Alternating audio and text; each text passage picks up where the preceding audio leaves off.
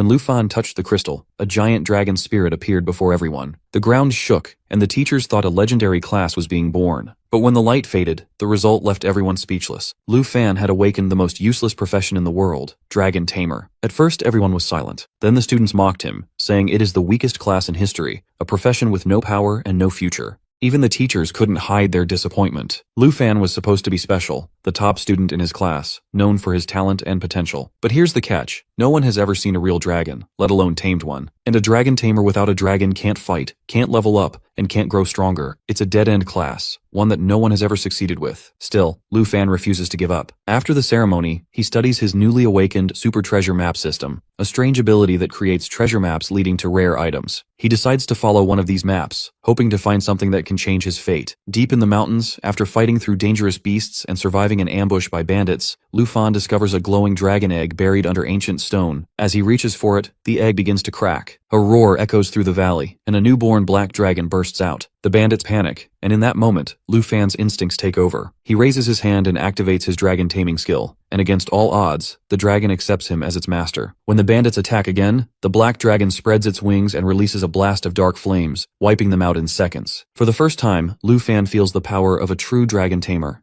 Then, he starts thinking about giving it a name. While suggesting various names for his dragon, he notices it licking his injury. Suddenly, it pushes Lufan back. Our boy is astonished to see the dragon transform into a girl. He now understands that she can transform into a human as well. Then, he checks his status screen and concludes that he was right that taming the dragon has indeed unlocked this skill. The first skill is Dragon Inspiration, which allows him to increase both his and his pet's strength by 30%. He can use Dragon Fang Strike to attack his opponents. Additionally, with Dragon Claw, he can transform his hand into a dragon's claw for combat. With these attributes, he realizes that he can be powerful even without summoning his dragon. He then checks his dragon's power level and concludes that even at level 1, she is stronger than any human at level 20. Besides, their blood connection directly doubles all of his attributes. That explains why he felt his strength surge after taming her.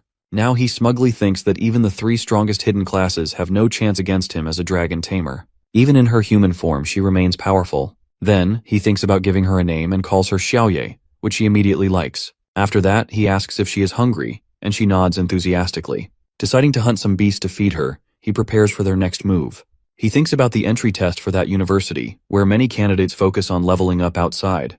The top 2 universities are South Province Scholar and Dragon Kingdom, and he needs to level up in order to enter into one of them. He then orders his dragon to go to the depths of the rocky plains to hunt some tougher monsters. But before that, they spot a herd of plain hyenas at level 2 rushing toward them. He knows that he has defeated the level 10 bloodthirsty fox, but he didn't come out unscathed. While he contemplates, Xiaoye rushes toward them, which he approves because now, with his dragon taming skill and power, the rocky plains pose no danger to them. She fires a breath of lava flames at the monsters, which helps him reach level 2 and her level 3. He likes the progress, but knows he needs to hunt a bigger target to level up faster. So, he stops his pet and asks her to concentrate on another monster hiding in the shadows. That monster turns out to be a 3-skull bloodlion, a level 25 elite monster. Normally, a monster hunter team is needed to hunt this kind of beast, but he is confident in Xiaoye's skills and orders her to go ahead. The lion roars and in the next moment, charges up its skill, summoning a massive fireball. At that moment, he asks his dragon to coordinate with him to interrupt its skill. She is ready with her fire. Then, she transforms into a dragon and uses her mighty jaw strike, grabbing one of the lion's skulls while our boy attacks it with Dragon Fang Strike. Finally, both of them defeat the lion. He is satisfied to earn a number of points, leveling up to 4 while Xiaoye reaches level 9. The next moment, he acquires his treasure map for today. Then, he asks his dragon to go treasure hunting, and she happily follows. Meanwhile, in the depths of the rocky plains, Qinqiu asks Uncle Jay about letting go of secret realms without exploring them. He answers that they need at least 5 people to activate it, and suggests sending Kyer in the city to bring more people. The said woman replies that even with her speed, it will take a whole day to get to the city. Qin also agrees that this dungeon, which appears randomly and has higher rewards than other ordinary dungeons, will only stay for 24 hours, and they don't have much time. At that, Uncle G tries to console her, while saying that she shouldn't worry too much since she has a higher chance of getting into a good university with her strength. She knows that, but she still feels sad about missing this chance. Suddenly, they spot our boy going ahead, and he looks cautious. He tries to console them, saying he is just passing by. Uncle G tells him that this is not a place where a material hunter should wander. Ignoring Uncle G, Qinqiu goes ahead and offers him a chance to join them in entering the Fortune Secret Realm. If they succeed, he will be rewarded with 1,000 dragon coins. His steps halt upon hearing the name of the dungeon. He concludes that there must be some rare rewards since the richest family of Zhanghai City wants to go in. Q adds that they just need enough people to enter the dungeon as he doesn't need to do anything to get his reward. At that, Lu Fan haughtily tells them that he is not interested in money, but they can play by the rules. To clarify, Kyer asks whether he wants his share of the final rewards based on his performance, which he agrees to. Q observes that their average level is 20, while the outsider looks quite weak and arrogant compared to their strength. At that, she extends her hand and agrees to cooperate with him according to his rules, even offering the reward to him as well. Then they ask him to get ready. While moving ahead, he thinks that summoning Xiaoye now wouldn't be a good idea. He can summon her when he gets the secret rewards. Uncle G notices that he doesn't have any equipment. In response, he flashes his Ink Dragon Deer Sword, which he obtained after defeating a lion and acquiring an advanced treasure map. Uncle G compliments his sword and understands that he can't be a material hunter but a newly transferred student. Kyer adds that they don't need to worry, as she can subdue him if needed. After a while, they confront decayed zombies, which are countered by the team. Jia, while having a level 20 skill, charges forward to kill the zombies. Meanwhile, our boy checks their skills and levels and concludes that the team is quite reasonable, especially with Ji entering the second class. At that moment, Chu activates her Holy Light Star Rain to attack the zombies. Uncle Ji is startled to see that. She explains that it is the specialty of her hidden class, which allows her to both heal and attack with Holy Light. However, her strength is lower than that of a typical Holy Light mage. Seeing that, our dude concludes that her magic is quite effective against the zombies. Suddenly, the elite monsters are alerted, which are bloodthirsty zombies at level 20. Uncle G immediately orders Kyer to protect Chu and Lu Fan, while he and Jia handle the front line. Ji attacks a zombie with Full Moon Slash, while Jia also slashes at one of them. But he is baffled to see his sword stuck inside the zombie's stomach. The next moment, the zombies release their corpse poisoning. This kind of poisoning requires a priest to purify it, and even Chu is unable to use holy light against it. Jia shouts for help as the zombie starts absorbing his sword. Ji immediately orders him to release his sword and asks Kyer to help with the zombie. With a flashy expression, our boy tells him not to trouble her, because he can handle it. Lu Fan is ready with his sword while Ji warns him to get back, thinking he has gone insane. Ignoring him, our dude confidently slashes the zombie with his sword, which leaves everyone stunned by his strength. He then asks them to go ahead, but Ji, now cautious, asks about his level, as it seems impossible for a new student to have such high attack power. Meanwhile, Q asks Jia to let her heal him. Our boy answers that he is a level 14 student preparing for the grand exam. While healing Jia, Chu thinks that Lu Fan is in the same year as her. Besides, he has higher attack power at level 14 than Sun Ji, who is level 28. Suddenly, another zombie moves to attack her from behind. Before any of her companions can protect her, she is saved by our dude, who slashes the zombie while stating that the village zombies are getting stronger. Then he asks for permission to be in the front row, which makes Ji wonder whether he is the same person rumored in the city. Q agrees, while allowing him to go forward with Ge, while she stays in the middle with Jia, and Kyer covers the rear. At that moment, he introduces himself. Upon hearing his name, Chu confirms that he must be the Dragon Tamer she has heard rumors about, but she doesn't believe it, because Dragon Tamer is supposed to be the weakest class. After a while, they reach the village center of the Mystic Realm. While looking at Jia, he worries because Chu can't purify his poison, so in this situation, either he will die or become another zombie. Kyer also notices something off because, until now, no guardian has appeared. Again, high-level zombies appear behind Sunjae, who is warned by Jia. The next moment, Jia collapses, making things worse as the guardian also appears at that very moment. Our boy observes that the corpse poison inside Jia has worsened. In this way, it can awaken an iron-skinned zombie, so he warns everyone to defeat it before it can absorb Jia. Ji tries to attack with Moonlight Slash, but it doesn't even scratch the zombie. While rushing toward the iron-skinned zombie, our boy knows he can't slow down because if it keeps absorbing the corpse poison, it will get stronger.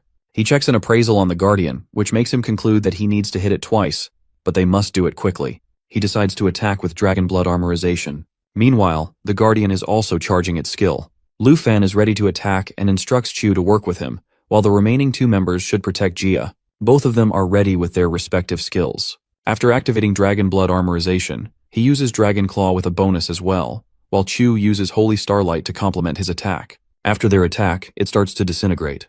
Ji explains that it must be continuously absorbing fusion to increase its size. Our boy counters that it means its real body is hidden behind its enormous structure. At that, Ji concludes that he must be some professional after seeing many experts in the Qin family. At that moment, the outer part of the iron-skinned zombie cracks, and its real body appears. Seeing this opportunity, our dude rushes toward it. With that, he defeats the Guardian, which shocks everyone. Q is especially concerned to see his powerful skills, which she hasn't witnessed before. She now wants to know his true identity. After that, the iron-skinned zombie's treasure appears with level 20. Seeing this, Chu explains that they will distribute the treasure according to the rule and apologizes for underestimating him before. Ji also compliments him, while saying that he can continue this dungeon on his own while they just tag along. He brushes it off politely, while leaving the matter of distribution to Chu. They open the chest and find a number of strength poisons and a rare kind of antidote potion. Besides that, there are morning bracers of fine quality. Kair is concerned that this is all. Our boy also feels that the reward isn't much. Meanwhile, they give the antidote potion to Jia. Chu gives him the bracers, as well as the antidote potion and a strengthening potion, which makes him think that the Chin family really values their word. They are worried that they still don't see the portal opening after defeating the Guardian. They decide to look around first, but then our boy is stopped by them. He looks at his status screen and concludes that the iron-skinned zombie was not the main boss. Uncle G objects, while asking whether he sensed something. Q also agrees with him because she has sensed some dark presence nearby. He understands that Chu is right because the realm isn't big enough, so they must have made a mistake when they first stepped inside. Finally, the final boss appears from the lake, but our dude can't see any of its skills through his appraisal skill. Sun Ge is immediately alerted and asks everyone to take shelter behind the barricade. He faces the monster head-on, but it pushes him back. Now, one of its hands is going to attack Chu, who isn't prepared for it, and winces her eyes for the upcoming attack. But it never comes because our dude immediately scoops her up to save her from the attack. Both of them crash to the ground, and everyone gathers around them.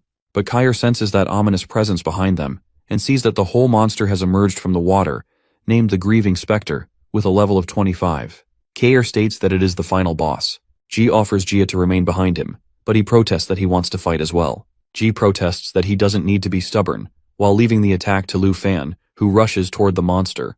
While rushing toward the monster, he analyzes that Ji and Jia are behind, and he needs to face the monster. He concludes that there is only one way to defeat this monster: kill its main body. At that moment, the main body shouts while using corpse chi envelopment. With this, the power of everyone is decreased by 20%. Q warns Lu Fan about the iron chains used by the monster to attack him. He barely escapes from them. The monster also lashes those chains toward the other members. Looking at his team, he concludes that they might die while resisting the chains. He asks everyone to back off. He then attacks with Dragon Fang Strike. With that, his skill of Dragon Blood Armor transforms, which helps to increase the power of his Dragon Scale Sword as well as his Dragon Power. Then, with his Dragon Claw, he breaks the chain. Ji asks him to retreat as the monster is out of their league. Kyo also agrees with him, but he doesn't stop. He asks Ji to gather everyone and retreat back to the village, as the zombies are already cleared out. When asked about him, he answers that he will cover the rear until they escape. Kair encourages Chu to step ahead while Lu is covering for them. Besides, their power is already reduced by 20%. Then they understand that why they must retreat. To take advantage of the situation, he summons his dragon immediately. On the other hand, his team is baffled to see a giant dragon summoned by Lu Fan. Xiaoye immediately rushes toward the monster with a giant jaw assault attack. The next moment, she pulls the monster's real body with a chain attached to it. Everyone is stunned to see that the boss monster is dismembered in one blow by the dragon. Seeing a real dragon in front of them, Chu ponders whether the rumors in Jianghai City are truly connected to Lu Fan being a dragon tamer. The story shifts to the tale of a monster who was once a girl 300 years ago. She was raised and protected by the church. The situation worsens when the plague spreads in the city. In the pursuit of saving the people, she ends up becoming a dark witch. With her newfound power, instead of healing anyone, she brings the disease to say goodbye to their living beloved. To see that, the church accuses her of bringing the plague upon them. She tries to explain that she was just helping people, but wonders why they are doing this to her until the church people drown her in the lake. In the present time, Lu Fan's team is astonished to see that he can really summon a dragon. Then they suggest leaving the realm. While looking at the lake, our boy observes that the portal hasn't opened up, which means that the main boss is not dead yet. The next moment, the main monster emerges from the lake, asking why. It also transitions into its next phase. It warns everyone not to escape. At that, Xiao uses the immunity effect to block the monster's attack. Then she uses the Black Dragon Bloodline, which reduces the damage by 50%. The attack is directed towards Kai and Ji as well, but they dodge it just in time. She then apologizes to Chu, who apologizes in return as well. Q falls down, disappointed, as she realizes it was her insistence to come here that has trapped everyone. Lu Fan asks whether they are really going to give up. She answers that she's the only one who can use magic at this point, but she can't do much against the boss monster. Then she asks whether he can still use magic, to which he answers negatively. However, with a haughty expression, he adds that his pet can use magic. Kair comments on how the difference in power levels is too huge. Our boy, on the other hand, starts his magic while answering that the attributes of a dragon can't be compared to those of a human. The next moment, the monster releases a curse of resentment, which the dragon counters with the black dragon bloodline. Meanwhile, our dude uses dragon inspiration to increase his skill attributes, as well as his power. Then he orders Xiaoye to use lava blaze. His dragon pet immediately follows his order and burns the monster to complete destruction. The onlookers comment that it was a calamity. While the monster shrieks in pain, it uses the skill of Will of Resentment, which wakes up all the corpses in the vicinity. On the other side, our dragon girl looks quite smug to reach level 10, while our boy reaches level 5. G spots a portal while Chu is concerned about Kai. But before the group can take a sigh of relief, the zombies of the village are resurrected. Before they can do anything, Xiaoye flies and, with her lava, sets the swarms of zombies on fire. Everyone is shocked to see what she has done so effortlessly, while they are having problems killing zombies. Our boy introduces his pet to them while commenting on how she is an expert at dealing with these small fries like this. He then turns to Chu and reassures her that, now that the boss monster is taken care of, they can return home. But obviously, first they will distribute the treasure. Then he asks whether she has any objection if he chooses first, to which she complies happily. Our boy opens the treasure chest and finds a number of items inside of it, including a holy light staff, twilight robe, ring of mourning, and a class change scroll. He turns to Chu and informs her that he would like to have a scroll. She insists that he doesn't need to leave the remaining items for them because these all are his, according to the rules. He clarifies that he is not being generous because all of the remaining items are more suited for her because of her profession. While checking the chest, she offers him at least accept a ring, because it was him who saved them from dying. At that he accepts it. Then Ji informs Chu that it's time to leave, and all of them leave the place. After 4 hours in the evening, he is back at his aunt's shop. She immediately hugs him while listening to his story about how much danger he faced in the last few days. He protests, while reminding her that he just comes from the journey and his clothes are dirty. At that she starts to sob while telling him how she couldn't sleep at night, while worrying about him. He tries to apologize to her for going outside of the city without discussing it with her. Then he wipes her tears. Composed, she turns to the dragon girl and comments on how she had startled her while complimenting her cuteness and strength, which prompts a roar from Xiaoye. Then she asks whether she is hungry, as she might not have eaten anything. Meanwhile, our boy shows his aunt a scroll which he selected especially for her. He explains that with it, she can change her profession to a hidden profession and no longer needs to guard a bun shop. But she is hesitant to accept such a valuable item. At that, she offers him to sell it for a good price so that he can have 2 sets of equipment for preparing for the big exams coming ahead.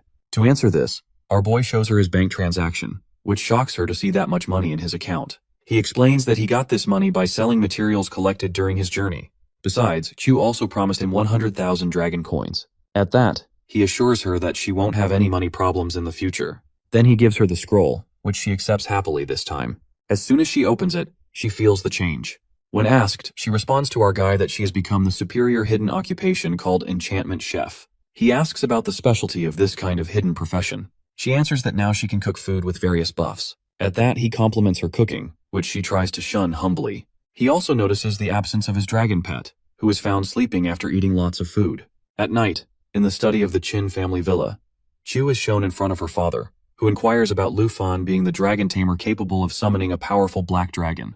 She explains how her team was about to lose their lives because of his stubbornness. With a disappointed face, she adds that Lu Fan was too strong. Both of them have hidden professions, but the strength difference can be compared to a firefly and the moon. At that, her father asks whether she has told anyone about the dragon. She answers negatively while explaining that she promised Lu Fan she wouldn't tell anyone about it. He agrees with her, saying that if the words of Lu Fan's dragon leak out, people who seek power won't sit idly by. She cautiously asks whether he is going to do something about his dragon. He laughs at that, explaining that he is not that kind of person.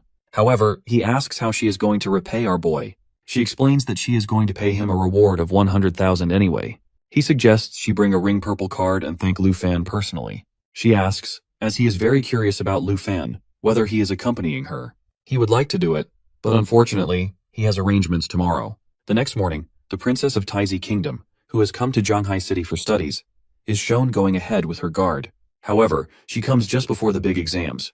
It seems like she has ulterior motives. She knocks at the door of the bun shop, and Lu Fan's aunt opens the door, going to explain that she can't have any buns today. But before she can complete her sentence, the princess turns to her guard, confirming whether this is really the place. He confirms that, according to the investigation, it is here. Aunt is going to ask about their identity, but the guards push her away. The princess explains that she is looking for someone named Lu Fan. Our boy, who hears this conversation, asks whether they are looking for him. Then he notices his aunt and immediately asks about her well-being. She brushes off his concern. On the other hand, the princess smugly announces that she has come here to look for him. He then asks about her purpose for seeking him out. The guard, Chu Hongtai, introduces himself and the princess. He adds that the princess is going to offer him a breakthrough. He doesn't understand that. Chu Hongtai shows him the dragon egg, which shocks our boy. The princess explains that as long as he agrees to her terms, he can have it. She tells him that if he wants it, then he has to be her slave and bid her every wish. Aunt is baffled to listen to the princess's condition. However, she obnoxiously continues that she has obtained the dragon egg from the armored dragon lair. According to her, it's the only dragon egg in this world. She is quite haughty, assuming that our boy is scared to see a dragon egg for the first time. However, he annoyingly thinks how this dragon belongs to the earth dragon, which is lower in rank than a wyvern. The only thing worth considering is the endurance of dragon armor. He diplomatically tells the princess that the attributes of these are tempting. His aunt tries to point out the princess's behavior, but he assures her to let him handle it. Meanwhile, the princess assumes that Lu Fan might not understand the importance of the dragon egg to a dragon tamer. She tells him that if he becomes her servant, he can get a dragon and become the strongest professional in history. She asks whether he is not tempted by it. He answers affirmatively that he is, but he still refuses her offer, which stuns her. She is quite furious at that, and reminds him what he is declining. Lu Fan tells her that he is not interested in her offer. Besides, becoming a servant to her is a joke to him. Chu Hongtai reminds him that the princess offered him a chance to rise, while he is disrespecting her. At that, he scoffs at her, saying that he is not going to be anyone's servant. Princess furiously sends her guard to teach a lesson to our boy. Seeing this, his aunt tries to reason with them, but Chu Hongtai slaps her hard, knocking her to the floor. Lu Fan immediately rushes to her and asks about her well-being.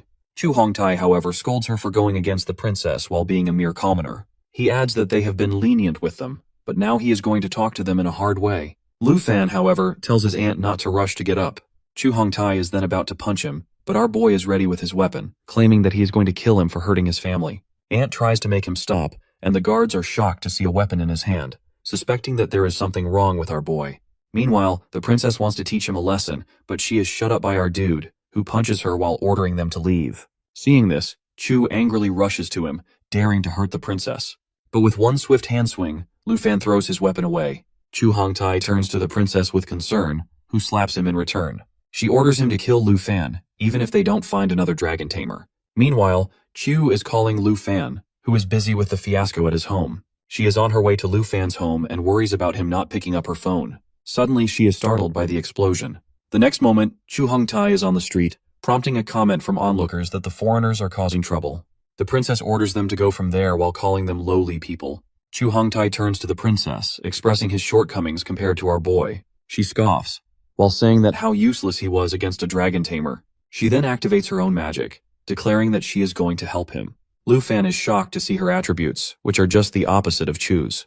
The next moment, Chu rushes to him, asking about the situation. He asks her about her purpose in being there, but before they can talk, they see Chu Hongtai shouting in pain. The next moment, he turns into a monster, courtesy of the princess, who is an advanced spiritual witch. Seeing this, Chu offers to help him.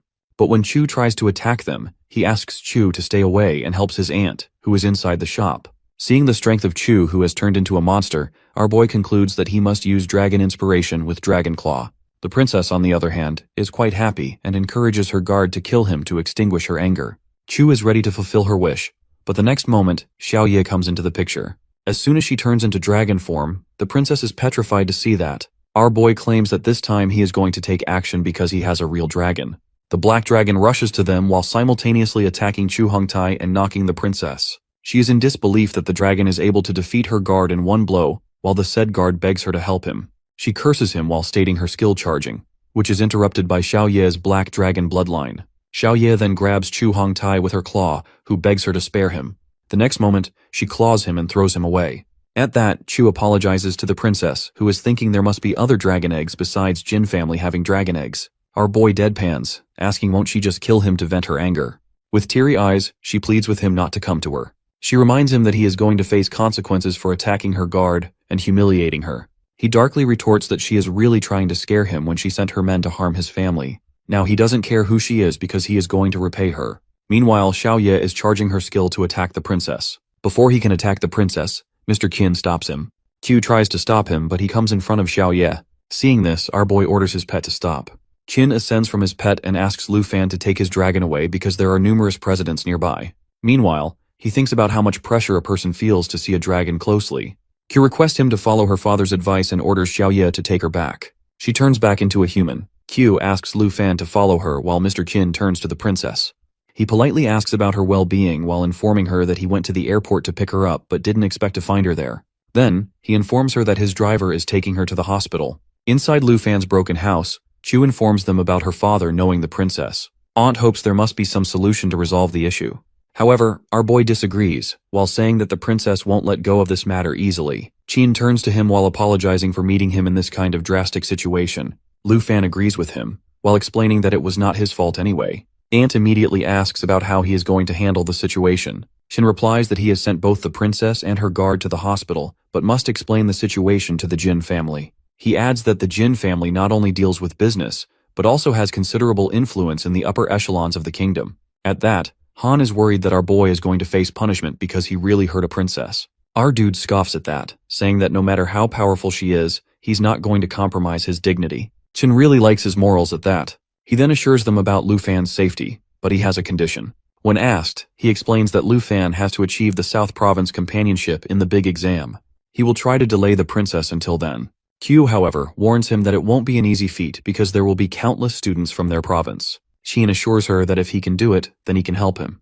With determination in his eyes, our dude agrees to do it. Meanwhile, at the hospital, the princess is quite furious to know that Lu Fan has not been arrested yet. The person on the phone tries to reassure her that he is going to contact high-level officials in Longdu. She shouts at him, pressuring the person while telling them that it was her order. Meanwhile, at the playground of the 3rd middle school, a large swarm of students gathers before the grand exam.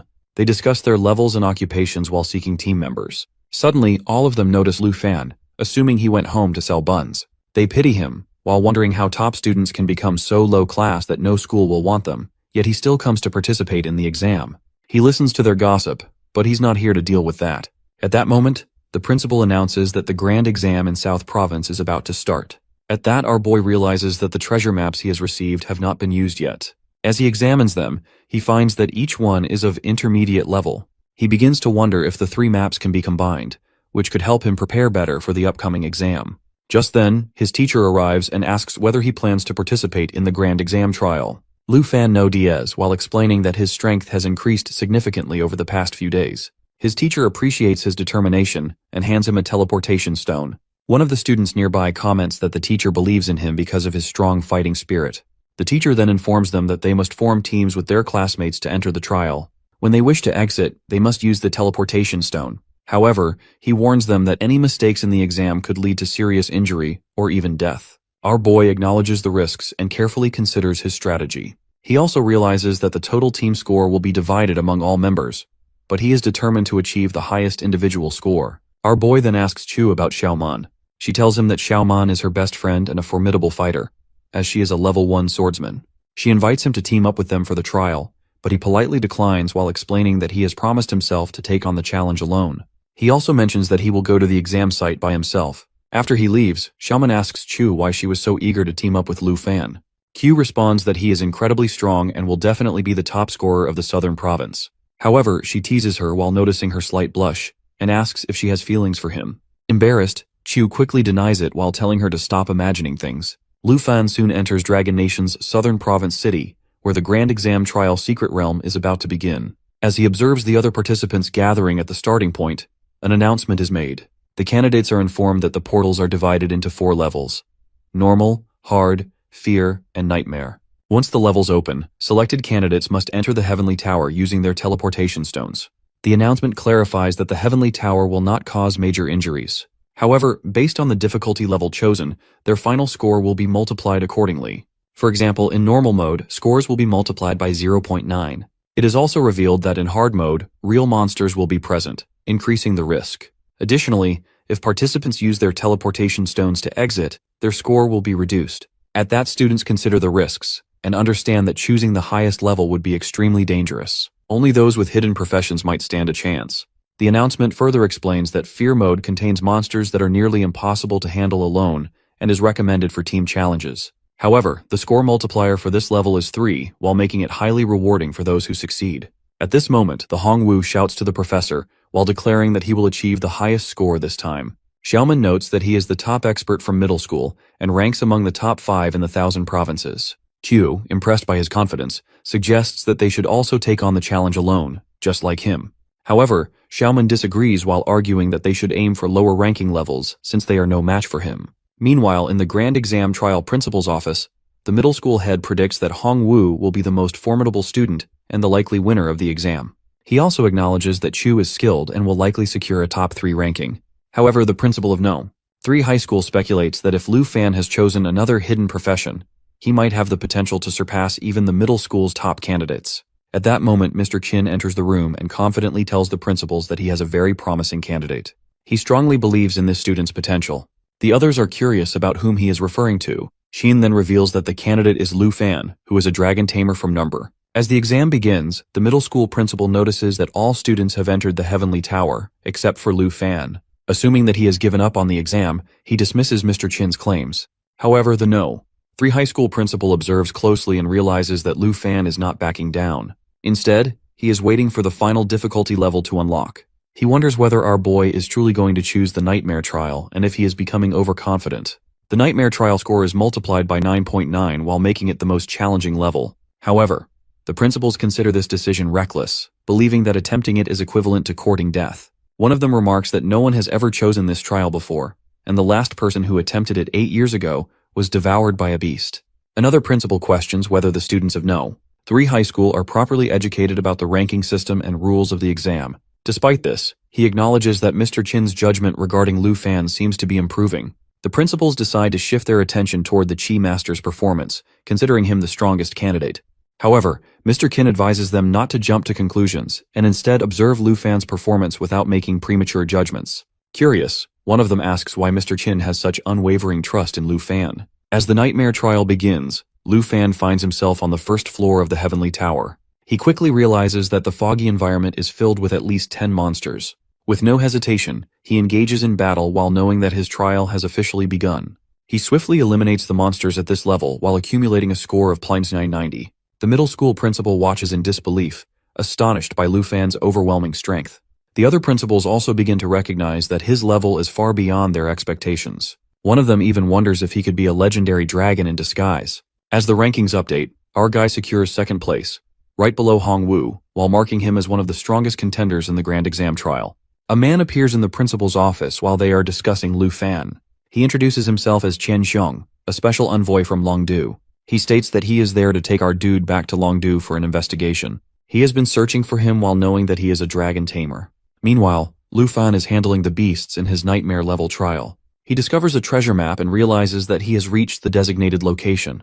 Moreover, the treasure map synthesizes while bringing him great satisfaction. He is thrilled that such a high-level treasure map has merged at just the first floor of the trial. Additionally, he obtains a skill book that grants him the growth acceleration skill. He believes this skill will greatly benefit Xiaoye. He also reflects on how, since leaving the village, his dragon has been leveling up more slowly. However, this passive skill presents a valuable opportunity to enhance his dragon's growth. On the other hand, the envoy demands that the principal interrupt Lu Fan's trial and summon him back immediately.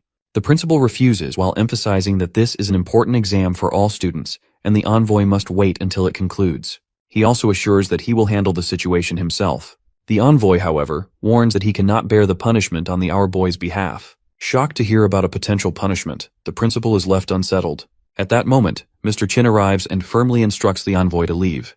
The envoy, however, warns him not to interfere in his mission. He forcefully pushes Mr. Qin back and questions why he is so determined to protect the dragon tamer. He further states that if Mr. Qin continues to obstruct him, the Jin family and Longdu family will not be pleased. He insists once more that the principal must call Lu Fan back immediately. Mr. Qin, while refusing to back down, asserts that the complex relationship between the Jin and Longdu families could have serious consequences.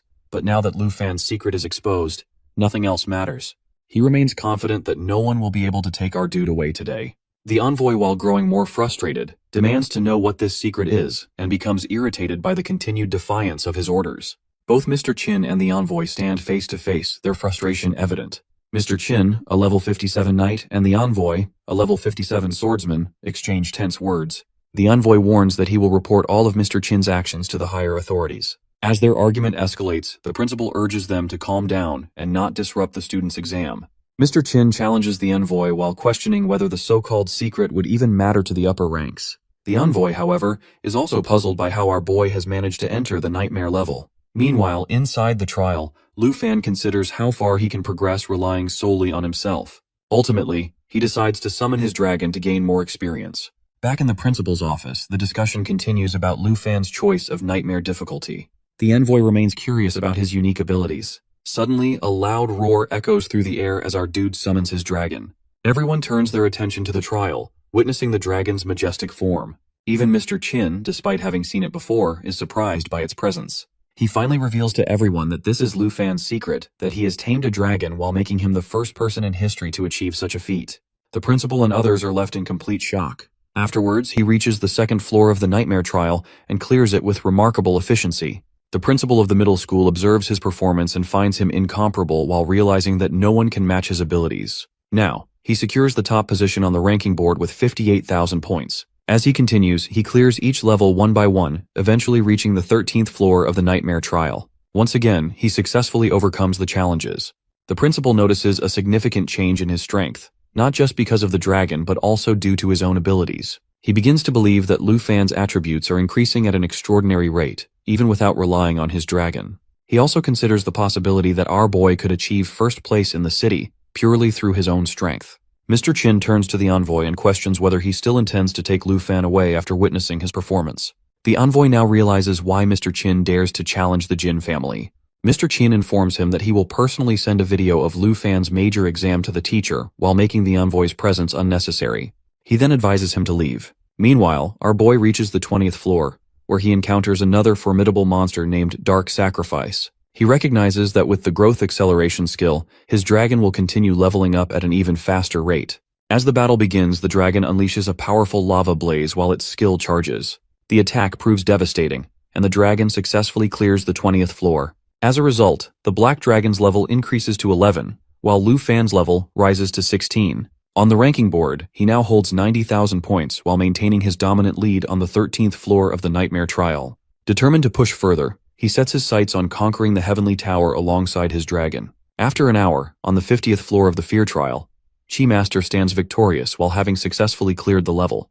However, he feels unlucky about the difficulty of the monsters he faces while believing that they should only appear around the 70th floor.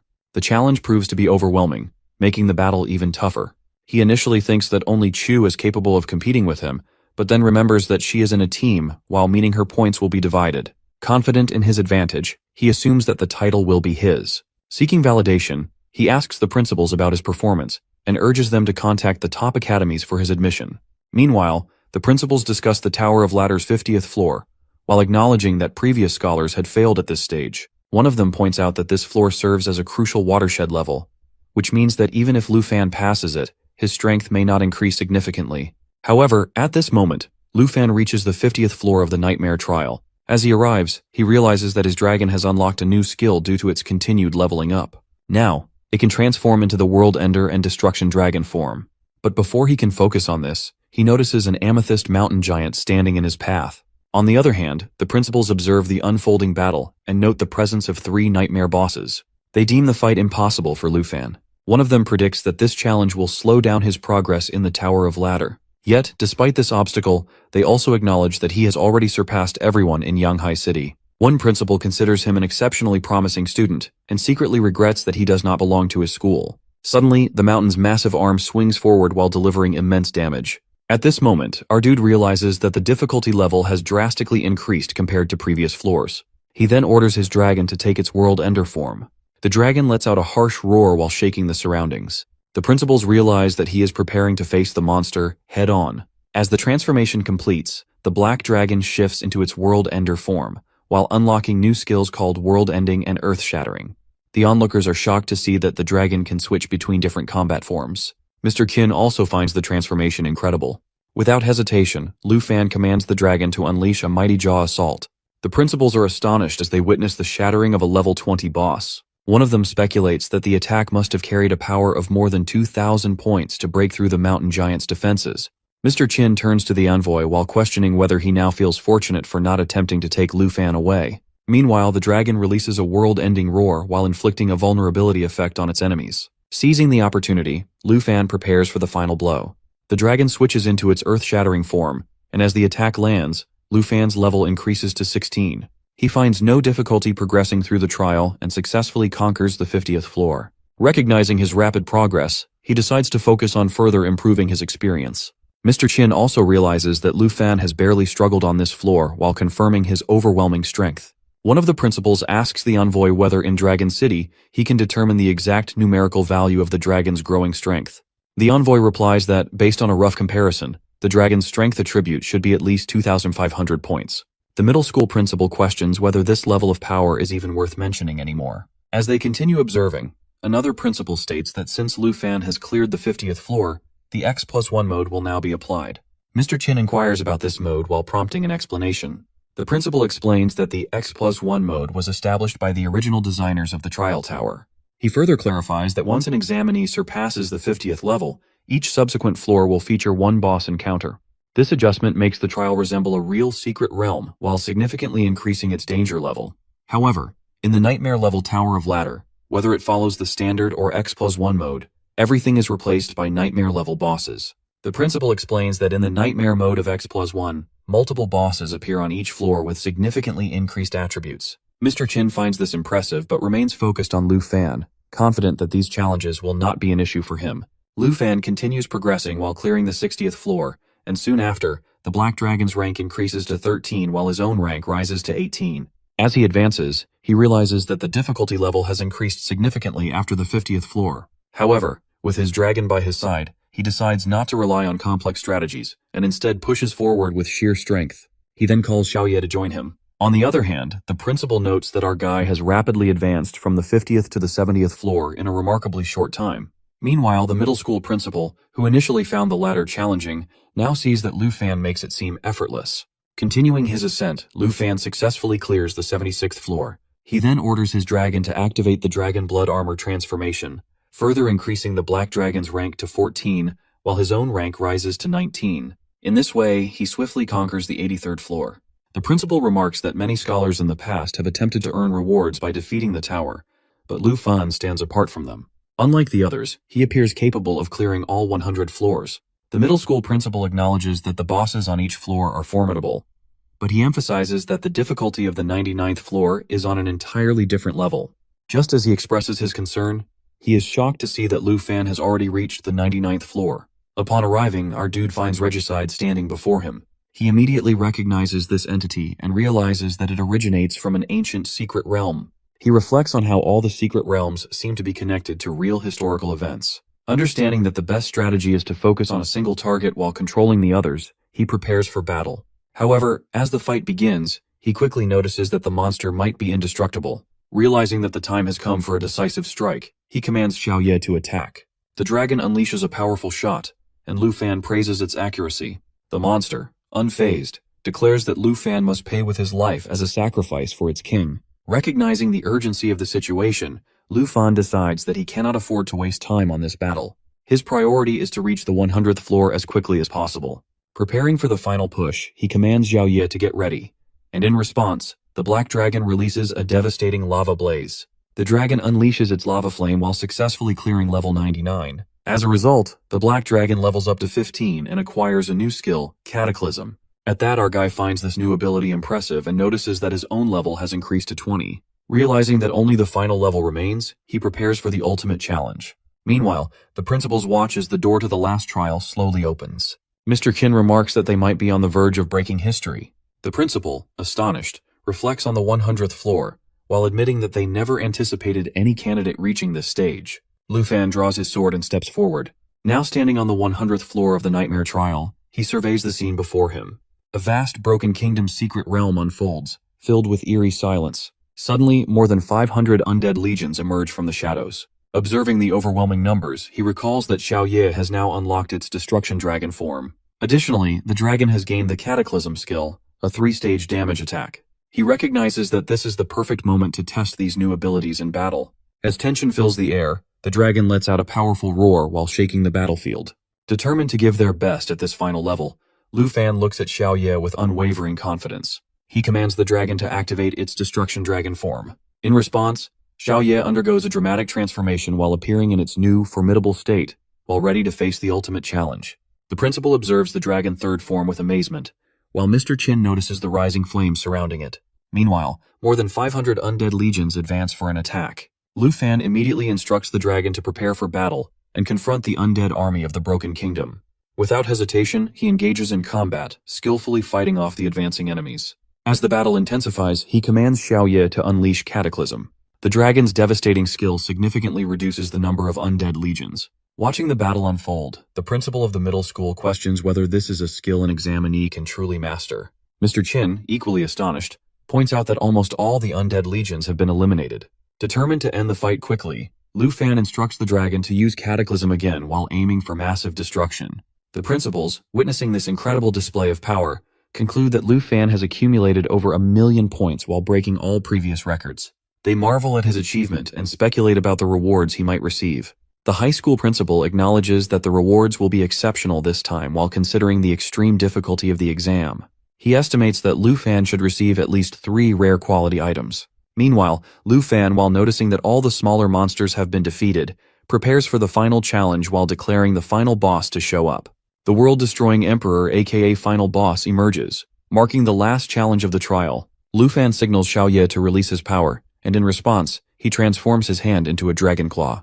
Without hesitation, the dragon unleashes the Everything Burns skill, while flapping its wings with immense force. The monster, overwhelmed by the attack, begins to weaken. Observing this, our dude feels satisfied as the boss's strength visibly declines. Seizing the opportunity, he activates Lament Aura, further diminishing the enemy's power. Without wasting time, he commands Xiao Ye to unleash another Everything Burns attack. Fire erupts across the battlefield while consuming everything in its path. As a result of the intense battle, the Black Dragon levels up to 17, while Lu Fan advances to level 22. The principals watch with anticipation while wondering if Lu Fan has crossed the 1,000,000-point threshold. Shin, confident in the outcome, remarks to the high school principal that his school is destined to rise in prestige. Meanwhile, our dude successfully completes the nightmare level exam.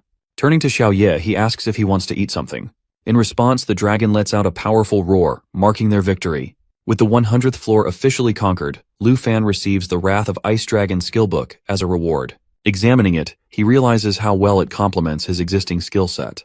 Additionally, he earns an agility ring, further enhancing his abilities. At that, our dude also receives a legendary quality cloak that provides ice damage reduction and boosts fire damage while making it highly beneficial for Xiao Ye. Feeling satisfied with his achievements, he decides to take a break and return home to wait for the exam results. At school, the principal praises him for securing the top score while announcing that his photo will be displayed on the Wall of Fame. The middle school principal reminds him that the Wall of Fame is meant for heroes who sacrifice themselves fighting beasts. However, Principal Zhao silences him while stating that his words are a curse, and emphasizing that Lu Fan's record-breaking achievement is extraordinary. He also acknowledges that our guy has now gained significant fame. Mr. Qin, equally impressed, commends Lu Fan's performance. In response, our dude humbly states that he merely fulfilled all the exam requirements. He then inquires whether the princess of the Taiki kingdom will cause trouble again. Mr. Qin assures him that by now, the teacher must have received the results. When Lu Fan asks about the teacher, Mr. Qin advises him to focus on selecting an academy. The principals inform him that many academies will eagerly seek him out and warn him that wealthy individuals might also approach him with offers, while urging him to remain cautious. Meanwhile, his teacher requests him to summon the dragon in front of him while Envoy leaves. However, the principal expresses concern while deeming it reckless, as it could lead to destruction within the school. Despite this, everyone celebrates Lu Fan's record-breaking achievement and congratulates him on his success. In the Dragon Kingdom's northernmost frontier, within the uncharted territory, Marquis Tu Jing stands in his chamber. A knock on the door interrupts him, and he instructs the visitor to enter. The person apologizes for the disturbance, and Marquis Tu Jing promptly asks whether any evidence has been found. The man confirms that Qin Shanhai's deductions were correct. His interactions with the envoy reveal that Lord Ruin Changfeng has been secretly colluding with the Jin family. It is also discovered that Jinju's overseas studies and the recruitment of dragon tamers were orchestrated by him. Marquis Tu Jing is shocked by this revelation. The man further explains that, although there are diplomatic ties between the Jian family and Ruin, he has frequently assisted the Jin family. Marquis Tu Jing realizes that Ruin was the one who sent the envoy to arrest Lu Fan. He finds it absurd that Ruin has been aiding the princess of the Taiki kingdom. Without hesitation, he orders the man to strip Ruin of all his powers and remove him from the high ranks of Dragon City. He instructs that the decision be executed immediately and states that if Ruin has any objections, he can come and address them directly. Additionally, he emphasizes the need to closely monitor the academy Lu Fan chooses. Determined to provide our dude with the best resources, he sees great potential in having him within the Dragon Kingdom. He also decides to meet him in person once he has time, though he remains preoccupied with his responsibilities. Meanwhile, the princesses is informed him that Ruin has been expelled by the Northern Frontier Marquis. She is shocked, but the caller assure her that there is good news as well. However, she finds it meaningless without Ruin while realizing that it will now be much harder to capture the Dragon Tamer. The person remind her that the announcement day is approaching and urge her not to waste time on Lu Fan. They also reveal that, along with Lu Fan, another Dragon Tamer has appeared in Zhanghai City. She sees this as an opportunity and hopes that this new Dragon Tamer will be more cooperative. Hongwu believes he has completed 72 levels and assumes that he will be the top scorer. He also expects that the top academies will be searching for him. As he looks around, he notices all the principals gathered. Confidently, he tells his principal that he will secure the top position among the schools. However, his principal responds that the results were already expected. Confused, Hongwu calls out again, but the principal simply asks if he has finished the trial. He confirms that the trial is over and that he has achieved a score of 89,000. The principal acknowledges his performance, praises his efforts, and advises him to rest and take care of his injuries. Hongwu is taken aback by this reaction. He wonders if the principal wants him to remain humble, which is why he appears unimpressed by such a high score. Despite his confusion, he feels grateful for his guidance. 7 days later, the results of the nightmare exam are announced. Reporters eagerly gather to interview the top scorers. One of them invites Lu Fan to their estate and inquires about the academy he plans to join. Another reporter praises him and offers a gift if he will visit to Dragon City in the future. A large crowd gathers, all trying to catch a glimpse of him. Amidst the commotion, Mr. Qin appears and explains that everyone is watching because he is the top scorer of the South Province. Lu Fan's aunt then steps in while urging him to go inside as the noise outside grows overwhelming. Inside, Mr. Qin informs Lu Fan that the prize money for the top scorer of the South Province is 50 million, while encouraging him to accept it. Additionally, he has sent some rewards. The first reward is the Roar of the Blue Dragon King skill book. The second is a Thunder Potion, and the third consists of the Green Wind Armor and Flashwing Boots. He explains that all these rewards were carefully selected by Principal Bai. Our boy realizes that with these rewards, his attributes will significantly increase. Moreover, the skill book contains a unique ability that no one else possesses. Without hesitation, he takes the box. Suddenly, Chu arrives and informs him that the heads of the top 10 academies have arrived in the city. They have all been invited to his house, and he should go meet them for an interview. He finds it quite early for such a meeting, but Mr. Qin reassures him that for a genius like him, it is never too early. He explains that the officials have watched his exam video, which is why they have come to meet him. He also mentions that Lu Fan's top score is confidential, accessible only to top officials of Dragon City and the academy heads. Furthermore, he reveals that his teacher has already handled Jinju. Lu Fan expresses his eagerness to meet and thank his teacher, but Mr. Qin tells him that it is not the right time since he is currently unavailable. Mr. Qin adds that since Lu Fan saved Chu in the village, this is their way of expressing gratitude, and he should accept it. Lastly, he informs him that he will be visiting Zhongshan Garden, and hands him a purple card while encouraging him to take it. Q then takes him to meet the academy representatives. Meanwhile, in the Dragon Country's forest, Jinju appears and inquires about Lu Fan's level. Her guard informs her that his level is 19, while his dragon is at level 14. She finds him remarkable for being able to face a level 30 boss. Beside her, Chen Tianji, another dragon tamer, stands ready. His dragon appears and unleashes a dragon lance strike while leveling up to 15. At the same time, Chen Tianji reaches level 20. The princess is pleased with his progress. She turns to Kui Hongtai and calls him a failure while declaring that his dragon will now belong to Chen. Chen Tianji expresses his gratitude and confidently states that with the combined power of his dragon lance, and the princess's magic buffs, he can easily defeat Lu Fan.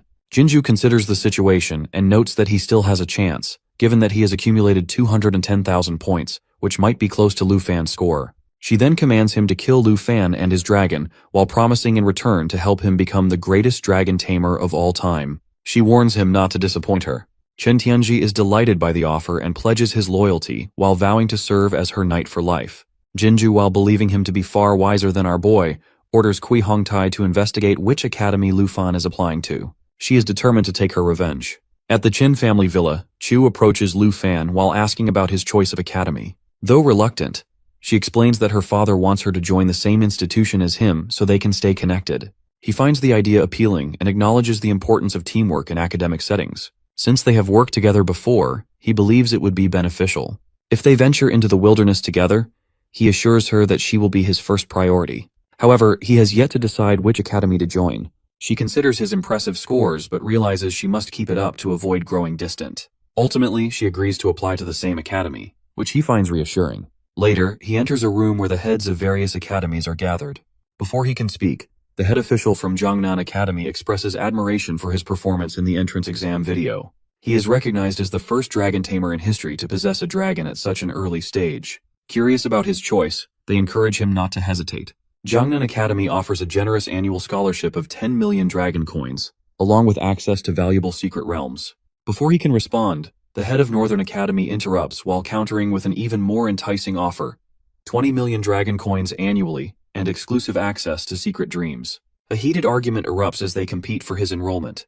Caught off guard, our boy realizes that he did not expect the selection process to unfold this way. Uncertain about his decision, he is suddenly addressed by Gu Han, who is the head of Dragon Capital Academy. She reveals that although the national trial quota has already been filled for the year, she is willing to grant him a spot.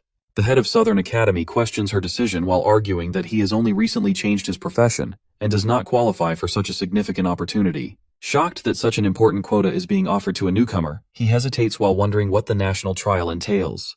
Guhan explains that it is a top-secret realm established by a coalition of 23 countries. Every 3 years, representatives from each nation participate in this elite challenge. Guhan further explains that to maintain the stability of the realm, only freshers are allowed, while experienced individuals are restricted.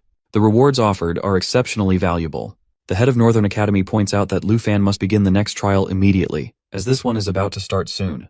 The head of Southern Academy remains astonished by this unconventional recruitment method. Guhan assures him that if he wishes to rise to the top of the Dragon Capital Kingdom, he is more than welcome. Lu Fan contemplates the benefits of the national trial, while recognizing the opportunity for rewards and rank advancement. Suddenly, he receives a treasure map.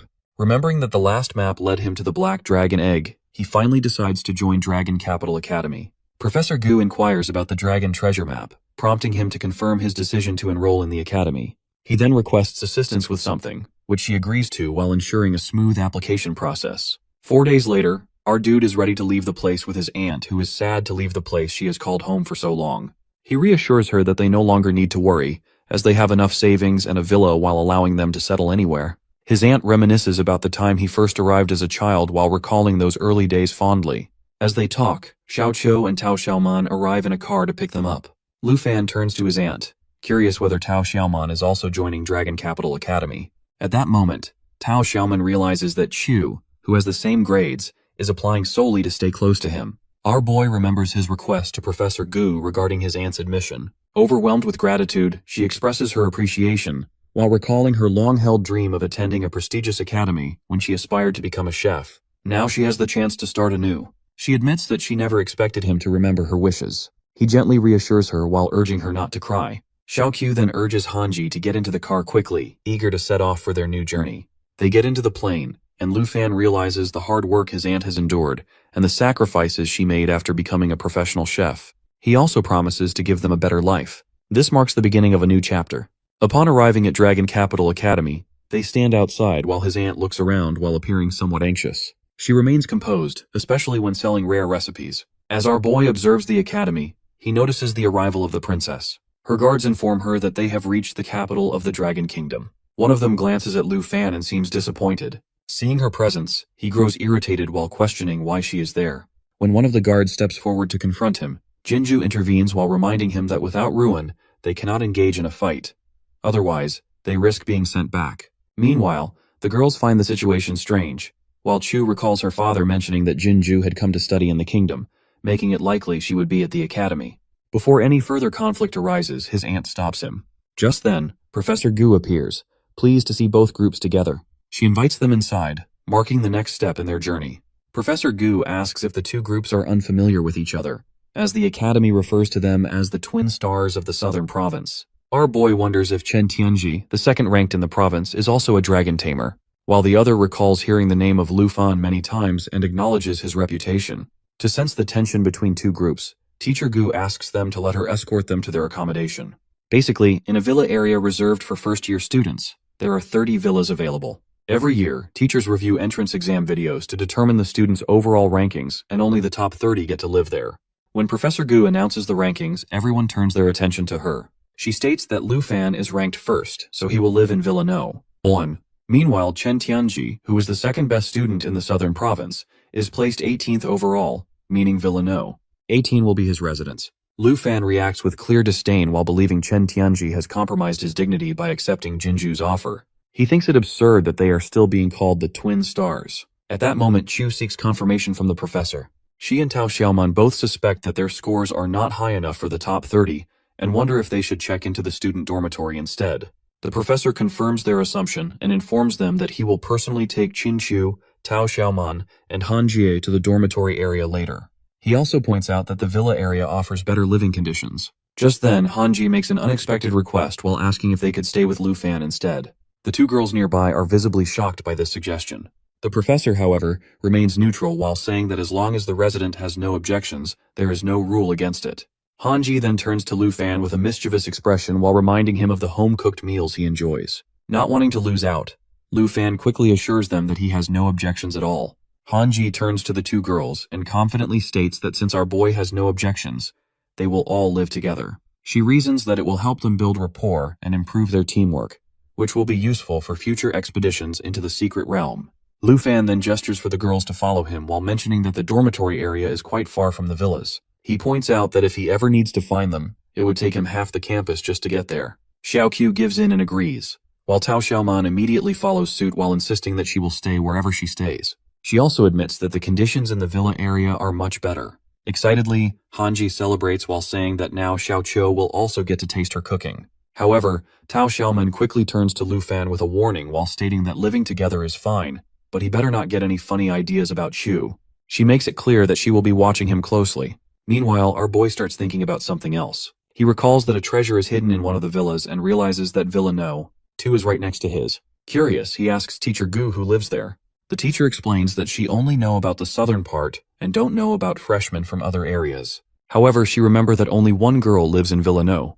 2. Deciding to find out more, Lu Fan tells his aunt and Professor Gu to go ahead to his villa first. He mentions that he will take a moment to meet their new neighbor. His aunt nods in understanding, but doesn't miss the chance to tease him while reminding him sarcastically to bring a gift. Our dude quickly assures his aunt not to overanalyze the situation, while explaining that he simply wants to see what the second-ranked student is like. However, she immediately thinks that a girl is enough to make him eager to visit. She playfully adds that even though he is already sharing a place with 3 of them, he is still eager to strike up a conversation with the neighbor. Feeling wrongly accused, he wonders why his intentions are being misinterpreted. Afterwards, he is seen carrying a cake as he heads toward his neighbor's villa, while thinking about whether she will like his aunt's treat. He figures that getting invited inside would be ideal, especially since everyone has just moved in. More importantly, he needs to secure the treasure before she discovers it. As soon as the door swings open, he introduces himself while mentioning that he is Lu Fan from Villa No. 1 and hails from Shanghai City in the southern province. With a friendly tone, he offers the cake as a gift and suggests that, as neighbors, they should take the chance to become acquainted. Accepting the cake, the girl introduces herself as Jianying from Yunbei province. Hearing her soft voice, he briefly notes how adorable it sounds, yet finds holding a conversation with her unexpectedly difficult. After a short pause, he asks if he can step inside for a while explaining that he feels a bit parched and would appreciate a glass of water. The moment he speaks, he realizes how weak his excuse sounds. Aware that his real purpose is far from innocent, he silently criticizes himself for making it so obvious. To his surprise, she allows him in, and he promptly expresses his gratitude. The moment he steps inside, he reminds himself that he cannot linger for too long while securing the treasure remains his top priority. As Lu Fan walks through the house, he glances around and notes that one room appears to be her bedroom. He also spots the bathroom before finally stepping into another room. The moment he looks around, he immediately recognizes what he has been searching for. He realizes that this must be the one place she hasn't entered yet and quickly notices the dragon egg. Confirming his suspicion, he remarks that it is indeed the second dragon egg. Without wasting time, he returns to her and suddenly changes his mind about staying any longer. Casually, he announces that he is no longer feeling thirsty and will head back. Before leaving, he politely says it was nice meeting her, and reminds her that they will see each other again at the freshman entrance ceremony the next day. After he leaves, she walks into her room, assuming our boy must be a pervert. Later that night in Villa No. 1, our dude examines the jade dragon egg closely. As he observes it, he realizes that it looks exactly like the one he found when he discovered Xiaoye's egg. While thinking it over, he takes out the jade dragon and notes that it isn't a combat-type dragon. Instead, with over 600 spirit attributes, it is clearly meant for support. As he continues analyzing, a sudden thought crosses his mind. Since he and Xiaoye share a bloodline with dragons, all effects might actually be doubled. Recalling the big exam, he remembers that Xiaoye received a 30% boost from the dragon's encouragement. When she unleashed Cataclysm, her spirit attribute even surpassed 7,000. He thinks that if he adds the Jade Light, it will increase his attributes by 60% and will be approximately 12,000. Lu Fan tells the dragon that an important decision needs to be made, that is choosing a name. He suggests Xiao Fei, and the dragon agrees while saying it sounds nice. He then decides that from now on, the dragon will be Xiaoye's younger sister. The dragon lets out a loud roar, and he quickly asks them to stop while warning that they might wake everyone up. On the day of the freshman enrollment ceremony, our boy mentions that life professions and combat professions do not attend together. Xiaoqiu agrees and adds that his sister has to go to a different place for hers. Then, she suddenly remembers something and curiously asks why his room was so noisy the night before. As he starts explaining, a group of boys nearby gets distracted by the sight of two beautiful girls, a priest and a swordswoman. They admire their looks and whisper that they are definitely at the campus belle level. Xiaoqiu, intrigued by the conversation, comments that entering the secret realm with such beauties would make even dying worth it. He jokingly adds that if he could date one of them, it would be a dream come true. However, Tao Xiaoman interrupts while telling him not to be ridiculous. She reminds him that there is a guy with them, though Xiaoqiu insists that since there are two girls, they can't both be his girlfriends. Trying to change the topic, Xiaoqiu shares that he asked Teacher Gu about seating arrangements while learning that hidden professions must sit in the front row. Tao Xiaoman sighs and says that if she can't sit with him, she will just go to the back row instead. As everyone enters, the Chi Master glances at Lu Fan and pauses, feeling like he has seen him before. After a moment, he suddenly remembers and remarks that Lu Fan is the loud martial artist from the entrance exam. He remembers that. The principal turns to him and questions whether he really believes he was the top scorer. He then tells him to check the ranking and compare his score with Lu Fan's. Hearing this, he feels irritated and thinks to himself that Lu Fan has embarrassed him in front of the highly respected principal. Now that he finally sees him again, he is filled with frustration. At the same time, Tao Xiaoman quietly wonders why all the hidden professions are being placed together. She starts to realize that this arrangement means our boy will be spending time with Xiaoqiu every day from now on. As Lu Fan looks around, he notices Jian Ying and greets her. Xiaoqiu, surprised, immediately asks if they know each other. Lu Fan gives a casual reply while saying that they sort of do, since she is their neighbor from Villa No. 2. Hearing this, Xiaoqiu nods in understanding and realizes that Jian Ying is the one who ranked second overall, a girl who is both beautiful and strong. Meanwhile, some boys nearby chat excitedly while saying that coming to Dragon Capital Academy is amazing. Then, they point at Lu Fan, commenting that he is surrounded by beautiful girls. One of them questions what that even means, adding that just because there are many beauties around, it has nothing to do with him. Suddenly, a voice interrupts the chatter, commanding everyone to be quiet. The speaker introduces himself as Zhao Shengming, the vice principal of Dragon Capital Academy, and a professor in the Combat Academy's magic department. Without wasting time, he welcomes all the new students on behalf of the academy. He then states that he does not like unnecessary formalities or empty words. Instead, he informs them that their teachers will now distribute ID cards while he explains some school rules. He also mentions that the ID card will serve as an all-purpose credential within the academy. Zhao Shengming continues, explaining that the ID card will also store personal points, which serve as the academy's universal currency. He adds that students will need these points to access the academy's secret realms, buy weapons, potions, and other essentials. He also mentions that the initial points each student receives are based on their entrance exam scores. Hearing this, a student raises a concern, pointing out that the difficulty of entrance exams varies across different provinces. He argues that it is easier to get high scores in provinces with lower difficulty, which seems unfair. The vice principal calmly reassures him, stating that the academy has already taken this into account. He explains that entrance exam scores are adjusted using a difficulty coefficient, which is based on the varying levels of difficulty in each province's trials. He further clarifies that the harder the trial, the smaller the coefficient used to calculate the final points. To give an example, he mentions that this year's trial in the southern province was the most difficult, so their scores will be divided by the smallest coefficient of 96. As Lu Fan looks at his points, he realizes that this amount is all the funds he currently has at Dragon Capital Academy.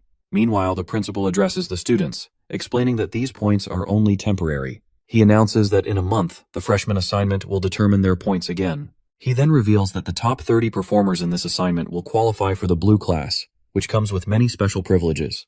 He lists some of these benefits, such as access to closed secret realms, the ability to exchange specified skills and equipment, and the right to move into the villa area. Hearing this, Lu Fan responds with curiosity, admitting that he had never heard of the blue class before enrolling. Other students around him also express their surprise, but some get excited at the possibility of moving into the villa area. As our guy processes this information, he realizes that since he is currently in first place, he qualifies for the blue class. However, he also understands that if he loses this qualification later, he will have to move out of Villa No. 1. Noticing the students' reactions, the principal chuckles and reminds them that getting into the blue class does not mean they can relax. He warns that any student has the right to challenge a blue class member to a battle. If a member loses, they must give up their spot to the challenger. He also emphasizes that blue class members cannot refuse challenges. Then, he reveals that there are currently 30 members in the blue class, specifically the top 30 from the entrance exam. Finally, he announces that the first place student, Lu Fan, the top scorer from the southern province and a dragon tamer. Immediately, the crowd erupts in shock. Many students are stunned to hear his name, with some whispering in disbelief. One of them calls him a simp and assumes he must have a dragon to achieve such a high ranking. Another quickly warns him to lower his voice, fearing that if Lu Fan really has a dragon, they could be in trouble. Someone else speculates, noting that there are no available scores or videos of Lu Fan's entrance exam. This makes him wonder if Lu Fan is an unqualified beneficiary, someone who got into the academy through family connections. As the discussion continues, someone points out that only the second-place student from the southern province, Chen Tianji, has searchable exam results. They admire how powerful his dragon is. Meanwhile, another student turns to a girl referred to as Princess and asks when she plans to take Lu Fan down, promising to follow her orders. She remains cautious, saying that since his true strength is still unknown, there is no need to rush. Instead, she suggests testing him first. Xiaoqiu then turns to our boy and comments that the vice principal seems to be pushing him into the spotlight. She notes that by announcing his rank so openly, it feels like he is encouraging everyone to challenge him. Lu Fan responds while admitting that he didn't expect things to turn out this way. Wanting to shift focus, he suggests going to the Secret Realm Hall to check what secret realms the Academy offers. Before they can leave, the Chi Master suddenly steps forward and challenges Lu Fan to a battle. Lu Fan, caught off guard, repeats his words in surprise. The Chi Master confirms his challenge, reminding him that, according to the Vice Principal's announcement, blue class members cannot refuse. As he prepares for the fight, the Chi Master thinks about how Lu Fan's entrance exam results and videos are missing. He assumes that if Lu Fan is truly strong, he must have passed the trial by summoning many sub-dragon species. Believing he has a good chance of winning if he targets our boy directly, he confidently places a bet of 200 points. Lu Fan, unfazed, accepts the challenge and agrees to the wager. Seeing this, Jinju excitedly comments that the fight is already starting and that since Lu Fan is the #1 dragon tamer, it should be interesting to watch. She also notes that a dragon demon's abilities seem similar to those of a summoning mage. The Chi Master steps forward, declares that they will begin on the count of 3, and then the battle officially starts. The Chi Master advances with a powerful strike while unleashing a key accumulation strike. However, he is shocked when Lu Fan counters with a second-tier mage blank skill. Lu Fan recalls hearing about the offensive and defensive abilities of Chi Masters, knowing they can also engage in close combat. Testing his opponent's strength, he questions whether that was his full power. In response, the Chi Master, on the verge of exhaustion, launches a devastating Chi rising wave while aiming to suppress him completely. His strategy focuses on preventing Lu Fan from summoning his dragon pet while closely observing his abilities. Despite this, our boy swiftly breaks through his seemingly unshakable defense. Without warning, he closes the distance and lands a powerful blow. Blood bursts from the Chi Master's mouth as he collapses to the ground. The impact of a single kick makes him realize the overwhelming strength of a blue-class warrior. Onlookers are astonished while realizing that our dude has defeated a Chi Master without even summoning his dragons. Anticipation builds as they expect him to reveal his dragon pet. Meanwhile, the defeated opponent, severely injured and bleeding, struggles to comprehend his loss. Lu Fan remarks on his lack of skill while pointing out that he fell without much effort. Coughing from the impact, the Chi Master is unable to respond. Observing the fight, Jinju turns to her guard while asking if he has analyzed Lu Fan's combat abilities.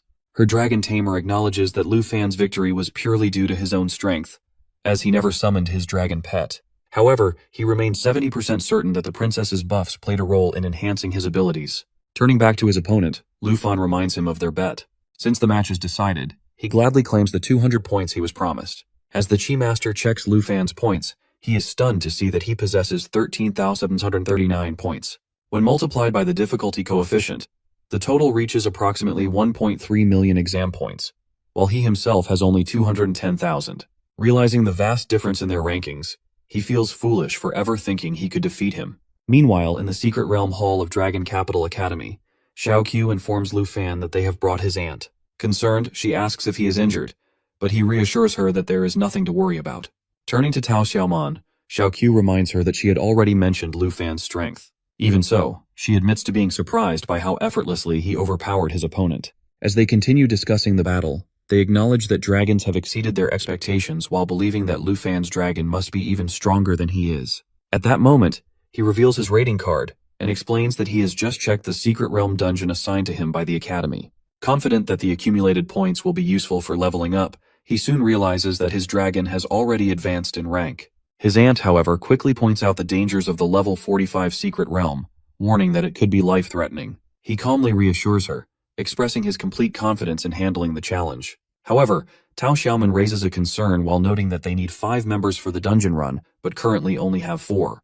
Considering the situation, our dude decides to find an additional team member. Xiaoqiu directs his attention to a nearby seat where the neighbor from Villeneuve 2 is sitting. She informs him that this individual holds the 2nd rank and should be able to handle a level 45 dungeon with ease while making her an ideal candidate for the team. Approaching her, he greets her while recalling that she may have misunderstood him due to his past confusion when searching for the dragon egg. Gathering his thoughts, he asks if she is also interested in dungeons and whether she would be willing to join their team. Lu Fan struggles to communicate with her, uncertain of how to approach the conversation. As he waits for a response, she silently dismisses him as a pervert and walks away without a word. The girls, while noticing the interaction, immediately question what he has done to upset her. He quickly reassures them while explaining that it is just a small misunderstanding and that he has done nothing wrong. He admits that their first meeting was unusual but insists that he is a normal person. Since she was also looking for a dungeon, he doesn't know anyone else who would be a suitable teammate. He then brings up their plan to explore the poisonous spider forest and explains that they need one more person. Extending the invitation, he asks if she would consider joining them. She briefly thinks about the dangers of the forest before ultimately accepting the offer. Realizing that their team is now complete, Lu Fan feels relieved. The girls commend him for successfully recruiting her, impressed that he managed to do so with only a few words. He assures them that he will cover the team's points if needed, but she dismisses the offer while seeing no necessity for his help. Without further delay, she urges them to head toward the dungeon. As they prepare, our guy wonders about the difficulty coefficient of Yunbei province, while noting that she still has over 8,000 points remaining. If her score is equivalent to that of the southern province, she would have around 800,000 points while making her incredibly strong. Finally, they arrive at the poisonous spider forest. The air feels sharp and heavy while adding to the eerie atmosphere. Now standing at their destination, they brace themselves for the challenge ahead.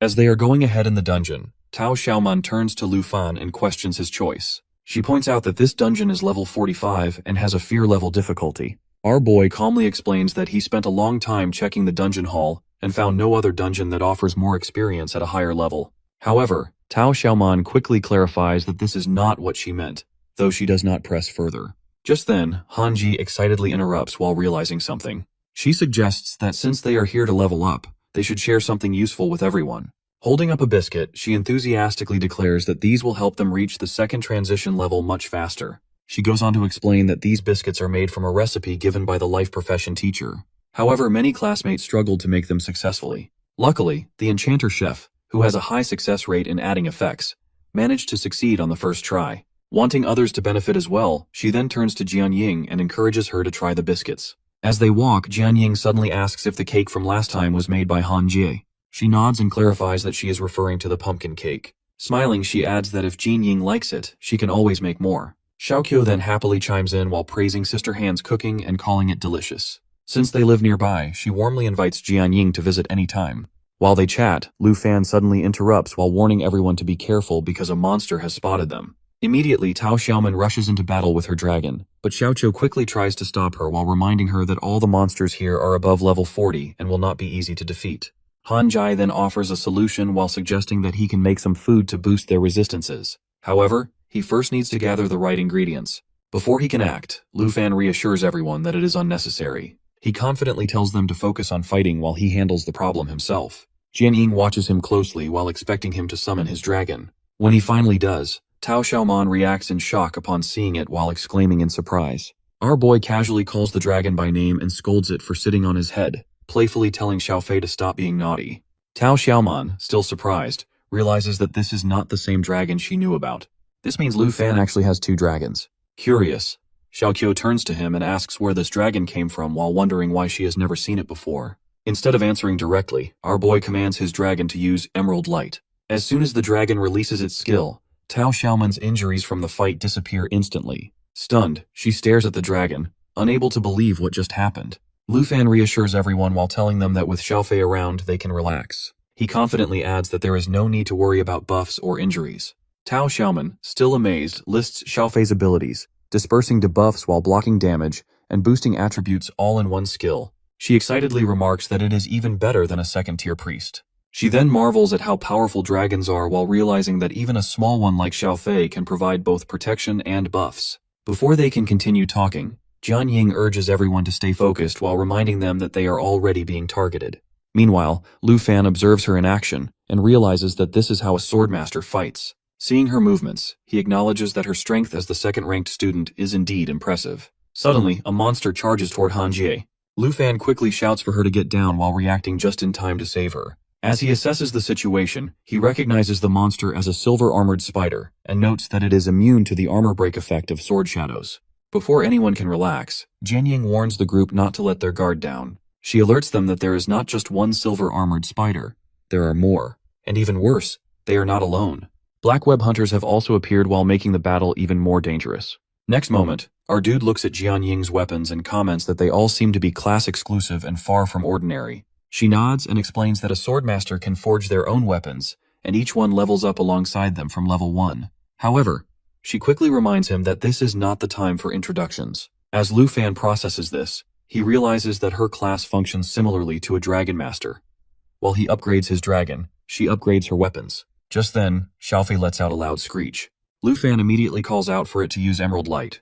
Jian feels the boost and notes that her attributes have increased by 30%. Grateful, she thanks Lu Fan. Meanwhile, he analyzes her fighting style while noting the strengths of her 3 swords.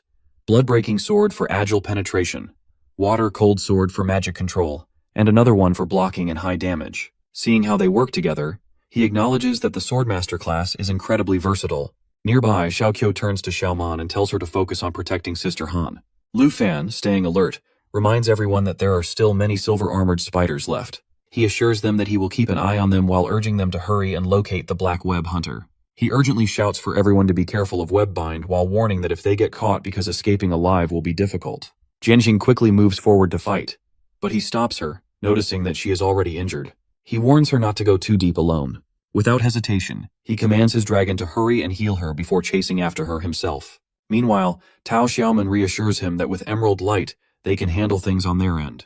Hearing this, Lu Fan agrees and entrusts his aunt to her. He then casts Emerald Light one more time before rushing ahead. Jian Ying, determined, insists that she can take down the enemy by herself. However, as soon as she is attacked, she realizes she is in trouble. At that, our boy immediately calls out to her, telling her not to get distracted and to follow his lead. As he observes the fight, he is surprised by how powerful the Black Web Hunter is. Even though it is only 1 rank higher, a single hit has severely injured it. He realizes that its attack power is as strong as his full-powered Mountain Shaker. Turning to Jian Ying, he urges her to attack together. She hesitates for a moment, sensing the huge gap in strength between them. However, despite that, she suddenly feels reassured with him by her side. He observes the battle's progress, and notes that defeating these monsters has already raised Xiaofei to level 3. He confidently predicts that by the time they clear the area, it should reach level 5. Jianing, while reflecting on the day, remarks that it is unusual for her to be treated as a weakling and offered help. Just then, Xiaoqiu calls out both of their names and announces that the silver-armored spiders have been dealt with. Turning to Lu Fan, Jianing acknowledges his strength. However, he responds firmly while saying that no matter how strong someone is, they should never let their teammates fight alone. His aunt then asks him why he does not apply Emerald Light to himself. Lu Fan casually replies that he does not need it. Curious, Tao Xiaoman asks if his powerful dragon can heal. In response, Xiaofei heals Xiaoqiu, who immediately feels a surge of energy. Amazed, she exclaims that she feels completely refreshed, as if she could fight all over again. Seeing this, Tao Xiaoman laughs and jokes that Lu Fan's head is glowing green. In a playful, sarcastic tone, Lu Fan tells Xiaofei not to heal this sister anymore. Meanwhile, Jianing quietly reflects on the experience, realizing that having teammates is not so bad after all. Lu Fan then points out that they have reached the end of the map. He wonders if they have finally arrived at their destination.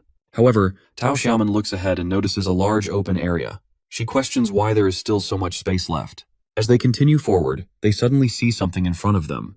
Tao Xiaoman, surprised, asks what it is. Before anyone can answer, they realize that they are standing before the lair of the Secret Realm's boss. Standing at the top of the hill, the group analyzes that absorption, regeneration, and mass frenzy are the key skills used to control the other spiders. Understanding the situation, they conclude that eliminating the smaller spiders first is necessary before facing the main threat. Q advises our boy's aunt not to look down, as it might not be suitable for someone who is not from a combat class. She explains that combat class individuals must learn to handle such sights. However, the aunt insists that since they are protecting her, she must look down and assist them. The moment she does, nausea overtakes her, and she starts vomiting. Jianying quickly refocuses the group while stating that they must eliminate the smaller creatures first if they want to reach the main spider. She recalls a strategy used by another team, where ranged fighters pull the creatures while the rest clear the area. However, she estimates that following this method would take nearly 4 days to complete. Concerned about the time, the aunt points out that their food supply may not last that long, and jokingly asks if they are willing to eat roasted spiders. Q immediately reacts with disgust. Before the discussion can continue, our boy confidently states that they do not need to follow other teams' strategies. Curious, the group asks if he has a better plan. At that moment, they notice him preparing to summon his dragon. Realizing his intentions, Jianying watches in anticipation. Lu Fan calls out Xiaoye while instructing him to take destruction dragon form. Xiaoman recognizes the creature as his fire dragon, while Jianying, witnessing the dragon for the first time, finds its presence overwhelming. As Xiaoye appears, Lu Fan commands him to handle the smaller spiders. Without hesitation, he unleashes the first cataclysm, while igniting the entire area beneath him as he flies overhead, causing massive destruction. The group stands in shock while watching the sheer power of the dragon. They had expected strength, but what they witness feels almost legendary. Even Jianying, who has seen many powerful dragons, finds Xiaoye's destructive force unmatched. Lu Fan instructs Xiaofei to apply buffs while prompting the dragon to let out a powerful roar. In response, Xiaofei releases an emerald light, activating dragon encouragement, which boosts attributes by 30%. As the black dragon's attributes become visible, Lu Fan turns to Xiaoman and Chu while asking if they can hold the line. Both agree, assuring him that they will protect Han. With their positions secured, he signals to Jianying that it is time to confront the Spider Mother. Moving swiftly towards their target, Lu Fan calls his dragon to his side. The dragon appears and unleashes Cataclysm for the second time while engulfing the battlefield in flames. In the midst of the chaos, the Jade Dragon levels up to level 4. Without hesitation, Lu Fan commands another Cataclysm while striking for the third time. Jianying, while witnessing the relentless assault, is astounded by the sheer intensity of 3 consecutive attacks. Standing near the dragon, she can feel the scorching heat radiating from its flames. Concerned about the others, our boy quickly checks on Chu's condition. She reassures him that they are managing well and urges him to focus on attacking the boss spider. Reassured by her words, Lu Fan and Jianying charge forward, ready to engage the massive spider in battle. The giant spider releases a venom spray while trapping one of the girls in a jade light. Seeing this, Lu Fan immediately instructs Xiaofei to dispel the light. As they regain focus, they notice a massive web spun by the spider. Realizing its danger, Lu Fan warns the group that anyone caught in it will become immobilized after 6 seconds. Without hesitation, he commands his jade dragon to unleash burning all things.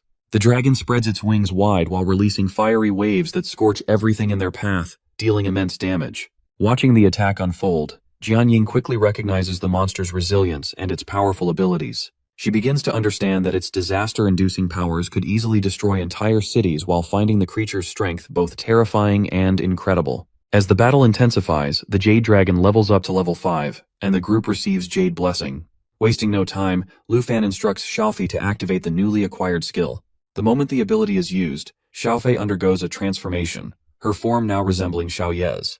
With this change form, her strength also significantly increases. The dragon, now in its transformed state, appears ready to face the giant spider. As the battle intensifies, Jianying with our boy's dragon activate Emerald Blessing while enhancing their abilities. She throws her spear with full force but quickly realizes that the blood-breaking sword has pierced the boss effortlessly.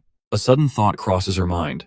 While the emerald light enhances the dragon's skills, it also seems to boost her own strength. Lu Fan acknowledges Xiaofei's new form while praising her for reaching level 5. Observing the battle closely, he notices that Jianying's attack has further increased the Jade Dragon's attributes, while making it even more powerful. A new strategy forms in his mind, and he decides to apply the same enhancement to Xiaoye. He instructs Xiaofei to use Emerald Blessing on Xiaoye, effectively combining the attributes of both dragons. With their combined strength now significantly amplified, Our boy estimates that their next attack will exceed 10,000 points in damage. Seizing the opportunity, he calls upon Jianying and Xiaofei for a final assault. Without hesitation, they charge toward the giant spider. Rising high into the air, our boy grips his spear tightly while preparing to strike. The moment has come for him to unleash Dragon Fang Strike while aiming to bring the battle to an end. With Emerald Blessing applied, the Black Dragon levels up to 18, while the Jade Dragon reaches level 6. As the battle continues, the Jade Dragon's strength grows further while advancing to level 7. At the same time, Lu Fan's level increases to 23. During a brief moment, Jianying curiously asks about his score in the major exam. He responds that it was 1.3 million, but she quickly points out that his strength seems far beyond that. He explains that the highest possible score for Nightmare difficulty was capped at 1.3 million, which was the maximum he could receive. Afterward, Lu Fan instructs Chu and Xiaoman to bring his aunt down from the higher ground. Observing her points, she realizes that she has significantly fewer than him. The gap in strength between them is vast and almost impossible to match. Now, with Ant's food buffs in the venomous spider forest, the entire team benefits while gaining levels and receiving valuable rewards. Excited, Xiaoman eagerly opens a reward box and is thrilled to find new equipment inside. Jianying, feeling an unusual sense of joy, is pleased to have formed a team. It seems to be a first-time experience for her. As the group grows closer, Chu suggests exchanging phone numbers, but Jianying declines while explaining that she does not use a phone. Xiaoman, however, assures her that if they enter another secret realm, they will contact her through her home. With that, the team is officially formed, and they celebrate their new bond. Lu Fan's aunt joins in, bringing a freshly prepared dish designed to boost their stamina. The aroma captivates everyone, and after eating, they immediately feel the effects. Their stamina increases significantly, and the Jade Dragon quickly levels up twice, reaching level 13. Lu Fan's level increases to 24, marking another milestone in his progress. Now, with their daily studies in combat theory beginning, the group focuses on their training. However, more than half a month later, just before the start of the freshman assessment, the Jade Dragon reaches level 14, while the Black Dragon advances to level 25. Wanting to check their rewards, he calls Xiaoman to open a chest. She steps forward eagerly. As he observes their progress, he reflects on how, before the assessment, his Black Dragon had already reached level 20, whereas Xiaofei was only at level 15. Meanwhile, Jianying shares that her cold water sword has leveled up alongside her, now reaching level 24. As she examines the newly obtained items, she realizes that she has received the venomous spider set. Q points out that with this new equipment, she can significantly improve her ranking in the freshman assessment. Their aunt then calls them back home for dinner while reminding them to take a break from training. At that, our dude decides that resting and preparing for the assessment is the best course of action. Just then, Professor Gu appears and calls for him. To his surprise, she clarifies that she is not the one looking for him. Principal Zhao wishes to discuss something important. Curious and slightly puzzled, Lu Fan wonders what could be so urgent just before the assessment. When being asked, Professor Gu clarifies that our dude will understand once he gets there. Meanwhile, some boys are chatting about a new development in the Azure class. One of them mentions that a student, referred to as 73 Hong, has already made a breakthrough. Professor Gu notices Lu Fan's reaction and asks if the discussion bothers him. He responds that he has been so focused on classes and training in the secret realm that he no longer understands what his classmates are talking about. The professor explains that it is all because of him. His challenge against Hong Wu has made other freshmen realize that dueling is a way to earn points. They now refer to this trend as the new evolution. At that, our guy seems surprised and asks if he is really the reason behind it. The professor confirms while explaining that freshmen now duel regularly. The winners gain more points, while the losers struggle even to afford food at the cafeteria. Lu Fan then asks about the 73 Hong he overheard earlier. The professor clarifies that Hong Wu's strength is now used as a unit of measurement. Since Lu Fan is much stronger, he is considered 10 Hong, while Hong Wu remains 1 Hong.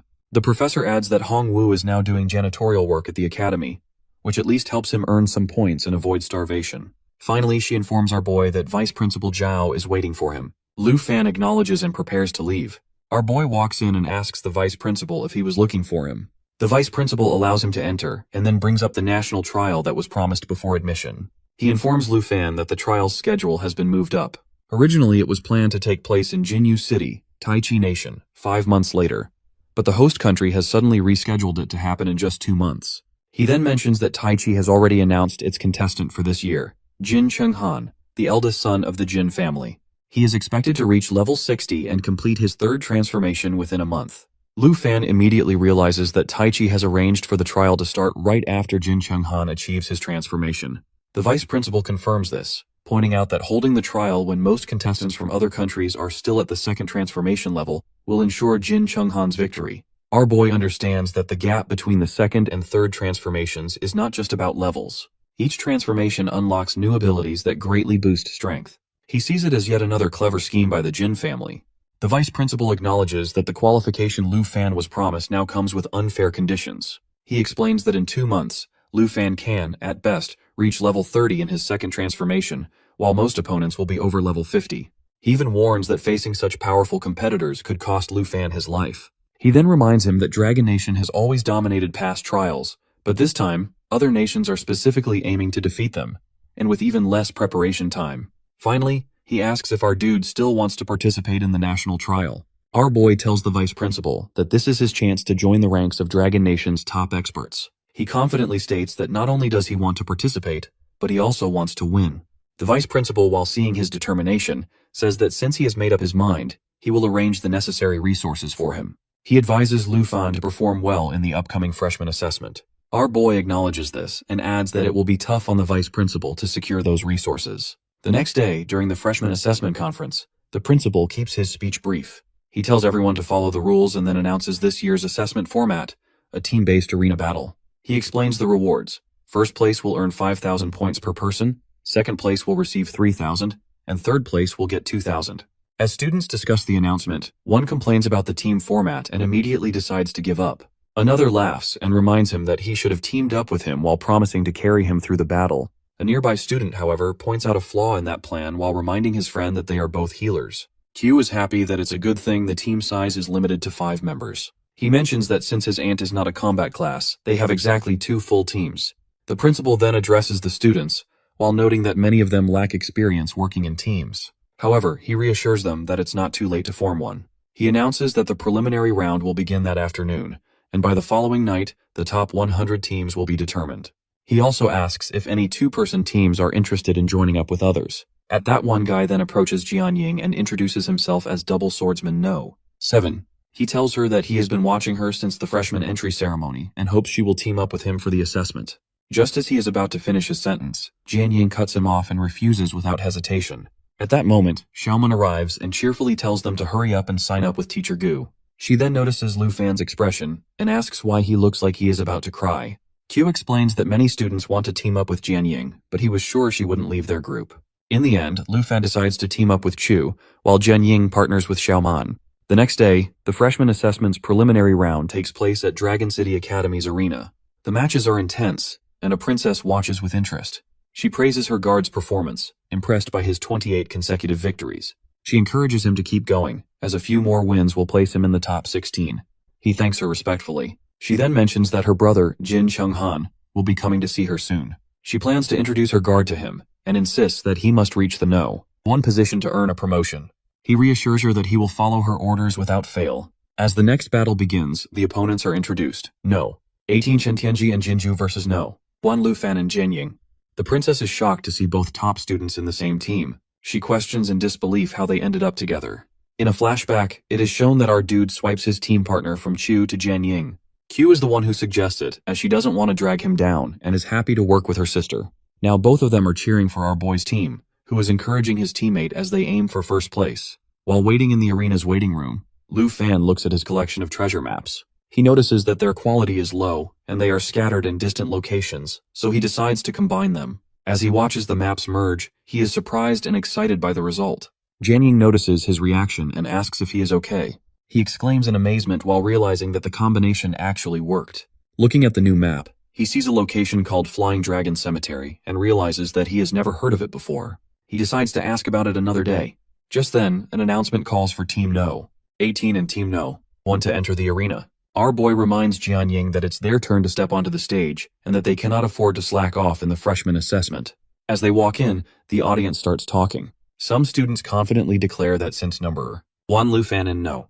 2 Jianying are in the same team, victory is practically guaranteed. However, others argue that it's not certain while pointing out that Chen Tianji has already won 28 matches in a row. They also remind everyone that past champions weren't always the highest ranked students. Jianying turns to Lu Fan and mentions that their opponent is also a dragon tamer. She then asks if he feels confident about winning. Instead of answering directly, Lu Fan smirks and suggests a bet. He proposes that if he can defeat both opponents on his own, she will have to share everything she knows about the characteristics of a swordmaster. Jianying is surprised and questions if he really means to fight without her help, or even summoning his dragon pet. Lu Fan realizes she has a point and acknowledges that it makes sense. He then recalls their time in the venomous spider forest and notes that their fighting styles are quite similar. With that, the assessment officially begins. Jinju's guard steps forward, eager for the fight to begin. He accuses Jinju of always trying to outshine him and declares that from now on, there can only be one dragon tamer. Him. Meanwhile, our guy suddenly vanishes from sight, catching everyone off guard. He tells Jianying that it's already too late to stop now. As the battle begins, Chen becomes frustrated and questions why Lu Fan is neither relying on his teammate nor summoning his dragon. Lu Fan casually responds that it's just a small bet and nothing serious. He adds that he doesn't need to go all out to deal with him. Watching from the stands, the princess is furious while feeling that this is finally her opportunity to get back at Lu Fan. She recalls how he once humiliated her and vows to make him pay 10 times over. Without hesitation, she commands the armored earth dragon to attack. As the dragon lunges toward him, Lu Fan calmly observes that one of its fangs is broken while making its face look uneven. He then remarks that he will fix it. The battle intensifies, and the crowd erupts in shock as our boy stops the earth dragon's attack with just one hand. Students in the audience can't believe what they are witnessing. Some gasp and ask if that is really an earth dragon, while others remind them that, despite everything, a dragon is still far stronger than a human. They begin to wonder just how much power Lu Fan actually has, finding it hard to make sense of the situation. The princess, while noticing her guard frozen in shock, snaps at him and demands that he stop daydreaming and take our dude down immediately. He quickly regains focus and obeys her command while ordering the earth dragon to use a sweeping attack. Meanwhile, our boy's teammate analyzes the situation and realizes that both of them are dragon tamers. This means they likely don't have movement skills to dodge attacks easily. With two skills coming at him at the same time while escaping seems impossible. However, instead of panicking, he sighs and questions when they will finally use moves that actually force him to take them seriously. Meanwhile, Jianying closely observes the earth dragon and notes that its attributes are several times higher than those of other beasts at the same level. Yet, our guy is not only holding back the earth dragon, but also fighting the dragon tamer at the same time. Frustrated by Lu Fan's dominance, the guard angrily tells his opponent to back off, calling him trash. The princess, while watching from the stands, criticizes her guard. She points out that Lu Fan hasn't even summoned his black dragon or allowed his teammate to intervene, yet the guard is already struggling. With so many people watching, she warns that if he keeps performing poorly, she won't be able to recommend him to her brother. She then mocks him while asking if he still believes he can go to Taichi Kingdom and become the strongest dragon tamer. She tells him to stop dreaming. Meanwhile, our dude carefully observes the dragon's movements and notices something strange. He starts to suspect that Jinju is using a special skill, which is one that transforms her follower into a monster. As expected, he realizes that she has once again activated that mysterious augmentation ability. The audience watches in shock as the earth dragon's appearance changes while making it look like a demon straight out of hell. Some students discuss how Chen Tianji's teammate has clearly given it a buff, greatly increasing its strength. They also note that the person seems to be an exchange student from Taichi Nation, where the skills are quite unusual. Others excitedly wonder if Lu Fan will finally summon his dragon while hoping to see an intense dragon versus dragon battle. Jianying rushes in to assist our boy, but he quickly stops her while assuring her that he can handle the fight on his own. He reminds her about their bet while insisting that she stay back. She hesitates for a moment, about to protest, but before she can say anything, the dragon launches an attack. As the fight continues, Lu Fan recognizes the enemy's skill. He recalls seeing it before, which is a painful transformation that distorts the body in exchange for increased power. Meanwhile, Jinju orders her guard to take him down, and he immediately acknowledges her command. Jinju then mocks our boy, while boldly claiming that she will take his black dragon and turn him into a loser once again. Laughing, she taunts him, daring him to summon his dragon if he doesn't want to be completely crushed. She then sarcastically reminds him that he once bragged about having high enough stats to overpower the earth dragon. She questions why he is struggling now. In response, Lu Fan calmly commands his dragon to use magic and attack. Suddenly, the guard shivers, feeling an unexpected chill in the air.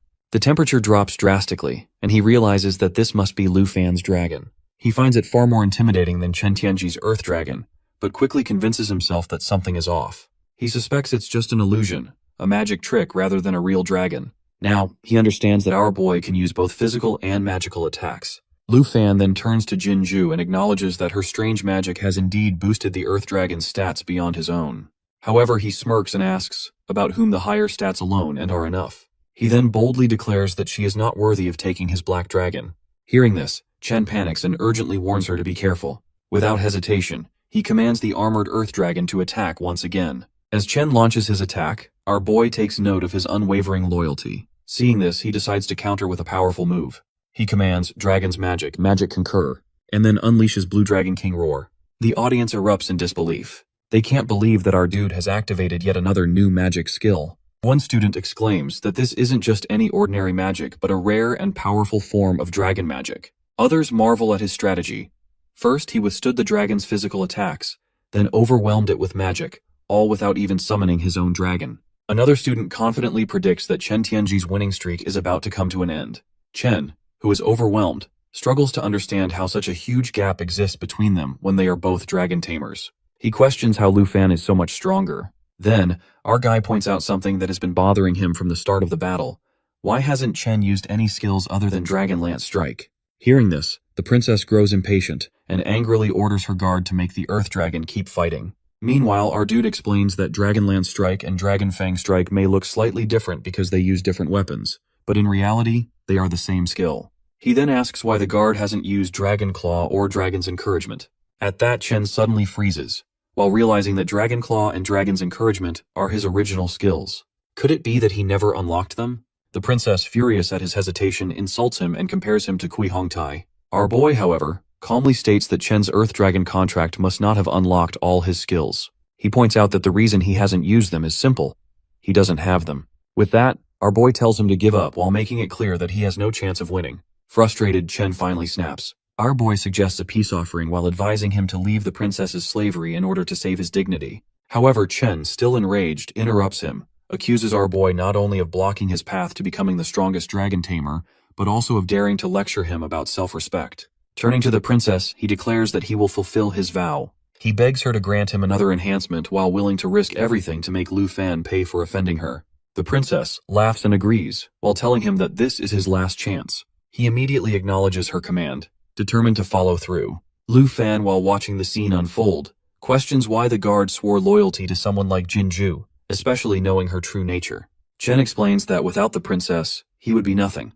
To gain status and repay her kindness, he is willing to do anything.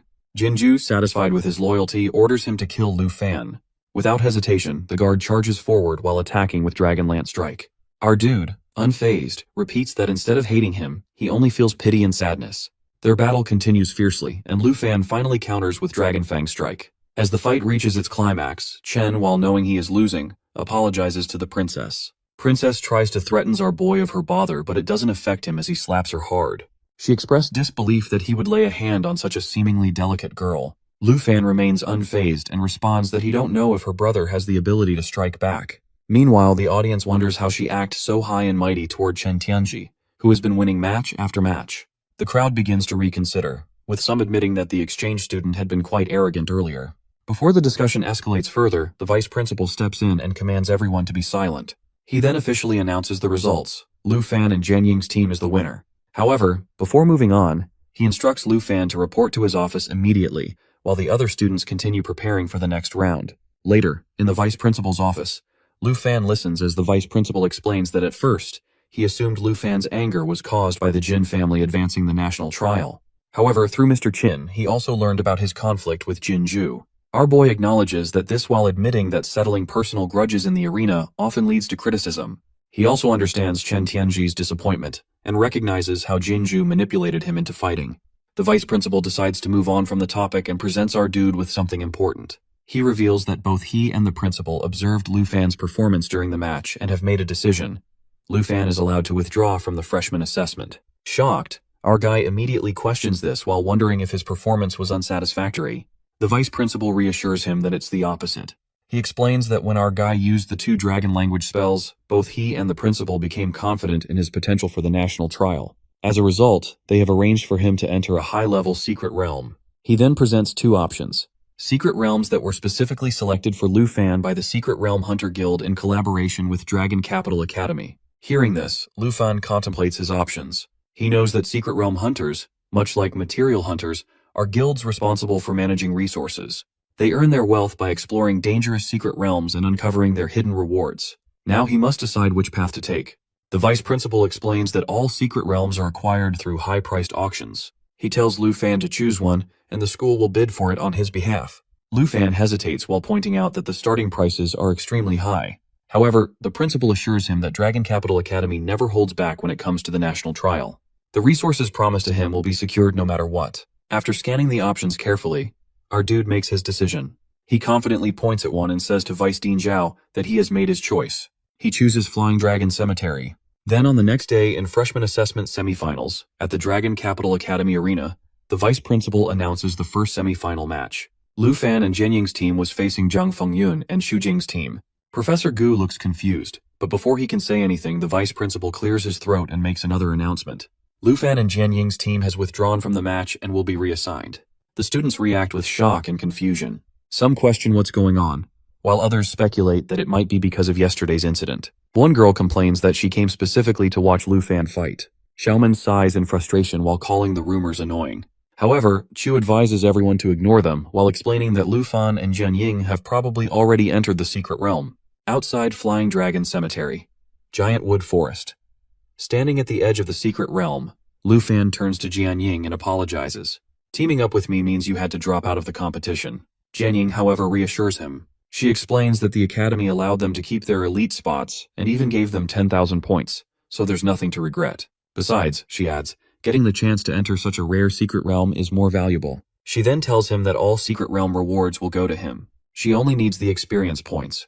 A boy suddenly calls out to Lu Fan and Jian Ying. When being asked, the boy responds casually not to worry, and he is from the Secret Realm Hunter Guild. Lu Fan immediately asks if he is from Dragon Capital Academy, did he was here to guide them to the Flying Dragon Cemetery entrance. The Black Rat nods and explains, since he has won the bid so he should follow him. His job is to take him to the teleportation gate, and then his task will complete. He pauses for a moment before adding that the Dragon Capital Academy sure has deep pockets. He also asks about their level to bid on such an expensive secret realm. Lu Fan replies calmly that he is level 25 and she's level 24.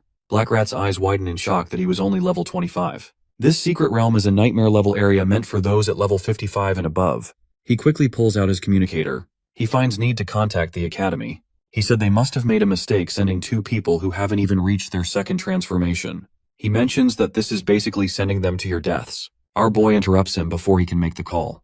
Without another word, Lu Fan activates one of his skills. A powerful energy surges around him, and suddenly, a massive dragon appears. Before they can react, a deafening roar echoes through the sky. A level 59 green-winged dragon eagle swoops down, while forcing them all to take defensive positions. Black Rat stares in disbelief whether he was really at level 25. Lu Fan remains calm and replies that Black Rat levels don't matter to them, and asks to take them to the entrance as soon as possible. Black Rat agrees to continue leading the way, and eventually brings the group to the entrance of the Flying Dragon Cemetery. Upon noticing the teleportation gate on the sacred tree, he remarks that his job is done and suggests they part ways unless fate reunites them. Before he can leave, our boy stops him and proposes that they become friends. He explains that since Secret Realm hunters have traveled to many places, he might need information about different locations in the future. Black Rat appears confused about the kind of information Lu Fan is asking for, while prompting our dude to clarify that he is only interested in general geographic locations, not secret realms. Realizing that this does not violate any guild rules, Black Rat offers to sell location details for 100,000 dragon coins each, calling it a friendly price. Lu Fan agrees without hesitation while surprising Black Rat, who starts wondering if everyone from Longdu Academy is this wealthy. After a while, they are at their destination. Jian Ying, while growing impatient, reminds them that they should get moving. As Lu Fan looks up at the massive tree, he assumes it must be the Flying Dragon sacred tree that Black Rat had mentioned. He begins to suspect that the divine treasure map is hidden somewhere at the top.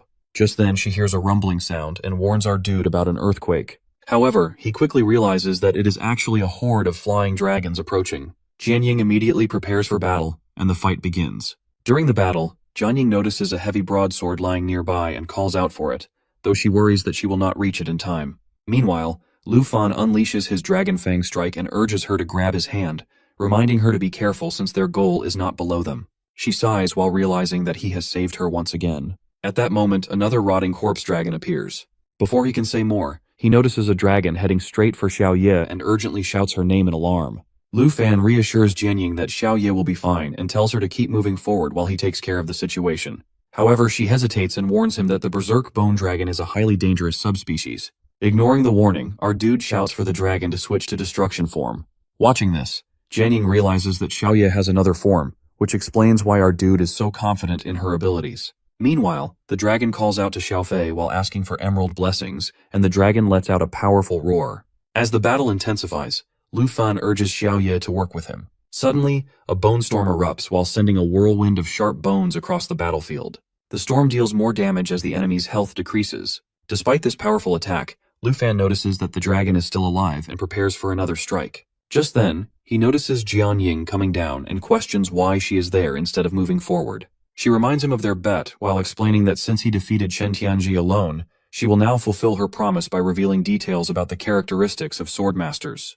Pleased, our boy acknowledges her words and gets ready to fight alongside her. Jianying then explains that swordmasters unlock a new weapon every 5 levels and introduces her trump card, the Scythe of Calamity. She reveals its special ability, Sinful Burst, which allows her to switch between fire and dark attributes. Additionally, each kill permanently increases the Scythe's attack power by 0.1%. As she activates Sinful Burst, Lu Fan realizes that swordmasters don't unlock skills in the same way other classes do. Because instead of unlocking skills, swordmasters gain different weapons with special abilities. Turning to Xiaofei, he signals that it's their turn to attack, and they launch an assault on the dragon. He then commands the black dragon to use Earth Shatter. The dragon lets out a deafening roar as the attack strikes the ground while dealing massive damage to everything within range. The impact even creates abyssal rifts that have a chance to trap enemies. After the battle, the Emerald Dragon levels up to 15. Jianying reflects on the fight and acknowledges that even though she used her strongest weapon, the Scythe of Calamity, all the real damage came from Xiaoye. Witnessing the overwhelming power of dragons, she can't help but be amazed. She then apologizes to Lu Fan for not moving forward as planned, while admitting that since she knew he, Xiaoye, and Xiaofei could handle the boss quickly, her presence didn't make much of a difference. Our boy reassures her that it's fine and even thanks her for saving him from the bone storm. He points out that they gained a lot from this battle. Not only did they learn about swordmasters, but Xiaofei also reached level 15. Curious, Jianying asks if there is a phase advancement at this level, and whether it enhances abilities like her weapon. Lu Fan confirms this and explains that now, just like Xiaoye, Xiaofei can switch between different forms. He admits that he had been worried about Xiaofei's slow growth, and wasn't sure when he would get to see her dragon form, but now she can alternate between 4 different forms. Excited, he suggests testing out Xiaofei's new abilities. Before they can proceed, Jianying reminds them that they still need to climb the Dragon Divine Tree and continue exploring. However, before they can move, a sudden spell attack is launched at them. Realizing that the noise from their fight with the Berserk Bone Dragon has attracted other monsters, our dude quickly warns everyone to stay hidden. Now they have new monsters to defeat. Our dude instructs Xiaofei to switch to Soul Light form and attach to Xiaoye. As a dragon attacks, the group immediately jumps into battle. Lu Fan quickly tells Xiaoye to cover them while he and Jianying start climbing the Dragon Divine Tree. During the fight, new skills unlock, which is Soul Impact and Soul Protection. Soul Protection significantly boosts all attributes of the ally attached to Soul Light, while increasing them by 100% to 200%. Each time the ally takes damage, it absorbs the impact and generates Chi Shield layers. Once 10 layers accumulate, Chi Shock is released, dealing damage equal to the total absorbed amount. The dragon roars loudly, and Jianying is surprised by how powerful Xiaofei's effects are on Xiaoye. Lu Fan agrees while pointing out that Xiaofei's abilities work even better with dragons. He quickly calculates that with Xiaoye's destruction form combined with Xiaofei's soul protection and lineage traits, her strength has now reached 26,000. Determined to help her break through 30,000, he realizes he needs to climb the tree faster and activate Dragon's inspiration. He then instructs Xiaoye not to counterattack, but to keep moving forward while allowing Xiaofei to absorb the damage. Once enough damage is stored, he orders Xiaofei to release Chi Shock, which unleashes all the accumulated damage in a massive counterattack while affecting a wide area. Watching the skill in action, Jianying is amazed and asks if this is Xiaofei's ability. Lu Fan confirms while explaining that Soul Protection not only keeps Xiaoye unharmed, but also allows her to counterattack with double the damage when fighting as a dragon. Jianying reflects on how she thought leveling up dragon pets was similar to enhancing her weapon, but now she realizes that it's a completely different system. Even with her strongest weapon, the Scythe of Calamity, she still feels like she can't compare to Lu Fan. Meanwhile, our dude spots the boss up ahead and announces that they are almost there. As he gets a closer look, he identifies it as the Steel Dragon. Knowing this dragon's reputation, he immediately recognizes its strength. It is level 60 and classified as a nightmare-level boss. By flapping its wings, the Steel Dragon creates a powerful storm that damages and slows down anyone caught inside. Additionally, when it thrusts at a target, it significantly reduces all incoming damage by 50%, making its defense even stronger. Just then, the dragon lets out a deafening roar. Jianying realizes that, like the Berserk Bone Dragon, This is also a dragon subspecies and urges Lu Fan to help Xiaoye. However, he calmly reassures her not to worry. Instead, he turns to Xiaofei and instructs her to prepare Soul Impact. As Soul Impact activates, it continuously channels dragon energy while charging up 1 to 2 layers per second. Once fully charged, it releases all the stored energy in a powerful attack, with a maximum capacity of 30 to 60 layers. With everything set, our boy calls out to Xiaoye while letting her know that the next move is up to her. The steel dragon roars once again while signaling the start of an intense battle. Jianing panics as she sees the dragon charging toward them. Though she feels small compared to a dragon tamer, she reminds herself that as a teammate she must contribute. Determined, she switches to the dark attribute and activates Sinful Burst to fight the dragon. However, her attacks fail to do any damage. Frustrated, she curses and admits her attacks are useless. Lu Fan reassures her that it's okay, and that he understands her desire to help. He warns her to be careful before calling for Xiaofei to attach to him. With their combined strength, they launch a powerful attack on the dragon. After the intense battle, the black dragon reaches level 20. Excited, Lu Fan announces that it's finally over. Xiaoye has officially reached level 20. As a result, a new skill called Intimidation is unlocked. Meanwhile, Jian Ying levels up to 25. She marvels at how powerful Xiaofei already is at level 15, and imagines that at level 20, Xiaoye could probably defeat the steel dragon in a single hit. The thought is almost unbelievable to her. Our boy confidently tells Xiaoye that the steel dragon is nothing to her now and urges everyone to keep moving forward. However, he notices Jian Ying looking deep in thought and asks what's wrong. She explains that she just remembered something Xiao Man once said, that if a dragon is strong enough, even a random dog nearby could cause destruction just by rampaging alongside it. Hearing this, he comments that it's unusual for her to joke around.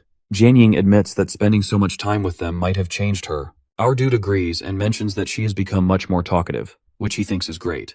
He then casually compliments her, while saying that he found her voice lovely when they first met. Caught off guard, Jian Ying is shocked. Lu Fan smiles and adds that she's also cute, asking if no one has ever told her that before. She hesitantly replies that she rarely talks to people and doesn't have many friends. Sensing her sadness, Lu Fan quickly changes the subject while telling her not to dwell on unhappy things and urging them to continue deeper. She nods in agreement. Just then, Xiaofei and Xiaoye let out loud roars, and Lu Fan immediately tells them to stop. Unbeknownst to them, an egg is hidden nearby. After defeating the steel dragon, Jian Ying happily notes that she has reached level 25. At that, our dude immediately asks if that means she has unlocked new weapons, which she confirms, and introduces Myriad Blossoms. That is a weapon with agility-based attributes. She acknowledges that its effects are impressive, but since it is only at level 1 right now, its power is quite low. Lu Fan reassures her while saying that while it may seem weak now, once it reaches level 25, it will be a completely different weapon. However, Jian Ying silently worries, as even if she upgrades all her swords to level 25, she wonders if their damage could ever compare to a single strike from Xiaoye. The pressure of being on the same team as Lu Fan weighs on her because she fears being constantly compared to him. She then comments that if anyone else had said her sword would be strong, she would believe them. Our boy teases her while asking if that means she doesn't believe him. He then confidently assures her that once Myriad Blossoms is fully leveled up, she will have few worthy opponents in Dragon Academy.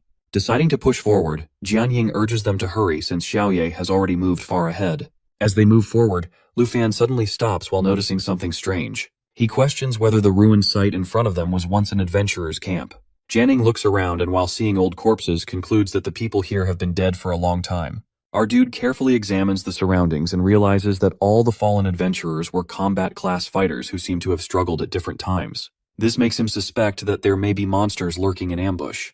Jianing agrees while suggesting that the area is most likely occupied by monsters, and warns him to stay alert. She then asks if he is implying that this is a trap. Before he can answer, a powerful bronze dragon suddenly appears. It is level 69. At the same time, a three-headed elemental dragon emerges while confirming their fears. Lu Fan quickly realizes the danger. Facing two boss-level dragons at once is no small challenge. Jianing immediately notices that the two dragons are working together, which means that they had been lying in ambush while waiting for them at this camp. She also notices that the bronze dragon is reinforcing the three-headed dragon with its bronze armor while making its defense extremely high. She realizes that Xiaoye's attacks aren't effective and insists they need to take down the bronze dragon first. Our boy remains calm and tells her not to worry. He has a plan. He instructs her to summon Myriad Blossoms and wait for it to level up. Confused, she hesitates, but before she can question him further, he gives new orders. He shouts for Xiaofei to switch to Soul Light form and prepare to unleash Soul Impact on him. Meanwhile, Xiaoye gets ready to switch into Destruction form, while setting the stage for their counterattack. The three-headed dragon roars and unleashes triple magic, with each of its heads releasing a combination of fire and ice. The devastating attack causes massive area damage, ranging from 200% to 300%. Despite the overwhelming power of the attack, Lu Fan stays focused as Soul Impact begins charging. He then commands the dragon to use her newly unlocked skill, Intimidation. As soon as she activates it, a powerful force spreads across the battlefield. Jian Ying, caught off guard by its strength, clutches her head, overwhelmed by the intense voices echoing in her mind. She struggles to stay steady and groans in pain. Lu Fan quickly reassures her while telling her to hang in there. It will be over soon. With the battle reaching its climax, he takes advantage of the chaos and continues attacking. Finally, after a fierce struggle, the bronze dragon's armor breaks. Seeing their chance, Lu Fan calls out while signaling that this is the perfect moment for Xiaoye to strike. The dragon lets out a fierce roar as the battle continues. Our boy quickly warns Jian Ying to be careful while noticing that Xiaoye is getting too carried away again. As the fight reaches its peak, the black dragon levels up to 21. Lu Fan praises their teamwork but reminds them to stay focused. He tells them not to act recklessly like Xiaoye. Shortly after, he levels up to 28, and the emerald dragon reaches level 17. Meanwhile, Jian Ying quietly reflects on the battle, feeling disappointed in herself. She realizes that she wasn't able to contribute much and starts to doubt her worth. Being alongside Lu Fan, who is a genius from Yunbei, only makes her feel even more useless. Our dude then assesses the situation and explains that all three heads of the three-headed dragon must be defeated to prevent it from reviving. He decides to let Xiaoye finish the job while the rest of them take a break at the camp. Jian Ying agrees. Later that night, she finds Lu Fan and hands him some food while explaining that Sister Han prepared it. She suggests that they eat something before continuing, but when she looks around, she realizes she can't find him. This only deepens her worries. She assumes that Lu Fan must see her as nothing more than a burden now. On the other hand, Lu Fan is already making his way toward the treasure map's location. As he approaches, he silently apologizes to Jian Ying. The real reason he came to the Dragon Tomb wasn't just for the battles, it was for this divine treasure map. Our boy finds a nightmare dungeon boss, who is closer to level 70 at his destination, which level difference is too big to ignore. Consequently, our boy's dragon crew engages in battle with a dragon. Meanwhile, Jian Ying reflects on how often she has been rescued by him. She assumes that he must be tired of constantly helping her and might prefer to act alone. Determined not to be a burden any longer, she resolves to contribute more. She remembers that how he encouraged her. In response, acknowledging her willingness to support the team, he expresses gratitude. Meanwhile, our boy admits that the level 70 opponent is even more formidable than the feared world-ending emperor from the Great Exam. Afterwards, he instructs Xiaoye to get ready to use Lava Inferno, which is an ability that both deals damage and restores health. Just as the dragon unleashes a roar, he directs Xiaofei to switch to Eternal Being form. Noticing the Rain of the Swords, he wonders if what he sees is an aid from his teammate. Jian Ying clarifies that it is meant to assist him from behind. Additionally, she assures him of her safety, which reassures him. Suddenly, a new skill called Life Pulse unlocks. Without hesitation, he tells Xiaofei to cast it. He realizes that he is obtaining two types of emerald buffs at once, with Life Pulse forming double layers. As a result, the bloodline effect doubles again. He then orders Xiaoye to tear their enemy dragon apart, which she complies with a roar. In the next moment, she attacks the dragon with all her might while our boy uses dragon language magic. With that, he unleashes the roar of the Blue Dragon King, a powerful attack. To witness this, his teammate looks confused and asks if he is referring to a dragon. In response, he quickly clarifies that he is speaking in dragon language, as the boss is about to cast powerful dragon magic. At this moment, the elemental forbidden curse activates while replacing Soul Assault with dragon magic. Realizing the growing danger, he immediately calls out to Xiaofei for support. After the apocalypse falls, Xiaofei immediately shields everyone with the Eternal Guardian skill, which creates a protective barrier around them. Once the fight ends, he quickly checks on Jian Ying to ensure she is unharmed. However, she expresses disappointment, admitting that it is Xiaofei who ultimately saves them. For a moment, she truly believes that she is finished. In response, he reassures her while confirming that Xiaofei, as the Eternal Guardian, protects everyone. Furthermore, he nervously explains that her exceptional self-recovery ability plays a crucial role, while Xiaoye's incredible attack power makes clearing the level possible. Reflecting on the battle, Jian Ying admits that she once believes fights between level 20 to 30 reclassifiers are merely practice. However, after this intense experience, she finally understands what it truly feels like to face death. Agreeing with her, he acknowledges that this is also his first time confronting a level 70 nightmare boss. In the end, he points out that they all must leave together, making it a truly eye-opening experience. Turning to Jian Ying, he explains that he never intends to abandon her. Instead, he goes out searching for something and unexpectedly encounters the boss. Understanding his words, she reassures him, believing that he is not the type to leave his teammates behind. Meanwhile, Jianying recalls something he once told her. He has mentioned before that no matter how strong they become, they should never let their teammates fight alone. Now, turning his own words back on him, she insists that while he is strong, she will not let him face the battle alone. With that, everyone immediately prepares to fight against the dragons. After a while, our boy is shocked when he discovers that a legendary item has unlocked both flying and draconic magic. As he processes this, he begins to wonder if he can now use Doomsday Fall. However, he quickly reminds himself that flying is different from gliding, and only a few specific classes can do it. Unfortunately, he is still below the required level to use it. Meanwhile, he notices that a dragon pet is transforming into a mount. Once Xiaoye reaches level 30, he will finally be able to become a dragon rider. Although he finds the item remarkable, he feels disappointed that it has a limited number of uses. At the same time, Jianying checks in and asks if he has collected all the rewards. However, before he can respond, she points to Xiaofei and questions what is happening to her. Observing closely, she wonders if Xiaofei is trying to heal the giant tree. In response, he explains that Lifespring can only heal allied targets, meaning the flying dragon sacred tree must actually be an ally. As a result, she asks if this could be a hidden quest. As the healing continues, he realizes that Xiaofei seems to be communicating with the sacred tree. Concluding that this must be part of a follow-up quest, he recalls that the tree has been losing divine power ever since the abyssal dragon, the Devourer, took control of it. After checking the quest item's description, he learns that completing it requires slaying a dragon king-level entity that far exceeds nightmare difficulty. Since it likely has a 3-digit level, he notes that there is no time limit for the quest. Therefore, he decides to wait until he reaches level 60 for his 3rd class change, or level 90 for his 4th class change before attempting it. Feeling grateful, he thanks Xiaofei while stating that without her, they would not have known about the hidden quest to heal the sacred tree. However, he suddenly pauses and instructs Xiaofei to eat an item. The others look at him in confusion, unsure of his reasoning. In response, he clarifies that he is not feeding her randomly. Since she has a skill called natural assimilation, she can gain new abilities and traits by devouring items. However, he notes that if she can only consume equipment, then this consumable item might not work. After a brief hesitation, Xiaofei eats the item. Shocked, he confirms that she truly possesses the ability. Meanwhile, Jianying, still skeptical, asks if he is serious about using such an important item. Nevertheless, he excitedly reveals that Xiaofei can now summon 2 Dragon Kings. Furthermore, the effect has become a permanent skill, and the previous 3-use limitation is completely removed. The previous boss has now become a summon. As Lu Fan observes, he notices that its size has shrunk significantly. However, he points out that Xiaofei now has her own pet. Meanwhile, she wonders if this means a dragon pet now has its own dragon pet. As she thinks about it, she finds Lu Fan increasingly unbelievable. Shortly after, she mentions that clearing such a high-level secret realm is exhausting and suggests that they should return.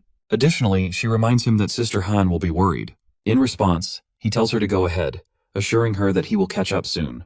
However, he explains that he still has something important to take care of. Later, at Dragon Capital Academy's #1 villa, Lu Fan finally brings up a long-overdue discussion. Since they have been living together for so long, he believes it is time to talk about it.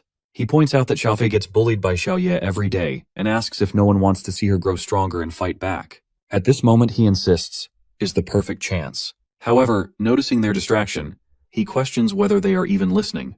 While acknowledging their excitement, he urges them to wait a moment. Afterward, he introduces their soon-to-arrive new family member, emphasizing that everyone must get along.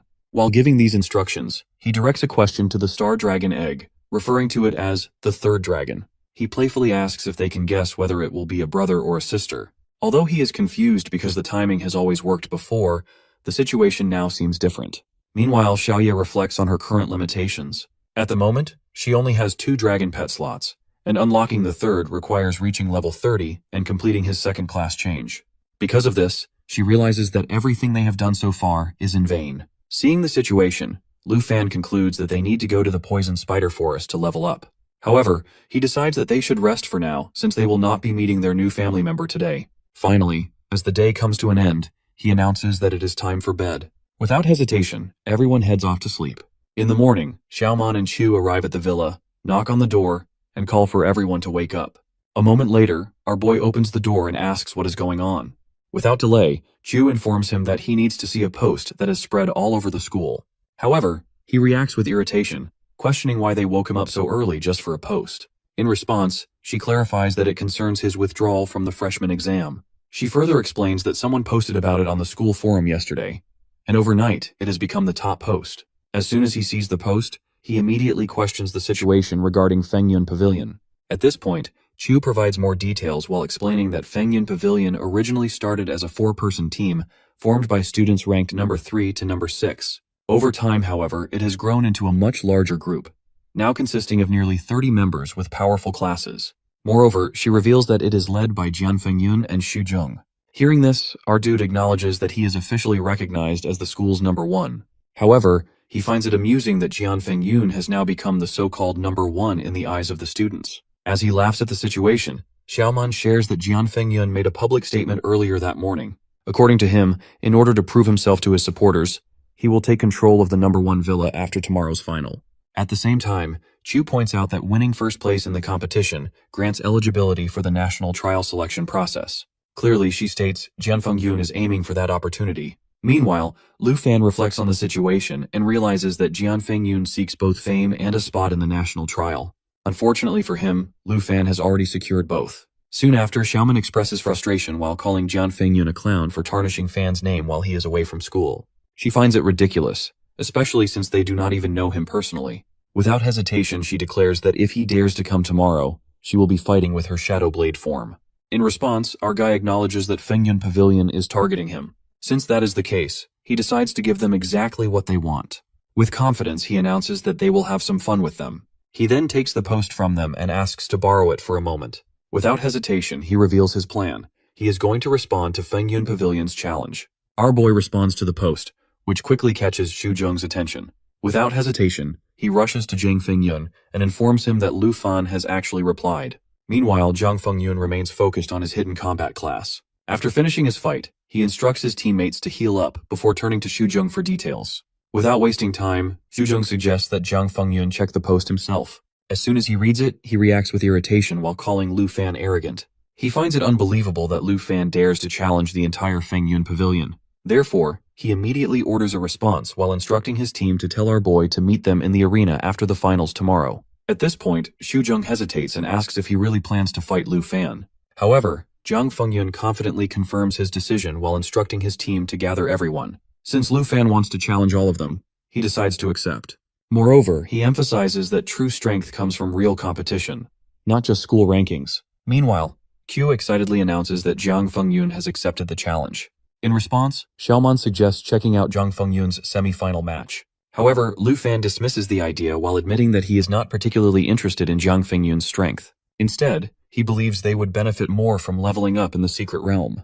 At this moment, Han disagrees while warning that overconfidence can lead to failure. She advises that understanding one's opponent is always beneficial. Supporting her point, Xiaoman insists that Lu Fan should at least make an appearance. She even adds that his supporters might outnumber those of Fengyun Pavilion.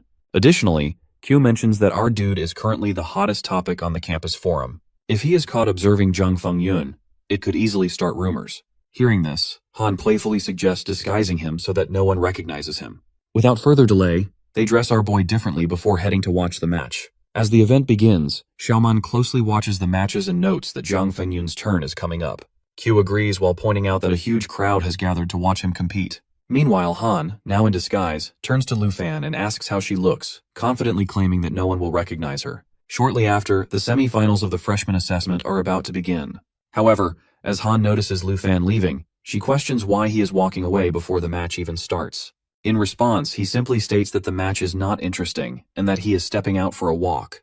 Before leaving, he instructs them to call him once it is over. Just then, an announcement echoes through the arena, officially welcoming the teams for the semi-finals. The vice principal enters the principal's office and immediately brings up a recent post on the campus forum while explaining that it has sparked widespread discussion. He mentions that the topic revolves around the challenge between Lu Fan and Jiang Fengyun.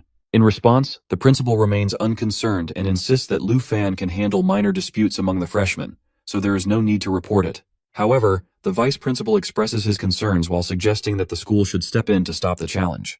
He worries that Lu Fan's overwhelming strength might cause unintended harm, especially outside school grounds. Furthermore, he reminds the principal that Chen Tianji is still recovering in the infirmary after his previous match with Lu Fan. Despite this, the principal stays calm and informs him that in just a month, the Dragon Capital's special envoy is scheduled to arrive to assess whether Lu Fan qualifies for the national trial. He reassures the vice principal that there is no need to overthink the situation. Shocked by the sudden timeline, the vice principal questions the reason behind the early inspection.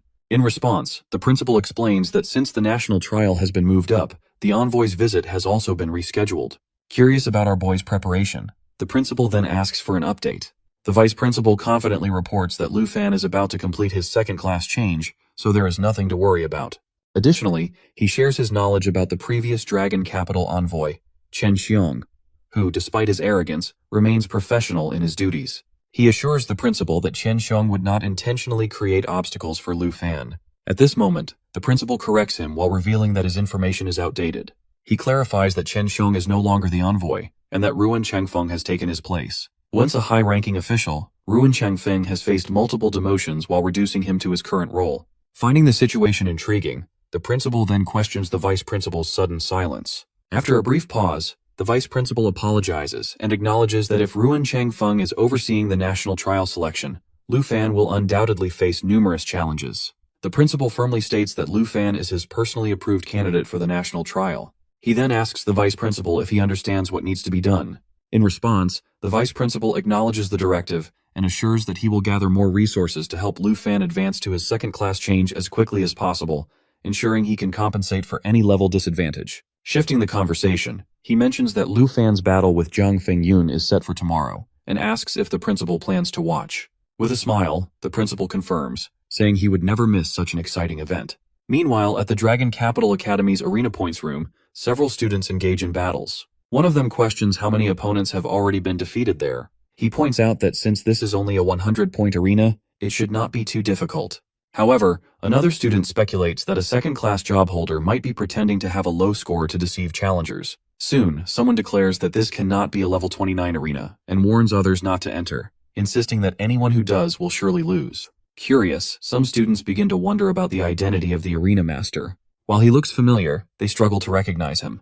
At the same time, Lu Fan, deep in thought, considers that he should have gone to level up in the poison spider forest instead of spending time watching a match. Just then, he notices someone approaching and realizes it is another challenger. A girl greets him politely and asks if he has time for a match. Our guy greets the girl by calling her senior sister, and she laughs while saying her level is higher than his. However, since he is polite, she allows him to take the lead. He replies that she should go ahead, but she mischievously asks if he's sure. He thanks her while noticing she seems unusual. She then attacks him, and he comments on her strength while wondering about her level. As she strikes, he successfully avoids her attack. She acknowledges his defense while questioning why he's holding back and warning him that she'll teach him a lesson if he continues. He agrees to do his best. Meanwhile, outside the room, some students discuss how stubborn she is for choosing such a difficult arena. One student suggests they keep quiet since they can still hear the fight. Another recalls lasting only 2 minutes against her while assuming she's barely holding on. They all agree that the match will end soon. In another match, Zhang Fengyun and Xu Jing's team win. Everyone shouts the names of the winners. As Xu Jing approaches Zhang Fengyun, he mentions that a guy from Fengyun Pavilion told him Lu Fan sneaked into the audience to watch the match. Zhang Fengyun responds that Lu Fan must be trying to figure him out, and remarks that he didn't even use half his strength in the fight. He then calls out to our dude while warning him not to be arrogant for long and telling him not to back out of tomorrow's fight. Xiuman suggests they leave, asking where Lu Fan is. Ko mentions that Zhang Fengyun noticed Lu Fan watching.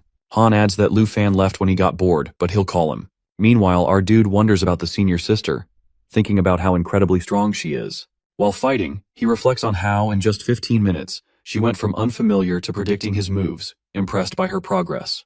He realizes that she could have easily defeated him, but feels as if she is guiding him to recognize the flaws in his fighting style. He wonders why she is helping him and who she really is. She then comments on his lack of stamina, and asks why he covers his handsome face. Han calls Lu Fan, and he apologizes to the senior sister, explaining that he needs to take the call. He tells Han that he will return shortly, thanking the senior sister for teaching him so much about close combat. Before leaving, he asks if he could get her contact information. She laughs, teasing him for asking for a girl's contact so soon after meeting. He quickly clarifies that he only wants to arrange another sparring session. She dismisses the idea of sharing her contact details, telling him to set up another point-based room like today if he wants to meet her again, and that if fate allows, she will come. As Lu Fan leaves, he continues to wonder about the senior sister, doubting that she is a student. He believes that she might be a teacher, questioning whether Longdu Academy has a teacher like her. He also realizes that she gave him points while thinking it might mean she forfeited. Lu Fan quickly leaves the place and rushes outside. Meanwhile, she is searching for her. He wonders who she is, with such impressive strength. She neither takes the points nor reveals her real identity, and vanishes in an instant. He questions whether she's truly from the academy, or if he has met a ghost. At the same time, his three companions call out to him, asking where he's been. Q jokingly asks if Lu Fan has gotten involved with another senior. However, Lu Fan can't find her. The next day, after the freshman assessment finals at Longdu Academy Arena, people talk about the upcoming match. They wonder if the real final is going to be between Lu Fan and Jung Feng Yun. They debate whether Lu Fan is strong enough to face the entire Feng Yun pavilion, or if he's simply out of his mind. The crowd waits in anticipation for the fight. When Jung Feng Yun arrives, he asks why Lu Fan isn't there yet. He suggests that they might need to go to Villa Number 1 to bring him out themselves. Xu Jing reassures him while saying that they've agreed to this time, and that they should just wait a little longer. Soon after, Lu Fan arrives, apologizing for keeping everyone waiting. He assures them it won't take much longer, and that they should get started quickly since he has other things to do later. Lu Fan comes running, and others find his entrance interesting. He arrives on time and notices that everyone is present, so he suggests they go together.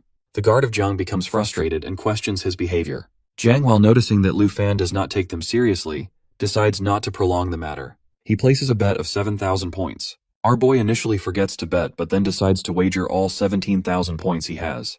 The crowd reacts with surprise while realizing the amount is significant, and that many of them lack enough points. Zhang considers Lu Fan's move daring, but sees an opportunity. Winning 17,000 points would be highly beneficial. He then decides to bet all the points of Feng Yun Pavilion. Others begin to wonder whether they even have a total of 17,000 points.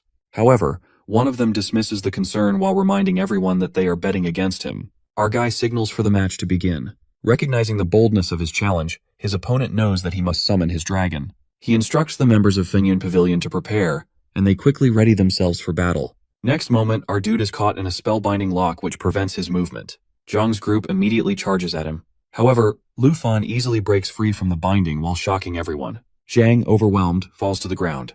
The crowd watches in amazement as Lu Fan throws him down with just his hands.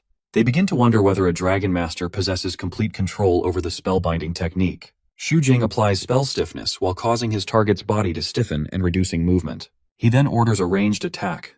Meanwhile, Lu Fan wonders if this is what the top of the entrance exam looks like. Standing on Zhang's head, he observes the situation. Zhang, confused, questions Xu Jing about his spell, finding it impossible that it had no effect. However, our dude explains that it is not his fault. Instead, the boost in his attributes from his dragon makes the spell ineffective. He also mentions that his high attributes prevent low-level spells from affecting him. Without hesitation, he presses his foot against Zhang's face. At this moment, the members of the pavilion believe that it is the end for Lu Fan, as Young is about to use his technique. Zhang executes a strong move, which even Lu Fan acknowledges as impressive. However, he decides to show something special, something he has not even revealed to Chen Tianji. As the anticipation builds, he prepares to summon his dragon. Before anyone can react, he has already summoned it. A massive black dragon appears while leaving everyone in shock. The sight of the real dragon before them makes it difficult to breathe. Zhang, overwhelmed, immediately notices how different it is from Chen Tianji's dragon. The sheer power and presence of the beast terrify the others while prompting them to flee. The dragon roars high in the air as Lu Fan prepares to launch a counterattack. The black dragon unleashes its dominant skills, applying fear, immobilization, and stun effects. Zhang, overwhelmed, begs for mercy, realizing there is no way to win. Escape seems nearly impossible, but Lu Fan chooses to spare him, declaring his victory. To confirm his status, he displays his Longdu Academy ID card and claims all the Feng Yun Pavilion points. With the challenge completed, he instructs the dragon to leave, as he has something important to attend to. Later, in the Longdu Academy Arena Points room, Chu approaches him, mentioning that they would have supported him if they had not been in class. Concerned, he asks if Lu Fan was hurt. In response, Lu Fan assures him that he is completely fine, and now possesses a massive number of points. Feeling satisfied, he decides to rest. However, before he can leave, he notices his senior approaching and is surprised to see her. She explains that she was free and decided to come. Curious, she asks if he had been waiting for her. He responds, admitting that spending time with others feels boring, but being with her is meaningful. She is equally surprised to see that his level has already surpassed 70. Meanwhile, our dude wonders whether she is truly his senior. Zhang lies on the ground, and upon seeing this, the vice principal realizes that Lu Fan certainly knows how to handle the situation. Meanwhile, on the other side, the senior girl questions whether he is trying to set her up. He denies it, while explaining that it is not a setup and that she cannot be a senior since her level must be above 70. Curious, she asked about his thoughts on her identity. He observes that based on her appearance, she seems like a senior, but considering her strength and level, she could also be a teacher. She tells him to regard her as a senior due to her appearance. Additionally, she finds it impressive that he has not concealed his face. However, she grows frustrated with his persistent attempts to extract information about her level. She warns him not to set a points limit, otherwise she will not return. He had been considering setting it at level 80 but realizes that it would not work. She then acknowledges that the combat techniques she demonstrated previously were used efficiently by him in his fight against Jiang. He suddenly realizes that she had been watching the match all along. She further comments on how quickly he summoned his dragon while shocking everyone, but what impressed her most was how swiftly he counterattacked and defeated his opponent. Feeling grateful for her guidance, he becomes eager to improve further.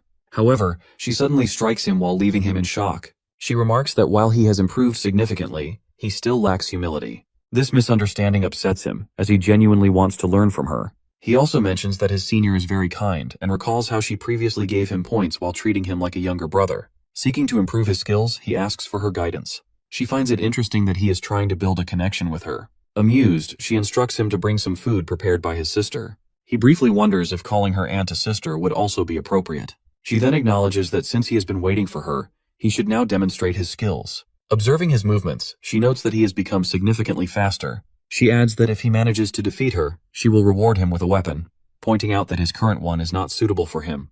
Curious, she asks if he also intends to use the principal staff. He responds by affirming that he understands the value of the black dragon sword he possesses. She then inquires about anything else he desires, to which he replies that he wants an enchantment level removal. Surprised, she questions whether he is aware of the cost of this skill. However, she quickly regrets bringing it up. In the evening, our boy lies down and tells his aunt that his body is aching, while his senior seems unaffected.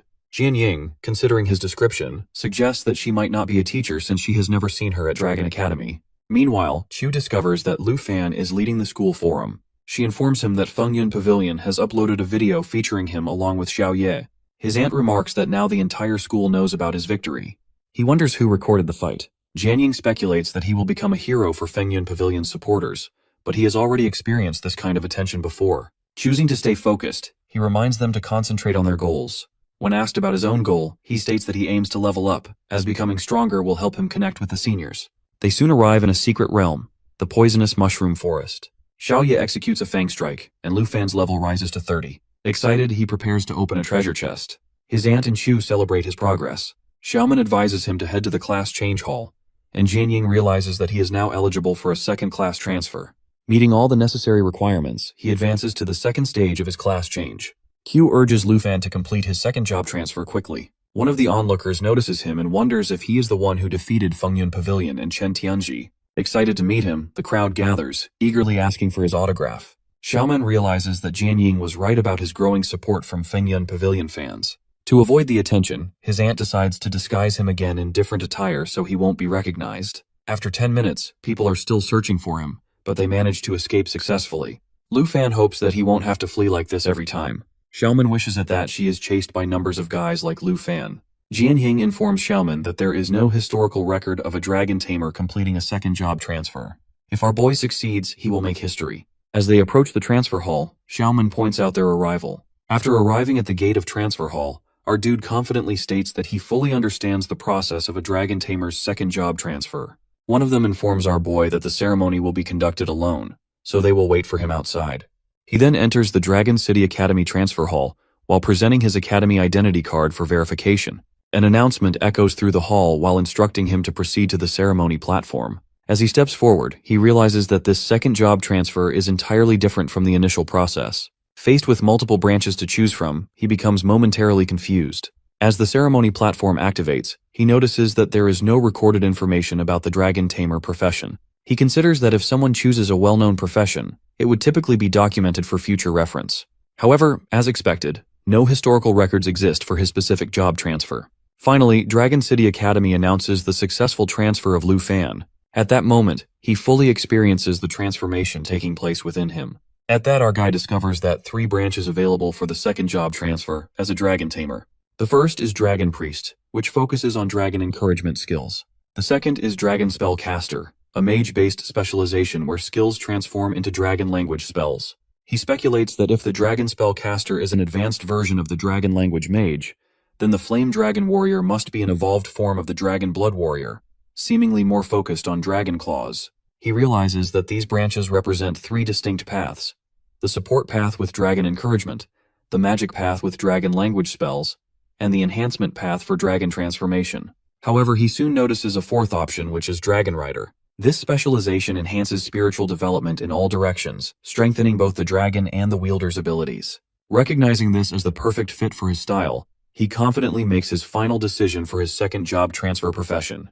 Meanwhile, outside the ceremony, people discuss the strong energy waves filling the area. Xiaoman begins to grow anxious while wondering why the ceremony is taking so long. Her nervousness increases with time, but Lu Fan's aunt reassures her while emphasizing the significance of this moment for him. However, she notices that Han appears even more anxious. Jianwing understands the aunt's concern while acknowledging that Lu Fan's rise to greatness hinges on this crucial decision. Q reminds everyone to have faith in him, adding that the 800-year decline of dragon professions is finally coming to an end. As the ceremony concludes, everyone eagerly asks our dude about his new profession. He assures them that everything went smoothly and promises to discuss it on their way back. He then reveals that his profession has changed from Dragon Tamer to Dragon Rider. Curious, they ask if this profession requires actual riding, to which he nods. He explains that another reason for choosing this path is that he has already received a dragon riding saddle. Once both of his dragons reach level 30, they will be able to use it effectively. He also wonders if this ability extends beyond just 2 dragons. Perhaps even a 3rd star dragon could be tamed. Hyo finds it fascinating that he will now be both a dragon tamer and a dragon knight, while his aunt feels it is somewhat unusual. She imagines him riding a dragon, but he quickly interrupts while telling them to stop picturing it. If he rides, he will be in full dragon form.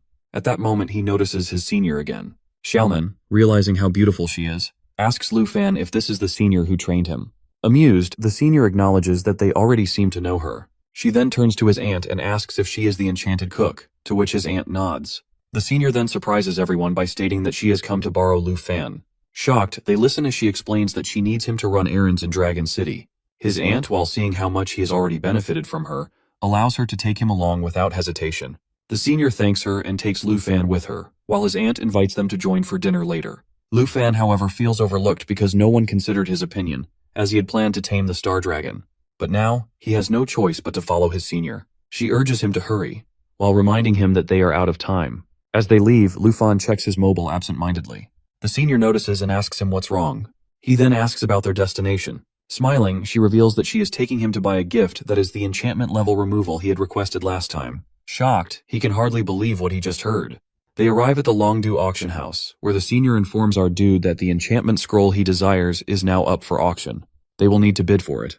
He recalls that the vice principal previously bid an astronomical amount for Dragon Cemetery, while leading him to assume that this auction will also demand a high price. He hesitates and suggests they forget about it, but the senior questions his lack of enthusiasm and assures him that she is extremely wealthy. Realizing he should be more cautious with his words around her, he promises to repay her quickly. Just then, the auctioneer welcomes everyone and begins the bidding for the rare enchantment scroll. The starting bid is 950 million dragon coins, quickly escalating to 1.25 billion, 1.4 billion, 1.85 billion, and finally 2.3 billion. The senior tells Lu Fan that they need to bid decisively. Suddenly, a 3 billion dragon coin bid is placed. Our guy is surprised to see that the bidder is Jinju and wonders why she wants the enchantment scroll. The senior explains that Jinju is the princess of the Taiki kingdom, and she is determined to acquire everything that can increase her wealth. She then tells Lu Fan that they will need to outbid her with even more coins. At that, our boy asks how she knows about Jinju, to which she replies that she has many sources of information. She also mentions that she will be helping him today and is willing to go to any extent to obtain the rare scroll. She bids 4 billion coins on his behalf while making the princess furious. However, the princess's guard assures her that they have 5 billion dragon coins available for bidding. At that moment, the senior announces that she has changed her mind and will bid 5 billion coins. With this, Lu Fan successfully acquires the enchantment scroll. As people watch him, they are invited to move to the VIP room. Meanwhile, the princess, overwhelmed with anger, decides to leave the auction. Later, in the Tianhua auction house VIP lounge, the senior and our guy are present when a girl named Du Yakyu appears. She immediately recognizes who could afford to bid such a high amount. The senior apologizes for arriving without informing her. She then introduces Lu Fan while explaining that he is her junior, and that she has purchased the enchantment scroll as a reward for him. Du Yakyu introduces herself and offers Lu Fan the option of calling her Aunt Du or Sister Du. She informs him that she is the head of the auction house and that he is welcome to visit any time if he wants to buy rare items. He then formally introduces himself as Lu Fan. Du Yakyu explains that she and the senior are close relatives, as she is her sister-in-law and the auction house is run by her and her brother. Lu Fan realizes how generous the senior was during the auction and decides that he should not insist on repaying the amount. Lu Fan thinks that with this scroll, he can easily remove the level 60 requirement from the soul wings of the Dragon King. Then, Sister Du asks the senior if she has collected anything for the codex. The senior replies that she has nothing left, to which Sister Du thanks her. The senior then tells Lu Fan that he should focus on repaying the 5 billion and suggests they head back since the aunt is waiting for them. Curious, he asks about the codex they were discussing. She explains that the codex is the key to generating dragon coins needed to purchase rare items. It is called the Bai Bao Codex. Sister Du informs him that his current earnings are merely pocket money and that the most valuable treasures are extremely expensive. She further explains that rare treasures recorded in the codex are appraised, and the auction house estimates their price, while giving 3% of the estimated value to the owner in dragon coins. This makes it a highly profitable business. Realizing this, our boy thinks that if he wants to repay the 5 billion, he can earn 3% of the estimated price by recording rare equipment.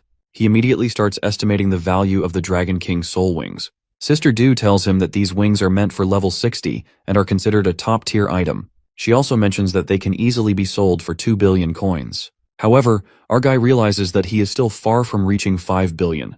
He then tells Sister Du that he possesses something even more valuable than the soul wings. When she asks about it, he reveals a dragon egg. She is shocked to see it and quickly realizes that he must be the dragon tamer from the southern province. Our guy tells them that he has a total of 5 dragons. Sister Du realizes that if the soul wings were already highly valuable, then this dragon egg would be unprecedented. He asks if the dragon egg can be recorded in the codex. She explains that it cannot be recorded there, but can be entered into the treasure catalog instead. She also mentions that once it is added to the catalog, the auction house will gain worldwide recognition.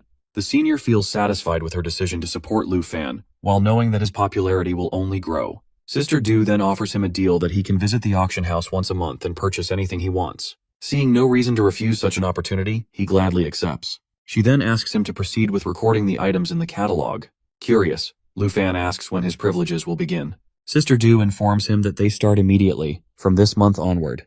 Without hesitation, he selects the item he wants, worth 5 billion, and immediately returns the amount to the senior. He chooses the enchantment level removal as his free item for this month. In this way, all the money is returned to the senior, who is surprised at how quickly he repaid it without any interest. Our guy then decides to visit the auction house every month to acquire rare items. Meanwhile, the people in the auction house notice the catalog being updated. Lu Fan wonders whether his soul wings and dragon egg have already been listed in the catalog. The people notice a dragon egg listed in the catalog and wonder if it is the legendary dragon. They are shocked to see it, and excitement spreads quickly. Our dude realizes that Sister Du acted swiftly while adding the dragon egg to the treasure catalog without delay. Meanwhile, the senior notices the growing commotion and suggests they leave before they get stuck in the crowd. As the people rush anxiously to see the dragon egg, Lu Fan and the senior manage to slip away unnoticed. She remarks that her sister-in-law's advertising strategy was a success and considers asking her for more rare items in the future. Lu Fan thinks about negotiating with her while recognizing her as a highly successful businesswoman. The senior then calls for a car and instructs Lu Fan to get in. When he notices that it is a different vehicle from the one they arrived in, she explains that she returned the previous one to her sister-in-law and that this is her own custom vehicle.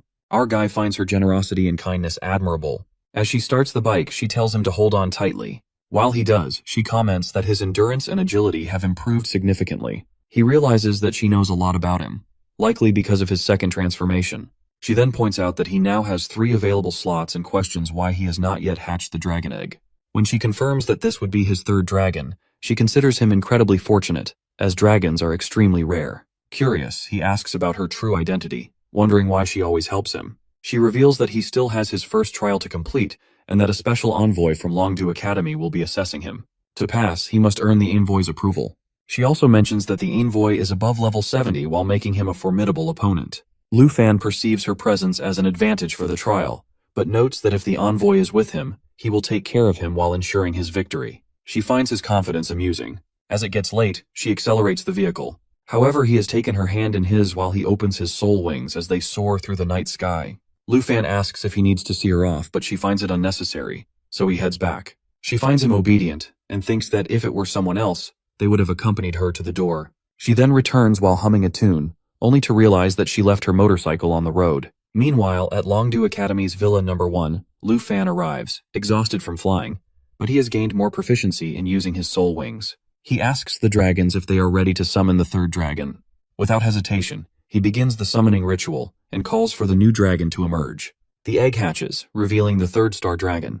Xiaoye and Shaofi are stunned at the sight. Lu Fan observes the juvenile form of the starry sky dragon and notes that it is a combat-type dragon. Its attributes are similar to Xiaofei's, but with greater strength than Xiaoye. He realizes that once the sky dragon reaches level 20, its strength will exceed 10,000. He also notices that its abilities and those of Xiaoye are well balanced across all attributes. Additionally, he recognizes that the star dragon's star shine scales function as a damage-absorbing skill that can both defend and attack for 60 seconds. He wonders if Star Surge will further enhance the dragon's strength. Furthermore, he realizes that the starry sky dragon possesses a magic skill, which he decides to test later. Now, it is time to name the new dragon. He names it Xingchen. Xiaoye roars in protest, prompting Lu Fan to reconsider and choose another name. As he asks the dragon for its preference, he realizes that Xiaoye cannot work well with this new dragon. Meanwhile, in Taiki Country's level 60-70 sand area, Chung Han stands with his guards. They inquire about his well-being. Chung Han states that his sister has asked him to contact her for help.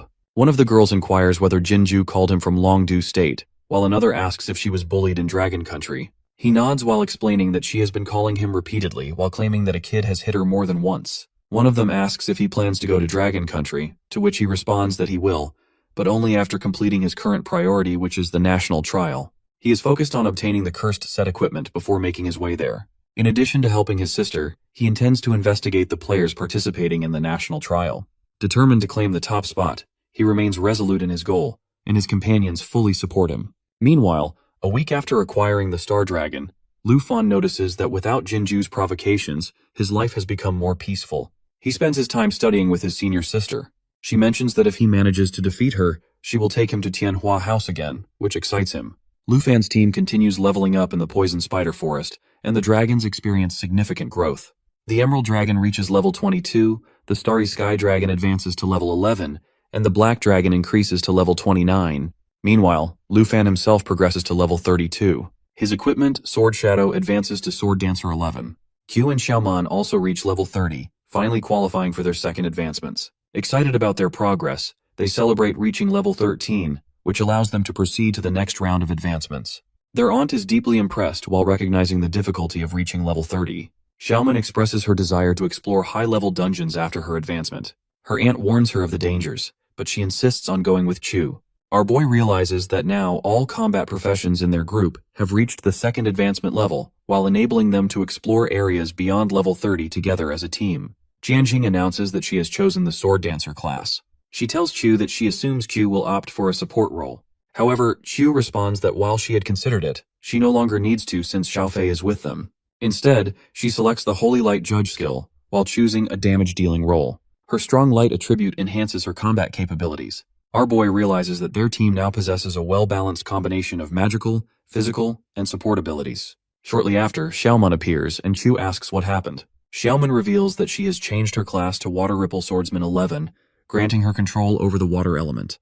Lu Fan wonders whether hidden classes can also emerge in the second tier. He finds her abilities extraordinary, and notes that their team feels even more balanced with her inclusion. He teases Xiaoman while making her angry, but then his attention shifts as he notices the envoy approaching. The envoy is expected to arrive soon at Dragon Capital Academy's Combat Class Hall.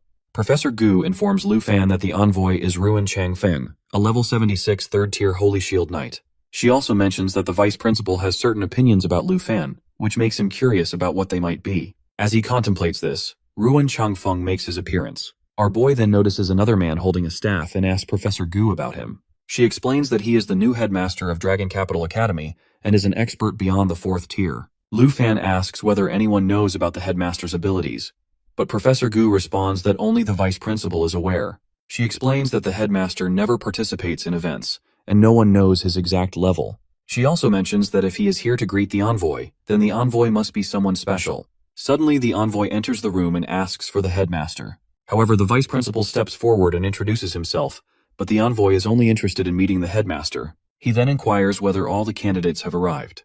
The vice principal informs him that only our dude has been recommended by Dragon Capital Academy. He assumes that the envoy might be displeased by this. Our dude remarks to Professor Gu that Ruin Changfeng is not an ordinary person. She agrees, while adding that it seems the headmaster values Lu Fan highly. The envoy expresses his discontent while stating that the school has already chosen a candidate for him without considering his opinion. The vice principal assures him that Dragon Capital Academy has full confidence in Lu Fan and believes he will leave a strong impression. He describes Lu Fan as a level 32 Dragon Knight, ranked number 1 in the southern province. The envoy approaches Lu Fan and questions whether he understands the efforts of the other candidates. He also asks if he can compete with experts at levels 50 or 60. Lu Fan finds the envoy's attitude suspicious and senses a hint of hostility. The envoy then declares that since Dragon Capital Academy places so much trust in Lu Fan, he intends to conduct a thorough assessment. The envoy challenges Lu Fan, which Professor Gu finds unfair.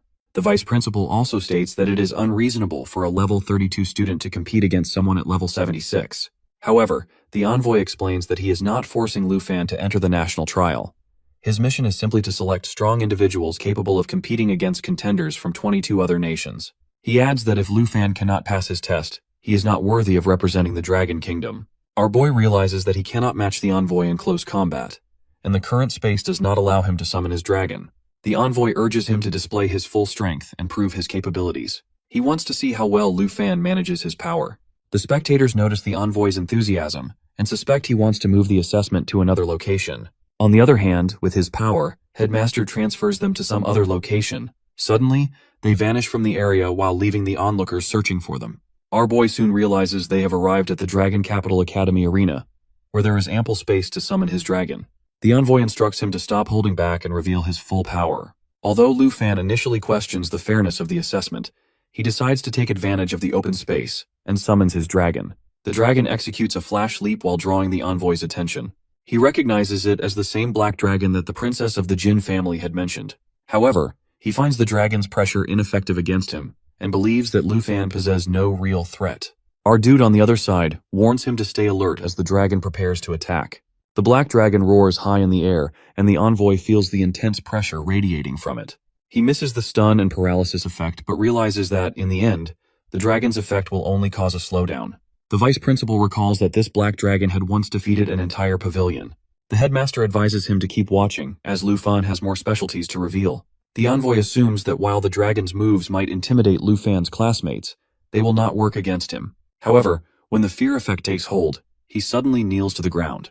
Lu Fan sarcastically asks how the envoy plans to assess him while kneeling, which frustrates the envoy even more. Furious, he demands to know how Lu Fan dares to challenge him in such a way. Meanwhile, the vice principal observes 2 opposing portals and wonders what Lu Fan is summoning next. The envoy then notices 3 dragons before him while leaving him in shock. The vice principal is equally astonished to see that our boy has 3 dragons. He then commands Xiaofei to summon the twin Wyvern Kings, which are the Wyvern King's soul wings. The vice principal turns to the headmaster and asks if he was aware that Lu Fan had 5 dragons. The headmaster, however, is just as surprised as everyone else. Lu Fan asks the envoy if he still believes that he is unqualified for the national trial. The envoy finds it impossible to accept being hit by our guy and considers him too young to defeat him. The headmaster remarks that no one would have imagined Ruin Changfeng, who is someone so mighty, to be in such a pitiful state. The envoy, however, convinces himself that Lu Fan is nothing without his dragons. He activates Holy Light Protection, with only 4 seconds remaining on its duration, because he sees our boy attacks nothing but a rookie move and prepares a strong blow. As 2 seconds remain, he believes that he can shatter the Emerald Light Layer in 1 strike. However, despite Envoy's attack, only half of the shield breaks under the force of Holy Light Judgment. The envoy realizes that his Holy Light protection is also nearing its end. Lu Fan wonders if the envoy is trying to retreat again while having relied on a flawed strategy. Before the envoy can react, Lu Fan knocks him to the ground. He taunts him, while asking where all his power has gone. To see the new attack from our MC, Envoy pleads him to hold on. As the dust settles down, the envoy is shown defeated and coughing. During a fight between Envoy and our dude, in the beginning, apologizes to Envoy for the matter with the mount. However, Lu Fan adds while pointing out that, in the harsh competition of the national trial, killing an opponent's mount is allowed. He mentions that Yuan Changfeng seems to be testing him on how he handles the situation. At this point, the vice principal shouts that the assessment should declare him qualified. Changfeng, upset, orders him to be quiet, while stating that the decision is his once the assessment is over. The principal then agrees with Changfeng's point because he won't be able to keep fighting. Envoy, while feeling cornered, recalls that with his dragon language magic and 5 dragons, he would be a strong contender in the national trial. Meanwhile, Envoy yells that Lu Fan alone cannot defeat him, and he blames Lu Fan for his downfall. He accuses Lu Fan of causing him to be abandoned by the Jin family and the high-ups of Longdu, ruining his career while mocking him, and even killing his mount. As a result, Envoy is determined to kill Lu Fan in revenge. However, our dude, filled with high energy, warns him that losing control in battle is pointless. He refuses to attack while Envoy is in danger and offers to continue the fight if Envoy believes Lu Fan has not passed the assessment. Lu Fan also tells him that if Envoy thinks that he ruined his career with Jinju, Lu Fan is always available for revenge, but next time, he will not hold back. Envoy, exhausted, collapses. The vice principal rushes to him, promising to find a priest. In the end, the principal praises our guy, impressed by his hidden strength. He asks how much power Lu Fan used in the fight. Lu Fan replies that he used less than 1% while explaining that the dragons only moved slightly without using their skills. The principal acknowledges that choosing Lu Fan was the right decision. Finally, he reflects that the principal feels strangely familiar to him. In the extreme northern region of Dragon Country, at an uncharted area level 60, the Marquis comments that Lu Fan is indeed the Dragon Country representative. He believes Yuan Changfeng likely signed this with great regret. Then, an officer enters and is allowed in. The officer asks what orders Lord Genbi has. The Marquis replies that he needs the Griffin prepared, as he plans to go to Longdu Academy. The officer, concerned, asks if he's leaving the northern border camp while mentioning that several exploration routes have recently been attacked, with the attacks coming from a specific area. He warns the Marquis that leaving now might be dangerous. However, the Marquis interrupts while assuring the officer that he isn't leaving for good. He tells the officer to notify the Griffin team and allow the other exploration routes to continue as usual. The Marquis adds that he will meet the Dragon Country representative and investigate the situation while planning to return in 2 days. The officer acknowledges this and understands. Meanwhile, on the other side, our boy looks at a map and mentions that the destination is over 1,000 kilometers away. He considers traveling there to search for treasure, thinking that with Yuan Changfeng's approval of the national trial qualification, there's not much to do lately. However, he realizes that the treasure is more than 3,000 kilometers away, and it's only a mid-level treasure map. Our boy tells him to forget it, while stating that he will contact him next time if needed. The bud offers to help by contacting a mage for teleportation, but warns that there will be an extra cost. Lu Fan, surprised, realizes that a god-level treasure map is finally within reach after so long. The boy then asks if our dude is still there. Lu Fan quickly responds and adds that he has another location to ask about, which is in the extreme northern region. Longdu Academy, Villa Number 1. Lu Fan and his friends are suddenly attacked by a person. He starts fighting with Lu Fan and his black dragon. They were continuously giving each other strong blows in return to one of the strikes. Lu Fan asks whether he wants to teleport again. While giving a strong punch, Lu Fan asks him to stop and quickly recognizes the attacker as the teacher who was with the principal that day. Meanwhile, his companions grow anxious and urge someone to call the fire department while questioning the explosion and everyone's safety. At the same time, Chu explains that they have been ambushed and that the attacker intends to eliminate them. Since he has been recognized, the enemy declares that there is no other choice but to proceed with his plan. As a result, Lu Fan realizes that the attacker is using Flame Core, a powerful fire mage skill. Knowing the enemy wants to take him down, Chu reassures Lu Fan that help is coming. Nevertheless, the attacker insists that Lu Fan cannot escape and that death is inevitable. In the meantime, Xiaofei prepares to cast Eternal Guardian to shield everyone, while the enemy laughs menacingly. The skill charges and guards all of them.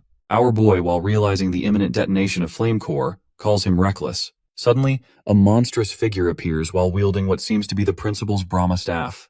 Without hesitation, the creature roars Lu Fan's name and attacks. Just then, the principal arrives, causing the attackers to vanish.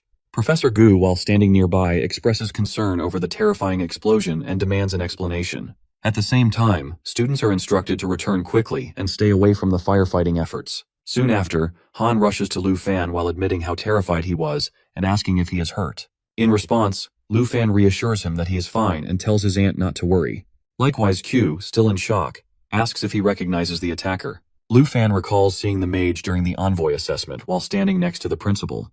As the situation settles, the vice principal acknowledges that no one expected an assassination attempt at the school. Shockingly, he reveals that the attacker is an honorary professor at Longdu Academy. Upon hearing this, Lu Fan questions the reason behind the attack, while Han demands a thorough investigation, while emphasizing how close everyone came to death. Additionally, Chu points out that the attacker was determined to die with Lu Fan upon realizing he was still alive. Finally, the vice principal urges everyone to remain calm and take a moment to breathe. He firmly assures them that the matter will be investigated thoroughly and that they will receive a proper explanation. The next morning, in the principal's office at Longdu Academy, He expresses concern that another assassination attempt is inevitable. Moreover, he believes that the danger will be even greater this time. He points out that the honorary professor has been at the academy for many years and that those around him are deeply hidden, which unsettles him. Although he has the ability to oversee the entire school, he admits that even a slight delay on his part could lead to unimaginable consequences. At that moment, he turns to Marquis and asks if he is paying attention. However, instead of responding seriously, Marquis jokes that the office could use some alcohol, complaining that the tea is too bland. After noticing the principal's frustrated expression, he laughs and reassures him that he is listening. Furthermore, he mentions that, despite traveling all this way, he has yet to ask about the reason for his visit. In response, the principal apologizes while admitting that he has been preoccupied with Lu Fan's situation. Consequently, he shifts the conversation and inquires about Marquis's mission in the far north. Without hesitation, Marquis states that the mission is far from complete. However, since the principal and vice principal need to investigate the attack and the school is no longer a safe place for Lu Fan, he sees this as an opportunity to help lighten their burden. As a result, the principal looks confused and asks what he means. In turn, Marquis clarifies that he wants to take Lu Fan with him. He explains that even if our boy is not afraid, more trouble is bound to follow. Therefore, taking him to the far north will ensure his safety before the national trial and prevent any harm to those around him. After hearing this, the principal acknowledges that Lu Fan will be safe with Marquis. Nevertheless, he questions what Marquis stands to gain from this. In response, Marquis explains that he has been observing Lu Fan's growth for a long time and finds his progress remarkable. Since there is no need for personal mentorship, he hopes that Lu Fan can assist him in investigating a certain matter. Ultimately, the principal understands and gives his approval, but insists that Lu Fan must not be put in danger. In the end, Marquis confidently assures him, while drinking alcohol, that Lu Fan will return safely. Meanwhile, at the main gate of Longdu Academy, a car arrives. As soon as the princess steps out, she happily greets her brother while expressing relief at his arrival. Teasingly, she asks whether she or his equipment is more important. Without hesitation, he assures her that she is his priority. Since the national trial is taking place in Taiki country, he explains that proper preparation is necessary.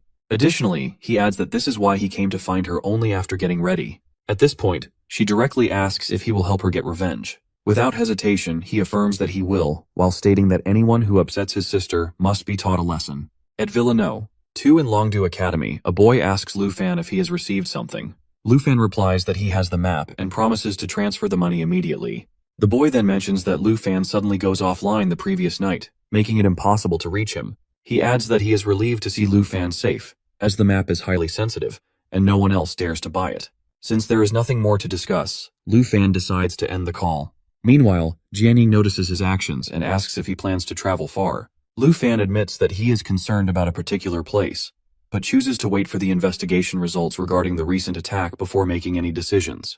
In response, she shares that she does not sleep well the night before and informs him that the others are still resting upstairs. She requests that if he decides to leave, he should inform everyone. Reassuring her, our boy promises that he will not leave without saying goodbye and expresses his gratitude for her care. Just then, a knock sounds at the door. Assuming it is the vice principal, Jianying offers to open it. However, when Lu Fan answers, he realizes that the expected visitor is not there. Instead, a stranger stands before him. Curious, Lu Fan immediately questions the man's identity and asks about the investigation results. In response, the man explains that he is unaware of the outcome but urges our boy not to worry, assuring him that he is not a threat. At the same time, Lu Fan notices that the man is accompanied by 2 unconscious bodyguards. The man clarifies that their condition results from a misunderstanding and asks if Lu Fan has a way to treat them. He further explains that he only comes to find Lu Fan, but the bodyguards attack him without hesitation. Defending himself is his only choice. Observing the situation, Lu Fan quickly realizes that all the bodyguards arranged by the vice principal have been subdued. This makes him wonder whether the stranger is another attacker. Lu Fan asks the man about his identity.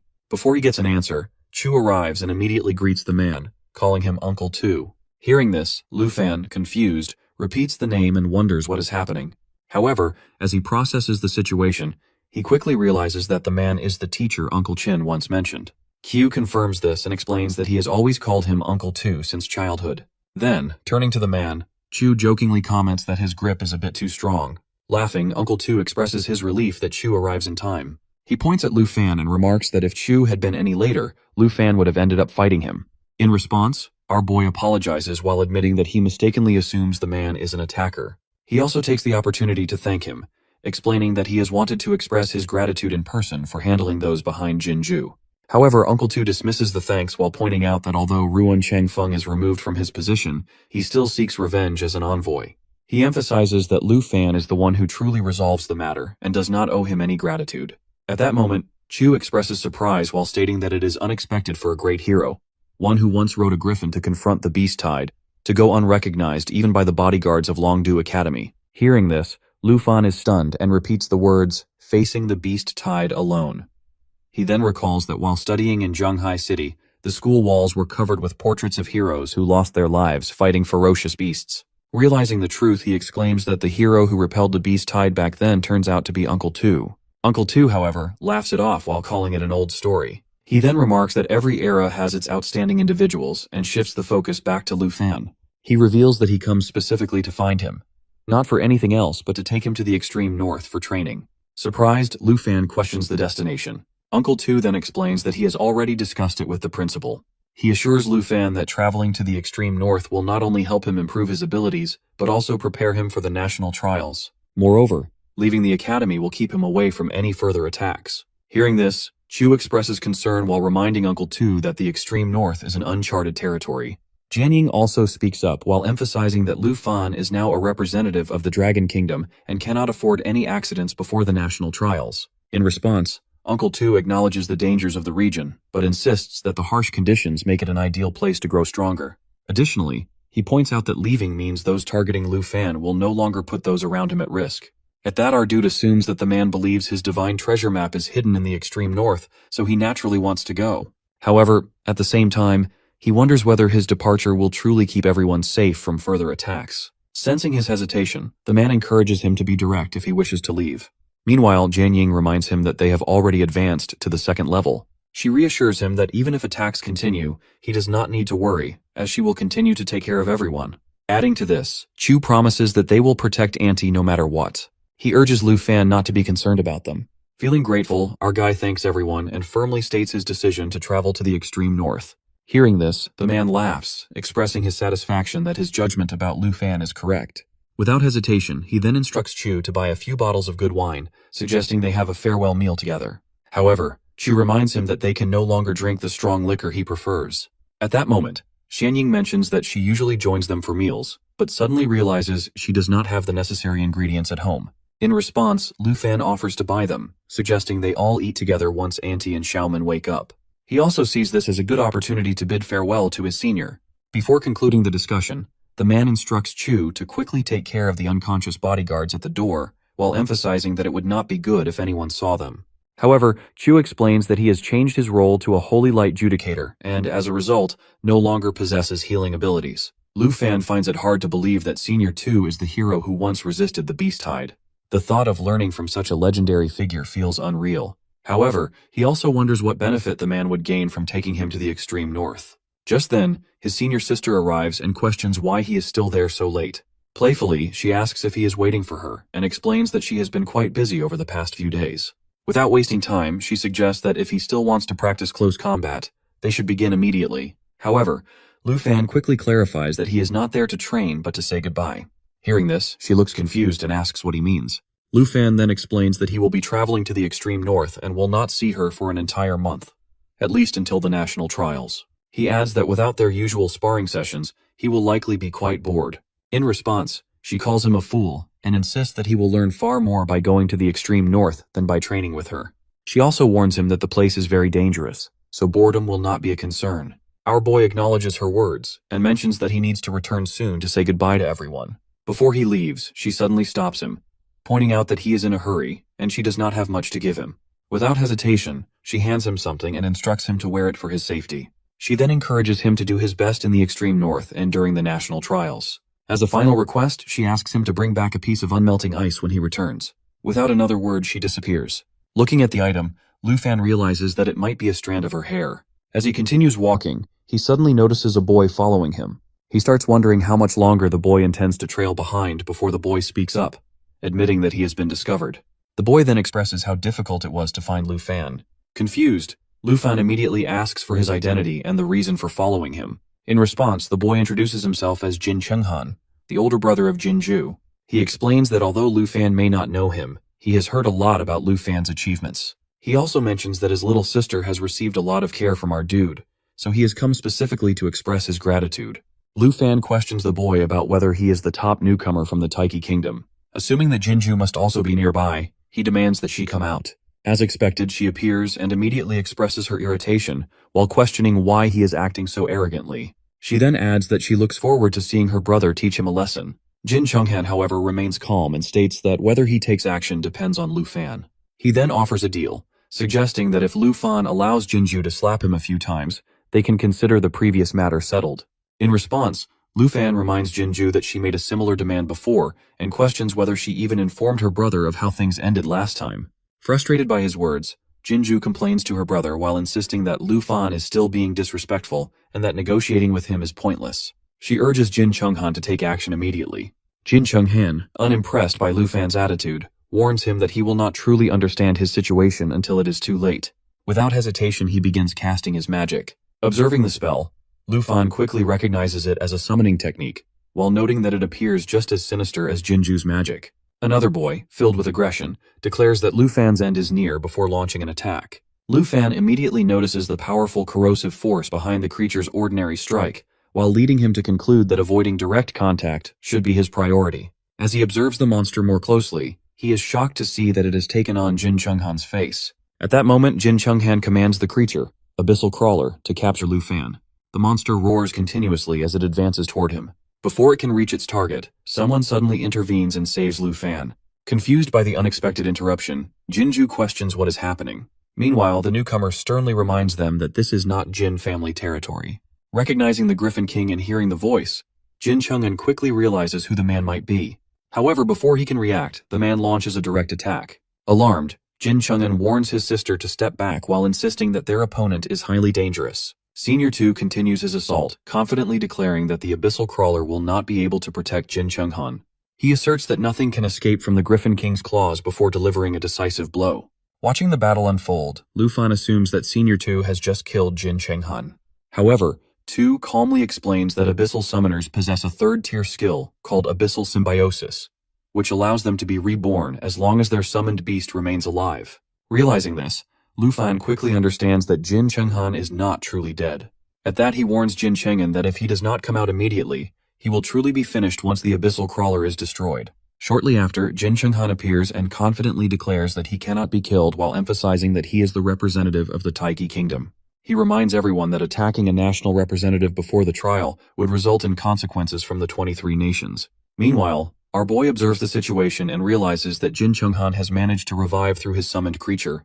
In response, 2 acknowledges the rules, but points out that if a representative is attacked first, retaliation does not lead to punishment. Shocked by this statement, Jin Chunghan questions what he means. At that moment, Lu Fan is identified as the representative of the Dragon Kingdom.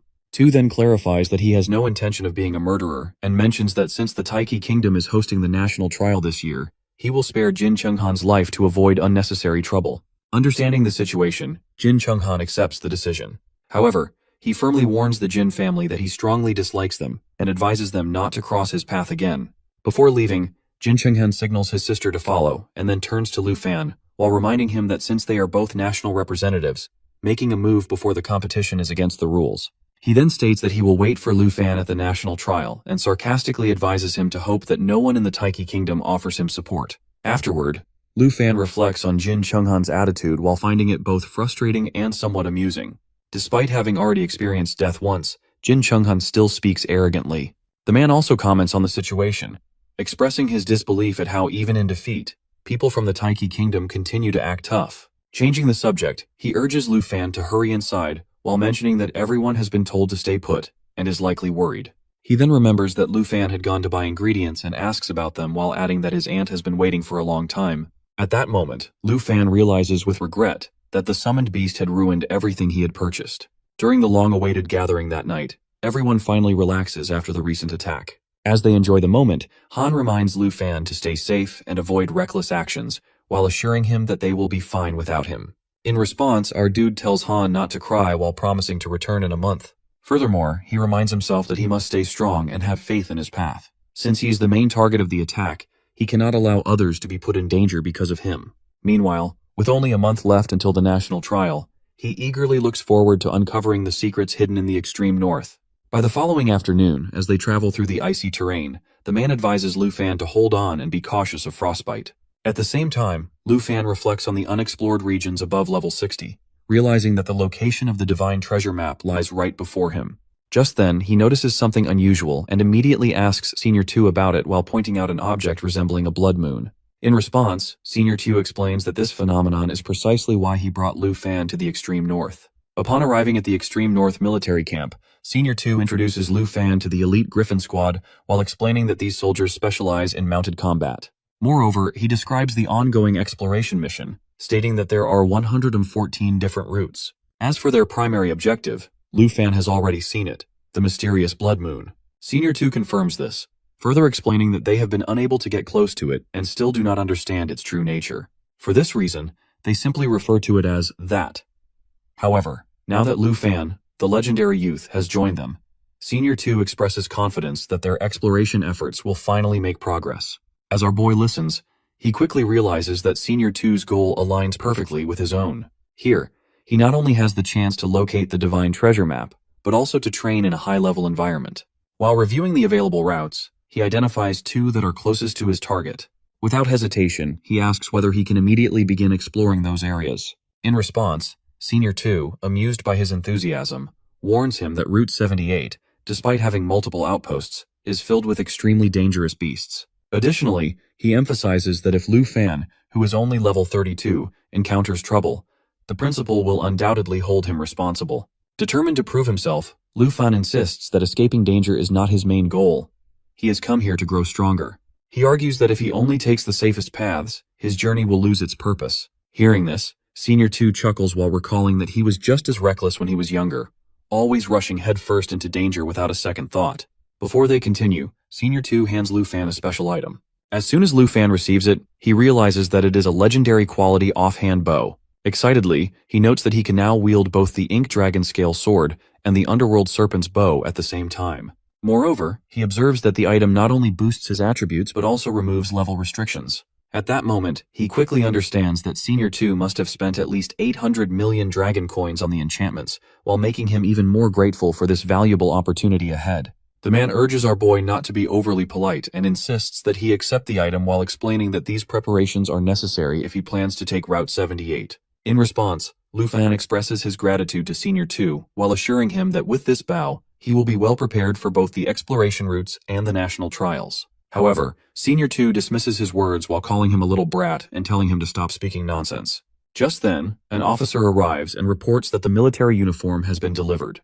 The Marquis, also known as Senior 2, instructs Lu Fan to put it on while stating that he will take him to observe the mysterious phenomenon up close. Furthermore, he explains that if Lu Fan still insists on taking Route 78 after their return, they will set off with the team the following day. Without hesitation, Lu Fan responds with enthusiasm while expressing that he cannot wait any longer. As they prepare to leave, the Marquis questions Lu Fan about why he, as a dragon rider, is not using his dragon for travel. Lu Fan explains that his dragon's level is not high enough yet. However, he mentions that Xiao Ye has recently reached level 29 and will soon unlock the ability to be ridden. Upon hearing this, the Marquis laughs, teasing that once Lu Fan is able to ride, he might make an exception and recruit him into the Griffin squad. Just then, Lu Fan's dragon lets out a mighty roar while signaling its readiness for the challenges ahead. Lu Fan advises Senior 2 to be cautious, but the man dismisses his concern, stating that Lu Fan should worry about himself instead. He warns him that, especially on Route 78, his reaction speed might not be enough to keep him safe. Meanwhile, Lu Fan observes that all the elite Griffin squad members are above level 70. He realizes that even though Senior 2 joked about making an exception for him, his current performance is likely not up to standard. Understanding that this is not like school, he knows he must take things more seriously. As they arrive at their destination, Senior 2 points it out, and Lu Fan is immediately taken aback. He describes it as a giant eye. Senior 2 confirms his observation and explains that it is actually an enormous, dead beast, though no one knows exactly what it is. While looking around, Lu Fan notices the eye and the surrounding mountains. He begins to wonder if it could be part of a dragon's head, but its immense size makes him doubt it. Since even the Griffin squad is unable to investigate its entire body, he remains uncertain. Senior 2 acknowledges how shocking it is while admitting that when he first got close, even the Griffin King refused to approach it. He explains that the discovery happened purely by accident. Lu Fan, however, is puzzled because even the system cannot identify any details about the creature. Senior 2 then comments that there are still many areas in the world unexplored by humans, and it is up to people like him to lead the Griffin Squad in uncovering these mysteries. He recalls that when he first found the creature, it did not look the same. At that time, he had approached it while clearing a resource extraction point above the owl demon. Just then, Senior 2 instructs the adjutant to spread out the gathered information. However, an officer suddenly reports that the owl demon has escaped and asks if they should pursue it. Senior 2 immediately decides against it while ordering the entire team to descend and focus on rescuing others instead. While they are making their rescue attempts, an officer suddenly exclaims in shock, pointing out that the massive eye has opened. Calling for caution, he warns the lord of the northern town. Reflecting on the past year, Senior 2 reveals that despite the efforts of experts from various places, no one has been able to uncover anything about the mysterious creature. However, he is certain of one thing: it is still alive. He recalls the moment when it opened its eye right in front of him, and questions whether peace can continue if it ever fully awakens. At that moment, Lu Fan notices a group flying over and assumes they are members of the Griffin Squad. However, Senior 2 corrects him while stating that while they once were, they no longer belong to the squad now. Lu Fan notices something unusual and immediately asks Senior 2 what exactly those things are. In response, the man explains that they are quite troublesome and admits that he has no desire to kill them. Then the mount of Senior 2 applies an ice web that grabs the opponents. Our boy also give a strong strike towards the fallen corpse. Curious, our boy then inquires whether they were once his subordinates. However, instead of providing a direct answer, Senior 2 simply states that it is time to return. Without further discussion, they promptly head back to their base. The fallen corpse see while standing that they have gone back. The next morning, while on a call, Senior 2 confirms some important information with the person on the other end. Just then, an officer arrives and quickly reports that regardless of whether the concern is about the fallen corpses or the colossal creature, he intends to head to the front lines. Acknowledging his words, Senior 2 instructs him to call in the others. Shortly after, a group of officers enters, and one of them salutes before formally reporting that all members of the 78th Squad are present. During a rare break, one of the boys curiously asks what orders Lord Genbei has for them. Without hesitation, Senior 2 addresses an older squad member named Lu, and announces that a new team member has been assigned to them. He then introduces Lu Fan as the top student from Dragon Capital Academy. Upon hearing this, Lu Fan greets everyone and inquires about its significance. In response, a girl explains that it is a military merit badge. She further elaborates that Captain Lu earned the copper badge, which qualifies him for his rank. Additionally, she clarifies that higher-ranking officers wear silver or gold badges. Within the Griffin Squad, she notes, only 8 members hold the gold rank. Whenever Lord 2 is absent from the camp, she adds, those 8 individuals assume command. Still doubtful, Old Hu turns to Senior 2 and questions the decision to assign a college student to their squad. With clear skepticism, he sarcastically asks if this is merely an internship meant to enhance a resume. As he continues, he insists that the 78th Squad's missions are highly demanding and that they do not have the time to babysit newcomers. However, without hesitation, Senior 2 remains firm. He quickly reminds the squad that he never jokes about such matters. Moreover, he assures them that if Lu Fan encounters danger, it will be his own responsibility. Additionally, he firmly establishes that while they may be brothers in private, in the camp, he is their commanding officer. From that moment on, he declares, Lu Fan is officially a part of their squad, and they are required to treat him like any other member. Accepting the decision, Old Hu acknowledges the order. Without delay, he then instructs Shenkai to take Lu Fan to the squad's meeting room, as the mission briefing is about to begin. Meanwhile, a girl sighs in frustration, openly complaining about the added hassle. In the 78th Squad's meeting room, Old Lu informs everyone that, according to the forward station's report, a blizzard is expected to arrive in 4 days. Given this, he emphasizes that the mission must be completed within that time frame. Since traveling to and from the forward station takes 2 days, he explains that the squad will have only 2 days to explore along Route 78 once they arrive. Hearing this, Shenkai expresses concern, pointing out that 2 days may not be enough time for a thorough exploration. However, Old Lu remains firm while stating that with the addition of a new team member, the goal is to clear 100 miles, which will be considered a successful mission. A girl in the squad, still skeptical, comments that covering such a distance is already challenging. Furthermore, she questions whether they will have to slow down because of the student's presence. Without hesitation, Old Lu dismisses the concern, reminding everyone that time waits for no one. He then instructs the squad to prepare their griffins and be ready to depart in 15 minutes. In response, the girl, clearly frustrated, complains about the strict orders and suggests that waiting until the blizzard passes would be more reasonable. However, another squad member, a boy, points out that their squad is on the front lines, meaning they do not have the luxury of waiting. Meanwhile, old Lu turns to Lu Fan and informs him that he can keep his mount in the squad's stables, where the best feed is available. In response, Lu Fan explains that his mount is not yet at a high enough level for him to ride. Upon hearing this, the girl reacts with shock and immediately refuses to carry him while stating that it is now Captain Lu's problem. Another boy, clearly disgusted, questions how Lu Fan plans to fly with the squad.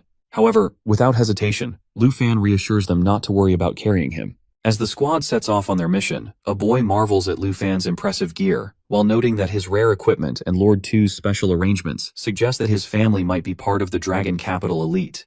Turning to a girl, he points out that her giant eagle mount is accompanied by 2 baby eagles and asks if they are being used as scouts. However, she dismisses his question while reminding him that it is not the right time for chatting. Instead, she warns everyone that they are about to enter the cloud cluster. At that moment, old Lu issues a cautionary command, informing the squad that visibility within the cloud cluster is extremely low. He instructs everyone to stay alert. Meanwhile, the boy, concerned for Lu Fan's safety, advises him to stay close and avoid getting separated. In response, Lu Fan acknowledges the warning and assures him that he understands. But then he loses control and realizes that he has lost the sight of Chang and Captain Lu. He then finds a sky predator lion. The corrupted sky predator lion appears, and Lu Fan realizes that the blood moon does not only affect humans. He also notices that these corrupted creatures are different from normal monsters. Shen arrives on an escort hawk while instructing it not to let the sky predator lion win, as she has already lost 1 eagle. Chang, while riding his falcon, tells it to stay strong, as the skies are filled with elite monsters. He assures Lu Fan that he will protect him while believing it is easy for him to handle these creatures. Chang insists that he will shield Lu Fan from the monsters, but Lu Fan is eager to fight as well. Shen reminds him to follow the team plan, and Chang prepares to engage the sky predator lion. He also mentions that despite relying on Captain Lu for so long, they have yet to receive any badges. Suddenly, a powerful sound echoes through the air. Lu Fan quickly realizes that it is not coming from the sky predator lion. As they search for the source, they discover the presence of the Heaven Devourer, a monstrous creature unlike any ordinary beast. Lu Fan is astonished by its sheer size, finding it even larger than Xiaoye. Just then, Captain Lu arrives. Chang mentions that the Heaven Devourer has appeared while prompting Captain Lu to instruct everyone to fly higher, as the clouds are filled with corrupted birds. Lu Fan wonders if everything near the blood moon is corrupted. He also realizes that this monster is altering everything around them while making escape nearly impossible. Uncertain whether his dragon will be affected by the corruption and the blood moon, he knows it is necessary to summon it. He offers to handle the situation alone, but Captain Lu refuses while reminding him that they are close to escaping the cloud cluster. As they finally break free from the clouds, the immediate crisis is averted. Our boy questions what just happened, and Captain Lu explains that once the Heaven Devourer emerges from the clouds, it falls. Reflecting on the situation, Lu Fan acknowledges that he has learned many lessons from the veterans of the Griffin Corps, including various strategies for dealing with corrupted monsters. Captain Lu then instructs Chang and Shen to prepare for landing. Lu Fan notices the captain is in a hurry and feels guilty for not being more familiar with the northern terrain, which led to a long detour. However, Chang reassures him that everything here is unfamiliar to newcomers. Realizing that only 3.5 days remain to complete their exploratory mission, Captain Lu grows concerned that our boy is slowing them down. Shen, however, insists that there is no time for adjustments. Our boy worries about failing to complete the mission by the 4th day, but she reminds him to stay focused, emphasizing that this is a place where he must prove his worth through hard work. She also warns that the ground beneath them is highly unstable, and if it erupts, the situation will become extremely dangerous. She suggests that Lu Fan should return and monitor the logistics instead. However, he insists that Captain Lu has trained him well and asks her to trust his strength in the upcoming challenges. Captain Lu reassures them that if Senior 2 has made this decision, it will be beneficial for everyone. With that, he urges them to hurry and move forward. Shen hopes that Lu Fan does not make the situation worse, but Captain Lu assures her not to worry and instructs Lu Fan to focus only on protecting himself. Suddenly, the falcon lets out a sharp cry while prompting Shen to recognize it as an alarm signal indicating danger. She wonders what the threat could be, but before she can react, Captain Lu orders everyone to scatter and evade. He also instructs Chang to activate the shield of protection. As the chaos unfolds, Chang realizes that he has been separated from our boy, which deeply unsettles him. Meanwhile, Lu Fan suspects that another corrupted monster may be approaching. Captain Lu quickly calls for a status report while confirming that both he and Shen are unharmed. He then asks Lu Fan to respond. However, at that moment, Lu Fan finds himself completely surrounded by level 80 elite monsters. Captain Lu calls out to Lu Fan again, but Shen urges him to lower his voice while warning that loud noises could attract more monsters. The captain fears that Lu Fan may already be finished. However, as he scans the surroundings, he spots a group of 20 to 30 ice-field yetis. Realizing the overwhelming numbers, he prepares to retreat. But Shen quickly suggests using her falcon for a feint attack. Agreeing with her strategy, the captain instructs her to launch the feint while he retrieves Chang. As they move forward, Captain Lu suddenly changes the plan. He decides to engage the icefield yetis himself, while Shen is tasked with finding Chang. Without hesitation, she heads off in search of him. Standing his ground, Captain Lu unsheaths his sword and confronts the approaching monsters. Meanwhile, Shen navigates through the horde, knowing she must expose herself to locate Chang. She blows a whistle as a signal. While the captain battles the yetis, she continues her search. On the other hand, Lu Fan has already found Chang. He checks on his condition, but before Chang can respond, Lu Fan instructs him to remain quiet and wait. He is here to rescue him. Assuring Chang that he will treat him after dealing with the 3 large monsters, Lu Fan prepares for battle. However, Chang warns that he cannot heal him, and insists that he should not fight against level 80 elite monsters. Ignoring the warning, Lu Fan activates his dragon aura and readies his sword for combat. Lu Fan delivers a powerful blow with his sword, leaving Chang in shock. He finds it impossible, but Lu Fan insists that nothing is beyond reach.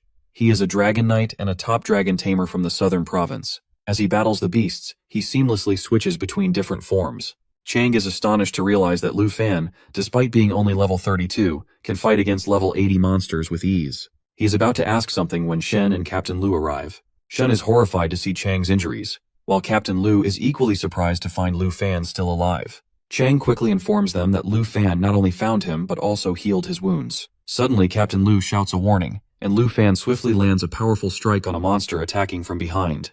Without hesitation, the captain gathers everyone and lays out a plan. Shen offers her giant eagle, stating that it can carry 2 people to safety. However, Lu Fan suggests an alternative.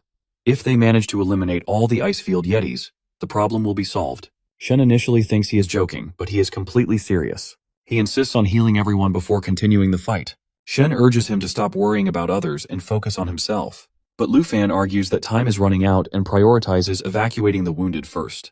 Captain Lu watches as Lu Fan insists on retreating with the wounded from the kingdom, then hands him a bow. He recalls that Senior 2 always used a bow to strike precisely at the head of the Southern Kingdom's enemies. Sheen begins to wonder if Senior 2 has entrusted Lu Fan with a special weapon. Lu Fan reassures them not to worry and urges them to escape while he handles the icefield yetis alone. Captain Lu, though concerned, tells him to be careful. Determined, Lu Fan prepares to test Senior 2's bow for the first time. Meanwhile, Shen reflects on Lu Fan's insistence on evacuating everyone, while realizing that he is not just an ordinary warrior. Chang, now fully aware of Lu Fan's strength, acknowledges that he is an exceptional dragon knight. He tells Shen that Lu Fan is a dragon tamer from the southern province, while reinforcing the growing admiration for his remarkable abilities. The Yeti hurls ice blocks toward our boy, attempting to freeze him, but he manages to break them. Surprised by their persistence, he unleashes the arrow of the Dark Serpent. Calling Xiaoye and Xingchen, he directs their attention to the fallen corpses. As the Yeti's health declines, they grow more ferocious. Lu Fan signals Xingchen to prepare his skills and initiates Shattered Star. However, he abruptly halts him while deciding to detonate the stars himself. Using the serpent arrow, he shatters them while causing massive destruction. The force sends everyone flying through the air before a falcon swoops in and carries off Captain Lu. Meanwhile, Chang struggles with his wounds, the pain intensifying. The captain wonders if Lu Fan's power is tied to a dragon's potential. Acknowledging Xingchen's efforts, he tells him to rest while instructing Xiaoye to continue working. He instructs her to check the fallen corpses and, if none remain, to proceed with the squad. Just then, he notices Captain Lu returning. Curious about his reappearance, he questions him, and the captain inquires whether the explosion was his doing. He also asks about the figure standing behind him while prompting the dragon to roar. Lu Fan quickly calms her while assuring that they are his companions. He then commands her to shift into the black dragon devastating dragon form. Sensing her unease, he advises her to clear the area if she is not feeling well. She applies the cataclysm technique, swiftly eliminating all threats. Chang and Shen are astonished, while realizing that he is a dragon tamer from the South Province. The captain, equally intrigued, questions whether the dragon is his pet.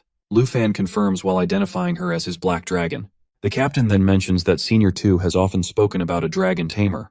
Finally understanding that Lu Fan is the legendary pet dragon tamer, regarded as the best in Senior 2's eyes. Shen admits to knowing little about him, but acknowledges his value to their team. However, Lu Fan humbly responds while explaining that his lack of knowledge about the area has only caused them trouble. He finds it exhausting that they constantly need to guide him. However, Captain Lu reassures him while acknowledging that he is the most responsible warrior he has ever trained. Expressing gratitude, he thanks him for saving them. Shen, while realizing her mistake, admits to underestimating his abilities and failing to recognize his true power. Chang, impressed by his strength, states that they will now rely on him more. Appreciating their trust, he thanks them for understanding. Meanwhile, the Black Dragon reaches the 30th level, unlocking a new perception skill. The Falcon, while observing the transformation, questions what is happening to Lu Fan's pet dragon. He quickly realizes that the dragon's level is increasing as expected, with all its attributes significantly enhanced. Feeling more confident, he sees no difficulty in handling high-level challenges. Chang, while noticing the dragon's growth, asks if he can now ride it. Confirming, Lu Fan acknowledges that he has indeed become a full-fledged dragon rider. The dragon roars in the air as Lu Fan's companions urge him to observe his dragon pet, noting the intense flames. Our boy also wonders about the state of the Black Dragon, as it begins shifting into its World Destroyer form. He then informs them that Xiaoye has undergone evolution to the 2nd tier, which makes this form significantly more powerful. Now the dragon is fully grown. His companions are amazed by its transformation, finding it incredibly cool. Old Lu also praises the dragon's fire form while describing it as impressive, though he finds its rapid growth astonishing. However, he suggests that Lu Fan should have a special saddle for better control. Lu Fan replies that he already has his own saddle, which he believes is sufficient. Captain Lu then mentions that he possesses a military-grade saddle that can boost attributes by 10%, while making it a rare and valuable item. Shen adds that this equipment is specifically designed for dragon-type mounts, further increasing attributes by another 10%. Hearing this, Lu Fan calculates that all his attributes will stack up to 100%. His companions are shocked to learn that his equipment is highly specialized while providing him with additional advantages in battle. Impressed by Lu Fan's preparations, Captain Lu challenges him to display his saddle's capabilities. However, he internally doubts that Lu Fan's saddle could match the effectiveness of his military-grade one while considering it inferior. At that moment, he feels a sense of embarrassment, realizing he may have underestimated Lu Fan's resources. At first they think our dude is exaggerating, but soon they realize he is truly exceptional. One of them wishes for a saddle like his, but Captain Lu reminds her that it is specifically designed for dragons and questions whether her falcon has dragon blood. At that, our guy expresses gratitude to his dragon for always standing by his side, determined that from now on, they will face any danger together. While Captain Lu is speaking with Shen, another member of the group suddenly calls their attention to Lu Fan while declaring that he is becoming the first true dragon rider. As he equips the dragon saddle, Lu Fan feels an immense surge of power coursing through his body, while making him capable of taking down even massive beasts. He wonders whether the saddle is granting him the power of the dragons. Now at rider level 32, Lu Fan stands as the first true dragon rider in history. Captain Lu acknowledges his extraordinary abilities. One of his companions remarks that he had already recognized Lu Fan's power when he saved him, but now he appears even more formidable. He recalls his own experience, fighting elite-class warriors at the Dragon Capital Academy before joining the Griffin Corps after 10 years. But he realizes that Lu Fan is far more skilled and powerful. As Lu Fan begins riding his dragon, it soars high into the sky while letting out a mighty roar. Suddenly something strange occurs.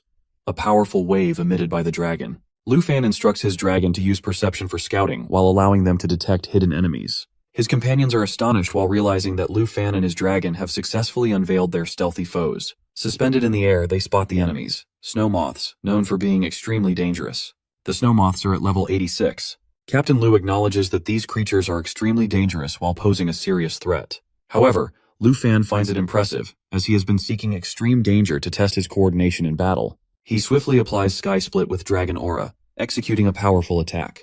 His companions watch in disbelief as he effortlessly crushes the snow moths, creatures that have previously claimed the lives of many of their allies. They ask Captain Lu if they should still be concerned about the threat. Observing Lu Fan's long-range coordination skills, they begin to realize how valuable his abilities are. Lu Fan warns everyone to stay vigilant, assuring them that with his dragon's perception, the snow moths can no longer hide. Old Lu expresses gratitude while acknowledging Lu Fan's incredible skill in eliminating the creatures. While the others feel relieved, Shen reminds them not to become overly dependent on Lu Fan and to strengthen their own abilities. Lu Fan then informs the captain that he has now mastered coordination techniques with his dragon, while allowing him to take on the exploitation mission with confidence. Captain Lu assures him of his trust, but points to the starless night sky, noting the appearance of a blizzard from the north that could strike by tomorrow. He emphasizes the danger while explaining that if the storm arrives earlier than expected, they will have no time to retreat to camp. Recognizing the risk, they all agree that the situation is perilous. However, Lu Fan reassures them while stating that the high-threat snow moths are no longer a concern. He also notes that facing both the beasts and the blizzard will be an opportunity for him to earn military merit. Despite his determination, he assures them that he will not endanger anyone's life, as he is confident in his ability to complete the mission. Captain Lu, while trusting his capabilities, accepts his request and reassures the group that with Lu Fan leading, they have nothing to fear. In the extreme north region, line 78, Lu Fan fights against snow moths in the midst of a blizzard. During the battle, he discovers an unmelting ice dropped by the creatures, an item highly sought after by the senior. Recognizing its value as a high-quality ice crystal, he ensures the safety of his companions in the harsh environment. Captain Lu instructs Lu Fan to continue fighting and complete the mission, though the cold is making them all shiver. Lu Fan, while feeling numb after battling the snow moths, presses on. One of his companions questions whether he truly intends to take down level 85 monsters while still at level 32. He remarks that if Lu Fan possesses such strength, he will undoubtedly earn the gold badge by defeating the blizzard. Shen suggests that they should have called Senior Tu to assist in handling the situation. Captain Lu then informs our dude that they have successfully advanced 100 miles, but their supplies are running low, so they should return to the barracks. His companions agree while expressing their exhaustion from the cold and their need for rest. Lu Fan also decides to head back, as Xiao Ye is in need of food and rest. Captain Lu instructs Shen to set a landmark signal in preparation for their return to camp. She complies and activates the signal. Lu Fan, curious, asks what she is holding.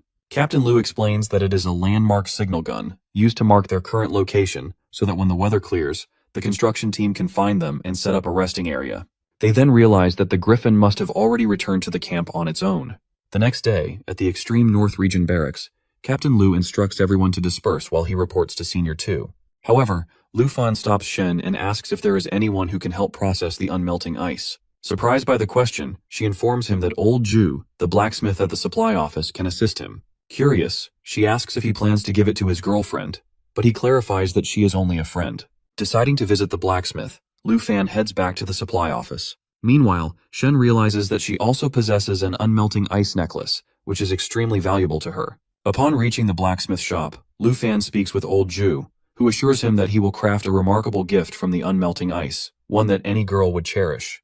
Grateful for his help, Lu Fan thanks him. Suddenly, Senior Tu appears while searching for Lu Fan. He informs him that Captain Lu has spoken highly of his actions while praising him for saving everyone during the first mission, and successfully leading them through the Blizzard mission. Acknowledging his strength and exceptional performance, Senior Tu rewards him with a copper badge. Lu Fan expresses his gratitude as he receives the Griffin Copper Military Merit Medal. He soon realizes that this badge grants him a rank equivalent to that of a captain. Senior Tu expresses interest in seeing Lu Fan's coordination with his dragon, as Captain Lu has praised their exceptional teamwork. Lu Fan then realizes that as they move closer to the Blood Moon, more creatures turn into undead. However, he also notices that Shen's giant eagle and his own dragon remain unaffected by this phenomenon. Senior Tu observes Lu Fan's dragon and remarks on its unique and powerful presence. He provides the dragon with plenty of meat, and Lu Fan realizes that Xiao Ye is extremely hungry. Senior Tu insists that the dragon should eat first before they proceed. Meanwhile, he shares intelligence gathered from the Star-Spangled Nation. He explains that their national trial representative, Morgan, has been tasked with exploring the mountain ruins, and his intelligence team has been tracking him closely. Senior Tu then presents photographs obtained through communication with Morgan's family, while revealing a massive humanoid skeleton. Lu Fan immediately recognizes its resemblance to the giant creatures associated with the Blood Moon. However, Senior Tu points out that, in comparison, the figure in the image is minuscule, almost insignificant. He then leads Lu Fan to another room and plays a video sent by his intelligence team. The footage features the Morgan family and the sacred mountain ruins, which, according to Senior Tu, could hold the key to uncovering a significant secret. Senior Tu shows him a video in which his intelligence personnel arrive at a location and encounter a creature resembling a six-winged angel. They send a team while including an expert from the fourth transformation to explore a temple. As they proceed, a strange sound echoes, and a woman identifies it as a holy mountain puppet. The golden light emanating from the temple alters the nearby creatures while mutating them into stronger beasts. Suddenly, a man notices someone approaching. The woman assumes it is the expert from their team returning, but he quickly realizes something is wrong due to the figure's wings. Panicked, he urges her to run, realizing that their teammate has transformed into a holy mountain thrall. The video ends, and Senior Tu explains that his professional team managed to escape while allowing them to obtain this footage. At that, our dude contemplates the nature of this creature while prompting Senior Tu to clarify that it is far more dangerous than the holy mountain puppet.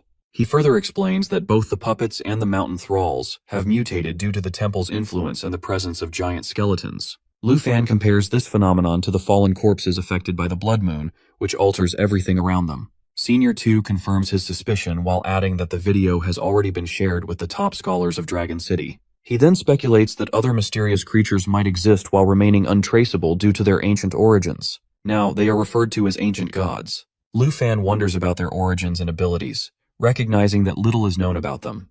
The name itself suggests something extraordinary. Senior 2 acknowledges the mystery surrounding these beings while suggesting that history itself is beginning to unfold. He explains that creatures transformed by the holy mountains included mountain puppets and mountain thralls, while those affected by the blood moon become puppet fallen corpses and thrall fallen corpses. He advises Lu Fan to remain cautious, along with Captain Lu. Curious about the aftermath of the thrall attack, Lu Fan inquires further. Senior 2 reveals that Charles Morgan killed members of the Morgan family while sparing only one person. When Lu Fan questions whether Charles participated in the Star-Spangled Nation, Senior 2 explains that his informants witnessed Charles encountering the thrall in front of the temple. Strangely, the thrall spared Charles and even granted him the essence of the holy mountain. Lu Fan, puzzled by this, listens as Senior 2 explains that Charles accepted the essence, which allowed him to change his hidden profession to a holy priest. With no previous records of this profession, informants are actively searching for more information. Senior 2 warns him to be careful during the national trial, as Charles has now acquired the power of the ancient gods.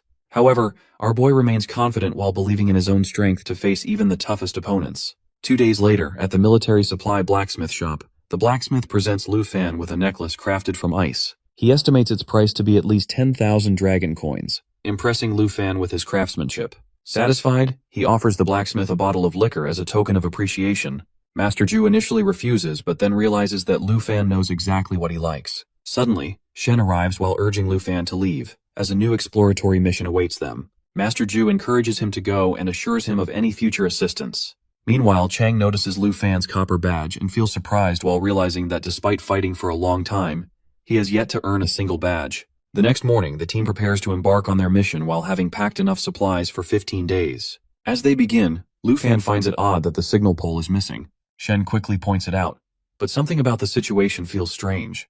A sense of unease settles over them, and Lu Fan suspects that danger lurks nearby. Just as Chang suggests starting the mission, Lu Fan stops him while warning that it could be an ambush. He quickly realizes they are surrounded by monsters. Observing their behavior, he deduces that the creatures watching them without attacking are likely puppet fallen corpses. He also suspects the presence of thrall fallen corpses while controlling them from the shadows. Captain confirms the theory, explaining that thrall fallen corpses serve the ancient gods. He then inquires about another presence nearby while revealing Li Luo. Acknowledging his arrival, Lu Fan remarks to Shen that it has been a long time since they last met. At that, our dude asks the captain if he knows Li Luo. The captain explains that Li Luo is a silver officer of the Griffin Regiment and Shen's fiancé. He also reveals that Li Luo was the one who brought her into the regiment. However, after their engagement, he disappeared during a mission, and no one expected him to return, especially not as a fallen corpse thrall. At that moment, Shen appears happy to see him. She expresses how much she has missed him and urges him to return with her. He admits that he has missed her as well, but insists that she should now stay with him. However, she is shocked when he begins forcing her to remain and serve the god. She finds his behavior unsettling as he urges her to obey, while promising to grant her the powerful essence of God in return. Chang warns her not to listen, but fear grips her as Li Luo continues pressuring her while insisting that disobedience will have serious consequences. Lu Fan intervenes, saving her from him. Yet he keeps demanding to know if she will stay by his side. The captain then turns to Lu Fan while stating that he cannot allow Shen to be taken away, and asking if he can eliminate the fallen corpse puppets. Meanwhile, Chang reminds them that if the signal pole is not repaired while tracking, the monsters will become impossible. However, the captain reassures him that they can escape whenever necessary. Lu Fan, on the other hand, argues that fleeing is not the best course of action. Chang asks if he is planning to fight another monster. Our boy sees this as a great opportunity to earn military merit. Li Luo, angered by their defiance, declares that they should die and become fallen corpse puppets for refusing to follow the orders of God. In response, Lu Fan prepares to cast the Shield of Sanctuary while stating that everything else will depend on him. He then launches a powerful attack using his Shadow Snake arrow while delivering a strong blow. Chang warns that the shield will only last for 10 seconds, but Lu Fan assures him that it will be enough. As the shield's remaining time continues to decrease, he calls on Xiao Ye to unleash her Dragon of Destruction form. Meanwhile, the captain watches while anticipating Lu Fan's victory. With determination, Lu Fan commands his dragon to attack alongside him. The black dragon unleashes Cataclysm while leaving everyone in shock at the sheer force of its power. The companions realize that there is strong coordination between the dragon rider and his dragon, while allowing Lu Fan to defeat the beast effortlessly. Li Lo is equally shocked by this display of power. As the 10 seconds of the Shield of Sanctuary come to an end, they find themselves completely safe from the creature. Lu Fan immediately checks on Shen, who assures him that she is fine and expresses her gratitude. He then suggests using the holy light chains to bind Li Luo, but the captain refuses while choosing to keep a close watch on him instead. Shen insists that although Li Luo has become a monster, he was once a gentle person. Lu Fan, sensing the energy of the fallen corpse, begins to understand the depth of the transformation. Suddenly, Li Luo moves toward Shen, while informing her that all the remaining thralls have left the area. A deep sadness is evident in his expression. For a brief moment, she feels his original personality resurface. Lu Fan, while noticing this change, assures her that he has returned, even if only for a fleeting moment. Captain Lu thanks our boy for their survival and suggests returning to camp. Lu Fan agrees, as Shen also needs rest. However, the captain suddenly realizes the thing hasn't dispersed yet. Our boy wonders if it's the fallen corpse energy, which seems to be drawn toward the blood moon. This energy is crucial for understanding corpse slaves. He contemplates the fallen corpse essence and applies his skill while questioning whether this essence is the same. The thought crosses his mind that it could be useful in obtaining a hidden profession. Captain Lu hesitates, concerned about the safety of carrying such an item. Our boy considers its significance while realizing it also plays a role in making someone a servant of the ancient god. His thoughts drift to Charles, wondering if he followed the same logic and remained loyal to the ancient god. Determined, he decides to hand the essence over to Senior 2 as soon as possible. Turning back to the captain, he insists they should go help. As they stand behind, Shen watches Li Luo while remembering the illusion where she believed he had missed her. She takes out a high-quality ice necklace, still doubting reality. Our boy reassures her, but she quickly regains her composure and returns to her usual self. She asks about the next step, and Captain Lu instructs them to prepare for the return to camp. That day, she realizes she must leave him forever and move forward with her life. By the next afternoon, Lu Fan shares everything with Senior 2 while explaining his hypothesis about the situation. He believes there are specific conditions for becoming a servant of the ancient god. He concludes that only Griffin Squad members and other powerful beasts can transform into corpse puppets. He also mentions that the inability of dead beings to serve the ancient god stems from their lack of intellect.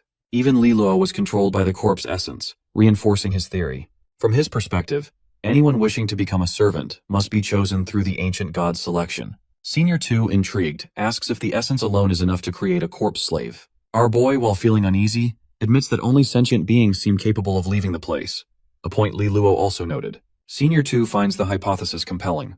He then recalls reports from various countries about similar strange occurrences in recent times. Senior 2 mentions that the cultists are blessed by the gods while allowing them to expand their churches effortlessly and gather more believers. He adds that if Li Luo's words are true, then the cultists might actually be followers of the servants of the ancient god.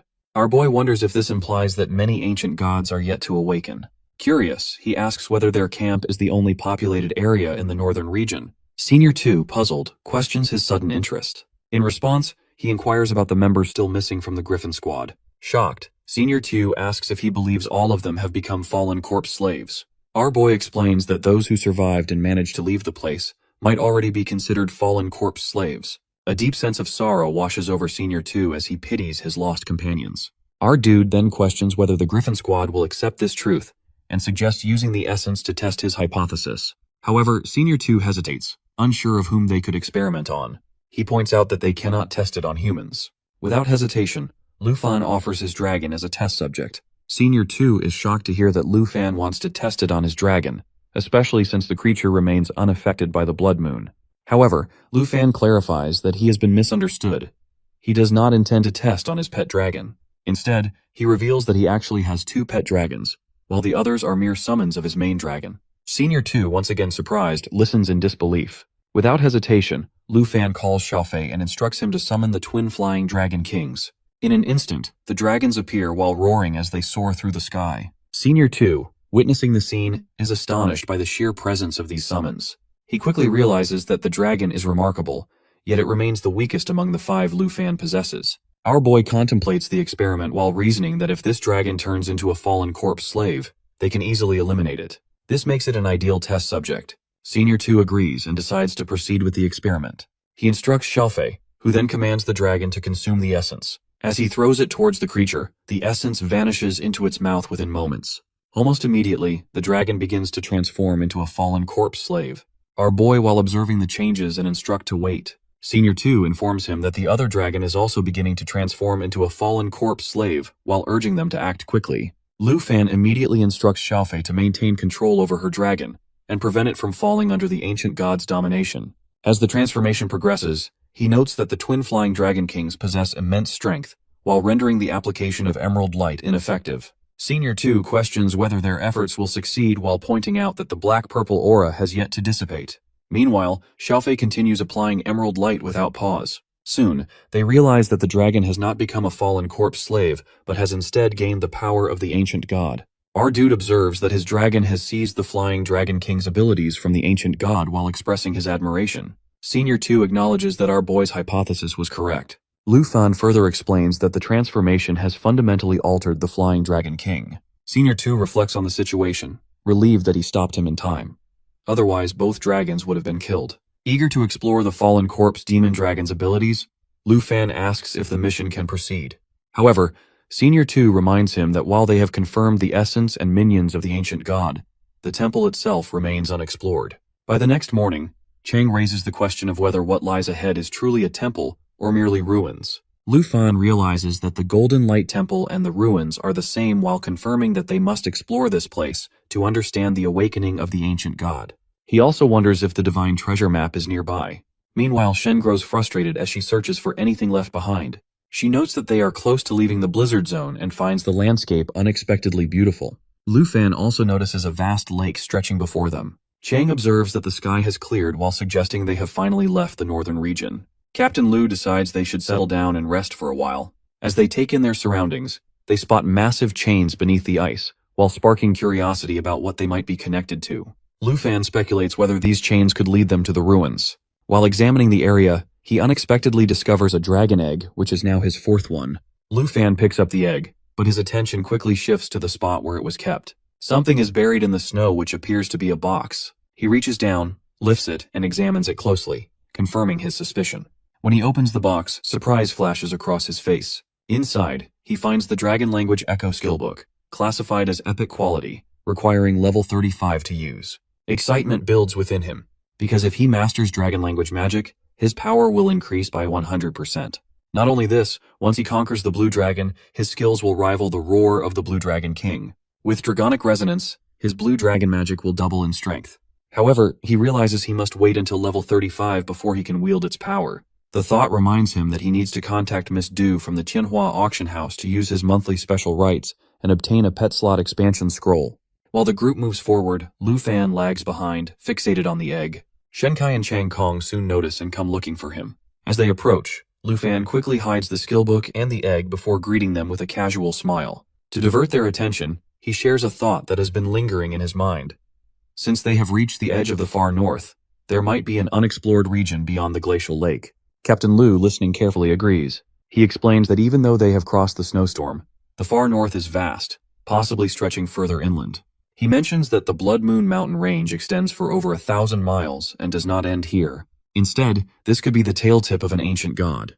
Chang Kong, taken aback, questions whether the ancient god's body is miles long. The group collectively turns to the vast icy landscape, trying to comprehend the captain's words. However, despite various theories, the ancient gods remain a mystery, their true forms undiscovered. What is certain, however, is that the massive chain they have seen is undeniably connected to the Blood Moon.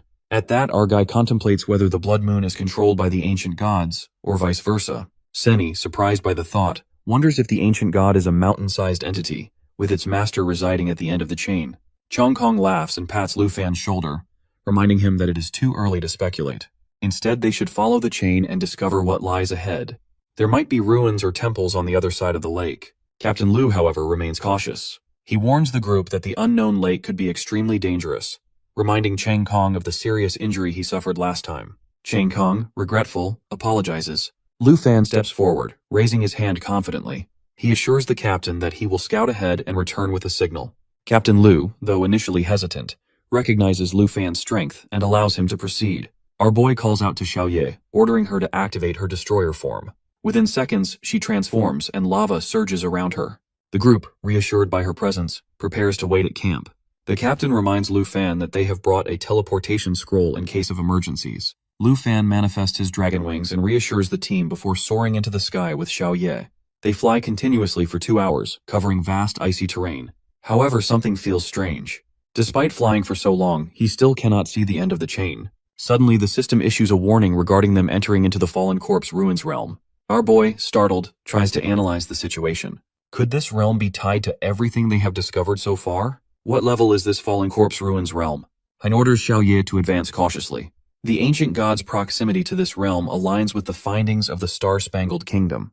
Perhaps this is where those who ventured to the sacred temple were turned into sacred slaves. As they continue flying, Xiao Ye suddenly halts, roaring loudly. Lu Fan, surprised by her sudden aggression, looks down. Beneath the snow, something massive is buried, which is a gigantic black coffin. The system reveals that this is one of the mysteries of the Fallen Corpse Ruins, as enigmatic as the Blood Moon itself. There is no available information about it. Lu Fan inspects the area closely and notices a strange shadow moving near the coffin. A sense of unease settles over him. Xiao Ye continues roaring uncontrollably, seemingly sensing imminent danger. Lu Fan attempts to calm her down but suddenly realizes that the black shadow has noticed them. Without hesitation, he orders Xiao Ye to retreat toward the lake. To increase their speed, he activates the spiritual wind ring, boosting his agility by 35%. With this enhancement, he and Xiao Ye manage to escape the unknown entity.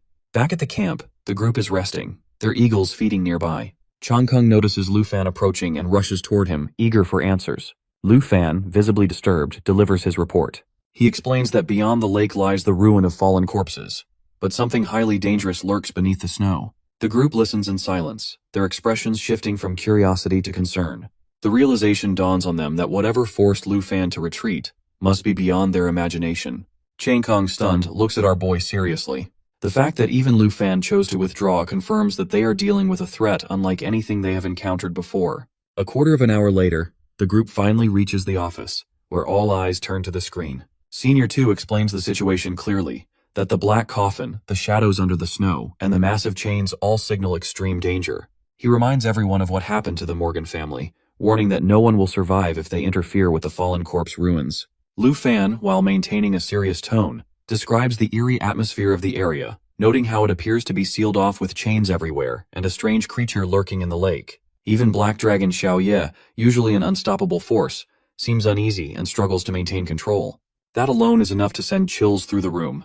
The senior wastes no time in taking action. He immediately marks the frozen lake as a forbidden zone, canceling all special routes in the area. Captain Lu is ordered to notify the Dragon City scholars about the discovery as soon as possible. With that, Team 78's isolation mission is officially called off, and instead, they are reassigned to assist the scholars in researching the ruins. Shortly after, Senior 2 turns to Lu Fan and delivers unexpected news. He commends him for leading the team to such a significant discovery in less than a month, and awards him the Griffin Corps Silver Military Merit Medal.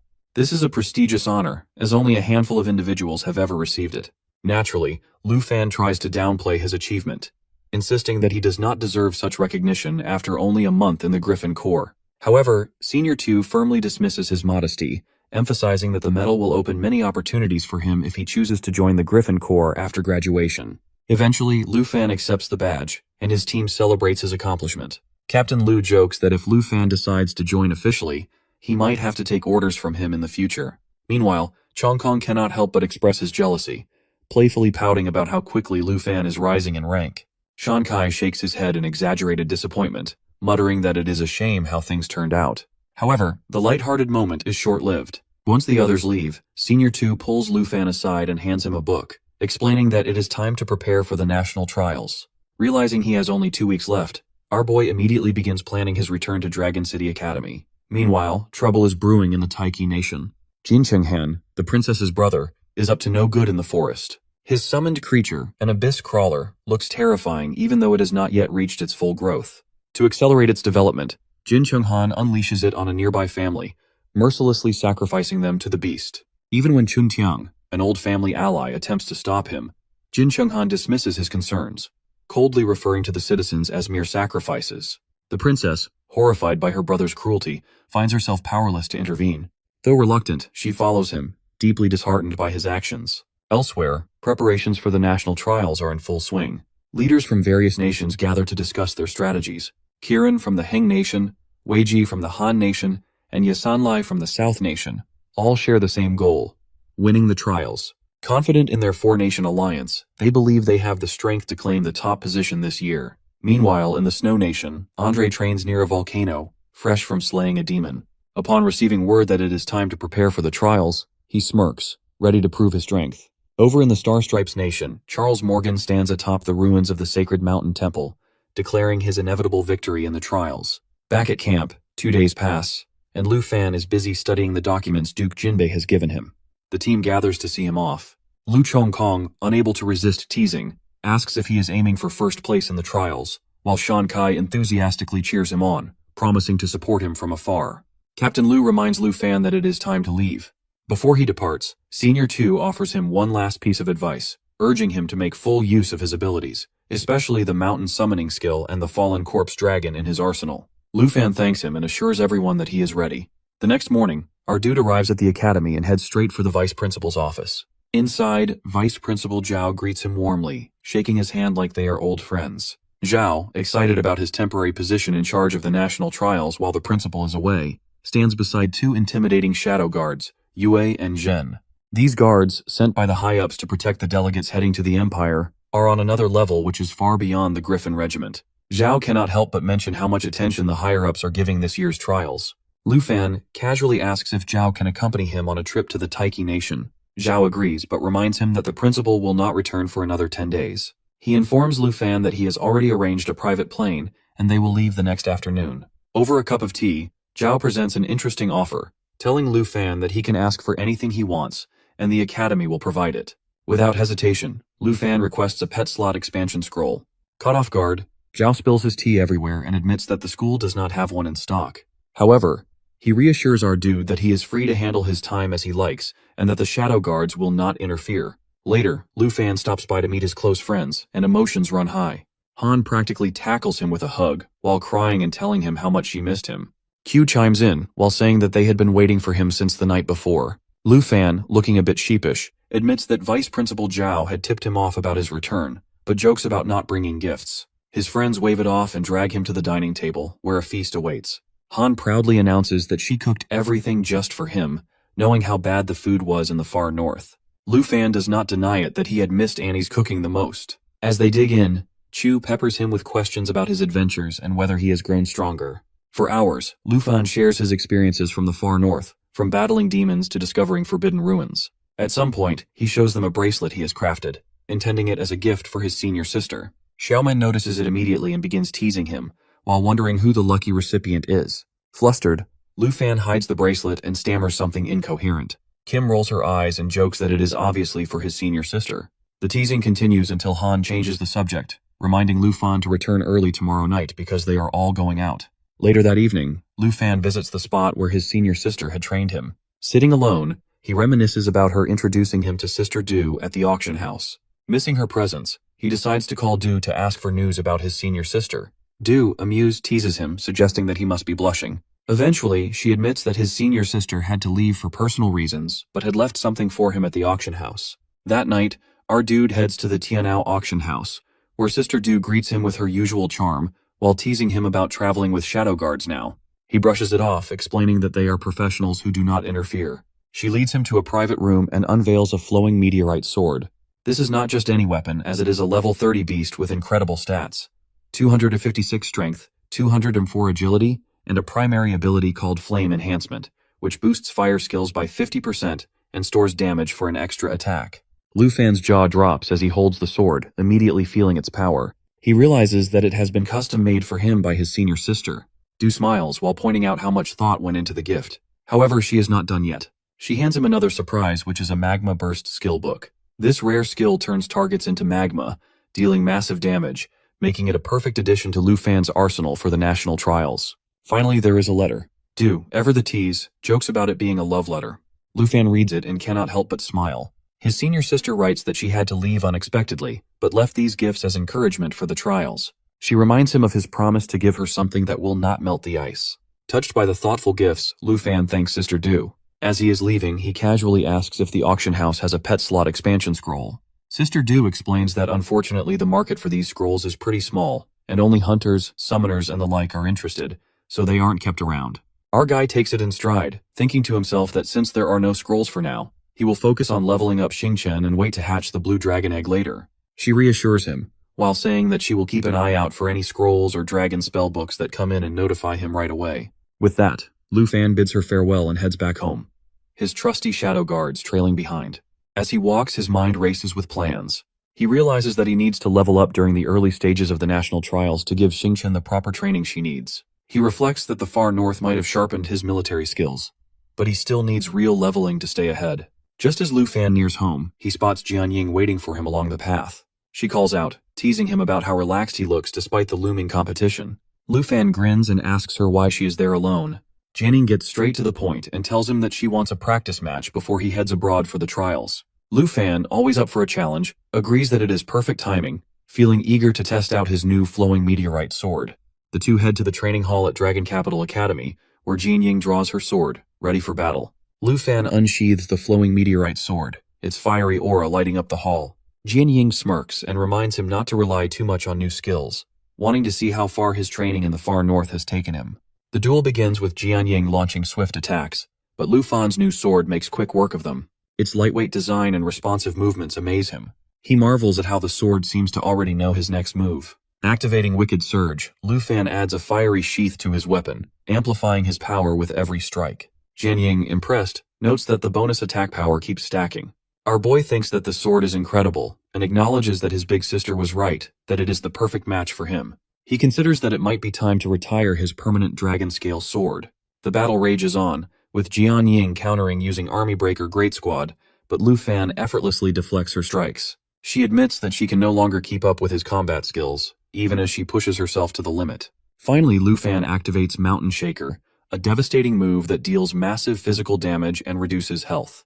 Jianying is knocked down but smiles, acknowledging Lu Fan's growth. She tells him that he is stronger than ever and expresses confidence that he will win first place in the national trials. The next morning, Lu Fan gathers with his friends and family for an emotional send-off. Sister Han fusses over him, reminding him to stay safe and eat on time. Shiman reassures him that they will always be with him in spirit, and Han Ke wishes him a smooth trip. Lu Fan waves goodbye, thanking them for their support. Vice Principal Zhao accompanies him to the airport, reminding him that the national trials are a big opportunity to prove himself and rise among the elite of Dragon Nation. Lu Fan reflects on everything and silently vows to seize this chance. At the airport, Vice Principal Zhao mentions that the Dragon Nation Overseer is already waiting for them. This sparks Lu Fan's curiosity, and he asks who the Overseer is. Zhao explains that every nation sends not just representatives, but also an Overseer to ensure the competition rules are followed. As they arrive, Lu Fan is surprised to see the Shadow Guards bowing and kneeling before the Overseer. Zhao warns him to mind his conduct and stay humble.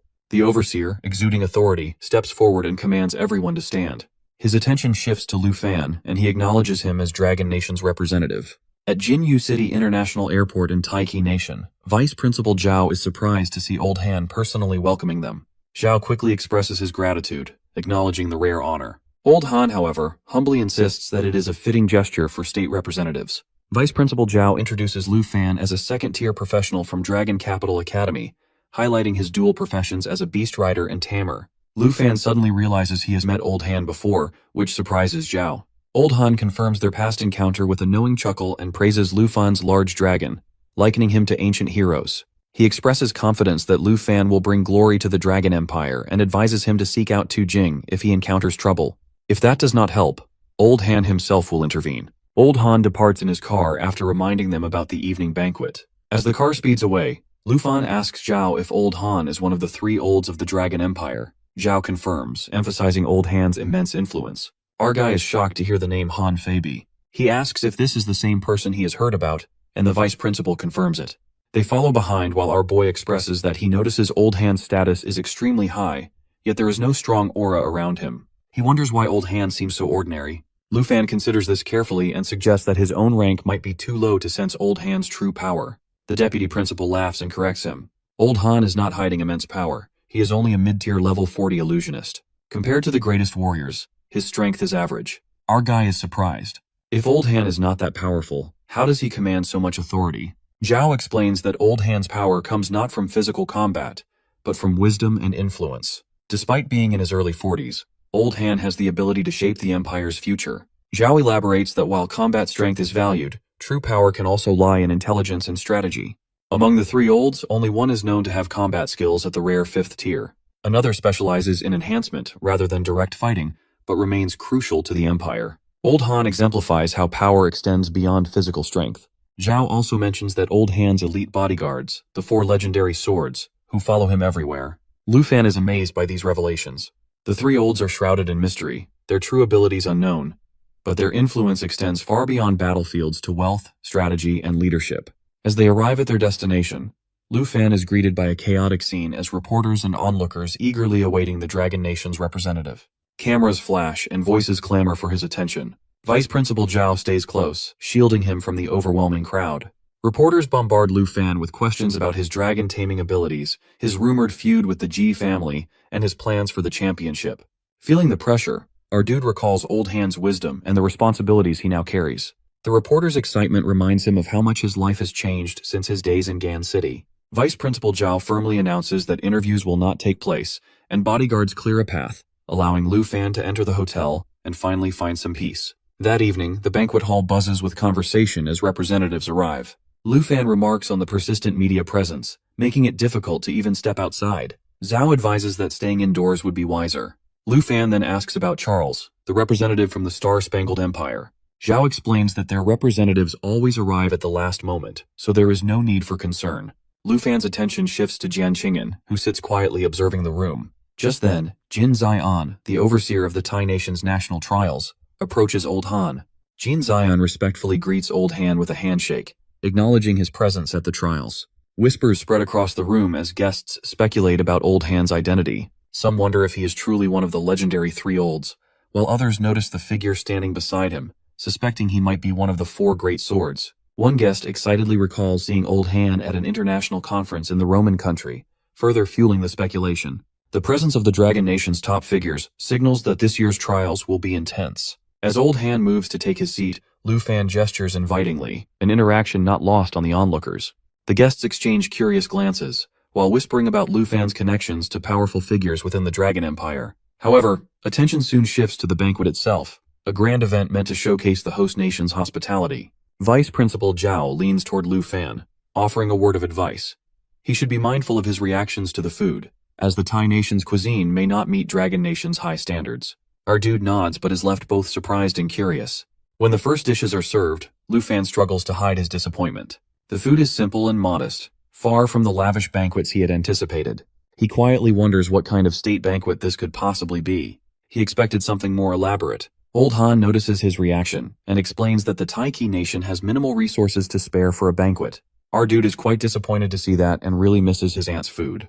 But suddenly, he realizes that he has the food made by his aunt in his luggage. Before he can do anything about it, a loud noise breaks the moment. A burly man, Andre, slams his fist onto the table, glaring at the hosts and questioning whether this is how they treat their guests. Jin Chenghan calmly tells him to starve himself if he can't appreciate the food served by them. After hearing this, Andre's aura flares violently, flames licking the air around him as he challenges Jin Chenghan to repeat himself. People around them try to calm both of them. However, Andre threatens Jin Chenghan, warning him not to show his face during the trial, which is scoffed at by the arrogant prince. Andre's companion tries to stop him, but he orders him to throw the awful food away. However, he suddenly stops as a good smell catches his attention, and he notices the food in front of Old Han. Looking at the food brought by our boy, Zhao asks why he is carrying so much of it. He nervously answers that his aunt packed it because she thinks he won't get used to Taiki Nation's food. While looking at nervous face of Andre, our dude asks him to join them. Andre can't resist any longer and eagerly accepts the offer. Lu Fan hands him a freshly steamed momo. He lifts it to his nose, inhaling the rich aroma before taking a bite. The flavors surprise him, filling him with delight as he continues eating. Lu Fan invites Elder Han and Vice Principal Zhao to join, and they accept. Elder Han, curious about the enthusiasm, takes a bite and acknowledges the taste with a nod. Jin Chenghan watches the scene with growing irritation to see that Andre, furious moments ago, is now happily eating, and others are drawn in by the aroma. The sight frustrates him. Lu Fan's cooking is overshadowing the carefully prepared Taiki Kingdom state banquet, and he can't ignore it. His clenched fists betray his frustration. Vice Principal Zhao enjoys the food, praising Lu Fan's aunt for her skills. Jin Chenghan's anger deepens at the unexpected attention given to Lu Fan's side. Sensing Jin's rising frustration, Jian Ziyan places a hand on his shoulder, urging him to remain composed. To shift attention, Jinzian stands and commands the room's focus. A beep from the sound system interrupts the atmosphere, silencing conversations. The room turns its attention to the screen as a detailed map and the rules for the national trials appear. The map displays 9 regions, each filled with fierce beasts. It is the largest trial area in history, with Taiki Nation selecting locations across the globe. Beasts range from levels 50 to 80, with points awarded based on strength and rarity. The new addition of mission points introduces further complexity. Participants can take on special missions for additional rewards, but each mission is assigned randomly and must be completed before accepting another. Lu Fan analyzes the map carefully. While the missions provide an opportunity for more points, they also create a dangerous situation where participants may eliminate each other to gain an advantage. The competition has shifted from a test of skill to a struggle for survival. Old Han, sitting nearby, processes the implications. A participant raises a question about a peculiar skull symbol marked on the map. Jinzian explains its significance as the Dark Towers, a new challenge in the trials. The screen shifts, displaying the ominous structure towering over the map. The Dark Towers imprison ancient armies of beasts, with a powerful commander at their core, the Demon of the 9 Realms. The revelation unsettles the room. Jinzian emphasizes the severity of the challenge, revealing that this demon is the same entity that nearly destroyed Taiki Nation 50 years ago. Gasps ripple through the crowd as the weight of the information sinks in. Lu Fan's mind races. The idea that a being from decades past still instills such fear is unsettling. Vice Principal Zhao elaborates, explaining that the demon was an unimaginably powerful entity that pushed Taiki Nation to the brink of destruction. It took 5 fourth-stage experts to seal it away, and they are now revered as national heroes. A participant asks whether the demon has been weakened for the trial, as is typical in such challenges. Jinzian's response sends a shockwave through the room. The demon remains at full strength, which makes it the most dangerous trial in history. A participant is recalling the devastation from decades ago. If the demon and its army escape the test area, the consequences could be catastrophic. Andre, visibly shaken, mentally calculates the odds. At level 60, it would take at least a team of 10 strong individuals to face the demon. But with 23 representatives competing and scheming against each other, forming such a team seems nearly impossible. Breaking the tension, Lu Fan raises his hand and asks whether defeating the Demon of the 9 Realms would yield a significant number of points. The room falls silent. Some glance at him in disbelief, while others wonder if he truly understands the magnitude of the task. Jinzian, wearing a wry smile, confirms that points will be awarded for all beasts defeated. The reward for taking down the demon is beyond anything previously offered. With that, he concludes the session, signaling the end of the meeting. Participants rise slowly, processing the daunting information. As the crowd disperses, Elder Han turns to Vice Principal Zhao, suggesting that Lu Fan should get some rest. Tomorrow they will meet again. Later that night, Lu Fan lies in his room, his thoughts spinning. The challenge ahead is far more perilous than he anticipated. The presence of ancient beasts and the rule allowing participants to eliminate each other for points weigh heavily on him. The stakes have shifted from glory to survival. Seeking clarity, he checks the trial rankings. As he scrolls through the national predictions, his name stands out under Dragon Nation. Next to T1, his name shines back at him. Our boy, while sitting on his bed, thinks of linking him with Jin Chung Han. The claim is absurd, but something about it makes him pause. He looks at the screen, where profiles of notable competitors appear. His eyes stop on a name from Sakura Nation. Morning arrives, and the long-awaited national trials begins. The arena is filled with energy as the crowd cheers. The competitors from different nations stand under the spotlight. The Secret Realm's teleportation gate activates. Waves of energy surge while surrounding the participants. As the process begins, Lu Fan stays calm, focused on his goal. If he lands in the highest-ranking tower, he will gain an advantage. The teleportation ends, and Lu Fan finds himself in a vast frozen landscape. Snow crunches under his boots as he looks around. He recognizes the northern extreme. This place is familiar, which means opportunity. His wrist device activates while projecting a holographic map of the frozen plains. His location is marked at the center, and there were no points yet. He studies the map and sees a mission at the far right corner. He must move quickly to secure his first advantage. He summons his elemental powers. Flames flicker in one hand, frost coats the other. The trial system displays real-time rankings while allowing everyone to see the strongest competitors. This means others will target him, but he prefers this kind of challenge. Above him, Xiao Ye appears from a burst of energy. The dragon's dark scales shimmer, and its crimson eyes glow. Lu Fan climbs onto its back and gives a command. He asks Xingqian to team up with the Xiao Ye and then level up together. With a powerful push, the dragon ascends while leaving a fiery trail behind. Then, in the secret realm of the National Trial Desert, a dark glowing orb pulses with strange energy. Shadowy entities rise from the sands. They scatter in all directions, blending into the terrain. It was the Abyss Entangler fragmented ambush. Unlike others, this competitor has 9 revivals. He plans to control the battlefield and outlast his enemies. Suddenly, one of his shadow summons vanishes, cut down by an unseen force. Chang'an thinks that he possesses 9 resurrection chances along with this entangler, so he is immortal. Nearby, Musashi Ten stands with his katana still glowing. He said that he now has 8 revivals left. Chang'an asked the reason of killing his summoned beast, but he said him to calm down as he only wants to see whether it helps in gaining points. Chang'an mentioned that if he wants to gain points, then he should kill Lu Fan. Musashi asked the reason of his frustration as he was already left with 8 lives. Chang'an said that he will be dealing Lu Fan, meanwhile he should fight with Black Dragon.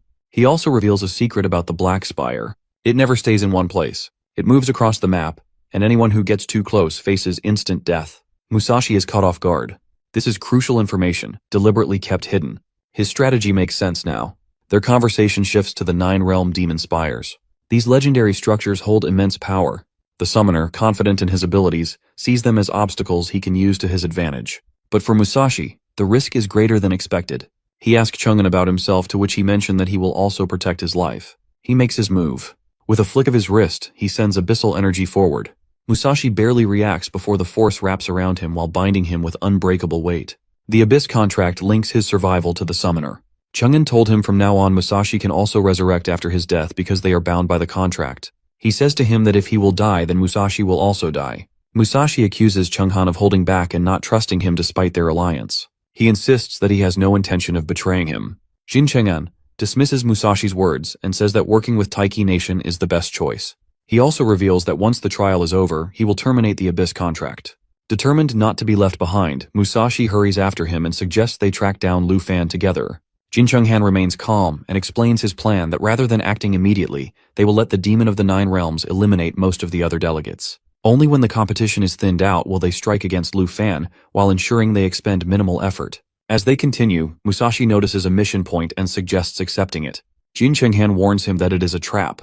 He explains that Jin Zion has deliberately marked those locations, so that once someone accepts a mission, they are blocked from taking any others. Musashi, confused, asks what makes it a trap. Jin Chang'an responds with a sharp look while stating that he will understand soon enough because it is impossible to complete.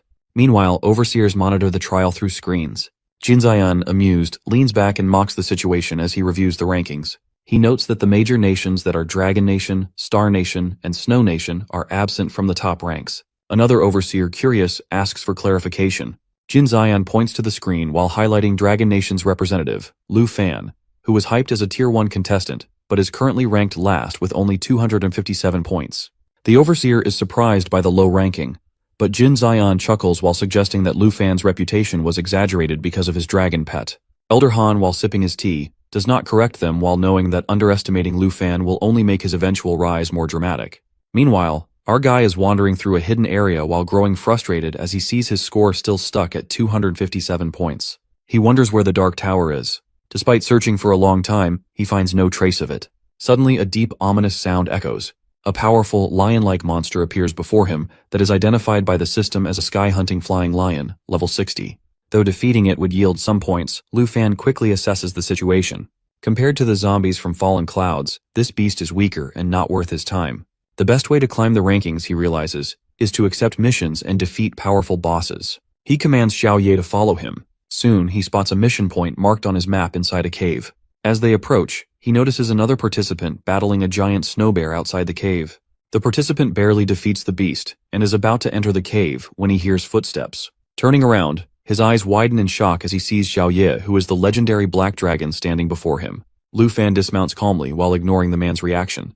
The participant asks if he is from the Dragon Nation. Our boy does not respond. Instead, he checks his watch, which identifies the participant as Yan Li, a level 45 waterwave swordsman from South Nation, ranked 19 with a score of 5,153. Our guy smirks but does not engage in conversation. He turns off the system and walks past Yan Li without a word. Yan Li is irritated by our boy's arrogance. As he watches him leave, memories of past tensions between the Southern and Dragon Empires flood his mind. He recalls how Tu Jing, a Dragon Empire representative, humiliated the Southern Empire's king. Seeing Lu Fan ranked last at level 32, Yan Li views him as an easy target. Killing him would restore his nation's honor and elevate his own status. Without hesitation, he draws his sword and activates his water cage technique. Water shoots from his blade while forming a tight prison around Lu Fan. Confident in his victory, he smirks. However, our boy remains calm. His lack of reaction irritates Yanli further. Just as Yanli prepares to attack again, Xiao suddenly strikes. The black dragon's massive claws send Yanli flying while crashing hard into the ground. He feels a sharp pain in his arm. Struggling to stand, he is overwhelmed by the sheer power of the dragon. Lu Fan steps out of the water cage as if it were nothing. He approaches Yanli and speaks with quiet amusement, stating that if Yanli thought he could take advantage of him, he was mistaken. Defeating him would not be worth the effort. Yanli is stunned. He wonders that how could someone ranked so low be so powerful. Yanli thinks even if he cannot reach the top ranks while killing Lu Fan would still bring him honor. But before he can act, Xiao Ye roars, her powerful voice shaking the air. He advises Yanli not to rush things while declaring that the mission is his. A notification pops up on his screen that indicated mission accepted, and his current task is to defeat the epic boss that is Demon of the Nine Realms. Lu Fan does not attack the boy while leaving him surprised. Suddenly, a monster appears in the sky while charging towards our boy. As it nears, Xiao Ye reacts instantly while pushing it away. The impact causes the ice to break while making the boy slip and fall. He panics upon recognizing the monster as the boss of the Guardian mission. The monster, identified by the system as the Icefield Yeti King at level 75, stands up and roars, and killing it grants 245 points. The boy sits on a rock while believing our guy is doomed and that he can stay in heaven. However, the monster shifts its focus to him while stepping closer and breaking the ice and causing him to fall. He is terrified as the monster glares at him while realizing he is in grave danger. A sudden red aura diverts the monster's attention. It roars and turns toward Xiao Ye, who launches a deadly attack while making it bleed green. The monster retaliates while capturing Xiao Ye in its claws. Our guy swiftly unleashes Break Sky, a powerful Dragon Kai move while delivering 2 consecutive attacks and claw strikes. The monster collapses. Landing on the ground, our guy remarks that despite its size, the monster lacks power. Xiao Ye roars behind him, and Lu Fan is surprised while realizing the fallen creature has no remaining strength. The system updates his points, adding 257 to the 245 earned from the kill. Meanwhile, the boy, while seeing the shattered rock beside him, realizes our guy is far stronger than he imagined. If Lu Fan's attack had hit him, he would have been finished. As our boy approaches, his glowing eyes strike fear into the boy, who assumes his end is near. Panicked, he pleads for mercy, but Lu Fan simply walks away. The boy, stunned, realizes he has been spared. A mysterious light appears next to him while signaling the activation of the Epic 9 World Master Mission. He is shocked while questioning how such a mission exists. He speculates that our boy spared him because killing him wouldn't yield many points. However, he now fears whether our guy will accept the 9 World Demon mission. Elsewhere, Vice Principal Zhao and others were troubled and outraged by the unexpected mission. He argues that if the mission card is stuck and cannot be submitted, Lu Fan will be unable to claim rewards. When an official asks him to calm down, Zhao angrily grabs his neck while demanding an appeal to cancel the mission. The official remains unbothered while smirking as he asserts that Zhao lacks the authority to intervene. If he continues, he will be asked to leave. Elder Han intervenes while advising Zhao to remain calm. Zhao is shocked that the overseer is indifferent. The overseer, while sipping his coffee, states that an appeal will not resolve the matter. He implies that the Taiki nation deliberately arranged this situation to favor their representatives while obstructing others, a practice rooted in corruption. Zhao, growing serious, urges Elder Han to support our boy as a military inspector. However, Elder Han explains that in the face of absolute power, resistance is futile. Instead, he trusts that the mission aligns with Lu Fan's objectives and believes in his ability to handle it. Vice Principal, though skeptical, acknowledges Elder Han's experience. His attention shifts back to the screen, where he is shocked to see our guy entering the secret area to hunt the magicians of the 9 worlds. The system alerts Lu Fan of the approaching Tower of Darkness, but he remains unfazed while grinning as he embraces the mission. Without hesitation, he begins slaughtering demons, with Xiao Ye roaring beside him. As soon as our guy enters the secret area, countless demon armies awaken and charge toward him, their screams echoing through the air. The system alerts him that these demonic beasts, known as killer bats, are level 60, and each kill will grant 84 points. Observing them with a smirk, he dismisses the so-called precious mountain of Ruan Changfeng as nothing more than an opportunity for free experience and points. Sensing the threat, Star Dragon growls and immediately commands Xing Chen to transform into her destroyer form. Without hesitation, she undergoes the transformation, her strength surging to 10,470, agility to 9,943, and stamina to 10,474. With ruthless efficiency, she begins slaughtering the demons. While watching the battle, Lu Fan quickly warns Xing Chen to stay alert to the ground, where another wave of creatures, known as Bodon, is emerging. These monsters, each worth 127 points, crawl forward, ready to attack. Fully prepared, he moves into action, determined to annihilate them all. Meanwhile, Xiao Ye enters her destructive form, lava erupting around her. She channels dragon energy into her attacks, striking from a distance and wiping out numerous enemies instantly. Advancing further, she unleashes Lava Inferno, spreading flames continuously to deal massive damage. However, the intense energy consumption forces her to pause for recovery. Looking skyward, our guy notices another swarm of monsters descending. Recognizing the escalating threat, he decides to eliminate them more efficiently. Channeling Dragon's inspiration, he summons a bright light in his hand, boosting all attributes and attack power by 30% for himself and his companions. Xiaoye, empowered by the energy surge, roars as her lava aura intensifies, raising her strength to 6,661 and agility to 12,260. With his divine bow drawn, our guy signals Xiaoye to unleash destruction. Star Dragon wastes no time, launching into the battle. Above the battlefield, Xiaoye soars, triggering massive explosions that engulf the area in flames. Seizing the moment, Lu Fan fires a charged snake arrow, while activating the Shadow Serpent ability, which is a high-damage attack that stores energy before releasing it with devastating force. Xiaoye moves toward a chained stone, gathering energy for another assault. At the same time, our boy unleashes Cataclysm, sending a powerful wave toward the enemy, burning them to ashes. As new monsters charge toward him, he briefly loses focus, but Xiaoye immediately counters by extending a wave of lava flames, incinerating the approaching threats. The Catalyst Snake follows up with another explosive arrow, marking the battlefield with heavy destruction. The attack amplifies damage by 500%, leveraging the Blood Dragon's mental power. Within minutes, the battlefield is reduced to smoldering ruins, with not a single demon left standing.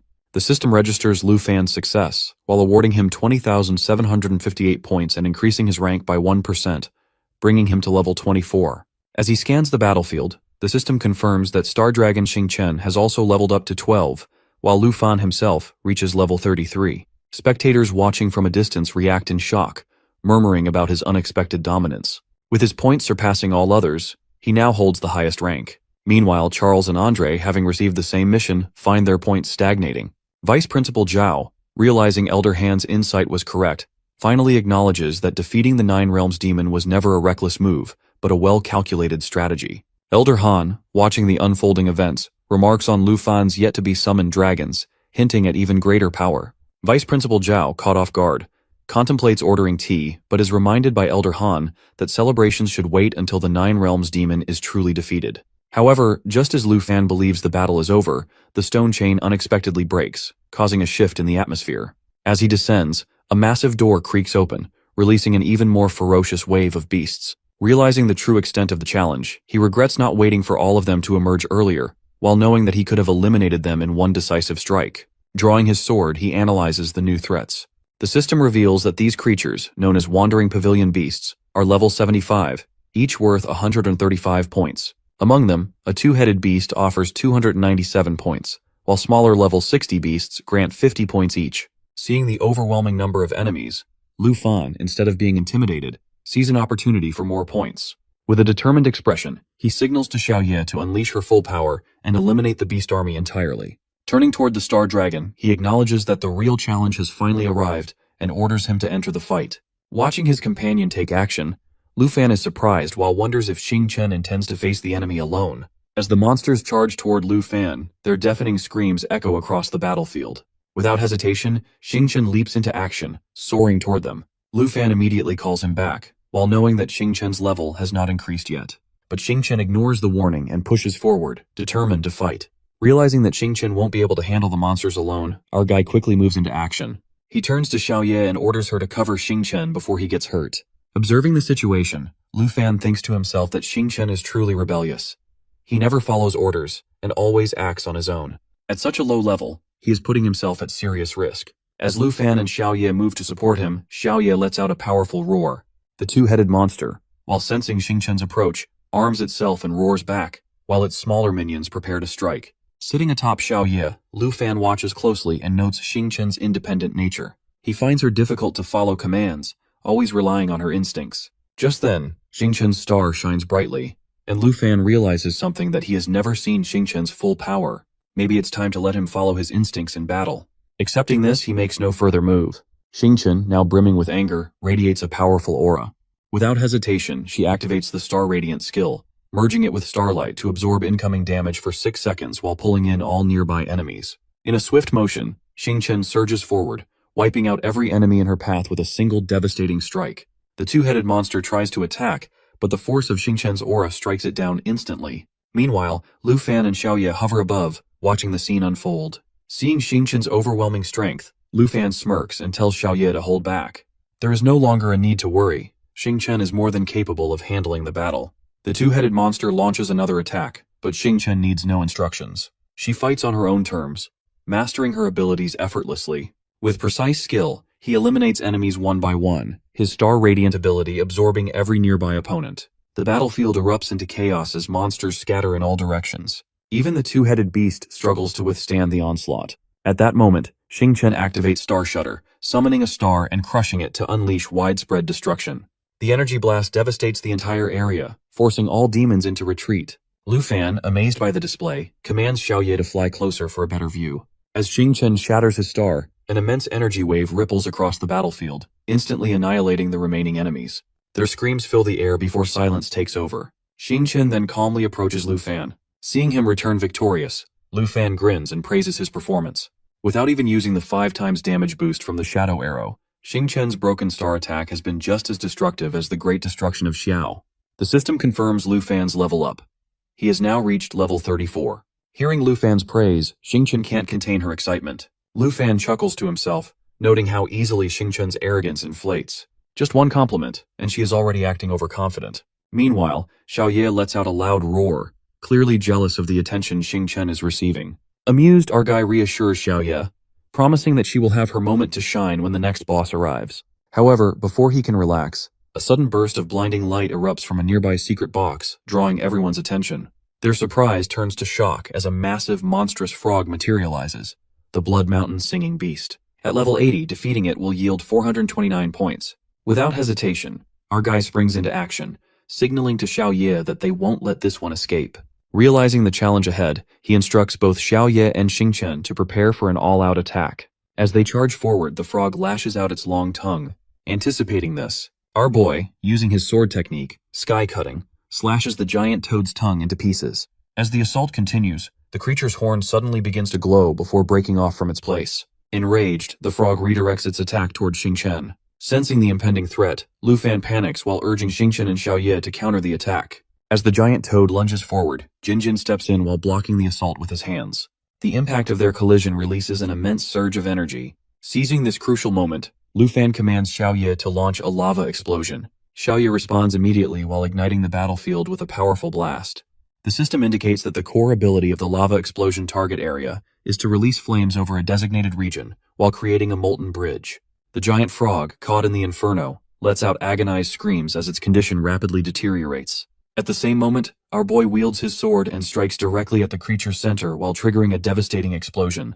Meanwhile, the star dragon adjusts its direction while causing the severed horn to strike the frog again, ultimately ending its life. With the battle concluded, everyone regroups on the other side. Our guy, pleased with the outcome, acknowledges the effectiveness of teamwork while recognizing the Dark Tower as a formidable place for growth. Shortly after, the system displays an update that Xingchen advances to level 13, and the points for Dragon Nation increase significantly. Our boy himself rises to the top rank.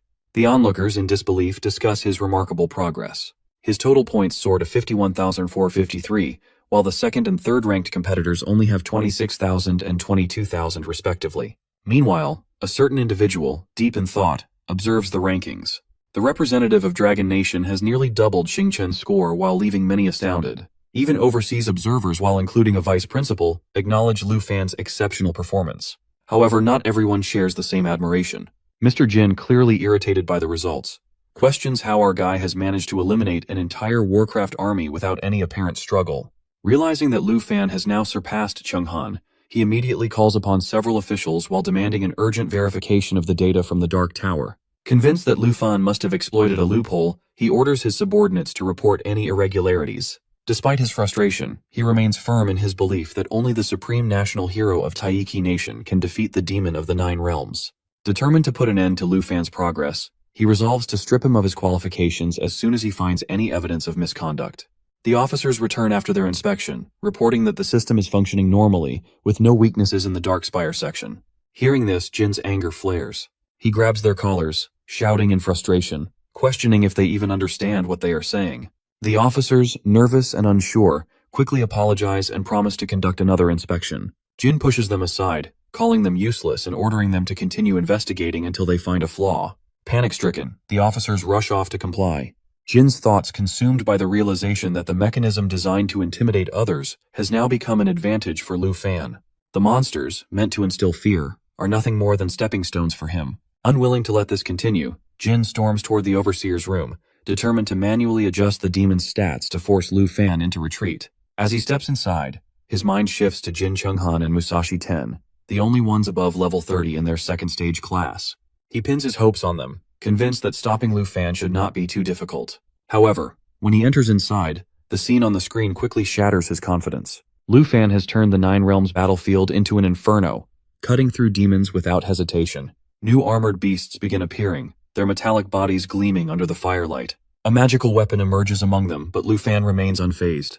Recognizing that the level 85 boss is about to arrive, he understands that summoning Xiaofei is his only option, even if it means sharing experience points. As the beasts charge at him, roaring and thrashing, he wastes no time in commanding Xiaofei to transform into Eternal. Xiaofei immediately taps into the power of the Emerald Dragon bloodline, sending waves of emerald light across the battlefield.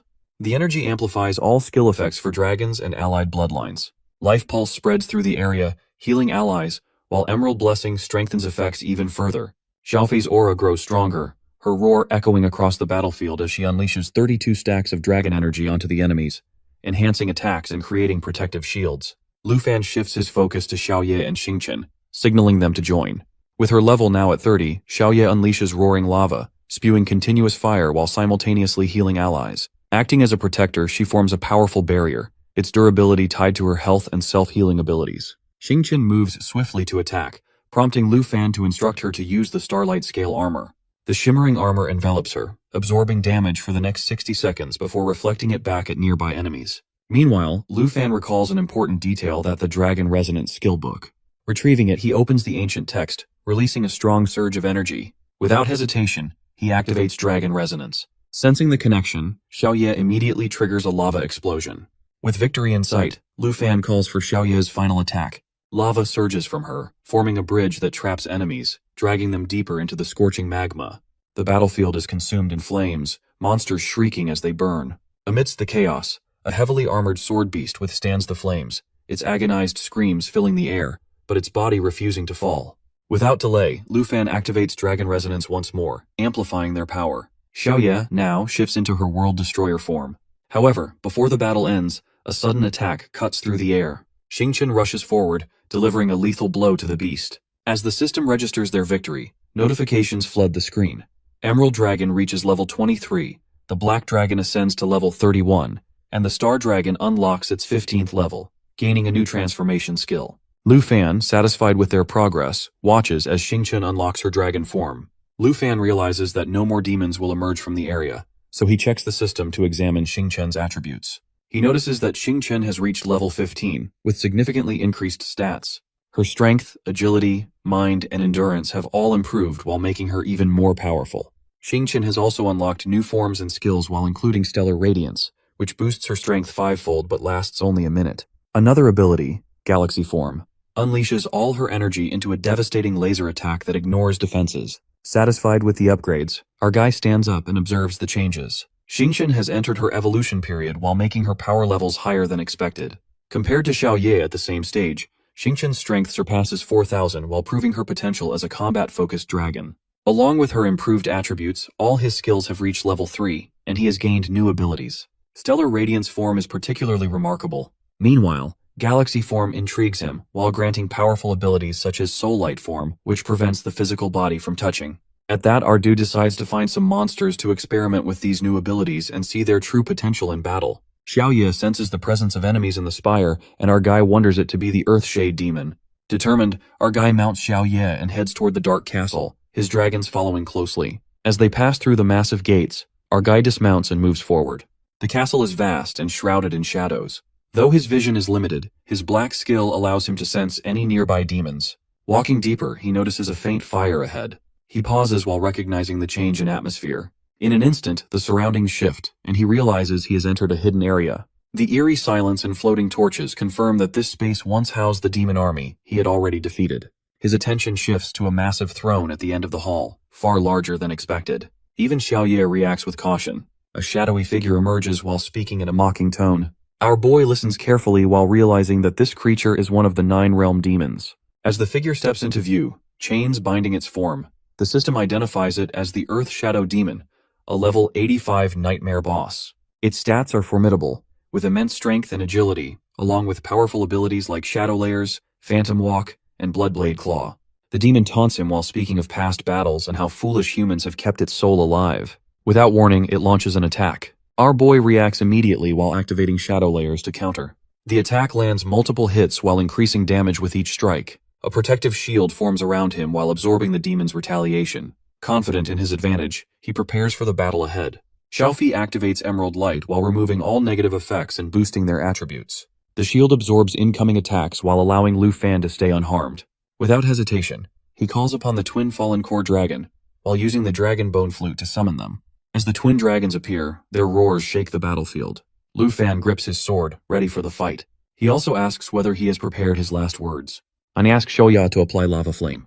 The flames flicker in air. Our boy realizes that the Earth Shade energy is unable to be attacked. The opponent also finds him reckless and weak. Lu Fan thinks that Xiaoye can only detect stealth and camouflage while Earthshade Demon stealth is undetectable. The opponent dragon says to Xiaoye to prepare for her death. He also realized that the passive energy will not work. Then our boy was determined and commands Xingqian to come out. Xingqian comes and rise high in the sky. The opponent becomes terrified with the mere existence of this dragon. Lu Fan asks the monster whether he is ready with his last words. The demonic hell demon uses Shadow Walk to move instantly while combining it with Fiendish Shadow Strike, a deadly combo that deals multiple hits. If not for Xiaofei's Jade Shield, which negates damage, Xiaoye could have been seriously injured. If they were on the same level, our guy's pet dragons, even the Fallen Corpse Magic Dragon, could easily defeat the demon. However, due to the huge level gap, he must be cautious. The demonic hell demon targets the support first, its form turning ethereal as it attempts another Shadow Walk attack on Xiaoye. Lu Fan, determined to protect her, immediately orders Xiaofei to transform into soul light form. His body turns transparent while becoming invulnerable just as the demon attacks. Xiaoye hovers above them while activating Soul Aegis and Dragon Kai Impact. These skills increase Lu Fan and Xiaoye's attributes by 30%, while also stacking defensive and offensive power. Our boy's strength rises above 150,000, and 2 types of Dragon Kai swirl around him. The attack energy, linked to Xiaoye's boosted mana, is strong enough to devastate enemies. The demonic hell demon, while seeing this power, grows desperate.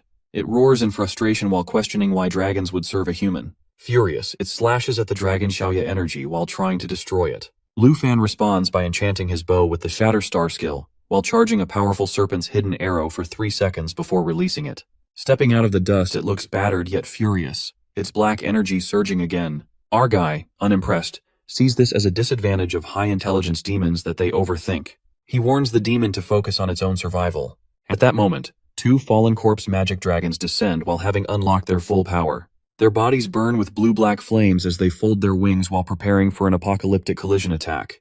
The demon, while unwilling to back down, braces itself for the impact. A massive explosion erupts as the dragons and the demon collide. Lu Fan commands Shohi to stop for a moment. He then prepares another attack while using Snake Shadow Arrow. The demonic hell demon retaliates with Blood Claw power while increasing its strength by 200% for 2 seconds. However, as soon as its buff ends, Lu Fan counters immediately. He releases arrows while activating Energy Shockwave.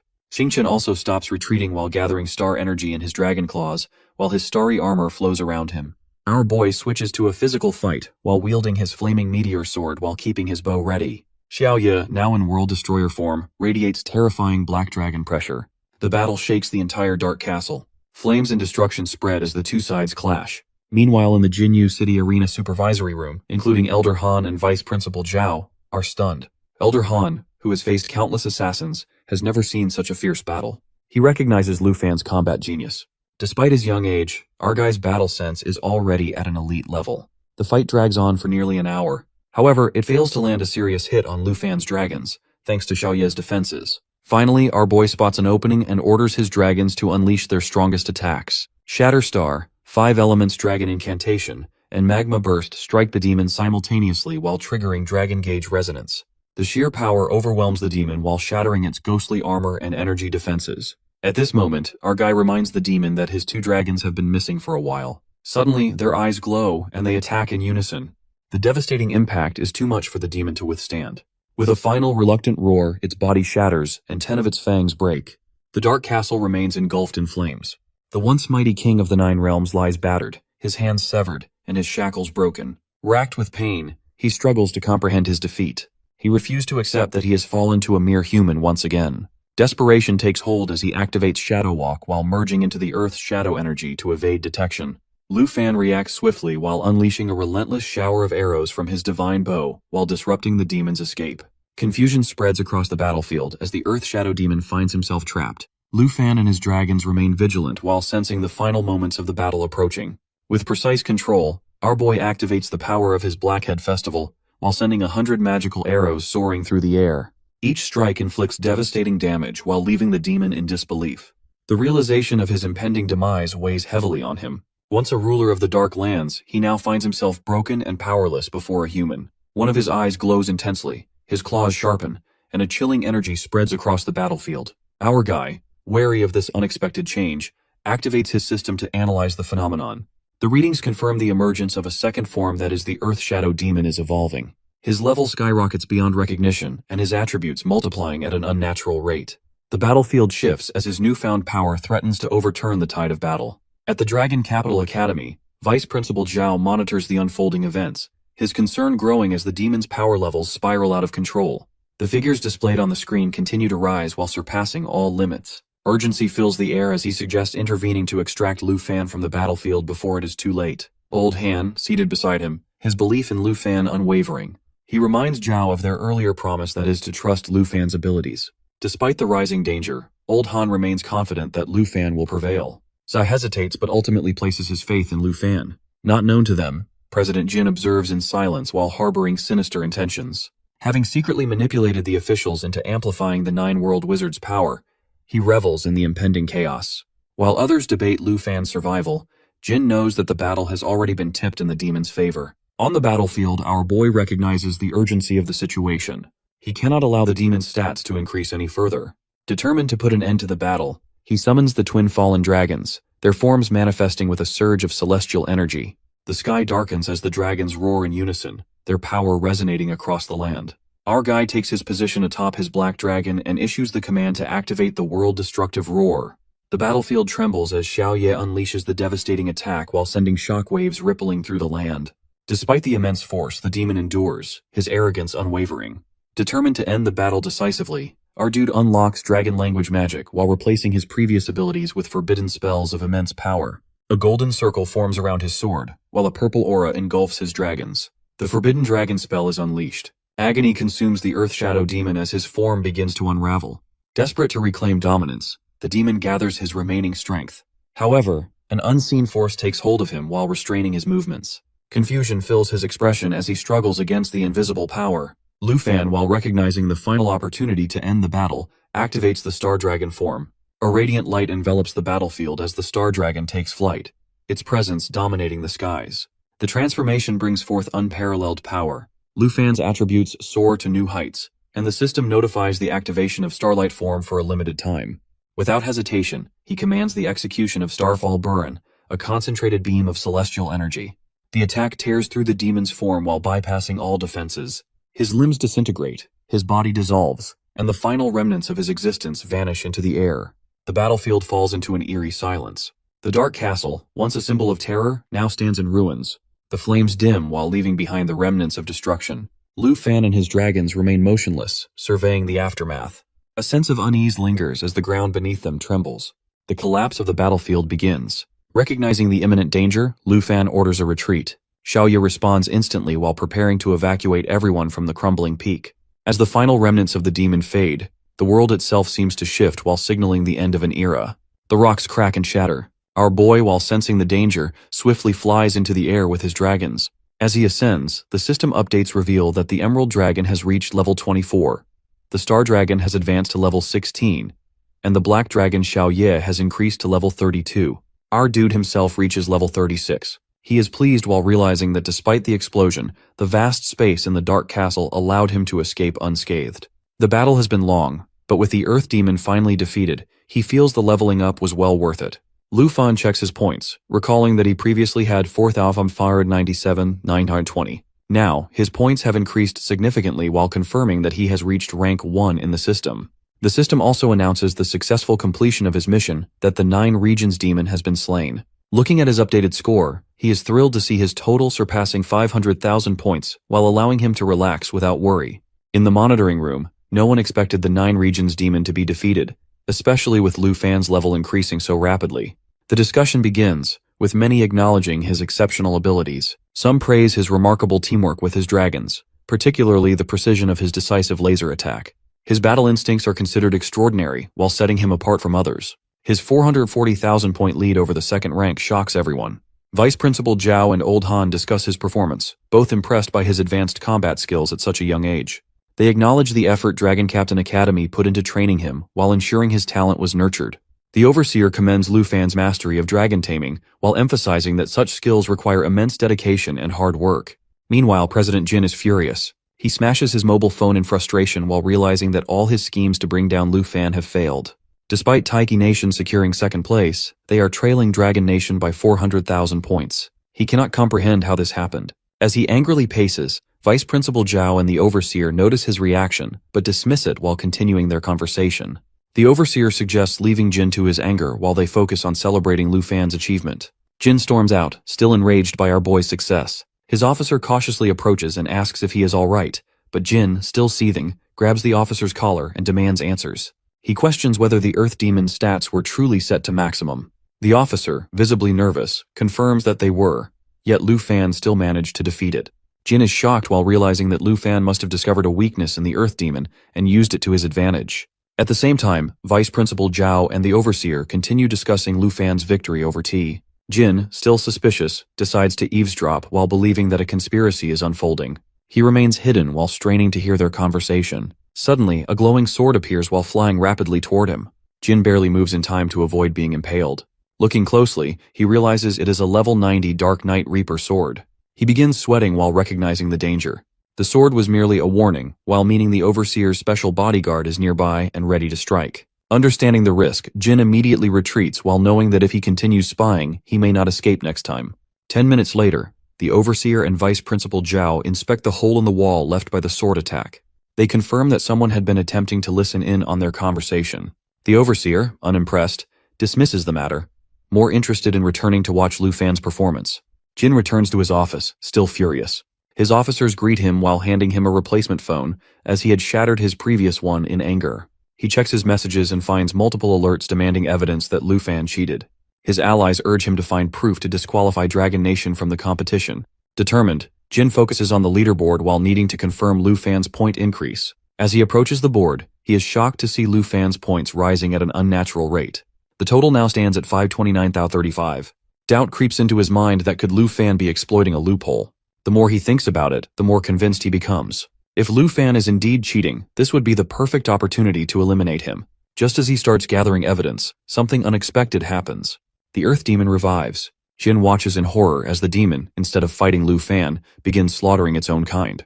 The defeated demons contribute points to Lu Fan while causing his total to increase every minute. Our boy, now resting after the long battle, observes the situation calmly. After an hour, Xiao Ye emerges from the top of the tower where he had been resting while reflecting on his past battles. He finds relief in finally defeating the Earth Demon while gaining experience and increasing his strength. While resting, he realizes that his spirit dragon is more than just a pet, that it is a true companion. Over countless battles, his dragon has grown powerful. As he moves near the mysterious tower, a sudden shock shakes the ground, and a giant claw bursts from the foundation. Unfazed, Lu Fan calmly assigns his allies to handle the situation. He recalls the origins of his black dragon that is formed from the twin dragon kings who fell in battle but avoided becoming mere slaves to corruption. His past conversations with Senior 2 come to mind, where he learned to distinguish between fallen corpse slaves and fallen corpse puppets. Our boy recognizes that his dragons have reached their peak as fallen beings, but signs of underground demonic entities indicate new challenges. Smirking at the opportunity, he strategizes his next move. Meanwhile, 2 fallen demon dragons emerge while radiating immense power. He analyzes their abilities and determines that despite their strength, they lack the ability to control undead creatures. Suddenly, his emerald green dragon undergoes an unexpected transformation while exuding a bright green glow. Lu Fan steps back while questioning this sudden evolution. As the dragon's power manifests, it unlocks a unique bloodline ability. The system reveals new stats that its protective aura enhances allies' attributes, boosts damage absorption, and grants a counterattack mechanism while making them nearly invincible. Our boy is amazed by its transformation into a supreme being, capable of amplifying passive abilities. As he reviews the stats of the fallen demon dragons, he detects an underground entity that is the Earth Abyss Demon at level 85. Despite its level cap, its attributes have grown beyond limits. The fallen demon dragons, still at level 24, benefit from the Emerald Dragon's buffs, further enhancing their combat power. Sensing the scale of the upcoming battle, our boy decisively commands his Emerald Dragon to activate its ultimate ability, Jade Light, which quadruples all allies' stats. The battlefield trembles as the fallen demon dragons roar, their power surging while making them an unstoppable force. Determined to overpower the Earth Abyss Demon, Lu Fan commands his dragons to unleash their life pulse. The Earth Abyss Demon roars in defiance, but his fallen demon dragons crush its defenses. As the battlefield shakes, dark knights engulfed in purple flames emerge from the shadows. These corrupt warriors, while laughing menacingly, advance in increasing numbers. Lu Fan swiftly assesses the transformed divine soldiers, now at level 75. Their defensive capabilities increase with each undead conversion, while allowing them to convert lethal damage into shields. Satisfied, he notes that his army can now fight independently, while earning points for him without his intervention. A system notification alerts him to a new skill that is Undead Control, which grants him full command over all his undead puppets, even in secret areas. Recognizing the potential of this ability, he envisions a grand plan that is using his army to recreate a historic battle from 50 years ago that reshaped the demon world. Suddenly the ground trembles, and a giant claw crashes down with earth-shattering force, narrowly missing Lu Fan and his allies. A massive demonic beast emerges from the shadows while exuding unparalleled rage and malice. It lets out a deafening roar while signaling its challenge to Lu Fan. Reviewing its newly transformed abilities, Lu Fan observes a unique skill that marks targets with shadow layers, while amplifying the damage they receive. Additionally, its power increases by 200% upon taking critical damage. Smiling, Lu Fan acknowledges his latest success while marveling at his ability to subdue such a formidable ancient beast. Meanwhile, in the control room, Jin learns of Lu Fan's unprecedented feat that is taming the Earth Abyss Demon. He panics, unable to comprehend how such a creature, known for its independence, could now be under Lu Fan's command. Frustrated, he drops his phone while realizing the power shift has disrupted their plans. Online discussions erupt into chaos as news of this event spreads. Old Han, another observer, laughs and acknowledges Lu Fan as the strongest player. He urges his group to stay calm and reevaluate their strategies to maintain balance in the competition. If other nations fail to keep up, the game itself could lose its thrill. Jin, while feeling the mounting pressure, clenches his fists and declares that he has no choice but to entrust an important mission to Lu Fan. Back on the battlefield, Lu Fan relaxes while knowing his strategy is a success. He commands his Emerald Dragon to summon the fallen demon dragons, who, in turn, control the Earth Abyss Demon and deploy more celestial troops. As his comrades rest beside him, the system continuously updates their increasing points. Our guy acknowledges the complexity of his layered strategy, but is satisfied with its effectiveness in maximizing their gains. His moment of peace is interrupted by an incoming system notification. Ranked number 1, Lu Fan realizes an even greater challenge awaits him. In the frozen lands, a boy hides behind a tree while believing he has successfully secured the mission. He feels relieved that he did not encounter Lu Fan at the previous checkpoint and assumes that no one else has arrived. However, his confidence diminishes as a massive black dragon appears while exuding an overwhelming aura. Then our boy arrives. He moves towards the mission area with his usual confidence, while the boy watches in frustration. He realizes that Lu Fan's presence means his previous mission has already been completed. Doubt creeps in as he wonders if Lu Fan truly managed to defeat the Earth Monster. The situation, which initially seemed in his favor, is now slipping out of his control. Sensing a presence, our guy stops and glances back while causing the boy to panic. He begins sweating and fearing that he has been discovered. Despite his attempts to remain unnoticed, Lu Fan releases his dragon, Kai, while unleashing fiery energy that intensifies the atmosphere. The overwhelming force leaves the boy in a desperate state while struggling to defend himself. A system notification confirms that our boy has earned additional points. Realizing that our guy was not directly targeting him, the boy breathes a sigh of relief. He hides behind a tree, reassured that he is not perceived as a threat. Quietly, he celebrates his luck. Meanwhile, our guy checks his status window to review the mission details. Nangul, while regaining some composure, hesitantly approaches Lu Fan and expresses his gratitude for sparing him. Aware that the game's rules dictate that his points would have transferred to Lu Fan had he been killed, he acknowledges the unexpected mercy. Our guy, while showing no particular interest, considers it nothing more than temporary cooperation. His focus remains on his next tasks. Observing the boy's status, our guy notes his name, Nangu Yasin Lai, and his ranking, which is significantly lower than expected. The boy defends his performance while explaining that he has been working tirelessly in hunting deadly creatures to accumulate points. Our boy assesses the situation while concluding that eliminating him now would not be worthwhile. Instead, he decides to wait until the boy has gathered more points before considering him as a potential target. Before leaving, our guy remarks on the boy's slow progress while highlighting his low rank. The boy, while feeling humiliated, reflects on his position in the competition. As Lu Fan departs, he encourages the boy to improve while leaving him in a state of surprise. This moment contradicts everything the boy has been taught about the Dragon Nation, which was described as arrogant and unreasonable. Our guy's actions challenge his preconceived notions while making him question his past judgments. He resolves to work harder, not only to prove himself but also to uphold the dignity of his nation. Our guy, now focused on his next mission, reviews his objectives. His next task is a PvP battle against a rank 6 opponent in a swampy region. He wonders whether it is Charles or Kim Swang-han. Confident in his abilities, he does not concern himself with identifying his opponent while believing he will complete the mission regardless of who stands in his way. With a determined expression, he commands Xiao Ye to set course for the swamp. In the swampy region, the atmosphere is eerie. A massive boar with glowing red eyes roams through the thick, damp terrain. Nearby, a giant snake lurks while waiting for the right moment to strike. Without warning, the snake attacks, sinking its fangs into the boar. The boar struggles but is ultimately overpowered. Hidden in the shadows, a figure observes the battle with amusement. A system notification alerts Old Han that someone has accepted a mission to hunt him. Instead of fear, he reacts with confidence while acknowledging the challenge with a smirk. His status window reveals his immense strength, far exceeding most competitors. Another figure, Gilan, emerges while addressing Han with calculated confidence. Within the Four Nations Alliance, their plan had been to strategically accumulate points and resources, but only a few members had arrived. Gilan questions the whereabouts of their missing allies, particularly Nangu Yasenlai, whose status remains unknown. Han, while leaning against a tree, speculates on the situation, while considering whether waiting for their missing comrade is an option. He checks his status and notes his rapid progression, despite only engaging in minor battles. Gilan, while sensing the shifting dynamics, prepares for the inevitable confrontation. The anticipation builds as they acknowledge the approaching hunter. Han, seated calmly with his snake companion, remains watchful. As he reviews the map, he strategizes his next move while preparing to show the true difference between hunter and prey. 4 hours later, Lu Fan arrives in the nation's trial secret realm, known as the Swamp. Lu Fan looks around and notices the dangerous terrain. The ground is uneven, the air is filled with toxic insects, and there are no escape routes without flying. He knows moving forward will be difficult. As he walks deeper into the swamp, he notices there are no powerful beasts. Only small creatures move around. Suddenly, Xiaoye moves closer. He places his hand on the dragon's head while activating perception skill. A red aura spreads across the swamp, breaking through the mist. Hidden dangers appear. The dragon finds multiple presences nearby. Lu Fan moves forward and soon senses 3 enemies hiding in the fog. He raises his hand and channels his dragon energy. Fiery orange flames spiral around him, growing stronger. The flames light up the area. He unleashes a powerful attack, burning away the fog while revealing his enemy, which turns out to be a serpent, emerges from the swamp.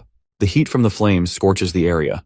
Then he finds a participant, Glan, sitting on top of the serpent. He watches Lu Fan with amusement and remarks on how quickly our boy discovered him.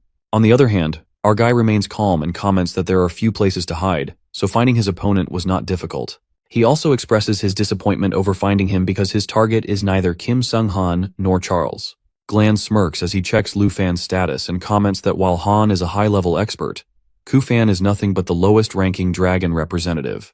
Then he sees on his screen that Lu Fan is the Dragon Nation representative, ranked first with 551,292 points.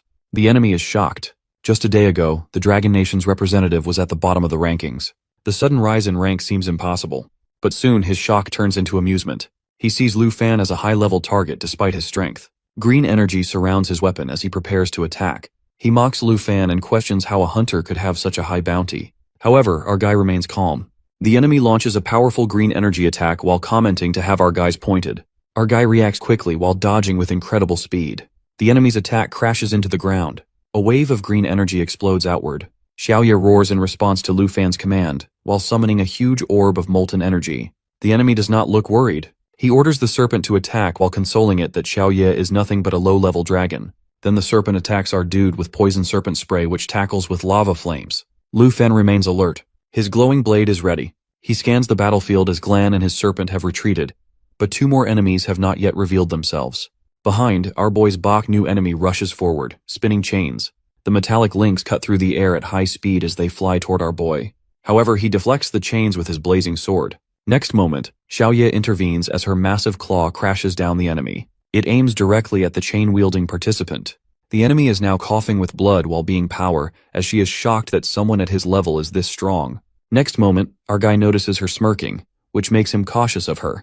As expected, she immediately calls for help to her companions. Afterwards, Glan with Serpent reappears and lunges toward Lu Fan and his black dragon. Lu Fan is ready to attack as he deflects the serpent's attack while Xiaoye roars and clashes with the serpent. It grips the serpent tightly in its claws. Glan is frustrated while his companion Baden, holding a bow, prepares to attack. At that, the chain-wielding enemy mocks her allies, pointing out their failures. Despite their efforts, the enemies struggle. Baden cannot believe someone at Lu Fan's rank could be this powerful. Glan, however, is persistent to take down our boy in order to get his points. If they defeat him, they will rise in the rankings. Standing beside his black dragon, Lu Fan mocks his enemies as their attacks are useless, which are only hurting themselves. He questions their chances of winning. The chain-wielding enemy refuses to back down while admitting that Lu Fan is stronger than expected, but the battle is not over. Lu Fan's face remains serious. Flames spiral around his arm. He gives them one last warning while commenting that how this swamp will become the graveyard of their ambitions. Gilan quickly commands his companion, Shuao-Qi, to unleash a poisonous mist. The green mist spreads rapidly, damaging the target and inflicting a poisoning effect. The toxic attack takes effect immediately, but Lu Fan does not panic as orders Xiaoye to deliver a decisive strike. She immediately attacks the enemy with her Black Dragon Bloodline skill. Its powerful Bloodline ability reduces incoming damage by 50%, nullifies debuffs, and boosts its self-recovery by 500%. Shuao-Qi retaliates by launching another wave of toxic mist directly at the dragon. However, Xiaoye counters with overwhelming force, while crushing Shuao-Qi in a single devastating blow. Gilan, visibly shaken, realizes the enemy is far stronger than he expected. Just as he struggles to regain control, Baden appears, stepping in to shield Gilan from further attacks. Meanwhile, our boy prepares for a powerful counterattack. Gilan refuses to back down. Holding his staff high, he channels immense green energy, while declaring that Lu Fan's journey ends here. He activates a powerful spell formation, summoning the deadly 10,000 Snake Formation. Venomous serpents emerge from the ground, striking with lethal precision. Now our boy finds himself surrounded. Despite the overwhelming attack, Lu Fan fights back, as launches rapid strikes with his blade, slashing through wave after wave of serpents. He quickly realizes the nature of Gilan's ability. It does not just summon snakes, but endlessly regenerates them, making them nearly indestructible. Gilan, confident in his formation, taunts Lu Fan, stating there is no escape. He orders his ally to focus on taking down the Black Dragon. The man asks him whether the snakes will going to attack them. As the battle intensifies, the girl also joins the fight as she urges her companion to attack without hesitation. Amidst the chaos, Gilan is caught off guard when a fiery explosion strikes him. At the same time, Lu Fan unleashes a devastating move called World-Destroying Roar, which is the fiery technique sends an intense wave of destruction across the battlefield, severely damaging all targets within its range. Lu Fan, now engulfed in flames, as he mocks Gilan's spell formation, calling it a cheap trick. Gilan, infuriated, vows to make Lu Fan regret his words. He summons a massive vortex of serpentine energy. He shouts to Wei Ji and Baden, urging them to act quickly. Wei Ji lets out a fierce battle cry and charges forward. Lu Fan intercepts a massive spiked weapon hurled toward him. With a single blow of his dragon claw, he shatters it effortlessly. He then swiftly dodges another incoming attack from Baden. Xiaoye roars and attacks the enemy. However, Gilan lets out a maniacal laugh. He revives the fallen serpent, Shuao-Qi, using his deadly necromantic powers. He prepares his ultimate attack, Frenzied Serpent, which his ability fuses his revived serpent with a lethal poisonous field. Shuao-Qi, now a monstrous fusion of undead energy and venom, roars with renewed vigor. At that, our boy quickly assesses the danger as he realizes that Gilan's abilities are designed to make his creatures nearly unkillable. Even when cut down, the massive serpent splits into two smaller versions. Then he calls Xiaoye to his side, while strategizing for a counterattack. The Black Dragon is engulfed in the 10,000 serpent venom. The battlefield is overwhelmed with toxic mist as Wei Ji even struggles to withstand the poison as she curses Gilan, questioning why even their allies are being affected. Standing atop the swirling venom, Gilan mocks his enemies. He acknowledges that the Black Dragon might have some immunity, but he confidently declares that no human, not even Lu Fan, can survive its deadly effects. As the venom's power grows, Wei Ji succumbs to its effects. She desperately calls for an antidote. Gilan watches coldly, unfazed by her suffering as he assumes that Lu Fan will soon meet the same fate. But suddenly Wei Ji experiences a miraculous recovery. A surge of energy envelops her, neutralizing the poison. She breathes freely once more. A rare bloodline ability grants her temporary immunity to toxins. Gilan, watching the turn of events, smirks. He mockingly apologizes for not granting his allies immunity beforehand. He promises to do so in the future and jokingly offers Lu Fan's 10,000 points as compensation for the inconvenience. Despite his confident facade, Gilan knows the stakes are high. He orders Weiji and Bon to confirm whether Lu Fan has succumbed to the venom. However, before they can move, Lu Fan interrupts. Gilan and the others freeze in shock. Lu Fan, riding atop the black dragon, taunts him as he questions the strength of Gilan's so-called venom. The dragon's bloodline resilience has reduced all damage by 50%, making the poison ineffective. Gilan finally realizes the truth. Lu Fan has been immune all along. His core strategy has completely failed. Panic sets in as he orders Weiji and Baden to eliminate Lu Fan at all costs. To incentivize them, he promises an additional reward of 20,000 points each. Weiji grips her spiked weapon, frustration evident on her face. She looks at her injured teammates and mutters that none of them are useful, realizing everything depends on her. She urges Baden to cooperate. Suddenly, a fiery blast erupts behind her, catching her off guard. From a distance, Lu Fan watches the scene unfold, wondering if the attacker is an ally. Weiji, alarmed, questions if it could be Yasunlai. Next moment, a man clad in burning armor steps forward, laughing mockingly as he confidently declares that they are being defeated by only one person. Meanwhile, Lu Fan, sitting atop his dragon, reassures Xiaoye to remain calm as he recognizes that this person is none other than Andre. Both of them are catching up while Weiji is on the defensive. The two discuss how Weiji is a girl and indeed a very strong one, which makes her quite mad. Then Andre declares that he is going to deal with her while he can handle Glan. Our boy is about to say that there is no need for it. Lu Fan, unfazed, casually brushes off the suggestion, showing no interest in stepping in. Meanwhile, Weiji's anger intensifies. Her aura shifts and golden energy surrounds her. Her hair rises and her glowing yellow eyes shine with power. Next moment, she transforms into a massive bear, crackling with electricity, emerges from within her. Weiji charges at Andre, determined to make them pay for underestimating her. Andre raises his weapon, blocking her attack. He calls for our boy to protect himself, insisting that he will handle the fight alone. The battlefield grows more chaotic as Weiji, in her beast form, continues her assault. Lu Fan, watching from above, remarks that this battle feels more like a contest for points than a real fight. He notes that summoning allies like the giant bear might be unnecessary. He leaps onto his dragon, commanding it to take flight. Meanwhile, Gilan steps forward with a massive black snake by his side. He instructs Baden to follow the plan. The snake opens its jaws, releasing a thick green toxic mist that spreads across the battlefield, creating a protective barrier and attacking their enemies. Lu Fan, riding high above, observes the mist. He notes that it has no effect on him or his dragon since they are immune to poison. Another snake with glowing green eyes slithers toward him from behind, signaling a coordinated attack. Recognizing the danger, Lu Fan activates a powerful skill as his sword ignites, and he strikes with precise, avoid/attacks at the approaching snake and cutting it in two. Then he asks his pet to turn back. Confidently, Gilan declares that Xiaoqi to be immortal as he shouts for it to revive. Green mist thickens as venomous creatures multiply.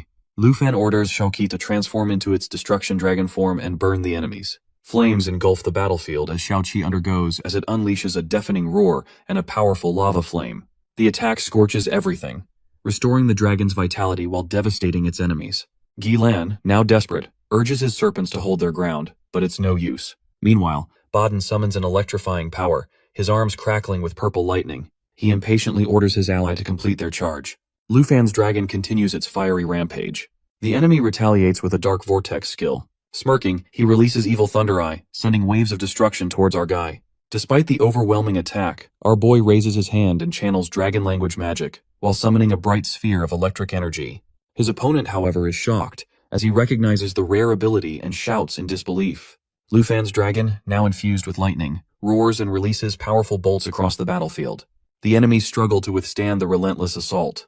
Gilan struggles to hold his ground against an overwhelming force while Baden urges him to stay strong. Then he summons a massive snake to aid him. Baden, alarmed, pleads him not to be abandoned as Gilan's energy grows more chaotic. He activates the snake's healing ability, restoring his life force while submerged in water. Meanwhile, our dude observes from a distance attacks and kills Baden. He ponders on the futility of false alliances and Gilan's inability to escape, and orders Xiaoye to synchronize with him. Together, they prepare to launch Dragon Lava Burst, a combined attack. Lu Fan's fiery energy merges with Xiaoye's power, creating a massive wave of flames. Lu Fan declares this as Gilan's fate, marking his victory. As the battle concludes, A system notification confirms another defeat, as Gilan also died. He calmly sits among the battlefield ruins, watching his score update. Reviewing the results, he acknowledges both the risks and rewards of PvP battles. Next moment, a new notification ranks him number 1. Suddenly, someone calls out to him and tosses an object. Lu Fan glances over, questioning the gesture. A massive explosion erupts, engulfing the area in flames. A fiery bear appears on the battlefield, growling as it prepares to attack. However, Andre emerges while wielding a massive weapon. The flames around him burn intensely as he charges at the bear. The bear, desperate, pleads for mercy. Andre swings his weapon, igniting an explosion and eliminating the bear. He lifts the bear, looking down on it with disdain. He mocks its cowardice and deems it unworthy of survival. He then throws the bear toward the dragon, signaling our boy. The dragon catches it mid-air, engulfing it in flames. Lu Fan explains the battlefield rules. Only the one landing the final blow claims the points. Striking his opponent, he unleashes a fiery explosion. He remarks on the necessity of taking opportunities without hesitation. Andre approaches the dragon, while admitting that he underestimated the fight. Lu Fan responds sarcastically, thanking him for the assistance. Andre about free help and laughs about providing a feast for the dragon. Then he nervously asks if Lu Fan has more Dragon Kingdom delicacies. Later, they gather in a peaceful forest, sharing a meal. Andre reminisces about the earlier food, while claiming it has spoiled his taste. He offers 500 points per chicken, but Lu Fan refuses. He then increases his offer to 2,000 points per chicken. However, when he checks his points, he then marvels at Lu Fan's score, 763,000 points, and wonders how he accumulated so much. A status screen reveals that Andre is rank 4 with 60,000 points. They discuss their shared mission to defeat the Nine Realms demon. Andre jokes about Lu Fan's massive score and asks if he plans to clear the Black Tower alone. Lu Fan admits he has targeted the tower from the start, seeing it as the best way to earn points. He admits that Black Tower is the best farming location. At that, Andre recalls struggling against its monsters, and realizes Lu Fan has turned the tower into his personal hunting ground. He admits that he is lucky not to be Lu Fan's enemy, as even strong players would not stand a chance against him. Still curious, he wants to ask for Lu Fan's secret to farming points. However, after learning about the risks, he decides it is beyond his ability. He comments that Lu Fan's Dragon Rider profession makes him one of the strongest hidden class players. He also nervously remarks on the dragon's aggressiveness, causing her to react in mock frustration. Lu Fan then asks if Andre has attempted the Black Tower mission before. Andre admits he barely survived and reveals that as long as the mission is tied to him, he cannot accept any other tasks. Lu Fan suggests collaborating, while believing teamwork is the best strategy. Andre hesitates but considers the plan.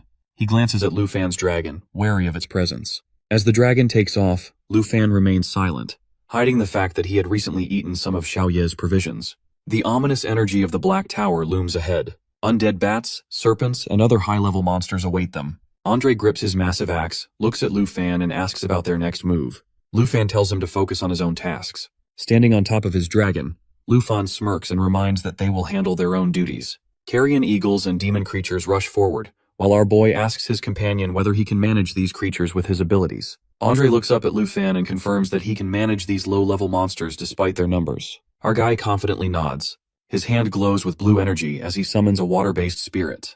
He announces that he will enter the core area to defeat the inside monsters himself. Andre is shocked and questions if Lu Fan is serious. Lu Fan commands Kenshin to activate Starlight Mode. At that, she transforms into a huge starry dragon, surrounded by glowing blue energy. Lightning crackles around the dragon. At that, our guy decides not to wait for monsters to attack and instead take the fight to them and finish them in one go. Then Xingqian opens a teleportation rift that will stay active for 60 seconds. Lu Fan tells Andre to guard the outside while he clears the monsters inside. Andre, however, watches in awe as Lu Fan enters the rift while our boy having another dragon. Inside the Dark Tower, Lu Fan smirks and jokes that the welcome party is too grand to see that monster in front of him. Numbers of deep digger moths, crypt devourer worms, numbers of other demons and beasts are ready to pounce on our boy. Deeper inside, a massive earth demon at level 85 appears as well. Its voice echoes, warning Lu Fan of his doom. Lu Fan, unfazed, smirks and mocks the demon whether he is going to welcome him. With that, his emerald dragon appears beside Lu Fan, glowing with divine energy. He calls it a gift for the earth demon. Lu Fan activates Spirit Shelter, creating a green shield that doubles all attributes and absorbs damage. Our guy rides Xingqian, while Xiaofei flies above. The battlefield erupts with Dragon's Roar. Both dragons cut through the enemies. With 5 seconds left in Starlight Mode, Lu Fan decides to end the fight quickly, and uses Cut the Sky skill to attack the enemy. Xingqian unleashes Great Calamity, which is an attack that burns everything in its path. With that, star-crushing skill follows ordered by our guy, which creates a 500-meter wide crater. Not only this, Xingqian also fires green energy blasts, absorbing damage and sending it back with airshock skill. With 5 seconds left in Starlight mode, the Xingqian charges Star Destruction Light. A brilliant blue beam tears through the battlefield. The system shows the attack's power increase as damage rises significantly. With that, the battlefield is clear. Lu Fan smiles, knowing he is close to leveling up. But suddenly, a new enemy appears, which is the Holy Corpse Demon Dragon. At level 24 can resurrect fallen enemies and use powerful magic attacks. Lu Fan orders the Shafi to summon Fallen Dragon. Green energy surrounds it as it transforms. Meanwhile, Xingqian shifts into Starfall mode with celestial power, which wipes out enemy waves. Our boy watches his dragons level up at incredible speed as he is going to collect the points. A new enemy, the Abyss Moth at level 75, appears and gathers a huge green energy sphere and attack with it. However, Xingqian counters it immediately by opening a black hole, which nullifies the attack. Next moment, several black holes appear around the dragon, pulling in foes. As the battle ends, Lu Fan stands atop his victorious dragons, shocked to see that there are no enemy remains. However, he doesn't know that a new enemy named as Spatial Breath Shadow appears behind him as the fight is far from over. As the Deathbind's body collapses to the ground, the air grows heavy and the earth trembles. It binds enemies with its body and limbs, rendering them immobile. As the monster prepares to activate its skill, Spatial Break Shadow, its claw glows with dark energy, ready to strike. However, before it can react, a powerful punch lands squarely on its face. Spatial Break Shadow stands frozen, demanding an explanation for why he helped a human. Next moment, with the help of Phantom Walk skill, the monster's claw glows ominously as it prepares to grab him. Spatial Break Shadow tries to flee, but the monster's attack is too fast. Its claw slashes him, leaving a deep wound that causes him to bleed profusely. The centipede, heavily wounded, attempts a desperate counterattack. However, before it can move, the battlefield is engulfed in flames. Our dragon is also unleashing a devastating attack. The intense heat scorches the area, forcing the creatures to retreat. Amidst the chaos, Lu Fan questions whether the monstrous creatures are satisfied with his gift. As the dust settles, the Spatial Break Shadow and its allies prepare for another assault. They lock eyes with Lu Fan, radiating killing intent. Demon glares at him, lamenting how the one he once revered has now become a target for humanity's wrath. The monster laughs maniacally, mocking the demands that they don't deserve to live. Fueled by rage, Demon roars, towering over the battlefield.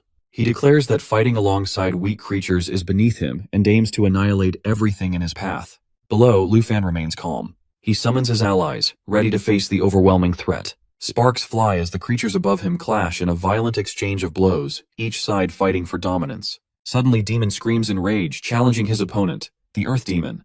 The monster reveals its terrifying ability, splitting into multiple clones that radiate the same deadly aura. These clones spiral into a vortex of power, while attacking with constantly. Lu Fan smirks as flames engulf his hands. He mocks his opponent, declaring that if they enjoyed his previous gift, because he is willing to add more fuel to the fire. The battlefield shifts as Lu Fan summons the demon troops of the Abyss. A vortex of dark energy appears, and demonic soldiers emerge. Spatial Break Shadow watches in disbelief, that how it is possible as Lu Fan has somehow subdued the entire Earth Demon army. The monster lets out a furious roar and unleashes a devastating slash, tearing through its opponents with it. Despite the chaos, Lu Fan smirks and remarks about the ancient demonic beasts as he is interested to see that who is truly superior. The Earth Demon army, still under his control, charges forward with his dragon. Their numbers grow rapidly, swarming the battlefield. Above, another wave of summoned creatures descends. Fluttering shadows morph into deadly monsters, swarming the centipede and its allies. Spatial Break Shadow and its forces struggle to withstand the overwhelming swarm of demonic butterflies and soldiers. It watches in disbelief while questioning how a mere human can possess such devastating power. Above, the dragon is ready to kill the demon. However, it roars defiantly, refusing to accept defeat while calling their efforts delusional. Then it unleashes a massive burst of green energy. A toxic mist spreads across the battlefield, covering everything in its path. The massive centipede begins to retreat, slithering through the mist in an attempt to escape. However, Lu Fan mocks the demon's cowardice, readying himself for the final strike. Dragon's encouragement. Fiery energy swirls around him, forming a majestic dragon. Lu Fan rides atop his dragon, which lets out a deafening roar, shaking the battlefield as it charges at the enemy. He orders Xiaofi to attack herself with Xingqian. Xingfei radiates a brilliant blue light, its aura pulsating with immense power. Now the Starlight Destruction skill is in process. Simultaneously, he commands his black to unleash Lava Burst. Xiaoya charges forward, roaring as it releases a molten wave that engulfs the battlefield. The combined might of the two dragons creates a blinding surge of energy, shaking the entire arena. Lu Fan watches as his enemies are consumed by the relentless assault. In a final desperate act, one of the demons cries out while refusing to accept defeat. Outside the Dark Tower, Andre swings his hammer fiercely, unleashing a fire tornado that wipes out the last of the corpse eagles. With no more enemies in the sky, the entrance of the Dark Tower is covered in corpses. However, he notices something unusual, that the Dark Tower's gate remains closed. Not only this, the next wave of monsters would have appeared by now. He doesn't understand what is going on exactly. 5 minutes later, Lu Fan emerges from the gate, unharmed, riding Xiaoye. Approaching Andre, Lu Fan casually tosses something at him. Andre catches it, only to realize it is a massive head with a grotesque spatial break shadow's face. Using his appraisal skill, he confirms that though its body is gone, its head remains barely alive, sustained by a death and rebirth ability. Andre is shocked that Lu Fan has single-handedly invaded the Dark Tower and annihilated the entire demon army. Lu Fan explains that the demon possesses a skill which allows it to revive, but he keeps it barely alive before leaving the castle, while ensuring Andre can claim the kill and complete his mission. Andre is clearly shocked to listen this, but our guy explains that if he will kill it, he can able to take another mission after completing his current mission. Andre, regaining his composure, lifts his hammer and delivers a final flaming strike. After a while, both of them are sitting in front of the bonfire, while Andre is checking his status screen. His mission completes, and he gains 200,000 points. Our boy declares that it's time to depart. Now, Andre prepares to leave while expressing that if they might not meet in the National Trial Secret Realm, then he would like to share a drink with Lu Fan once the trial ends. Then both of them promise to each others. Then Andre decides to give our boy some of his points. When asked, he explains that he has not only eaten his food, but also that Lu Fan helped him complete his mission. Though the points don't mean much to him, he wants him to accept them as a courtesy. Lu Fan finally accepts his points.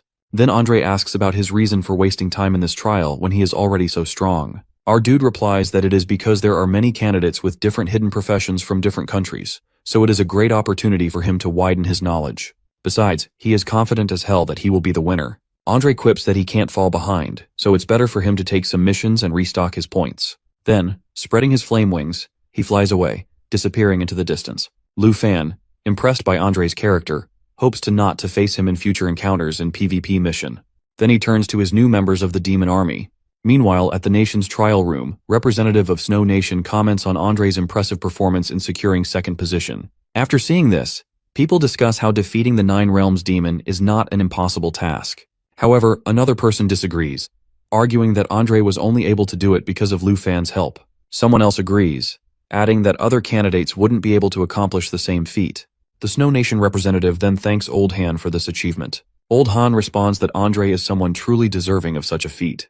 Meanwhile, President Jin grows jealous of the exchange, grumbling about Andre surpassing Chung Han. If the Star Nations push forward, Taiki Nation will drop to 4th position. Deciding to consider another method, he looks at his phone. Before he can act, his assistant interrupts him, asking him to come with him for something urgent. At first, he tries to dismiss him, but he stops when the assistant informs him that the scroll has been made. President Jin grins upon hearing this, realizing he can now implement his last method. On the 3rd day of the nation trial, Jin arrives and inquires about its completion. The guards greet him respectfully and express their gratitude. He presents an item while explaining that it is an urgent, one-time use tool. Although it may have flaws, experts have verified its functionality. He then states that Lu Fan has been under surveillance, but no suspicious behavior has been detected. Frustrated, Jin criticizes their incompetence while insisting that Lu Fan can no longer be caught in the act. With no other option, he must proceed with the ultimate strategy. He instructs the guards to prevent anyone from approaching while he enters the hidden realm, while intending to use the scroll personally to convey a message. The guards, concerned, warn that the scroll is still in its testing phase. Exposure to a live transmission could lead to serious complications. However, Jin reassures them that he has already informed the chief controller and director while ensuring that no visuals of the desert terrain will be displayed. Before departing, he orders them to secure the area while emphasizing that if this operation is uncovered, Taiki Nation's honor will suffer greatly. As a final directive, he instructs them to activate the ultimate mission immediately while stressing the urgency since Lu Fan is already investigating the new Nine Realms demon tasks. Meanwhile, within the Nation Trial Secret Realm, our boy notes that the Earth Demon is in the desert this time, while eliminating the need to search for the Dark Spire. He understands that the competition is going to be rare due to the high points as per the rules of the competition. He reflects on his 3 missions, all centered around defeating realm demons, while recognizing a clear pattern in their arrangement. Suspecting a larger scheme, he orders Xiaoye to head toward the Dark Spire. She too begins to question whether these assignments have been deliberately arranged. Lu Fan further contemplates the Taiki nation's competition, convinced that it is filled with hidden agendas. Wasting no time, he informs Xiaofei and Xingqian that their break is over and commands them to activate the Star Shuttle. A notification appears telling that the remaining time for the Star Shuttle is 59 seconds. The dragons immediately respond while roaring loudly as they obey. Deep inside the Dark Spire, the enemy dragons take notice of Lu Fan's arrival, while mocking him and declaring that he has come to meet his doom. Unfazed, he acknowledges the intrusion but confidently asserts that he is the one who will die. Without hesitation, he orders his dragons to eliminate them, while emphasizing that he has no time to waste. Meanwhile, a tribal warrior desperately pleads with Musashi Ten while begging for his life. He promises to do anything, offering to transfer all his points and withdraw from the match immediately. Unmoved, Musashi Ten dismisses his plea while finding it uninteresting. He remarks that killing him would achieve the same result while still granting him the points. With a cruel smirk, he orders Andre to lick his shoe and loudly insult the people of Miko Nation. Andre hesitates for a long moment before reluctantly obeying. At that instant, the ghost warrior interrupts while urging him to speak louder. Trembling, Andre complies, repeating the insult in a more forceful tone. Laughing, the ghost warrior mocks him while remarking that he truly would do anything to survive. Suddenly, Jin Chang'an appears, swiftly eliminating the tribal warrior. Shocked, the ghost warrior protests while questioning Jin's actions and complaining that he was not finished having his fun. Jin responds nonchalantly while stating that Andre was doomed regardless, and expressing doubt that the ghost warrior would have actually spared him. Furious, the boy accuses Jin of stealing his points by striking first. However, Jin remains calm while clarifying that he acted not for the points, but because they still have a mission to complete. Perplexed, the ghost warrior questions what mission he is referring to. Jin, ignoring his curiosity, instructs him to remain silent and pay attention. Shortly after, he arrives at the scene, prompting the ghost warrior to skeptically wonder whether overseas forces have urgent intelligence, and if such a thing is even possible. The Earth Blood Demon launches a powerful strike toward our guy while unleashing a Thunderclaw attack. Alongside this demon dragon, the Earth Fiend Demon also takes charge. Lu Fan quickly assesses the situation while realizing that these two Nine-Realm demons possess immense strength. However, if all of them attack simultaneously, the battle could turn in his favor. He also considers that the Taiki Kingdom could never have anticipated their own schemes backfiring, ultimately benefiting him. As the demons continue their relentless assault, he contemplates releasing his demon army while recognizing the chaos it would create in Taiki. Meanwhile, Musashi urges Jin Chang'an to stop, noticing he is faltering, but he sharply tells her to remain silent. She presses him for an explanation, questioning why they are not heading toward the location of the ultimate mission. Chang'an, however, admits that he does not yet know its exact location. During this time, he encounters Mr. Jin, who immediately instructs him to leave. Chang'an hesitates while wondering if the Taiki Kingdom is being shameless, and whether the points they have accumulated are fraudulent. He questions whether he should be disqualified, but Mr. Jin dismisses the idea, stating that the rules and regulations are functioning normally, making teleportation impossible.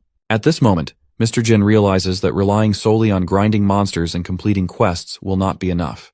To maximize their points, they must understand the Dragon Nation's techniques for farming the Dark Spire. He tells Chang'an that he too is capable of this strategy, but ultimately decides to leave, as the teleportation area is becoming increasingly unstable. Before departing, he reminds Chang'an that the ultimate mission has been activated and instructs him to proceed with full dedication. Chang'an then states that the ultimate mission is to target Charles Xian. He emphasizes that they should not waste time on Lu Fan, but instead focus on locating the Dark Spire and formulating a strategy to defeat the Nine-Realm demons. He realizes that the ultimate mission is only effective when used against the strongest contender. Musashi Ten, while acknowledging his logic, tells him to take charge.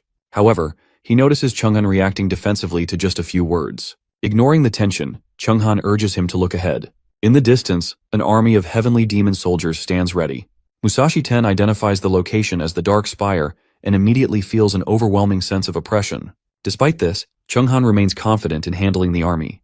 However, he begins to question why the army appears so small. Determined, he unsheathes his sword while preparing to engage in battle. However, the ancient demon army proves to be far too powerful for the forces of the Taiki Kingdom to handle. He engages in battle with the Nine-Realm demons, while Chang'an observes while remarking that it does not matter if Lu Fan has a dragon pet.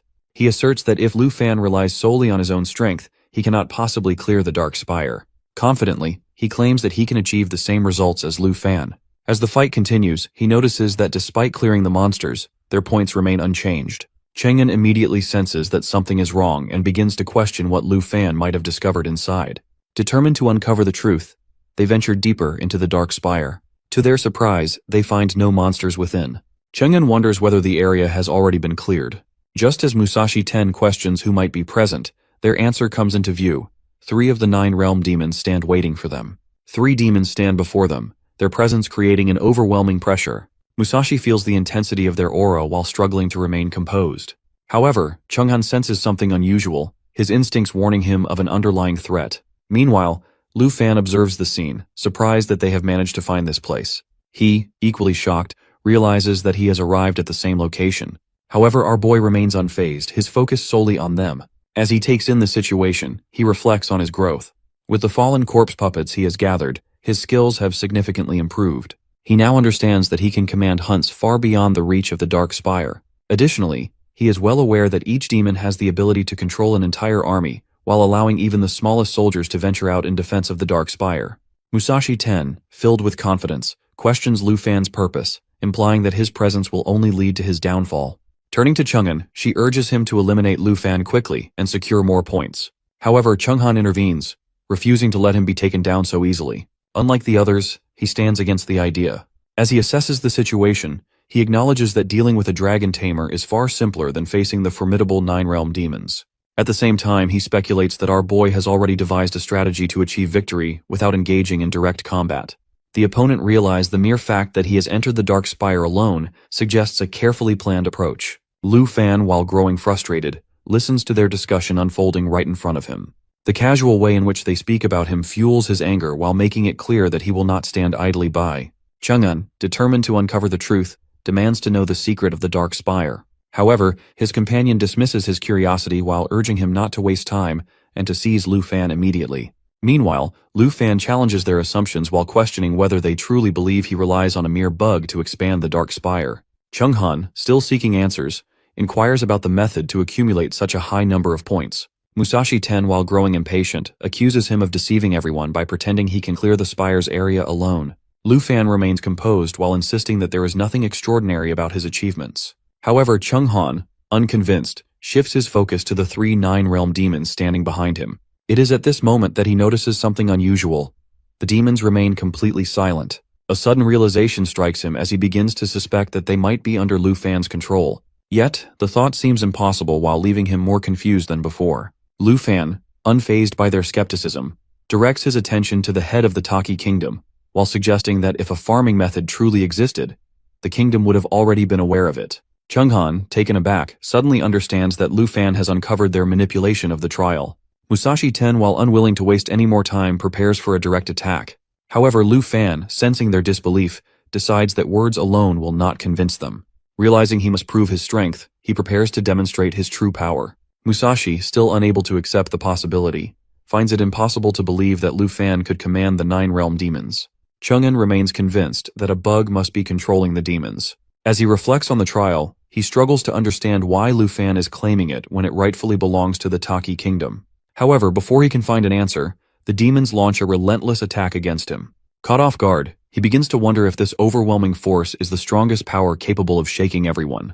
At that moment, he also realizes that the Abyssal Entangler is far too weak to withstand even a single blow. Faced with the grim reality of his situation, he quickly decides to retreat while unwilling to risk his life any further. Meanwhile, the demons continue their relentless assault, showing no signs of stopping. Lu Fan, standing firm, asserts that he never resorts to deception. He takes pride in his hard work, explaining that he has spent significant effort hunting down beasts and transforming them into puppets.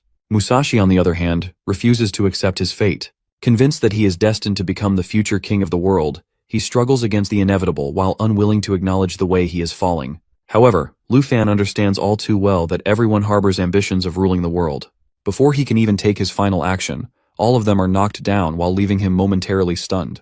As he surveys the aftermath, he finds it odd that his points have not increased. The realization quickly dawns on him that both Chang'an and Musashi possess the ability to revive using their summoned beasts. In the National Trial Secret Realm, 10,000 miles away from the sand desert, Chang'an and Musashi remain in hibernation as their revival process begins. As they regain consciousness, both are initially surprised by their resurrection. Musashi Ten, intrigued by the experience, feels relieved that he no longer has to fear death. However, Chang'an quickly warns him against being naive.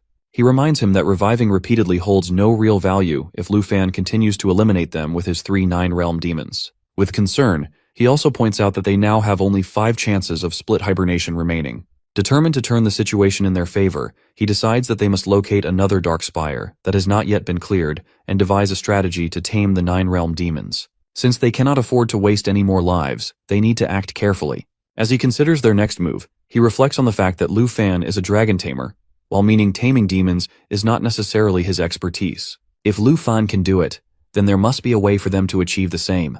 Musashi, eager to find a solution, urges him to hurry so they can discover the best strategy to defeat their opponent. Before they can proceed, Musashi suddenly collapses to the ground. Chang'an, observing his condition, reassures him that his weakened state is a result of the hibernation process. With his energy temporarily depleted, he will require about 10 minutes to recover. Wasting no time, Chang'an sets his sights on the dark spire near the ultimate mission, determined to find the answers they need. Just as they prepare to move, an enormous burst of fire erupts before them while knocking Chang'an to the ground once again. As the flames subside, they find themselves face to face with the prince of the Jin family. With a smirk, he considers himself fortunate to have encountered weakened opponents in such a vulnerable state. He reminds them that they were warned not to appear in the secret realm. Chang'an, still struggling with the effects of hibernation, realizes that fighting in their current condition will be far more challenging than expected. He questions their presence in the sand, his curiosity evident. As the prince of the Jin family steps closer, Chang'an realizes that escape is impossible in his current weakened state. A sense of hopelessness washes over him as he recognizes his vulnerability. The prince, eager to toy with his opponents, rises into the air before delivering a devastating blow. The sheer force of the attack proves fatal, instantly eliminating both Chang'an and Musashi. However, as he surveys the aftermath, something feels off. Despite successfully taking them down, his points remain unchanged. The unusual situation leaves him momentarily puzzled, unable to comprehend why their deaths have not contributed to his score. 10 days later, in the Golden Jade City National Trial Arena, the atmosphere is tense as the host announces that the national trial is approaching its final stage. Meanwhile, Han and Xiaoman watch the broadcast from Villa No, 2 of the Dragon Capital Academy, their eyes fixed on the screen. The host emphasizes the intensity of this year's competition, while declaring it one of the most challenging in history. Out of the initial 23 participants, only 10 remain, with the others either having perished or chosen to surrender. As the event unfolds, Chu also follows the broadcast while taking note of the latest developments. The host representing the Taiki Kingdom provides further details while explaining that the remaining participants must now hunt one another to alter their rankings. As he continues, he highlights the current standings, particularly the top 5 contenders who have secured their positions through sheer determination and strength. While battling in the lava volcano, Musashi Ten holds the 5th rank with 460,000 points. Jin Chenghan secures the 4th position with 510,000 points, while Andre from the Snow Country claims 3rd place with an impressive 680,000 points. Meanwhile, Andre, unbothered by the ongoing discussions, lounges in the grasslands of the National Trial Secret Realm, while listening to the broadcast with a relaxed demeanor. The host continues the announcement, revealing that Charles holds the 2nd rank while having hunted down 5 participants to secure his position. However, the top contender remains Lu Fan from the Dragon Country, while dominating the leaderboard with an astounding 7 million points. Meanwhile, deep within the National Trial Secret Realm, at the lava volcano Dark Spire, Lu Fan and his dragon achieve another victory by defeating the 9th demon. With this triumph, the Black Dragon's level rises to 38 while marking a significant increase in power. Our guy feels a surge of satisfaction as he successfully tames all 9 realm demons, officially completing his army. This accomplishment grants him additional points, further solidifying his lead. As he stands among his forces, the 9 realm demons stand unwaveringly in support of him, a testament to his growing dominance. Amidst the celebration, our boy makes another discovery that his Jade Dragon has awakened a new ability known as Dragon Domain. Lu Fan observes the Dragon Clan's domain while analyzing its effects. He speculates whether it grants another 50% increase in Xiaofei's attributes. However, its most powerful advantage lies in its ability to isolate non-dragons from the external world. As he considers its potential, he realizes that if he uses it against Seong Han, his opponent will be unable to summon his Abyss Entangler. Even after its death, it will not be teleported out, while making this the most effective strategy to eliminate him. Just then, a status screen appears while indicating that someone is hunting him. Intrigued by the challenge, he sees it as a potential opportunity to gain more points and further solidify his position.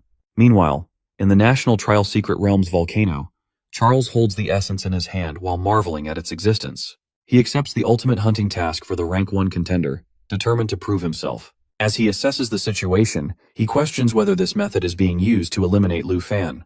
Chang'an, while watching closely, asks if Charles believes he can truly complete this task. Charles, exuding confidence in his abilities, reassures them of his strength. His allies have chosen to merge forces with him for this very reason. As Chang'an reflects, he recalls that both he and Musashi had to combine 3 different skills just to defeat the lava giant. In contrast, Charles had taken it down with a single decisive blow.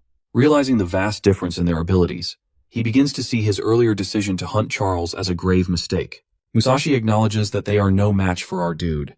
Chang'an also agrees while realizing that even if all 3 of them joined forces, they still would not be able to defeat him. Charles, however, is taken aback upon hearing that Lu Fan has subdued the 9 realm demons. This was a task he had also intended to accomplish. He dismisses Lu Fan's success while claiming that it is not a result of his own abilities, but rather an exploitation of external powers. Chang'an, curious about this statement, begins to wonder what these other powers could be. Sensing his intrigue, Charles seizes the moment and asks if he has always wanted to uncover Lu Fan's strategy for controlling the demons and accumulating more points. Without waiting for an answer, he confidently states that he will reveal the secret in 3 minutes. Meanwhile, in the National Trial Arena Management Center, officials engage in a serious discussion. Concerns arise as they note that Mr.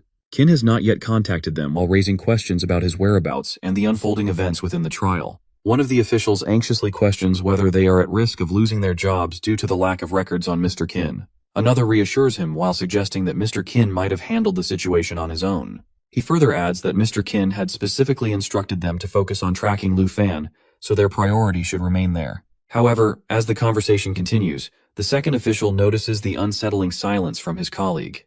Realizing something is wrong, he suddenly feels a hand gripping his mouth from behind. A female voice warns him to stay silent, otherwise he will be killed. She then declares that the 3 minutes are up and assures Charles Morgan that their mission will not fail. Meanwhile, viewers watching the live stream are abruptly informed of a technical issue while causing a temporary broadcast glitch. Frustration spreads among the audience as they demand answers from those managing the transmission. At the National Trial Arena, the vice principal turns to Old Han while suspecting that the Taki Kingdom is behind the interference. However, Old Han, unimpressed by the speculation, expresses a keen interest in watching the star-striped country while believing it holds special significance. As the tension in the control room grows, Mr. Kin finally steps forward.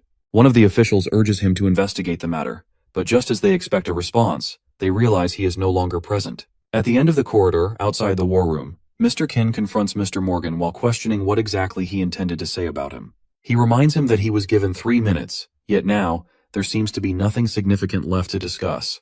Mr. Kin finds the conversation amusing, while Mr. Morgan thanks him and bids him farewell. Meanwhile, Musashi begins to grasp Charles Morgan's implication.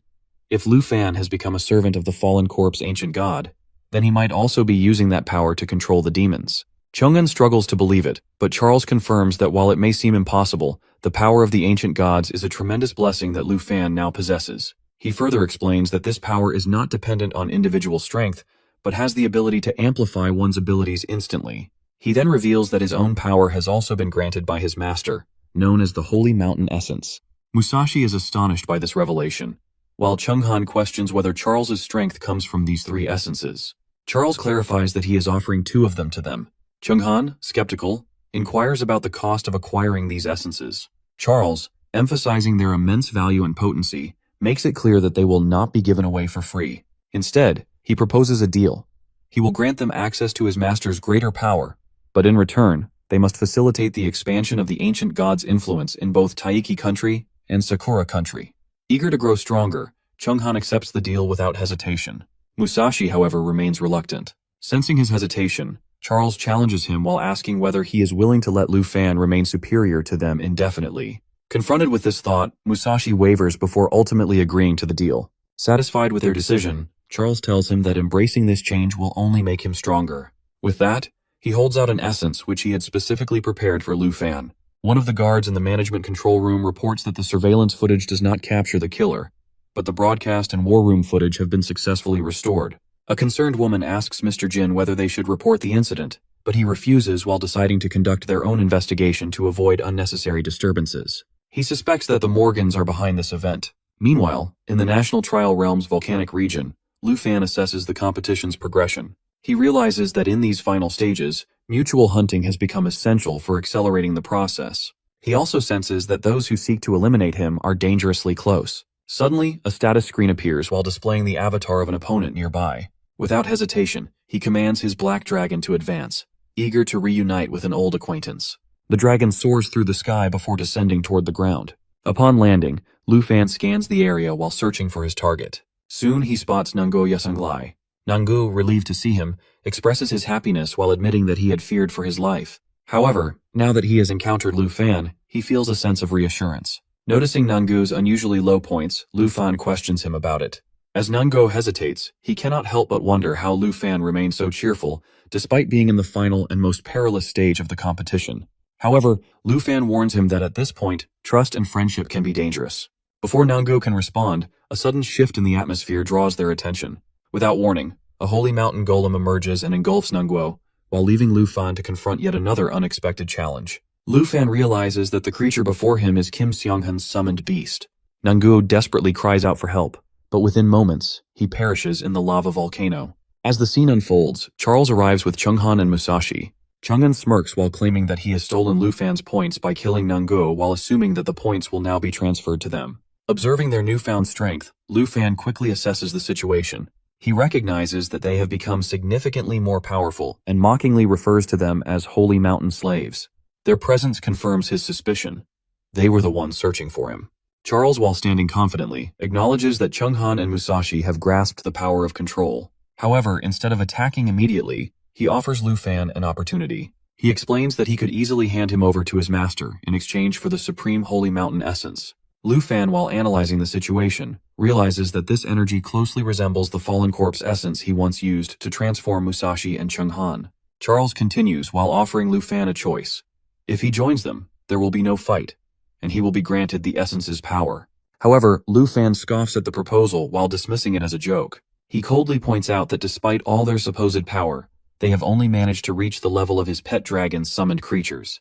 With negotiations now impossible, the battle is inevitable. Charles grants Chunghan and Musashi the chance to eliminate Lu Fan. Both, driven by their newfound strength, step forward, prepared to fight. Musashi, fueled by anger, launches himself into the air, eager to settle past grudges. Without hesitation, he unleashes a powerful attack aiming to strike Lu Fan down. Lu Fan, unfazed, counters with an equally strong blow while mocking their lack of dignity. The battle intensifies as Musashi relentlessly swings his sword, each strike aimed at overpowering Lu Fan. However, Lu Fan remains steadfast, prepared to face them head-on in this decisive confrontation. Musashi raises his sword while delivering a powerful strike toward Lu Fan. With unwavering confidence, he declares that Lu Fan will surely meet his end at his hands. He also taunts him, suggesting that joining the Holy Mountain's ranks would be a wiser choice. Charles steps forward while reinforcing the ultimatum. If Lu Fan refuses to submit, they will eliminate him without hesitation. He further adds that after his death, they will transform him into a Holy Mountain golem, just as they have done to countless others. However, Lu Fan remains unfazed. He recalls how he has vanquished numerous ancient beings before while considering them insignificant in comparison. In his mind, their fates are already sealed. Yet, Charles misinterprets his calm demeanor, assuming that the divine power of the Holy Mountain has instilled fear in him. Without hesitation, Lu Fan commands Xiaoye to shift into its dragon destruction form. In an instant, the dragon transforms, its energy surging through the battlefield. Musashi, undeterred, soars high into the air while meeting the dragon's fiery breath head-on. His confidence remains unshaken as he boasts that Lu Fan will never be able to defeat him again. Lu Fan, while refusing to be intimidated, counters with a powerful strike aimed directly at the Holy Mountain Golem. His true target, however, is Charles. As he charges forward, Charles smirks, believing that Lu Fan is recklessly rushing toward his own demise. But Lu Fan sees their arrogance for what it truly is, blind overconfidence. At that moment he calls forth Xiao Fei. A plan forms in his mind. If he feeds the Holy Mountain essence to the fallen Dragon King, the very power that fuels these so-called Holy Mountain slaves will turn against them. Their lives will be forfeit, and the essence will become his while strengthening him even further. Lu Fan casts dragon language magic Lava Eruption. A massive surge of lava erupts into the sky while illuminating the battlefield with its fiery glow. Musashi, caught in its scorching heat, braces himself but refuses to falter. With his sword tightly gripped, he stands firm, ready to strike down his opponent. Lu Fan then turns to Charles while challenging him to summon a creature worthy of facing his dragon. However, Charles expresses disappointment while stating that he has already summoned his strongest beast, which is the Holy Abyss Excavator. Sensing Musashi's exhaustion, Lu Fan mockingly asks if he needs a break. Musashi, while feeling deeply humiliated, refuses to acknowledge his weakness. Yet, he cannot ignore the overwhelming power of the dragon before him. Meanwhile, Charles remains confident while believing he can easily defeat our boy and claim his points. His eyes burn with determination as he vows to make him pay for his arrogance. Without hesitation, he unleashes the flame of divine punishment while sending a barrage of scorching flames toward Lu Fan. In response, Lu Fan dismisses Charles's power while remarking that even his master is not as formidable as he claims. Charles, infuriated by the insult, seethes with frustration. Determined to prove his superiority, he decides to unveil the true strength of the ancient gods. Realizing that Charles is gathering immense energy, Lu Fan wastes no time. Seizing the moment, he launches a powerful strike while aiming to disrupt Charles before he can unleash his full power. At that, our guy realizes that the projection from the ancient god is far more powerful than his 9-realm demons. Determined to counter it, he commands his dragon to activate dragon encouragement while enhancing all its attributes. Xiaoye lets out a thunderous roar while surging forward with renewed strength. Without hesitation, Lu Fan instructs his dragon to unleash lava eruption. In response, the black dragon casts a massive wave of molten lava while sending it soaring into the sky. Seizing the moment, Lu Fan charges fiercely toward the ancient god's projection summoned by Charles. Meanwhile, Charles acknowledges that the ancient god's projection holds greater power than Lu Fan's dragon. However, before he can act, the black dragon shifts into its world-ender form while radiating an aura of destruction. As the battle intensifies, Lu Fan swiftly draws his serpent arrow and strikes at Musashi with full force. Observing the fight, Charles deduces that without his dragon, Lu Fan's strength would diminish significantly. If they could separate him from his dragon, his power would wane. Sensing their intentions, Lu Fan taunts them while questioning whether they truly believe they can trap him so easily. Charles hesitates momentarily but quickly dismisses it while claiming that mere bluffing will not secure Lu Fan's victory. Their confidence is quickly shattered when Lu Fan suddenly summons an army of demonic beasts. Musashi's eyes widen in shock as he recognizes the 9-realm demons standing before him. Smirking, Lu Fan reveals that he had anticipated their strategy all along and only feigned vulnerability to lure them in. Despite this, Charles remains steadfast, scoffing at the idea that Lu Fan could defeat them using mere fallen corpse puppets. However, our guy counters with a confident smirk while declaring that he will not rely on just a few. He will unleash all his beasts in battle. Chunghan watches in shock as Lu Fan summons all 9-realm demons in an instant. Charles also realizes how quickly Lu Fan has mobilized his forces. Smirking, Lu Fan challenges them while asking who they think will emerge victorious. However, Charles remains unfazed while asserting that no matter how many corpse puppets Lu Fan summons, he can never defeat the Holy Mountain Slaves. Determined to prove his strength, Charles unveils the divine sanctuary, and consumed by rage, unleashes the divine flame of retribution. Flames surge into the air as the demons charge forward. Unimpressed, Charles dismisses the demons as insignificant and mocks our guy while questioning whether he truly believes this strategy will work. Musashi, however, interjects while declaring that after being baptized by the Holy Mountain Essence, they are no longer as weak as before. In response, Lu Fan's emerald dragon soars into the sky while radiating power. Smirking, Lu Fan challenges them again while questioning whether they believe buffs alone make them invincible. He then asserts that his emerald dragon possesses far greater strength than all of them combined. The emerald dragon releases a brilliant emerald light, while Lu Fan activates the pulse of life. Xiaofei spreads the emerald light throughout the battlefield while enhancing their allies. At the same time, the black dragon roars while signaling the demons to attack. Without hesitation, the black dragon lunges at the enemies while delivering a devastating jaw strike. Charles watches in disbelief as the ancient god's projection, empowered by his own strength, is obliterated. Lu Fan smirks and taunts them, urging them to focus as the real battle is only just beginning. Without hesitation, he activates the dragon domain, instantly increasing all his dragon's attributes by 50%. The opponents stare in shock, unable to comprehend how a level 30 dragon tamer could wield such a powerful domain skill. Musashi finds it incomprehensible, while Charles, though momentarily shaken, insists that the domain is meaningless while claiming he can easily destroy Lu Fan's strength with the divine flame of retribution. He casts the flames high into the air while attempting to burn everything in his path. However, Lu Fan stands firm with his dragons, completely unaffected. Charles soon realizes to his horror that even with a 500% damage boost, his attack has been drastically weakened. Musashi also notices his power fading, and Chunghan suddenly loses his connection with his beast. It takes them a moment to understand what is happening, which is not that they are getting weaker, but rather, Lu Fan's beasts are growing stronger with every passing second due to the dragon domain. As the battle intensifies, Lu Fan observes that his opponents will not fall so easily. Desperate, Charles makes one final offer while urging our guy to surrender and serve the ancient god. However, it becomes clear that our boy is completely beyond his control. Charles prepares to strike, convinced that Lu Fan's death will serve a greater purpose, just like his holy mountain puppet. Determined, he unleashes the endless holy light while flooding the battlefield with overwhelming energy. The sheer force of the attack distorts the air while causing immense destruction. Spectators watch anxiously, and the vice principal wonders whether our boy will be able to withstand such an attack. However, Charles is soon met with disbelief as Lu Fan effortlessly activates the Eternal Guard skill. It seems impossible to him that our guy could survive a direct hit from the ancient god's essence. Stunned, Charles struggles to comprehend how his attack has failed. Lu Fan, unfazed, calmly states that if this was Charles's final strike, then it is time for him to demonstrate his own. Without hesitation, he activates intimidation, while allowing the black dragon to unleash a suffocating, oppressive aura. The dragon roars fiercely while sending powerful shockwaves through the battlefield. The overwhelming sound leaves the opponents struggling, their ears ringing as they desperately try to block it out. Chunghan, still determined, attempts to form a contract with the abyss, while seeking a way to turn the tide.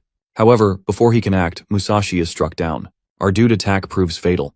Musashi collapses, lifeless, as realization dawns on Chunghan that he has been completely and utterly defeated. Chunghan feels frustrated, unable to establish a connection with his summoned beast. Charles urges him to sign a contract with him instead, but he refuses. Meanwhile, our boy delivers a powerful blow while making it clear that revival is impossible. He reminds Chunghan that within the dragon domain, no one except him can use summoning techniques. Without a summoned beast, Chunghan is powerless and incapable of forming a contract. Charles, for the first time, finds himself in such a dire situation. He struggles to understand how our guy has grown so much stronger, especially when both of them serve the ancient god. Despite his confusion, he reveals the true power of essence while claiming it was prepared exclusively for him, that is a manifestation of divine grace. Desperate, he prays to his god while seeking strength. However, Lu Fan refuses to give him the opportunity to recover. He taunts Charles while making it clear that he will not stand idly by while his opponent gathers power. Despite this, Charles manages to use the essence to escape while slipping away from Lu Fan's grasp. As he vanishes, he realizes that Chunghan has no means of escaping using his own abilities. Our guy watches, unimpressed while considering Charles nothing more than a minor obstacle. He knows Chunghan has no chance of fleeing and dismisses him as a mere parasite. At the same time, he reflects on how long he has been waiting for the Holy Mountain essence, that is the very power that now lies within his reach. The principal and staff examine the leaderboard, only to find that the points for Star Country, Taiki Kingdom, and Sakura Country have completely disappeared. The realization quickly spreads that those participants are dead. Shocked, the vice principal struggles to comprehend the sudden turn of events. Meanwhile, Mr. Jin finds it impossible to accept what has happened. He understands that with their deaths, explaining the situation to the Jin family will be incredibly difficult. Chunghan, the family's only hope from Taiki Kingdom, has now been eliminated. With a heavy heart, he rushes to the Lord of the Kingdom while delivering the devastating news that his son is dead. Accepting full responsibility, he offers himself for any punishment the Lord deems necessary. He further informs him that Charles and Musashi have also perished at the hands of Lu Fan. The Lord, already unsettled by an ominous feeling, grips Mr. Jin tightly and demands an explanation. He reminds him of the promises made before the start of the trial. As the reality of the situation sinks in, he realizes that Taiki Kingdom has suffered a crushing defeat, and the loss of his son marks a tragic end to their hopes. The Lord of Taiki Kingdom questions Mr. Jin about his previous claims regarding the strength of the Dragon Nation representative. However, Mr. Jin, being desperate to redeem himself, pleads for one more chance. The kingdom's leader releases him while causing him to collapse to the ground.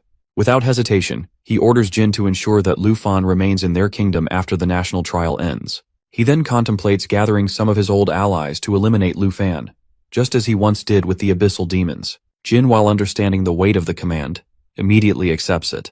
Meanwhile, our guy reflects on the Essence Stone for which he has taken 3 lives. He wonders about the potential transformation of the corpse demon dragons if they absorb its power. Deciding to witness the effect firsthand, he tosses the Holy Mountain essence into the mouth of one of his dragons. As the dragon consumes the essence, it lets out a deafening roar while filling the sky with its overwhelming presence. Instantly, its power surges to an entirely new level, while surpassing anything Lu Fan had anticipated.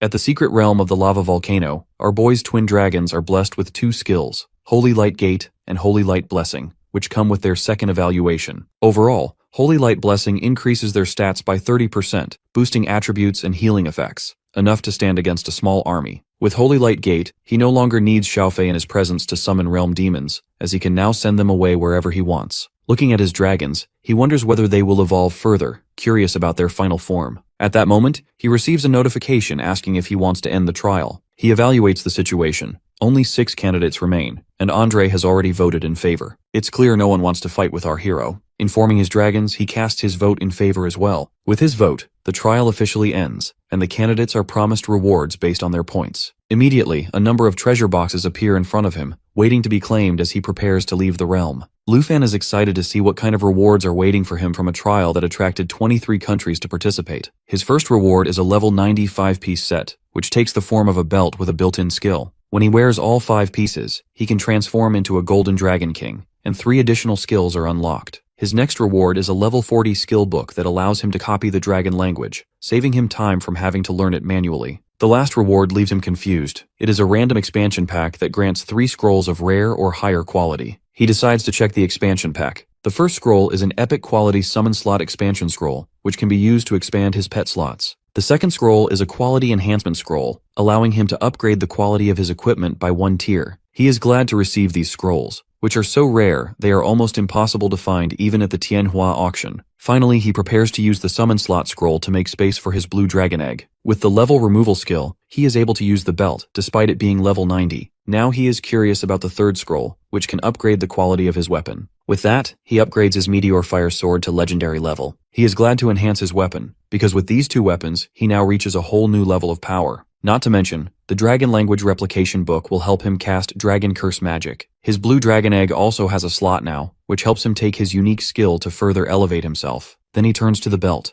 which grants him the power of the blessed dragon warrior, the Golden Dragon King. With all of these rewards, he is unstoppable. With that, he leaves the training ground and goes to the national training arena, where everyone is cheering for him as the host announces his rank as number 1. Reporters and fans surround him, eager for an interview or autograph, but Vice Principal Zhao steps in to push them aside, firmly stating that our hero is not giving any interviews. Old Han compliments him by calling him the hero of the Dragon Nation, and congratulates him for securing first rank for their nation, since in past years they were only able to reach the top 3 positions. Zhao adds that his first rank also comes with benefits, as Old Han awards him the Griffin Corps Whole Military Medal. Old Han further mentions that although he was already granted the silver badge by Tu Jing, now he has earned the golden badge. Looking at his golden badge, he remarks that only 8 people possess this honor. Old Han confirms it, adding that he is not only the 9th but also the youngest to hold the badge. With his status elevated, only 3 elders and Tu Jing now stand above him. Zhao adds that holding the golden badge makes him equivalent to a national guardian general in the Taiki Kingdom. He believes that our boy is destined to soar to great heights. He thanks Old Han for such appreciation, while the host reminds everyone that the trial has officially ended. The host then announces the results, and congratulates the survivors. The host announces that Lu Fan ranks first in the trial with 91% of the points. He declares Andre as second and someone from Zhenhuo Nation as third. Old Han is delighted that Lu Fan secures 91% of the score. Lu Fan tries to brush off the praise, since he already expected this result.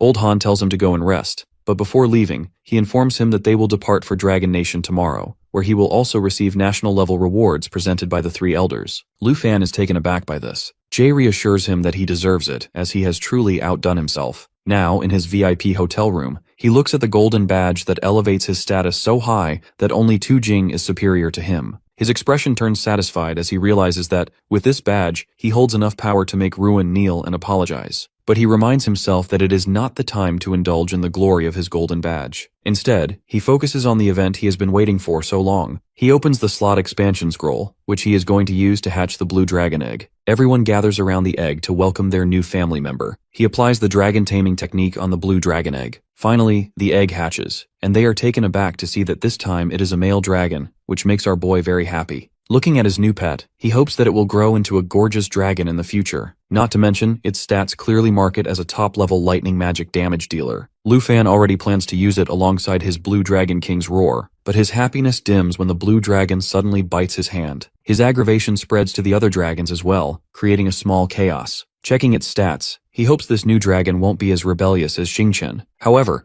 its quality is far higher, as it comes with 2 lightning-based dragon languages. Its control skill affects the entire attacking area, almost identical to the Blue Dragon King's roar. Another skill, Heaven's Punishment Tribulation, is powerful enough to handle resilient enemies who won't even have the chance to dodge it. Its Thunder Spring skill allows the blue dragon to cast abilities continuously without tiring. After understanding its skills, he feels ready to name it. Just then, the blue dragon tries to attack Xingchen, who retaliates in return. Seeing them fight, he immediately reprimands them, especially Xingchen, telling her to control herself, as he is about to name their new companion. Now that things settle down, the hardest part arrives, which is naming the baby blue dragon. Based on its skill and color, he first decides to name it Little Blue, but the dragon clearly dislikes it. He agrees, realizing that once it becomes legendary, such a name won't suit it anyway. Considering its fiery nature, he finally names it Ah Bao, which the dragon accepts happily. But just as Lu Fan finalizes the name, he gets bitten again by his new dragon, who then roars defiantly at its seniors. Lu Fan, meanwhile, finds his hands full with temperamental dragons like Xingqian and now Ah Bao. At that moment, he receives his routine treasure map, which shocks him because it is a gold tier one. Meanwhile, at the western border of Dragon Nation, in the Ye family manor, Ye is quite happy to see that Lu Fan is the champion of the national trial. She is glad that she had given him the weapon that allowed him to withstand even the most formidable enemies. Her thoughts are suddenly cut short by a furious cough. She looks down at her hand, stained with blood, and thinks of the Huang family, who are using vicious methods against her. The next moment, she is informed of a visit from the Huang family. She asks the maid about their purpose, and the maid replies that, as usual, they come for Yunqi Mountain. Yi protests, saying that Yunqi Mountain belongs to her family. The maid agrees, adding that the Huang family vultures always come trying to claim their assets under the excuse of collecting debts, taking advantage of the Ye family being left without a leader. He cannot believe that a noble family like the Huangs would stoop so low. She then asks if they have received any reply from the Drago family, but the maid answers negatively. Furious, Ye feels betrayed that everyone is so ungrateful to them. In her anger, she starts coughing blood again, which raises concern from her maids. She brushes off their worry and instead determines to meet the Huang family herself, to see just how low they can truly stoop. At the same time, our boy is on board a plane, looking at his laptop screen for information regarding the Sea of Death, his national reward now displayed. Seeing it, he thinks the timing couldn't be more perfect. A little while ago, at Junyu Cherry International Airport, he had been presented with his national rewards, allowing him to select secret 10 realm resources out of 460 options. Old Han reminded him that these 460 secret realms were collected by Dragon Nation from all over the world, and it is no easy task to obtain even one of them, regardless of a person's wealth. Looking through his options, Lu Fan was quite disappointed, as most of them were only level 60 plus. Then, suddenly, his eyes caught the Sea of Death realm, and he selected it immediately, knowing this is where his next divine treasure is located. He informed Old Han about selecting the Sea of Death and passed on the remaining options, which the old man appreciated. However, he warned Lu Fan that before he sets foot there, Zhao will be sent ahead to secure the place, since the realm lies at the border. Lu Fan thanked Han and added that, before returning to Dragon Nation, he was going to meet Andre as he had promised him. Old Han accepted his excuse but also informed him that Zhao would be picking a remaining high experience level realm for him. Afterwards, he boards a plane to return to Dragon Nation. At the airport, he is greeted with great enthusiasm by everyone as the Dragon National Champion. Reporters eagerly try to secure an interview with him. Zhao steps in and offers to escort him to the academy, which Lu Fan gratefully accepts. An hour later, they finally arrive in front of Dragon Capital Academy. Zhao is relief with the quiet of the academy, warns our hero that he will face constant trouble from people seeking his attention for the next 10 days to half a month. He then recommends that Lu Fan take some rest until the Sea of Death realm is ready. At that moment, Lu Fan is welcomed by his auntie and his academy mates, who greet him warmly for returning as a champion. He does not expect his friends to fuss over his victory, while his aunt grows emotional at the sight of him. In that moment, he knows he is going to rest and spend time with his family and friends before setting out on his next adventure. Now settled down for a meal, he is asked about his late return to Dragon Nation. He explains that he was invited by Andre from Snow Nation. At this, his friends joke that he must have started drinking, since the Snow people are famous for their drinking habits, and a joyful argument breaks out about it. Looking at his friends and eating the meal prepared by his aunt washes away his exhaustion from both the trial and the journey. Then his thoughts turn to Ye, and he wonders whether she knows about his achievement. At that moment, in the Jin residence reception hall, Lord Jin is informed by his subordinate about our boy's next quest to the Sea of Death. Lord Jin is quite pleased to hear this, since the Sea of Death is located at the border of Dragon Nation and Taiji Nation. He immediately orders his subordinate to mobilize the Godslayer Legion and the War God Legion to the station. The manager is taken aback, shocked to see him deploying two of their nation's strongest great legions. Lord Jin, furious at his protest, lashes him with his dark whip power to teach him a lesson, reminding him that in avenging his son, he will go so far as to use the full power of the nation. The subordinate, writhing in pain, finally understands. Lord Jin declares that he will personally lead the four guardian heroes in order to eliminate our boy. Morning breaks as Lu Fan steps out of the teleportation portal with his four companions, arriving at the entrance of the Sea of Death dungeon deep within the Divine Bones forest. Taozi marvels at the moment, hardly able to believe to face a national-level dungeon. Kwai gives all the credits to Lu Fan leading them here. Auntie, in her usual way, wonders about ingredients here that she could use for cooking. Our boy, however, focuses only on the thrill of meeting his fifth dragon. A nearby camp draws his eyes. The Taiji Nation nation's flag fluttering above it. Suspicion rises in him about being stationed here. A calm voice answers, explaining that their forces have begun building teleportation arrays and placing border guards, though their presence remains small for now. From the portal, Teacher Gu reveals herself. Surprised, Lu Fan asks why she has come. She explains that the Academy feared unexpected dangers, so she was sent to assist if needed. He admires the Academy's foresight, while Auntie warmly thanks her for looking after him. Quietly, Taozi murmurs about the comparison among the top students. Teacher Gu leads them toward the dungeon's entrance, encouraging them to enjoy their hard-earned reward. Lu Fan steps forward with a smile, only for a towering skeleton monster to block the gate. It was unexpected for Lu Fan to face a guardian at the entrance. Before he can move, Taozi steps up confidently, insisting they will deal with it themselves. The monster's identity is a tyrant's minion, adhesive type, level 65 elite monster with a spirit bone skill. Concern stirs in Lu Fan, but his friend assures him that their growth over the past 2 months has prepared them. Her blade swings with precision as she activates Water Split, 4 streams of water forming into chains that bind the monster, slowing its movements and draining its strength. Jianying strikes next, channeling Frost Sword to pierce the frozen enemy. Q follows with Starry Annihilation, her weapon spiraling through the air as holy light bursts out. Their timing is flawless, and our dude cannot help but admire the synergy they have built. Auntie remarks that the widening gap between them and Lu Fan had forced them to train every day without rest. Taozi wonders if their teamwork now feels worthy in his eyes, and Jianying confirms they are ready to stand beside him without dragging him down. He praises them openly, amazed that a group barely over level 30 managed to crush a level 65 elite monster, an achievement that even Dragon Capital Academy would consider the best. The moment of triumph is cut short as Lu Fan suddenly senses danger, and he reacts instantly. Next moment, Serpent's arrow releases from his hand, 12 magic arrows shooting forth, shredding a wave of ambushing monsters. The girls stand stunned,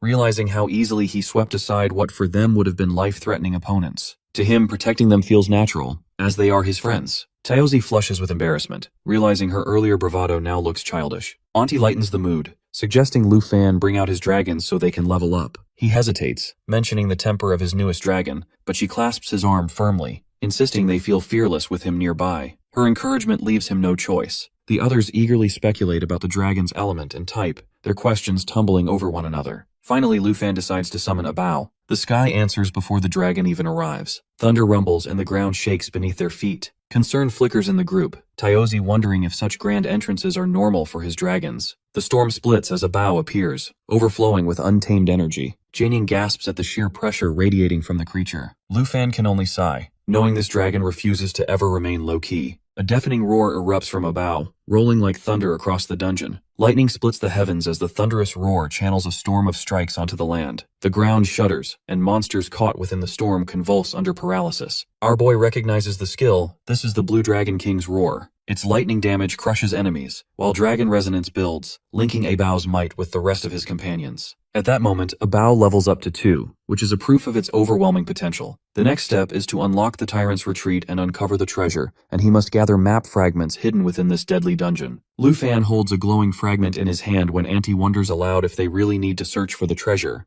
Jianying understands that only by gathering 500 fragments will the treasure's location be revealed. Taozi groans in frustration at such an overwhelming number. The system confirms the rule, and Taozi draws her sword with fiery spirit, urging everyone to start exploring the desert. Lu Fan steadies her enthusiasm, reminding the group that rushing ahead is dangerous as the desert hides countless traps. Auntie asks if he has a plan, and he explains that a scout must lead the way. He activates natural assimilation, summoning the fallen corpse Holy Dragon. The sky trembles as Xiaofei descends with a roar, her presence followed by an army of level 75 Heavenly Diamond soldiers. Each of these corpse puppets carries terrifying skills: Corpse Tide, Survival from Death, and Despair. The sight leaves the group stunned. Taozi is unable to grasp that he can summon such creatures outside their dungeon. The others are also overwhelmed by his impossible strength. The dragon informs Lu Fan that she can open the Holy Light Gate. He explains that this gate allows her and her corpse puppets to teleport anywhere, unrestricted by distance, terrain, or dimension. Jianying observes that such a power even surpasses the hidden class necromancer's abilities. Taozi blurts out if he just pulled out the entire Nine Realms demon city. Our dude calmly remarks that he would never waste such powerful forces. A giant roar shakes the desert as Earth Berserker approaches, frightening the girls. Lu Fan only smiles and lets his army clear the way. The tyrant's servant skeleton strikes with Netherbone Slash, while Lu Fan's Earth Berserkers respond with Desert Spider Assault, spraying poison across the battlefield. A storm of combat erupts as huge beasts clash with smaller ones, their roars shaking the sands. The noise rattles the group, leaving the girls frozen in awe. Taozi reflects on her past 2 months of training, hard work that once filled her with pride, now paling before Lu Fan's effortless domination of entire dungeons. As the dust settles, the system congratulates our boy. The fragments align with the coordinates of the Divine Treasure Map, confirming the quest's completion. He opens the treasure chest, expecting a dragon egg, but instead finds the will of the blazing dragon warrior. This artifact requires no growth period, and it is battle-ready from the start, a treasure of the highest tier. He discovers another reward, the Shadow Dragon King's contract blueprint, a divine artifact in itself. Xiaofi appears at that moment, and Lu Fan considers the possibility of using natural assimilation on the blueprint. If successful, Fei would transform into a permanent summon, much like the fallen corpse Holy Dragon, rivaling even a dragon egg. The system then prompts him to confirm if the quest is complete, now that all fragments have been collected. Lu Fan accepts without hesitation, surprised at how quickly this stage ended. Far across the dungeon, another scene unfolds. Guards attempt to block an approaching force, warning that the secret realm is already occupied. Their words barely finish before a knight strikes down the soldier in cold blood. Chaos breaks loose as the guards raise an alarm, shouting for defense against enemy attack. Teacher Gu witnesses the sudden massacre, shock and worry freezing her in place. A dying soldier collapses into her arms, whispering his last words that the attackers belong to Taiji Nation, urging her to escape and deliver the warning to Dragon Nation. Her heart pounds as she realizes the teleport gate is unreachable, blocked by enemy forces. With only a single random teleportation scroll left, she knows escape is her only choice. An attack from behind threw the air toward her, but she dodges at the last moment, activating the scroll. Light engulfs her body, pulling her away. The knight removes his mask, cursing her escape. His face reveals he is Li Tai, the Butcher God and Legion Commander of Taiji Nation. Meanwhile, Fei awakens another ability, the Emerald Mirror. Lu Fan studies it closely and realizes the skill allows the creation of clones. The thought of an enemy facing the assault of 15 dragons at once makes even the mightiest enemy seem helpless. With Fei barely above level 30 yet already mastering both Dragon Domain and Emerald Mirror, the growth feels unbelievable. His strength improves the team's power several times over, making him the most terrifying dragon companion at his side. At that moment, the ground suddenly shakes as a huge level 70 tyrant servants burst forth, unleashing waves of destruction. Jianying understands the cause. The synthesis of the route map has summoned the dungeon's boss. Lu Fan only notes that at least this spares them the trouble of searching. Above the battlefield, a golden platform rises, carrying the boss himself, the cursed tyrant, a towering nightmare at level 80. The sight of him makes Jianying uncertain of their approach. Taozi proposes that the demonic army should take the front lines while Lu Fan's dragons deliver the finishing blows. But he dismisses the idea, assuring them there's no need for such effort as the Earth Berserker will crush everything alone. Taozi doubts him, reminding him that this is not just one nightmare boss but also countless level 70 elite commanders. Lu Fan only smiles, turning to Xiaofei and calling for the dragon to unveil her new power. Fei activates Emerald Mirror, and 2 identical clones shimmer into existence. The girls stare in disbelief, realizing that if all dragons used this skill, the battlefield would swarm with 29 clones. The ability feels almost unfair in its strength. The boss looms before them, asking what step comes next. Kwai points out the unstable terrain beneath their feet, explaining they can't even stand properly, much less fight. Lu Fan remains calm, telling them to rest and enjoy the show. The moment stretches before erupting into chaos as Earth Berserkers charge forward. Their massive weapons lift high before raining down in a storm of clubs. The sky itself seems to shatter from the impact, violent winds roaring across the desert.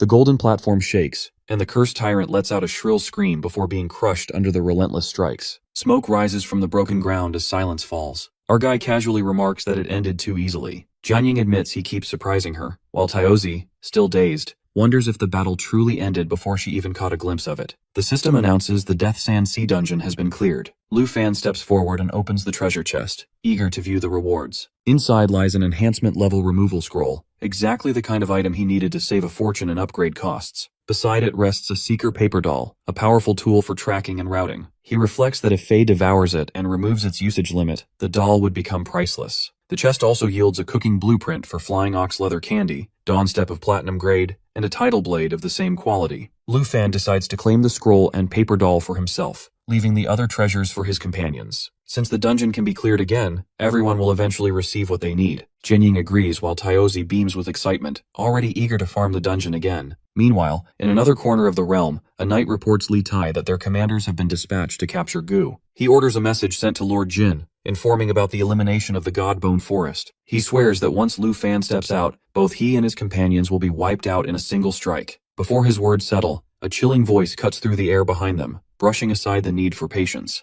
A suffocating aura spreads as a figure emerges, claiming the right to kill Lu Fan himself. Dark tentacles coil around him, one already wrapped around the throat of a dying soldier. Li Tai welcomes Lord Jin with grim respect. He commands that the battlefield be disguised to look like the work of ancient god-worshipping heretics, ensuring Dragon Nation never learns who truly planned the attack. Meanwhile, at his office, Principal Zhao keeps trying to reach the guild by phone, but no one answers, which feels unusual to him. Frustration drives him to call Dragon Nation's Border Defense Department and identify himself. He asks whether Teacher Gu remains at the Death Sand Sea Camp. The reply that the camp has already been attacked freezes him. The officer explains that heretics launched the assault. Further details are that Taiji Nation reports that over the past 6 months, heretic groups from several countries have ambushed Dragon Nation camps with no survivors. The man on the line urges calm and insists the Border Defense Department has the situation under control, advising him to relieve students and staff until the verification. Somewhere else at Jin Mansion, the manager lounges with his feet on the table, wondering why Dragon Nation doubts Taiji's word. He rises and orders a message sent. The Death Sand Sea sits so remote that any rescue would take 10 to 15 days. A subordinate arrives and delivers 2 urgent letters, one from Han Feibai and one from Tu Jing. He opens them with a measured frown. She informs that Han Feibai blames Taiji Nation for neglecting the heretic attacks and declares that Tu Jing has already been sent out. The Griffin squad now gathers at the border. The letter disguises the move as peacekeeping, but manager understands the hidden message clearly, that any attempt to stop them means war. She reminds him that the Griffin squad is not an enemy they can deal with easily. Determined, Jin insists Lord Jin's plan must not falter. He sends Li Tai of the Godslayer Legion to deliver a message to the National Guardian Hero, and orders the Godkiller Legion to block the Griffin squad at the border. The command is ruthless that Lu Fan must be killed before Dragon Nation receives proof. If he dies, the blame will fall on the heretics, leaving no trail behind. Failure cannot be allowed. Meanwhile, in the dungeon, the group eases their tension with jokes. Tayozi complains that she feels worn. Our boy mocks her gently, pointing out that she tires even without doing much. Their laughter fades when the teleportation portal drops them into a grim sight. Bodies of soldiers scattered everywhere, lifeless as if drained empty. Confusion spreads. Jianying kneels to inspect a corpse and notices the same pattern as before, the victim's life force completely sucked away. She wonders if the heretics who worship the ancient god are behind this. He disagrees, explaining that no ancient god aura lingers here, but he senses a presence similar to Cheng Han. She begins to speak that he is dead, but her words are cut short by a voice from above. Lord Jin appears and mocks that they are sharp, but cleverness won't save her. Startled, Jianying draws her sword at once. The figure steps out and he is the nation lord Jin Zaixi, standing at level 97. Our dude stops her before she strikes, warning that Jin carries abyssal energy equal to Cheng Han's. The group reels at the number. Level 97 is far beyond their reach. Kui reveals that her father knows Jin Zaixi as Taiji Nation's national guardian hero. At once, he connects the pieces that if Cheng Han is the prince, then Jin Zaixi must be his father. From a tree above, drunkard Park J. Hyuk, level 95, observes with interest, noting he expected someone weaker. He remarks that reinforcements are needed to face this brat, who hasn't even reached a 3rd transformation. He leaps down, ready for the fight. Above her, Lee In-young, level 95, cautions the others not to underestimate him, reminding them that Lu Fan once defeated their ally, the 9 Realms demons. The earth rumbles as Beast Choi Hun Seok, level 96, storms into view, demanding answers about the 9 Realms demons. He brandishes his massive axe, eager to drench it in dragon blood. Thunder splits the sky as Blackrobe Sang Hyun, a level 95 storm mage, arrives in silence. Park laughs and mocks Blackrobe's mute nature, while Lee brushes him off as the same dull man as always. Jianying studies the enemies and realizes these are the 4 national guardian heroes of Taiji Nation now standing before them. Kwai confirms her suspicion without doubt. Rage ignites in our boy as he declares them guilty of slaughtering the soldiers. He swears none will escape and they will be avenged. His aura bursts forth as he summons Fallen Corpse Holy Dragon, and dares them to kill him otherwise will be killed like the innocents. Auntie calls him from behind, concerned, reminding him of the level of his enemies. Lu Fan orders the others to take care of her and steels himself for what comes. Jin Zaixi sneers at him, calling him foolish and remembering his son's death, and Park strikes first, charging at Lu Fan with killing intent. Seok also unleashes a roar for Lu Fan's death, his violent energy splitting the ground open and blasting both Lu Fan and his dragon backward. Lee steadies her bow, arrow glowing as it locks on target. Lu Fan, unshaken, calls Xiaofei into her eternal state, ready for what comes next. Blows rain down from every direction, yet the Eternal Guardian spreads a barrier that shields the group. Light surrounds them, keeping destruction at bay. Lee stares wide-eyed at the defense, while our dude steps forward, declaring himself the one they should aim for. No one under Dragon Nation's banner will be touched, and the enemy will be forced to watch as he cuts down every soldier they command. Park rushes in, blade gleaming with the force of piercing sword. He spits insults at Lu Fan, mocking his courage, yet his strike halts uselessly against the barrier, and the blade cannot pierce through. While, Siak releases the blood prison axe, hurling its power straight at him, calling him a coward. But the axe blow shatters against a chorus of dragon roars as he activates natural assimilation, Dragon Blue Flute. Lu Fan steps forward, reflecting on what he called him. He activates the Holy Light Gate and light surrounds him while he advises Jianying to guard Auntie. Behind him, the summoned dragons roar together, and he commands them to kill every enemy before him. The 9 realm demons follow his command and mana bursts around them, wrapping their bodies in violent energy. Seok stares in disbelief, unable to understand what he's seeing. Lee watches with a grim realization that Lu Fan has done the impossible by bringing the 9 realm demons out of the secret realm. Jin Zaiqi dismisses it as an empty stunt. Blackrobe's voice rumbles, reminding all that the demons were taken down once before and can be taken down again. The ground trembles under the dragon's fury as it roars. Lu Fan hurls his challenge that if they claim they can kill his demons again,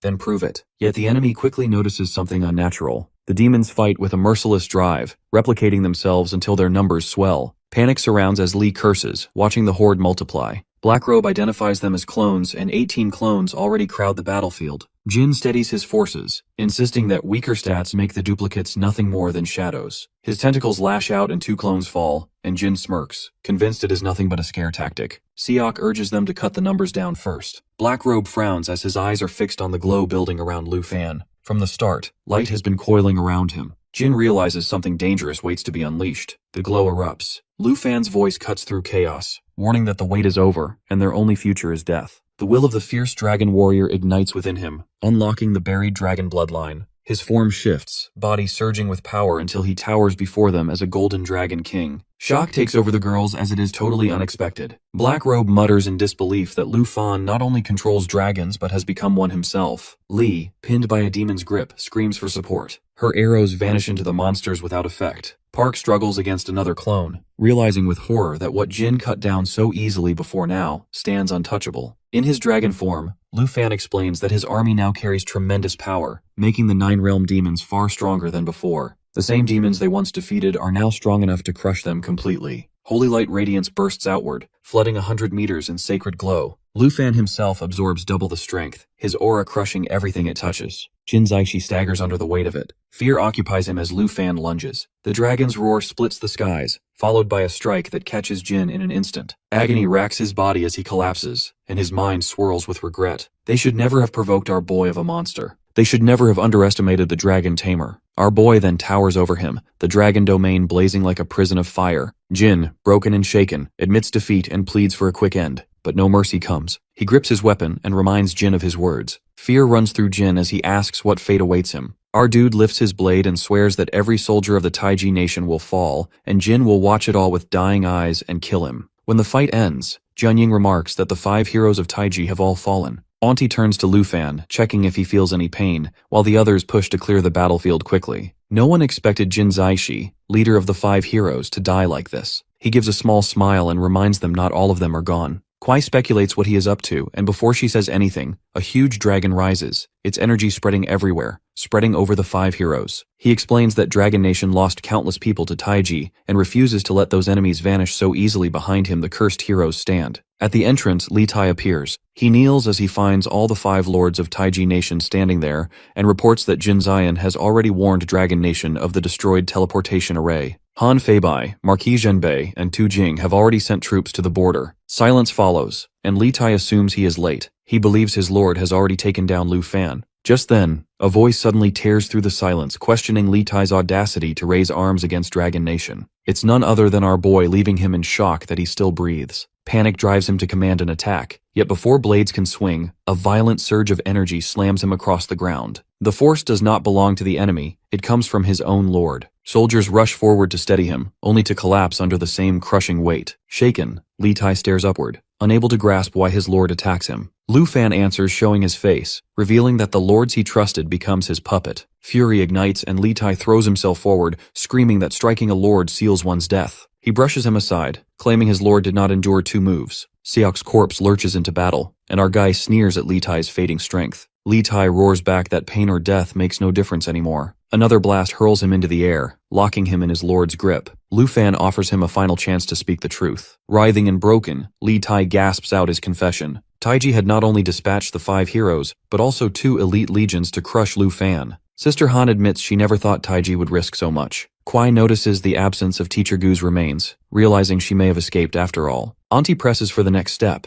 With the teleportation array gone and Dragon Nation far away, the Slaughter God Legion looms dangerously close. Jianying proposes linking up with Marquis Zhenbei's border forces, but he refuses as random scrolls cannot bridge that distance. Finding Teacher Gu takes priority before the Legion reaches her. Li Tai pleads for mercy, insisting nothing more remains hidden. Before he can finish, another strike tears into him. Our dude reminds him no promise was ever made. Allowing him to live would dishonor the warriors who already fell for Dragon Nation. Meanwhile, as the paper bird approaches inside the camp of the Slaughter God Legion, Commander's remarks to a soldier that by the arrival of reinforcements, Lord Jin will have slain Lu Fan. The soldier assures the combined force of the 5 heroes could never fail against a second-class fighter. Yet in that moment, the corpse of Lord Jin steps into the chamber. Chaos breaks out inside the Slaughter God Legion command center when Lord Jin's corpse appears. A guard moves to report Commander Li's march toward Death Sand Sea, and before he could complete, tentacles explode from Jin, and one pierces through the commander's chest and pins him to the wall. Blood sprays the corridor. Everyone freezes realizing and someone urges them to retreat, and the group bolts for the exits. Just then,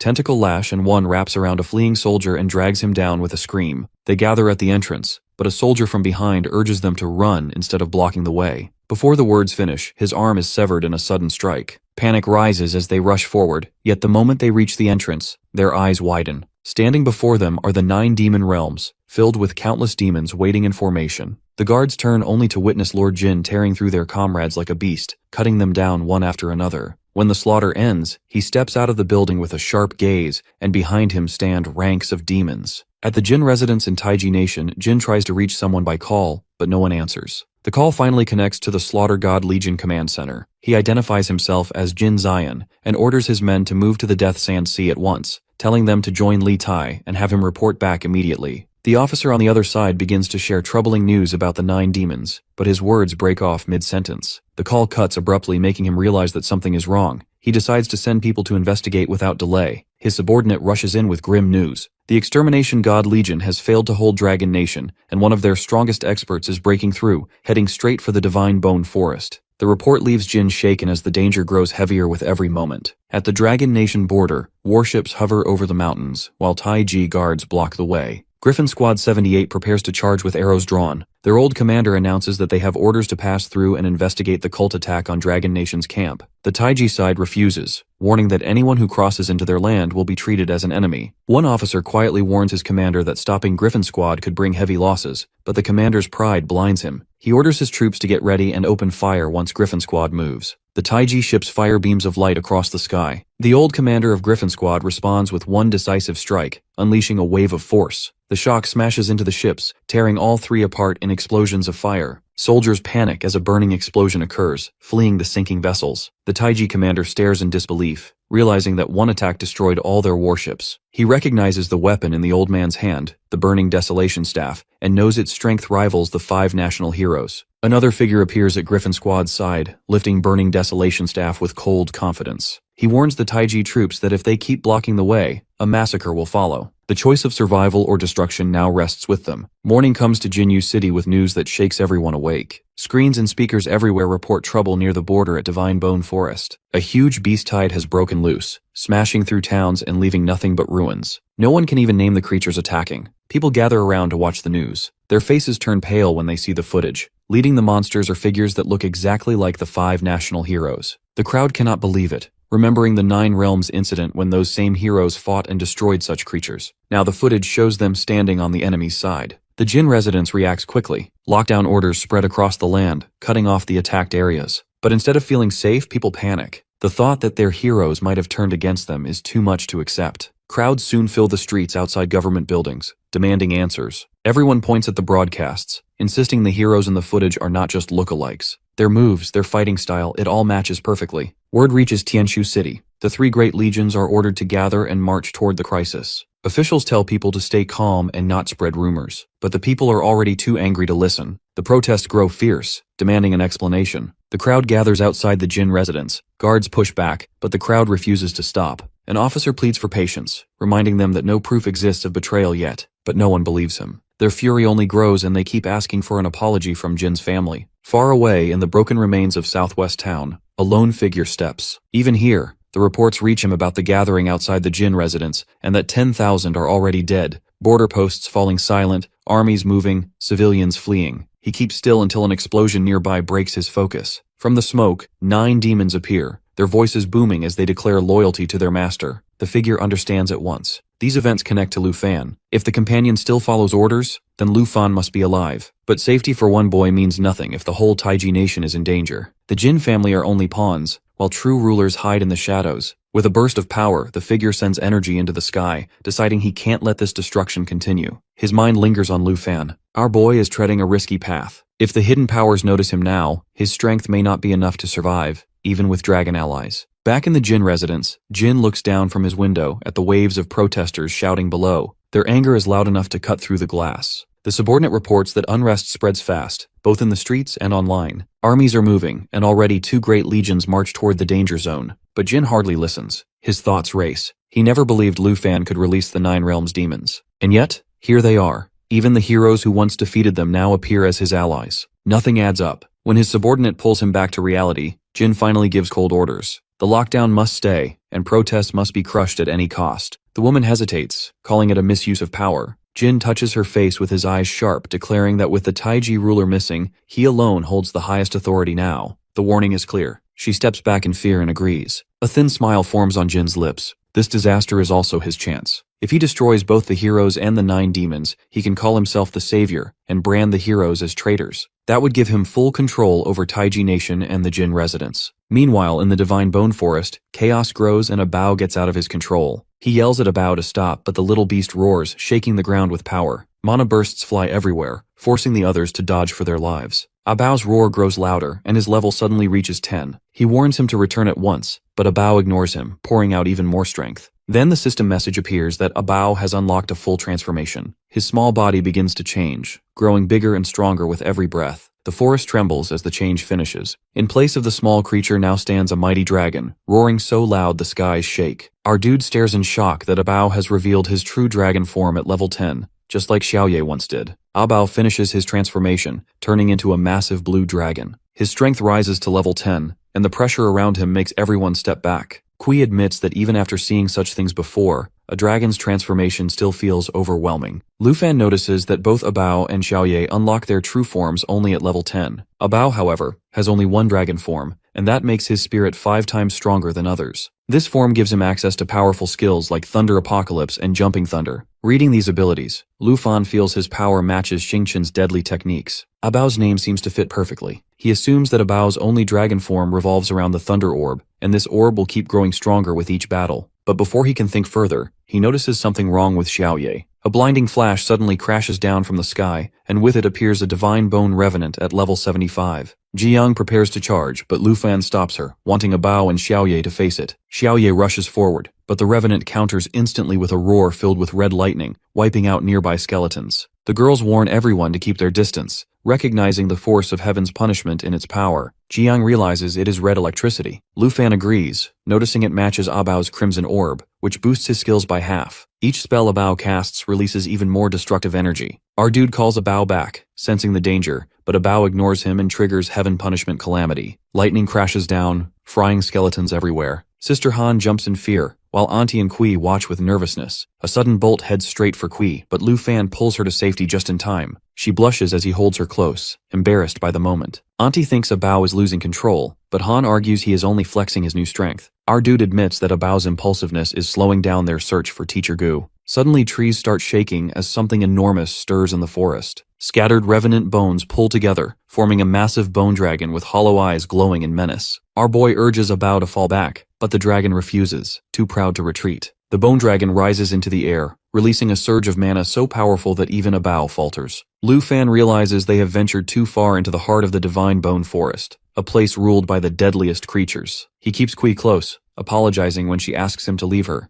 Xiaoye calls Abao back again, but the dragon stands firm, eager to fight. Jiang senses the creature's power surpasses even the berserk bone dragon they faced before. He concludes this must be the true ruler of the forest and regrets not realizing it earlier. He decides they cannot afford another clash. Finding Teacher Gu must come first. He activates natural assimilation, and the glowing paper rises, pointing toward their teacher's location. But the direction it reveals leads straight to the bone dragons, leaving him confused. Just then, a flock of dragons sweeps across the sky, rushing toward the massive bony dragon. But it lets out a thunderous roar, and it alone wipes them out. Lu Fan watches in confusion, wondering what the creatures is up to, while Kui finds the sight breathtaking. Taozi admits she never thought she would live long enough to witness a real dragon migration. The roars echo together, and Lu Fan begins to wonder what kind of force drives these dragons to keep coming, no matter the danger. Their journey carries them to a towering black mountain, where countless dragons gather before landing on the ground. At the same time, the guiding paper flutters toward the same dark peak, making everyone uneasy about what secrets might be hidden inside. Jianying notices the paper stop at the base of the mountain,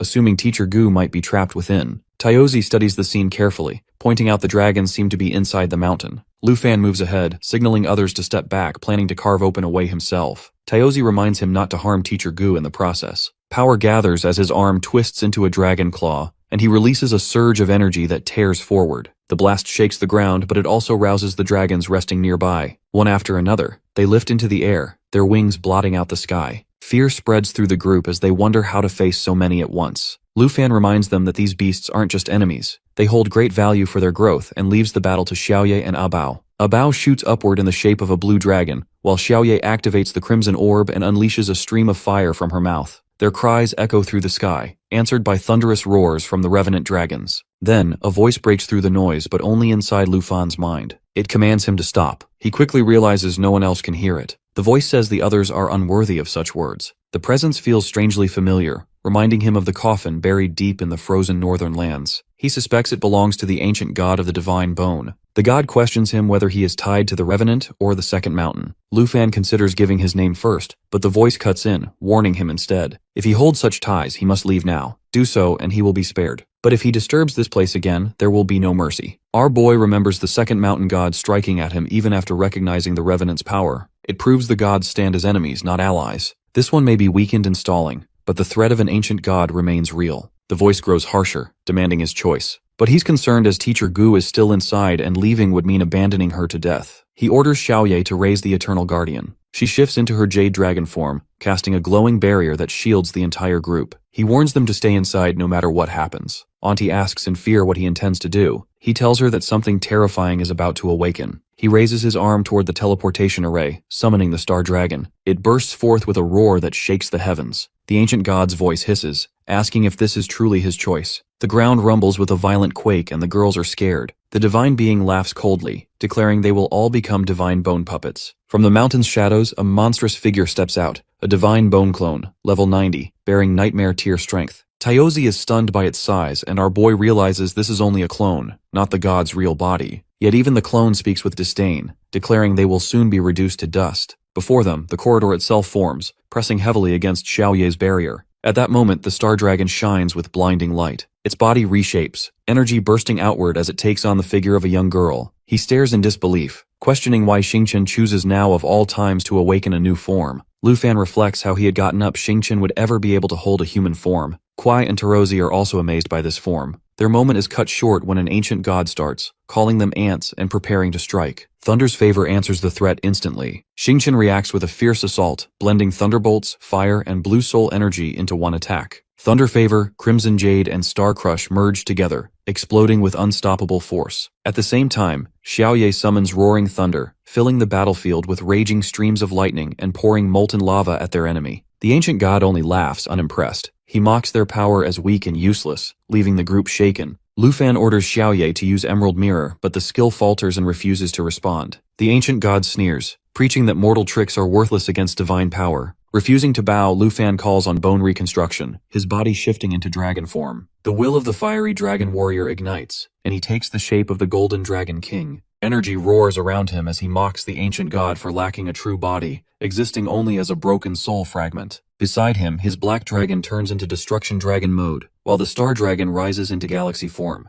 Together, they challenge God's hunger for a dragon body, promising to show him what real dragon power looks like. The ancient god's fury rises. He warns them to bring divine punishment, vowing to repay their defiance with blood. Eternal corridor erupts, creating huge tornadoes that stretch across the battlefield, pulling everything toward destruction. A Bao answers with a burst of power, striking without hesitation. The Star Dragon slams down with Star Crush, while the Destruction Dragon beats its wings, releasing 5 violent tornadoes. Firestorms blaze and thunder tears through the battlefield, shaking even the dragons. Lu Fan pushes forward, declaring that owning a dragon body is useless without dragon strength. He coils himself around the ancient god, provoking rage at such disrespect toward a god. Bones crack under the strain until the deity roars, condemning him to the abyss. Bone reconstruction activates again, repairing the divine clone with nearby bones. Lu Fan realizes that this god can rebuild himself endlessly, so long as bones surround him. Without delay, he commands Xiaoye to release Dragon Domain. The air shifts as the dragon realm expands, boosting every ally with dragon blood. The god scoffs, claiming that all skills fade before his domain. But the dragons roar in unison. Dragon language reproduction, lava burst, and dragon language resonance combine into a massive fireball that swallows the ancient god whole. Flames scorch his form, yet he only laughs, boasting that his body means nothing since bones cover the world. He warns them that he can regenerate forever, but asks if they can withstand such endless punishment. With a roar, the god unleashes soul return to the abyss. The ground trembles as countless runes awaken, spawning whirling soul cyclones that close in on Lu Fan. He quickly summons the external guardian to shield himself. In that instant, the black dragon strikes from behind. With overwhelming fury, it activates 330 million heavenly thunderworld destruction. A storm of unimaginable force crashes down, obliterating the ancient god's body completely. Yet from the ruins, a hollow voice lingers, vowing to return one day with a complete form and take revenge. The system chimes with level increases. Star Dragon climbs to level 30, Blue Dragon to 11, Emerald Dragon to 38, Black Dragon to 40, and our boy to 44. He reflects that Abao's new skill holds terrifying strength. Later, the paper doll guides them through a land of bones and endless skeletons. There, among the remains, they finally find Teacher Gu, unconscious, but alive. Worry spreads through the group as Lu Fan lifts Teacher Gu's unconscious body into his arms, and he realizes she is in a coma. He explains Xiaoye isn't able to wake her up, so she must be watched carefully, while others also regret not being able to help. While this happens, Lu Fan notices Abao rummaging through piles of broken bones and asks what he's looking for. Abao pulls out a crystal. The moment Lu Fan sees it, his eyes light up. It's a divine bone crystal, carrying the essence of the ancient god. Excitement surges through him, and the crystal is exactly what his fallen corpse holy dragon needs for its evolution. Even more, it matches one of the rare materials required for the Shadow Dragon King contract. Eager to test it, he asks Taozi to clean the crystal with her water skills. She sighs, muttering about being treated like a simple water source despite her powerful hidden class, but still releases water ripple over the crystal. He apologizes,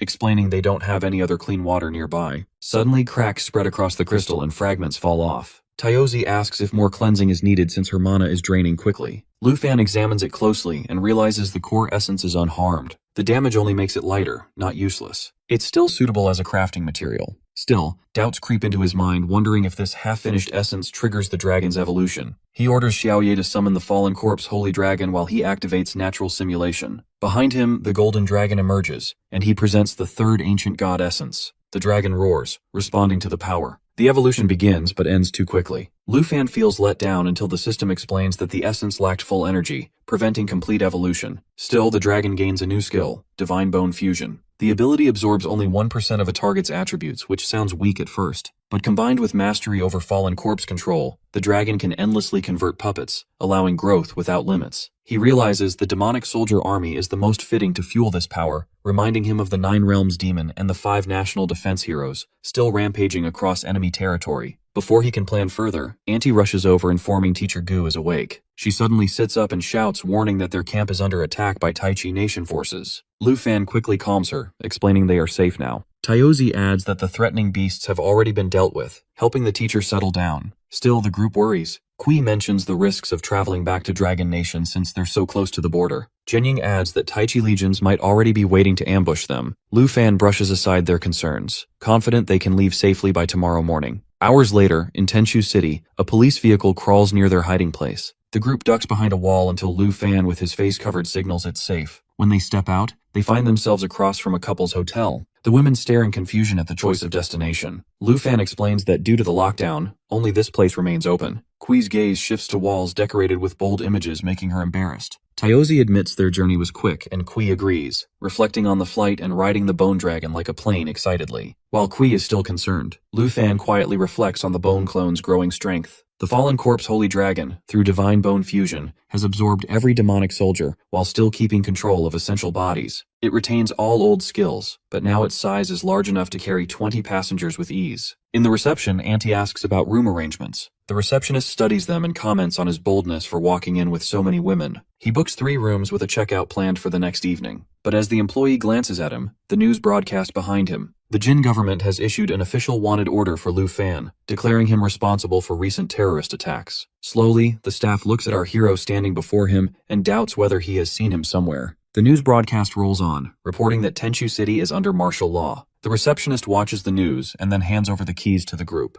As they head to their rooms, he hands over the keys to Jianying. She asks if he plans to leave, and he explains he intends to observe the activities of the Jin family. Teacher Gu reassures everyone that her health is stable, dismissing their constant worry. Taozi teases Kwai by pointing at the bold wall art, leaving her red-faced. Before leaving, Lu Fan tells Jianying he will return by morning at the latest, entrusting everyone's safety to her for the night. Jianying accepts without hesitation. While he leaves, the receptionist watches from behind, quietly envious of him. That night outside the Jin residence, the guards discuss shocking news that the 5 national defense heroes have defected, and reinforcements are being rushed to Divine Valley Forest. Some feel lucky to be guarding the mansion instead of marching to certain death on the front lines. Their sense of safety vanishes when a sudden explosion shatters a nearby building. Chaos spreads fast. Word comes that 9 Realms demons are appearing across Tenshu City, scattering troops everywhere. The defenders freeze in fear as the streets erupt into panic. From the ruins, a giant demon rises, roaring destruction. With too few soldiers to hold the city, a voice urges the commander to retreat. The figure steps forward, Jin Shuyan, once an imperial guard of the Jin family. She explains that the mansion lords remain in discussion and offers to handle the threat herself. Relieved, the commander accepts and pulls back with the others, sending word for reinforcements to defend the city. Shuyan watches them leave, then senses someone land nearby. Lu Fan appears, and she calls him a rat for slipping past the defenses. He admits her sharpness, but doubts she can stand against him alone, his blade already burning with flames. Meanwhile, inside the Jin family office, panic rises. Someone questions Jin's ability to finish a task. Jin answers that killing Lu Fan and taking over the mansion may be going too far,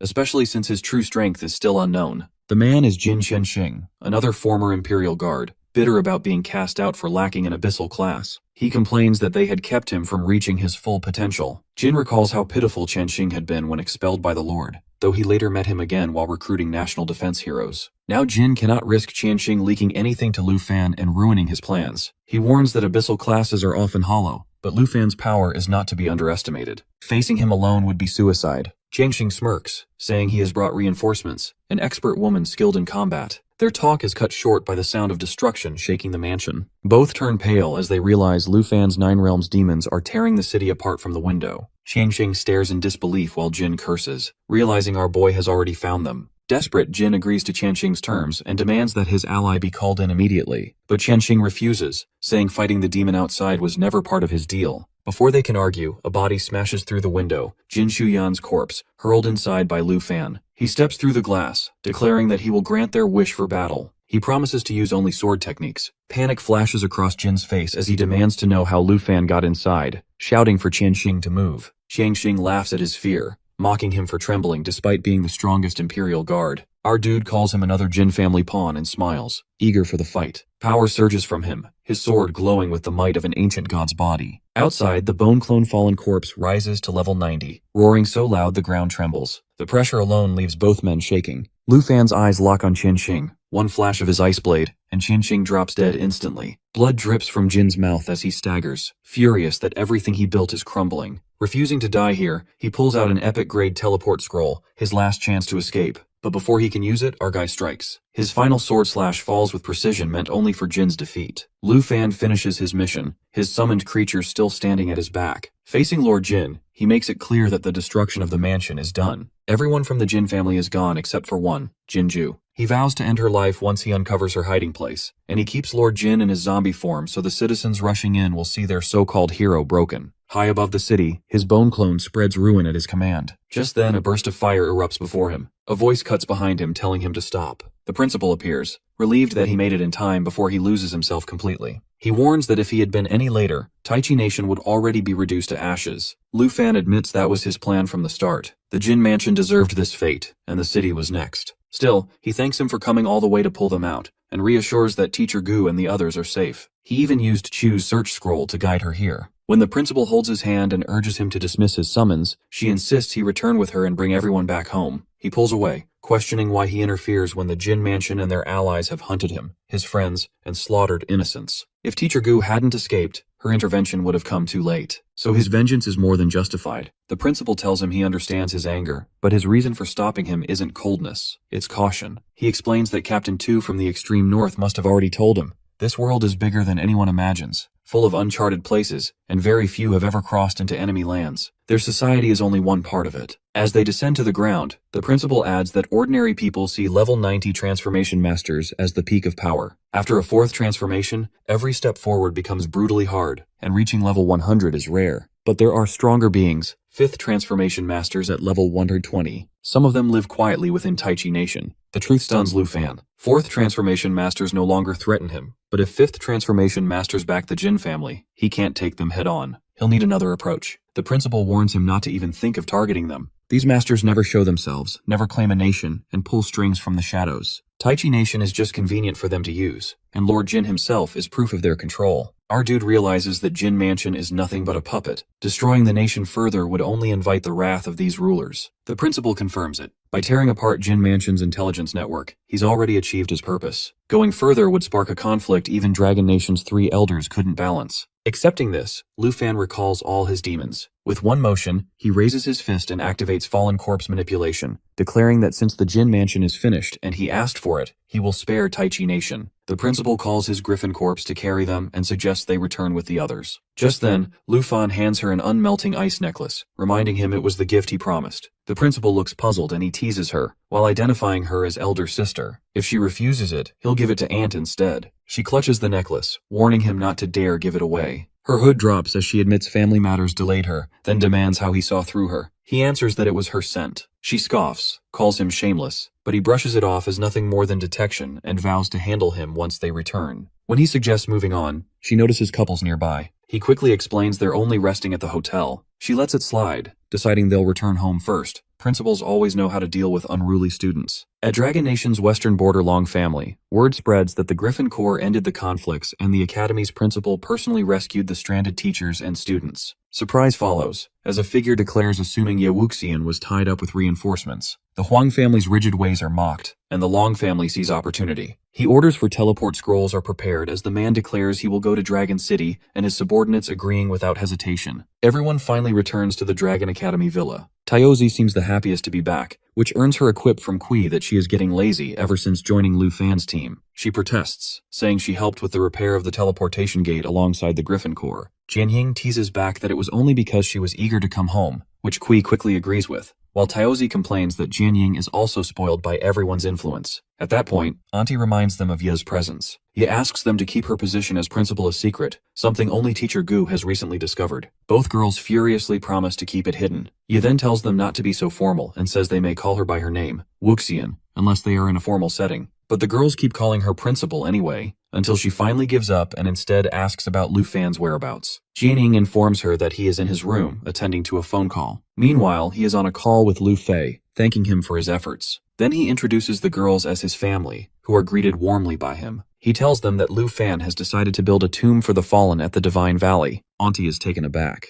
Lu Fei introduces himself as the 78th Squad Captain of the Griffin Corps and adds that he is there to investigate the border attack. The blonde guy agrees, noting that Lu Fan already resolved the issue, while his companion adds that it was the principal who actually handled it, prompting Ye to quickly remind everyone to keep quiet about her identity. Then the blonde greets Lu Fan directly, congratulating him for taking down the 4th rank. It has been a year since he last met him. Lu Fei then shows the tombstone where the names of the fallen will be engraved. Noticing this, Lu Fan expresses his hope that they help him transport it, saying he wishes the destruction of the Jin Mansion can finally bring peace to the fallen. At that moment, a new voice cuts in, informing him that he can come here to pay respects once the matter with Taiji Nation is resolved. Looking up, he sees the newcomer, who explains that he is here to lead the investigation. After it concludes, he will announce to both countries that the heretics attacked them one nation after the other, exposing the Jin family's incompetence while raising the Griffin Corps and Dragon Academy as heroes. But Lu Fan protests, saying he is blaming the heretics for the Jin family's sins. Ye, however, makes him understand that this is the best solution for a win-win outcome, though the explanation leaves Kui confused. The leader agrees with Ye that this is the best way. He won't be blamed for the Jin family's fall, and the heretics will also act desperately in their favor. Our guy finally understands. With that, the leader salutes him and ends the call. Seeing this, Ye immediately understands that Lu Fan must have a golden badge now. Then Auntie asks everyone to have a meal, which brightens everyone's face. He asks Ye about her thoughts, and she answers that she is only thinking about how ambitious he has become. At that moment, the bell rings, and he asks Junying to let him go, as he is already embarrassed by Ye. When he opens the door, he is surprised to see Andre, who is welcomed warmly by our boy. As soon as Andre enters, he is greeted by the smell of Auntie's cooking. Then the meal is served, which makes him salivate. He immediately digs in, prompting Ye to comment that every international student is a fan of her cooking. He corrects her, saying he is not a random student as he has specifically come to invite our boy to Snow Country, which confuses his friend. Then his friend shows him the Shadow Island breath, which is polluted by shadow power. He understands that after getting the ancient god crystal, they need to collect 3 more materials to form the Shadow Dragon King contract, and among those 3 items, the Shadow Island breath is also included. Andre explains that his family is tasked to go to Shadow Island and destroy the Shadow Spring in the center for a good reward. However, it is not an easy task, as the place is surrounded by black fog and formidable monsters. He barely escapes with this material. Even so, they still need to complete the mission,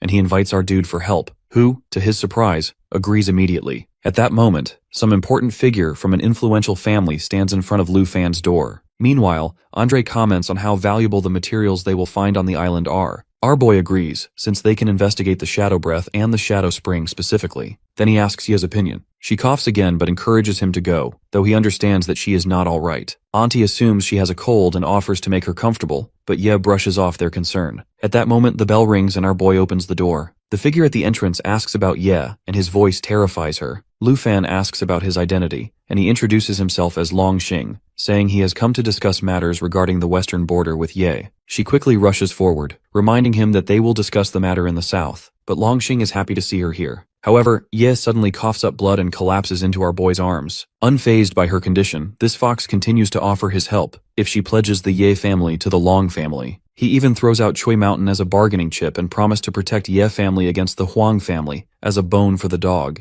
Ye, however, is furious at his audacity. Our boy, meanwhile, is deeply concerned about Ye, but she brushes it aside, saying it is just an old injury. At that, Long Xing comments that it was caused by the Huangs and cannot be healed within a month. Slyly, he again emphasizes that she should pledge her loyalty to the Long family, since she cannot fight against both the Huangs and the Longs in her condition. But our boy firmly answers that she will never do it. Long is furious that Ye seeks help from Lu Fan despite his hero status in the nation. He tells our boy that as a commoner, he cannot possibly understand Western families' politics, but Lu Fan insists he won't back away because Ye has always helped him. Long readies himself to fight Lu Fan, adding that earning a title doesn't make him untouchable. Lu Fan, confident, answers that he can defeat him. Meanwhile, the girls and Andre offer their help so Lu Fan doesn't have to dirty his hands. He waves them off, calling his Xiaoye forward and saying this fight will be a message to the Western families. Long scoffs and points dozens of swords at him. He reminds Long that he is already breaching their contract, which was set to expire in a month. Xiaoye lunges to attack Long in response, but Lu Fan warns her not to. They can't damage Villa number 2 while Villa 1 is still under repair. Long, though fallen, is ready with another attack, claiming he only wanted to teach Lu Fan a lesson, but now he changes his mind. Our boy, Smug, thinks the same as he shifts his dragon into its black dragon form, unleashing the World Destroyer ability. Long, staring at the overwhelming power of his opponent's dragon, becomes determined to earn the title of Dragon Slayer to raise his family's status. But Lu Fan orders his dragon to release her pressure, and the crushing force stuns the enemy. Long doesn't understand why his body trembles or why he can't attack. Still, he clings to his family's pride, refusing to kneel before such mighty power. He hurls dozens of swords toward Xiaoye, but none of them touch her, leaving his face pale. Lu Fan taunts him darkly, saying this is the difference in their power. The next moment, Xiaoye shrieks and slashes at the sly fox with her claw. Lu Fan warns him to stay quiet, not to provoke his dragon further, and reminds him he cannot win. Long growls that his family will never forgive this insult. Lu Fan spares his life, but sends him away with a message. Both the Long and Huang families must prepare, for he will come to the western border to settle things in a month. With that, his dragon blasts Long away. Then Lu Fan turns to Ye and assured her that now they will face the consequences together. Overwhelmed, she hugs him tightly and thanks him. He brushes off her thanks by saying that they don't need such formality between them. Ye, however, explains her family situation. 6 months ago, her family expanded their land into an unknown territory in the western region, which cost them dearly, the sacrifice of fourth turn experts, including her grandfather. Taking advantage of their weakened state, the Huang and Long families come to devour them. She sought help, but no one dared to go against such powerful families. This desperation drives her to prepare for the safety of her people. She still feels thankful to him for making her realize that she is not alone and helpless. Lu Fan brushes off her gratitude, reminding her that she has already helped him enough in the past, even helping him deal with the Taiji kingdom. Now he cannot stand to see her harassed by two powerful families. She smiles, relieved to find support in him. A month passes after the incident, and our crew finds themselves in the primitive forest, a reward realm given to our boy by Old Han. He goes there to strengthen himself and his team in preparation for the upcoming dispute in the western region. Now everyone is ready to battle within the realm, and each member has upgraded their level. His blue dragon has reached level 25 and can now use the Thunder Favor skill. He himself has advanced his Crimson Jade to yellow, awakening new abilities which is Thunder Vortex and Thunder Cloud expansion. After a week in their secret realm of conquest, Andre returns to inform them that teleportation arrays from Dragon Academy to Breakwave Harbor are prepared for their departure. Our boy decides not to take his other friends except Andre. However, when Ye offers to join them, he cannot refuse her talent, though he still feels concerned about her internal injuries. Later, they travel by teleportation towards Snow Country's Breakwave Harbor. Stepping out of the teleportation circle, they are welcomed by Andre and his crew. Andre introduces his family's fourth turn experts, Victor at level 9 who is Destroyer, Mikhail, and Ivan. Alongside them, he has gathered 20 more third turn experts who will join the journey. Then, Andre reveals the magnificent Sea Emperor-class magic warship, prepared for their voyage. Both of them stand in awe at the sheer luxury of the vessel. Andre adds that he has made the finest preparations for this journey, confident of victory with Lu Fan on their side. They finally begin their journey, but as dusk settles, a dark rainstorm brews. Not only that, they face a number of formidable sea monsters. Our boy commands his dragon to use the Starfall skill, sending shooting stars crashing down on the monsters, killing several of them. One of the beasts is roasted by Heavenly Punishment Calamity, which unleashes a thunderstrike upon it. Andre is quite satisfied with the scene before him, which makes the sailing smoother. Not only that, but both the Star Dragon and the Blue Dragon level up. To Andre, the voyage feels almost like a vacation. Lu Fan, however, feels satisfied with his dragon's upgrade and hopes to obtain valuable materials from the island as a reward. After a while, they finally arrive at Shadow Island. His boisterous friends remind him that what they faced on the journey was just a trailer.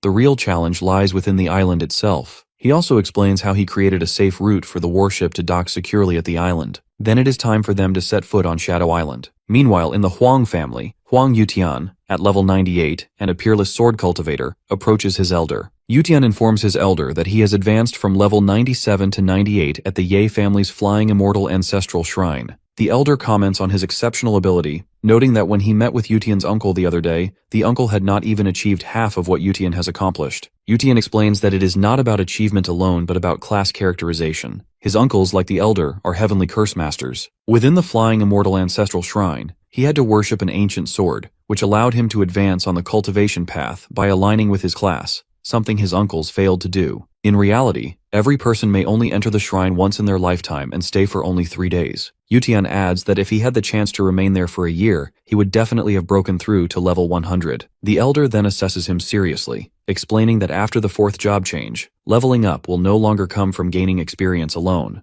Instead, he must truly understand the traits of his class in order to grow stronger. These words make Yutian reflect, and he realizes that during his time in the shrine he indeed gained a deeper understanding of his class traits. With confidence, he assures the elder that he now has enough comprehension of his class to continue advancing. Then the elder shifts the topic to the Longxing and Lu Fan's confrontation, confirming that the Long had harassed Ye before the contract term was complete and were taught a lesson by our boy. Yutian is taken aback that the Longxing was defeated by a mere student. Despite being only an average fighter, Xing can still face Yutian for 3 countdown. The elder goes on, listing several of our hero's qualities, including his class and level. Yutian admits that Lu Fan's abilities, especially his dragons, are formidable, but argues that Lu Fan has leveled up only because of them. The elder reminds him of the warning our boy sent to the Longs. Yutian smirks, claiming that our boy does not understand the immensity of heaven and earth. He considers Lu Fan nothing more than an arrogant and ignorant young man who might climb higher, but will eventually fall harder because he fails to grasp the political drama of noble families. Still, Yutian remains persistent in sparing Lu Fan's life when he comes into their territory, simply because he possesses dragons. The elder then decrees that if our boy pledges loyalty to the Huang family, they will make him their general. Yutian is sure that Lu Fan cannot refuse such a great offer from the mighty Huang family. The elder then reminds him of the threat from the Long family, who are planning to merge the Ye family with them, creating formidable competition.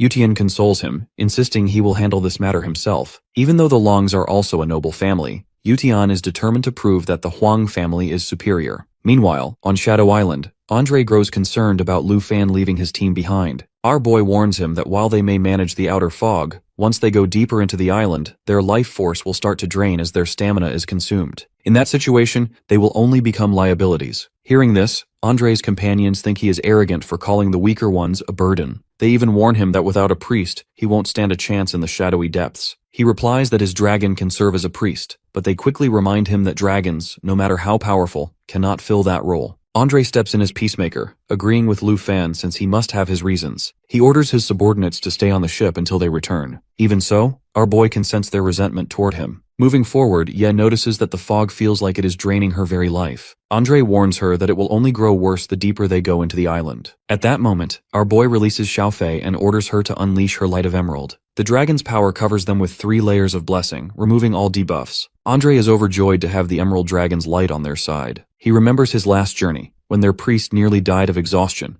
and even then, the effect was nowhere near what they now enjoy. He also agrees, admitting she feels energized and stronger than before. With his connection restored to its peak, Andre prepares to charge toward the Shadow Spring. But just before he moves ahead, our boy stops him cold. He has sensed something lurking up ahead. Our boy immediately gets ready to tackle the upcoming threat with Serpent of Darkness arrow. Among the black mist, they can see their enemy, a shadow swordsman of level 80. Andre warns them that this opponent has already caused them heavy casualties during his last journey. Our boy notices that this knight has the ability to nullify 70% of physical attacks while hiding in the black mist. Seeing the opponent, Ye readies her weapon, eager to test whether it can withstand her attack. She transforms her staff into a spear, still the same weapon, and strikes at the opponent. Smugly, she explains that her weapon possesses both magic and melee forms, so she doesn't need to change weapons. Andre warns them not to let down their guard, as defeating one enemy will only bring their companions to follow. As he activates his Flame God true form, many forms of the enemy appear. He explains that they are nothing more than ghosts, clinging to their battlefield. Because of them, he has lost most of his army, including 4th turn experts, which once forced them to retreat. Lu Fan reminds him that he has already sent his 4th turn experts back, so it won't be a problem this time. Andre, however, is not convinced, because last time their healers were also exhausted to death, and he barely escaped from the brink of death. Calmly, our boy asks him to relax, assuring him that he is here this time. He then asks Xiaofei to summon Corpse Fall Holy Dragon. Andre is shocked to see the Emerald Dragon summoning her own pet.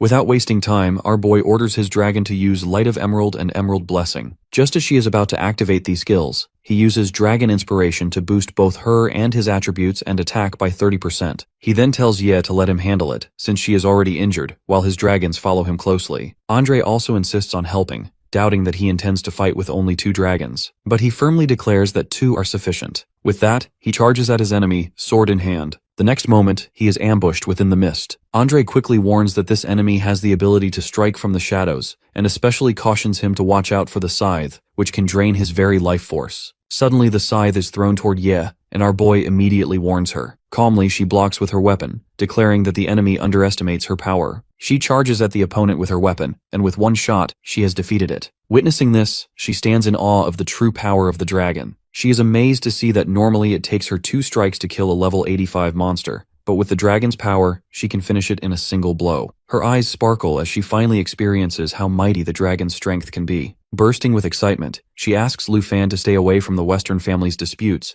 because it is now something she alone can deal with the help of Xiaofei. The Emerald Dragon looks frightened by her bold proposal. Our boy consoles his dragon, promising that he won't let anyone take her. Ye, however, exclaims that this power is making her cocky. Meanwhile, looking at his screen, our boy is not satisfied with the Shadow Breath drop rate, as they need to hunt more monsters. Andre assures him that they will confront plenty more on their way ahead. So, Lu Fan encourages them to continue their journey, and Andre leads them toward the Shadow Spring. At that moment, Lu Fan turns to his dragon and asks them to convert the Shadow Swordsman into Divine Valley Fusion without wasting them. Before they can proceed, more monsters appear, giving them a chance to gain experience points, which excites his bulky friend. Lu Fan again insists on letting the boys handle the fighting since she is injured, but she trusts Xiaofei's ability and does not want that boy to steal the spotlight from her. With that, everyone fights the monsters for 4 hours. Finally, they manage to acquire the Shadow Island Breath. They are now close to the central area where the ruined city stands, resembling more of a graveyard. Looking ahead, Andre is in awe of the sheer vastness of this ancient city. Lu Fan agrees, saying that this area is equal in size to Shanghai City. Looking around, Ye notices no sign of life. Andre agrees, remarking that they are greeted only by graves at the city gate. He checks the map again and confirms that the Shadow Spring is indeed inside the ruined city. Our boy, however, senses something wrong.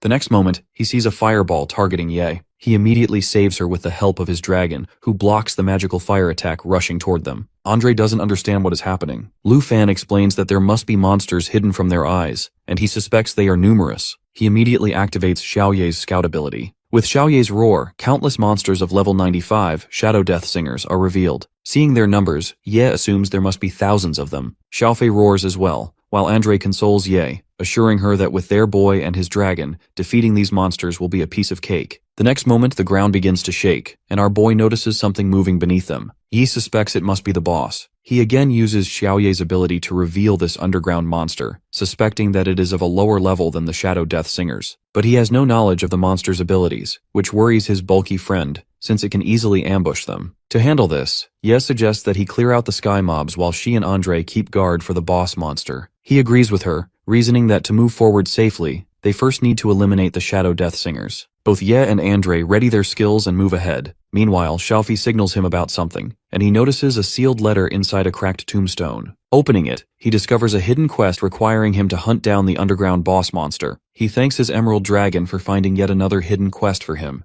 Lu Fan reflects that the extra reward makes the effort worthwhile while dealing with Shadow Singers. When he obtains Bounty Order, energy swirls form before him. Yi grows uneasy as the Emerald Dragon bloodline awakens, doubling every skill and effect. His Sky Sever sword glows with dragon aura as he swings, each slash paired with the rhythm of the dragon beside him. Xiaofei releases Dragon Light at the same time, both moving in perfect step. Ye watches from behind, wondering if she has been doubting his strength all along. Andre's voice rises, urging them to fall back from the burrower. To Lu Fan, the moment feels right. He orders Xiao Ye to release world-ending roar while Xiaofei casts Emerald Mirror on the corpse-fall Holy Dragon. Obeying without delay, Xiaofei splits it into 8 shimmering copies, each one ready to strike. At his command, the mirrored army charges forward. Andre brushes off the danger, claiming he'll drag the enemy down with him, but Ye steadies herself for defense. The dragons unleash their roar in unison, tearing through the battlefield in waves. Demon Dragon Assault follows, their lunges sharp and fast, clearing enemies in every direction. Andre notes their speed, counting how 10 lives fall within a single breath. Yi keeps her focus, unsure if they can clear enough before the burrower itself arrives. Lu Fan presses forward without hesitation. His twin slashes from Sky Sever carve through the front, Xiao Ye's aura widening the path. Andre calls him onward,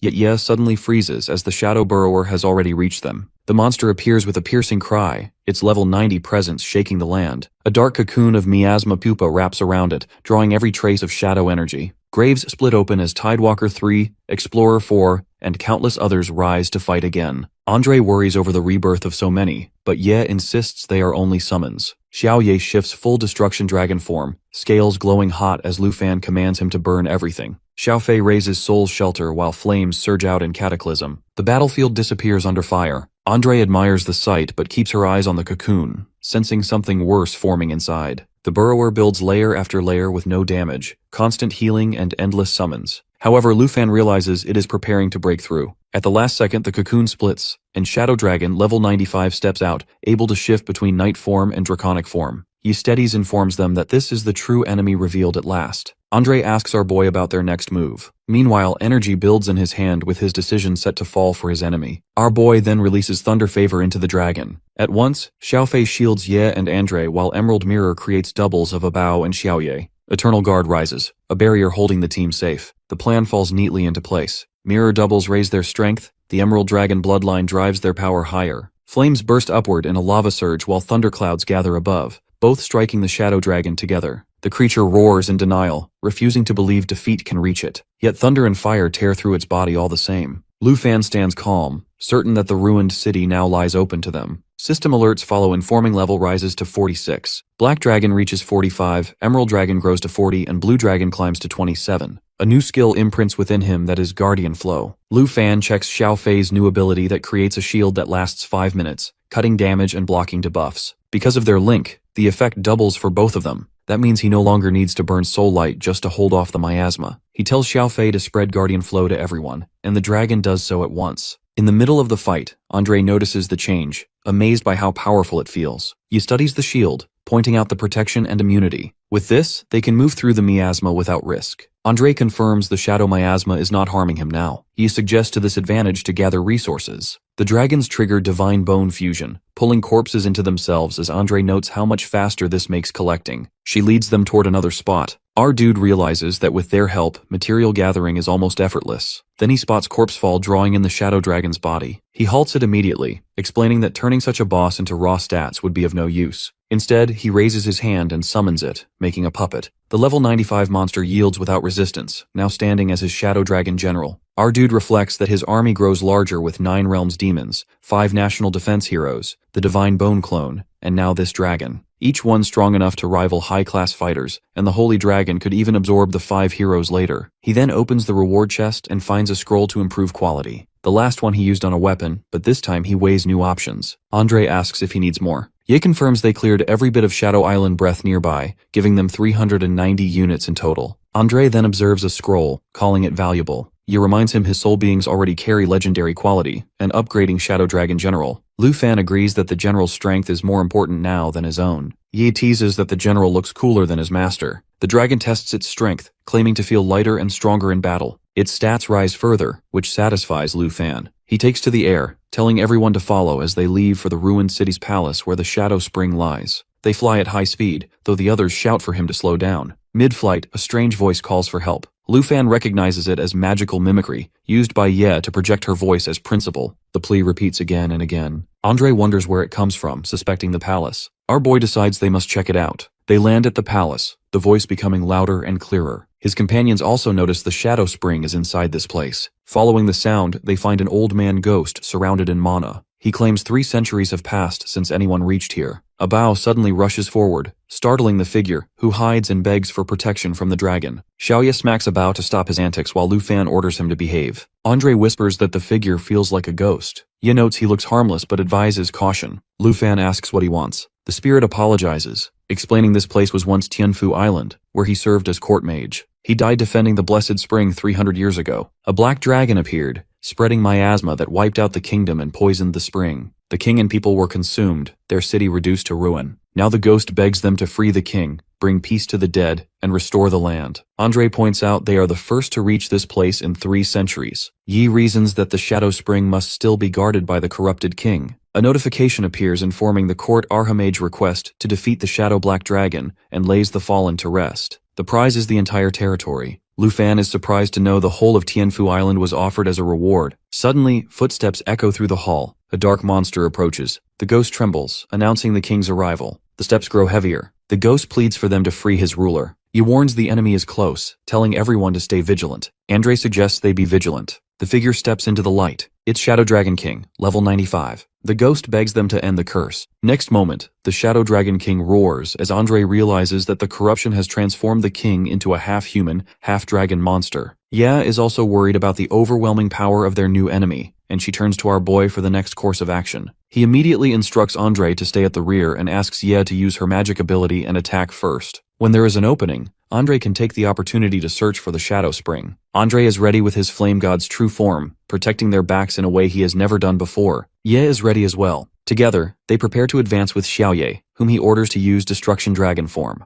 The Shadow Dragon King roars again and unleashes the death sentence skill against them, forcing him to wield his great sword. The skill prevents enemies from dodging the target for 90 seconds. However, our boy protects himself and his dragon with Xiaofei's with Light Guardian, which shields them. Then he turns to his black dragon, who is charging the Lava Burst skill. After a moment, Xiaoye hurls a massive lava burst, but the boss monster deflects it with his sword, a defense so extraordinary that Ye immediately notices it. Then our boy orders his blue dragon to get ready while Ye uses her imprison skill to freeze the enemy. Abao bursts with thunder fury, while our boy activates the bright yellow jade to increase his blue dragon's power to 100%. Meanwhile, the enemy prepares his own skill such as 3.3 million heavenly thunder destruction, which creates a raging thunderstorm around him. Our boy also readies his sword, the Sky Sever, now burning with black dragon aura, as he slashes toward the boss monster. On the other hand, the King of Shadow transforms into miasma to avoid detection when attacking. They are taken aback when he vanishes. Ye suggests using Xiaoye to force him to appear, but Lu Fan reminds her that she cannot. Then he turns to his bulky friend, who charges in without hesitation, a move Ye thinks is reckless.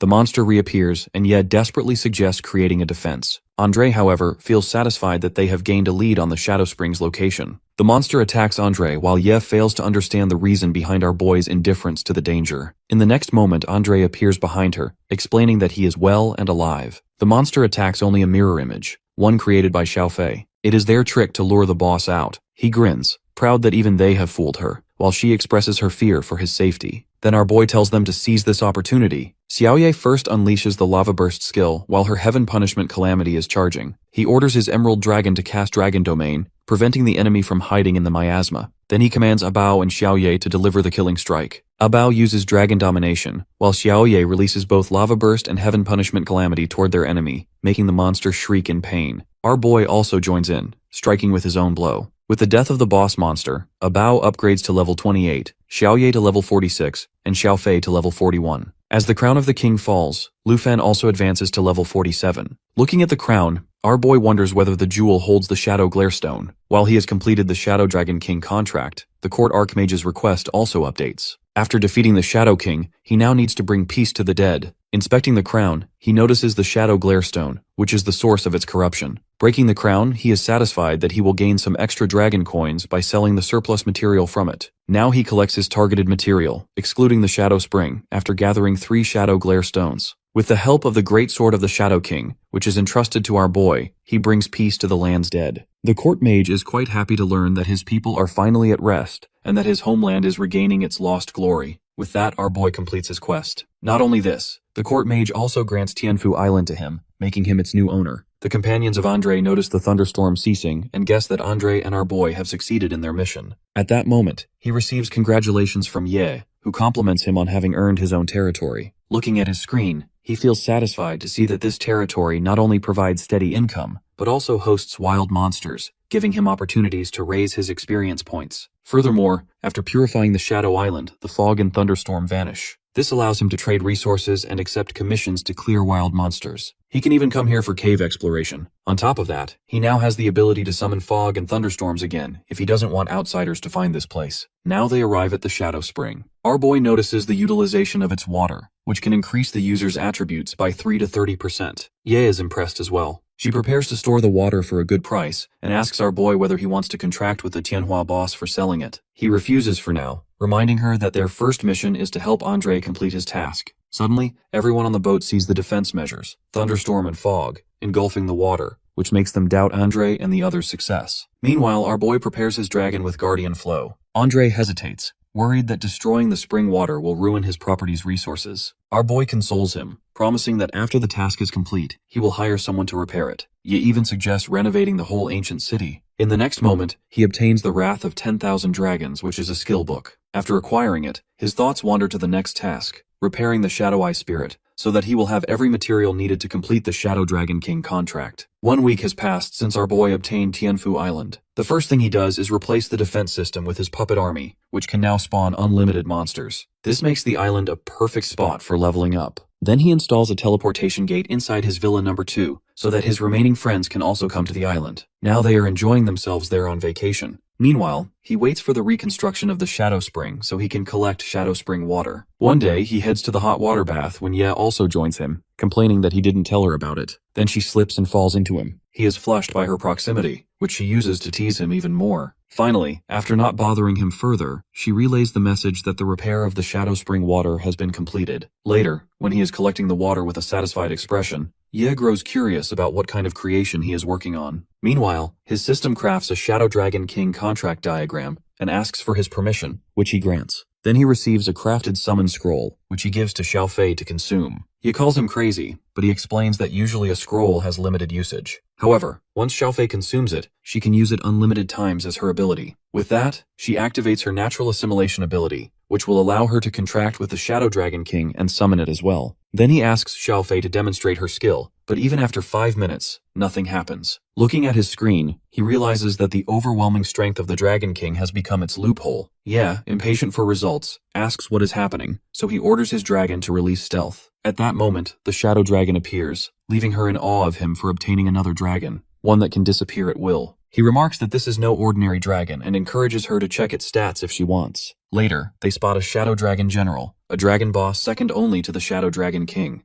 Deciding to test things, he orders his dragon to use shadow concealment. The dragon general senses an intruder and rushes toward our boy, but before it can attack, a blazing light strikes it, throwing it to the ground. The attack makes it shriek in pain, even though it cannot see its enemy. Yi watches all of this with an expression of awe. Then he decides to add fuel to the fire and orders Xiaofei to cast soul protection on the Shadow Dragon King. She shifts her form into Light of Soul and adds the soul protection to the Dragon King. With that, its concealment power increases further, strong enough to also hide Xiaofei, who is attached to it. The Dragon General roars furiously as it hurls an attack toward our boy, but he blocks it with the Shadow Cloak, which can block any form of strike. He is satisfied with this skill, which nullifies every kind of attack and grants him the ultimate defense. Then he orders his Shadow Dragon King to unleash its strongest attack. The Dragon King activates the Shadow Assassin skill, which locks the target in place, teleports behind it, and strikes its weak point. The same happens with the Dragon General, who is taken down instantly. Yi is awed, witnessing such formidable power. Our boy explains that the Shadow Dragon King is an assassin, famous for finishing targets with a single hit, and that Xiaofei's presence boosts its abilities even further. Ye is impressed that a monster at level 47 can kill a level 95 boss. Even with her own level 96, she admits she cannot guarantee such a feat. She feels satisfied that with Lu Fan at her side, she can definitely win against the two Western families. He assures her that he will not hold back to help her. She comments that this makes him their benefactor.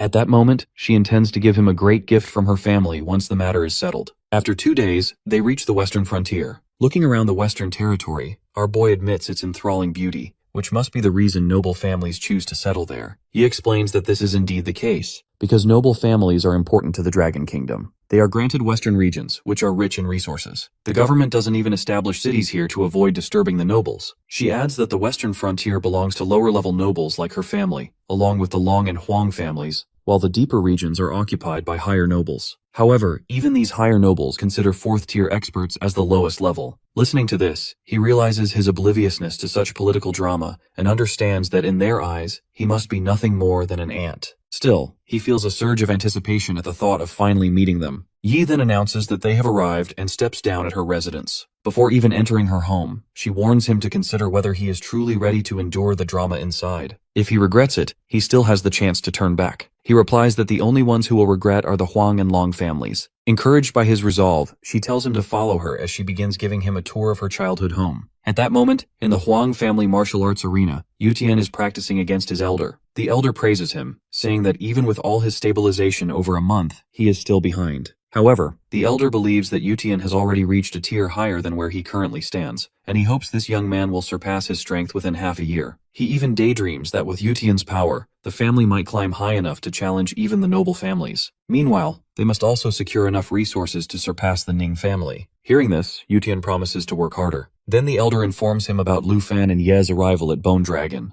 Yutian acknowledges that he has heard the boy commands a black dragon. The elder replies that he has more than one dragon, which could prove troublesome for them in the future. Yutian is determined to bring our boy to their side. The elder reminds him that he might refuse. At this, the younger man insists that such refusal would bring death upon Lu Fan, since no one dares question their actions in the western frontier. The elder then informs him about Long Erhu's intentions, not only to seek revenge for his son's humiliation, but also to marry to Ye. Thus, he urges Yutian to settle this matter. With a confident laugh, Yutian assures the elder that he will arrive in 3 days, not only to take control of Ye's family, but also to restrain the Long family. Hearing this, the elder expresses his hope that the Huang family will soon rule over the entire western frontier. 3 days later, while our boy should be in the room assigned to him by Ye, he is instead at Tianfu Island Beach, training his dragons after teleportation. Over these 3 days, everyone has leveled up. He is satisfied with their performance, which he believes should be enough to face the noble families. Still, he wonders how Ye is handling her side of the matter. When he returns, the Long family is already waiting in the main hall, demanding Ye's presence. While the Huang family representatives are expected to arrive shortly, Ye instructs the guards to stay alert, declaring that no one is to be allowed inside without her order. She then turns to our boy and informs him of their enemy's arrival. As they enter the main hall, they are greeted by the sour face of Long Xing, who is clearly displeased at the sight of our boy. He is complaining that she doesn't even show them the courtesy of offering tea. Ye reminds him of the beating he once received for such arrogance, but the conceited prick scoffs, saying that was in the past. Now, even if he were to pee at her doorstep, she wouldn't be able to do anything. Then Long Erhu comes straight to the point, asking how Ye should repay the debt her family supposedly owes the Long family. He demands an explanation of her plan.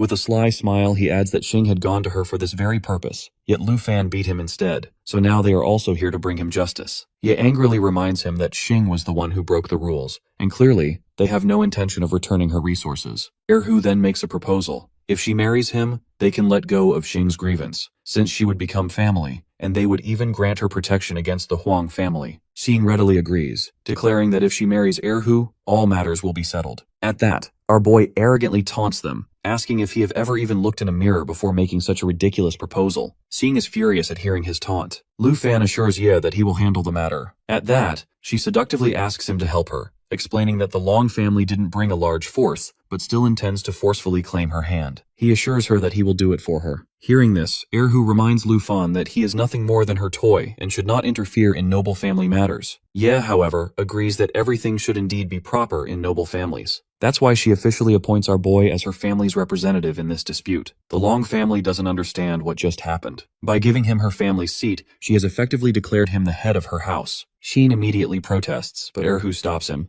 Turning to Lu Fan, Erhu claims that Ye is merely infatuated with him. Lu Fan firmly replies that it is none of his business, and demands that their head come forward to speak with him directly. Sang insists that, according to tradition, they need to bring their head there. But Erhu ignores tradition and orders his subordinates to get out. Infuriated by the humiliation, even though he himself is infatuated with Ye, he warns her that if she dares interfere in his fight, he will mutilate her beautiful face. Ye is about to protest, but Lu Fan stops her as he will handle this matter. Erhu is generous enough to give our boy a 3-count head start. Our hero then makes a bet. If he is able to remain alive during the head start, he will claim Yi family's head seat as well as control of the western frontier. Xing warns his brother about Xiaoya. He furiously reminds everyone that he is a 4th-tier expert with 20,000 defense and is confident in his skill. That's why he proposes a wager. If he survives the count, all resources owned by the Long family, Cloud Edge Mountain included, will transfer to Ye's family, and they will leave Ye in peace. Then our boy starts to count. When he reaches 2, he still doesn't bother to move from his spot. Erhu braces himself, confident that after taking 1 dragon strike he can eliminate our guy. Then our boy counts to 1. Everyone waits for a mighty attack, but nothing happens. Xing bursts into laughter, mocking him and challenging him to rescue Ye's family from trouble. Suddenly he turns to his brother, only to see Erhu frozen in place. Lu Fan mocks that he is too scared to move. He doesn't understand, but he calmly consoles her. Xing tries to move Erhu, but the next moment Erhu collapses. Lu Fan declares that the battle is already won. Immediately, everyone begins shouting about Erhu's death. Sang is terrified, struggling to comprehend how our boy defeated his brother without even moving an inch. Meanwhile, the Long family's retainers are furious over Erhu's death and prepare to take revenge. Xing tries to stop them, but they refuse to listen, planning instead to capture Lu Fan and Ye to drag them back to the Long residence. Seeing this, Ye requests that he spare 1 person alive to carry the message of their power back to the family. He had already intended the same. With a snap of his fingers, he slaughters everyone, leaving behind only a trembling, terrified Xing. Then he steps forward and comments that he should control his servants who disobeyed him. Finally, he mocks the frightened man, who is too scared to even stand on his feet. Xing immediately starts pleading for his life, while Lu Fan warns him to keep his distance. His intention is clear. He will not kill him because he needs a messenger to carry word back to the Long family, just as he had arranged before. Realizing his luck, he accepts eagerly. Our boy allows him to leave, but only after issuing terms. Within 3 days, the Long family must surrender every resource and hand over all their territories to the Ye family. Only the barren, unwanted lands will remain theirs, and they must provide yearly tributes to the Ye family. Failure to comply within the deadline means the Long family will be erased completely. He bows low, promising to deliver each word exactly. At Ye's command, a subordinate drags him outside and throws him out. The guards exchange scornful remarks, disgusted that such filth was ever allowed in their lady's presence, and the Long family finally reaps the fate it deserves. At that moment, Xing is struggling to process what just happened. Even if he delivers the message, no one will believe him that our dude had slaughtered Long Erhu and others right before his eyes, never once leaving his chair. The method remains a complete mystery. No explanation fits what he witnessed. His instincts scream that he must leave at once, or death will catch him. Suddenly panic seizes him. He runs begging for his life. The guards burst into laughter at his pitiful flight. As he runs, he remarks catching something just behind him. It was our boy's shadow concealment technique, the art of slipping through spaces unseen. It has been there all along, watching.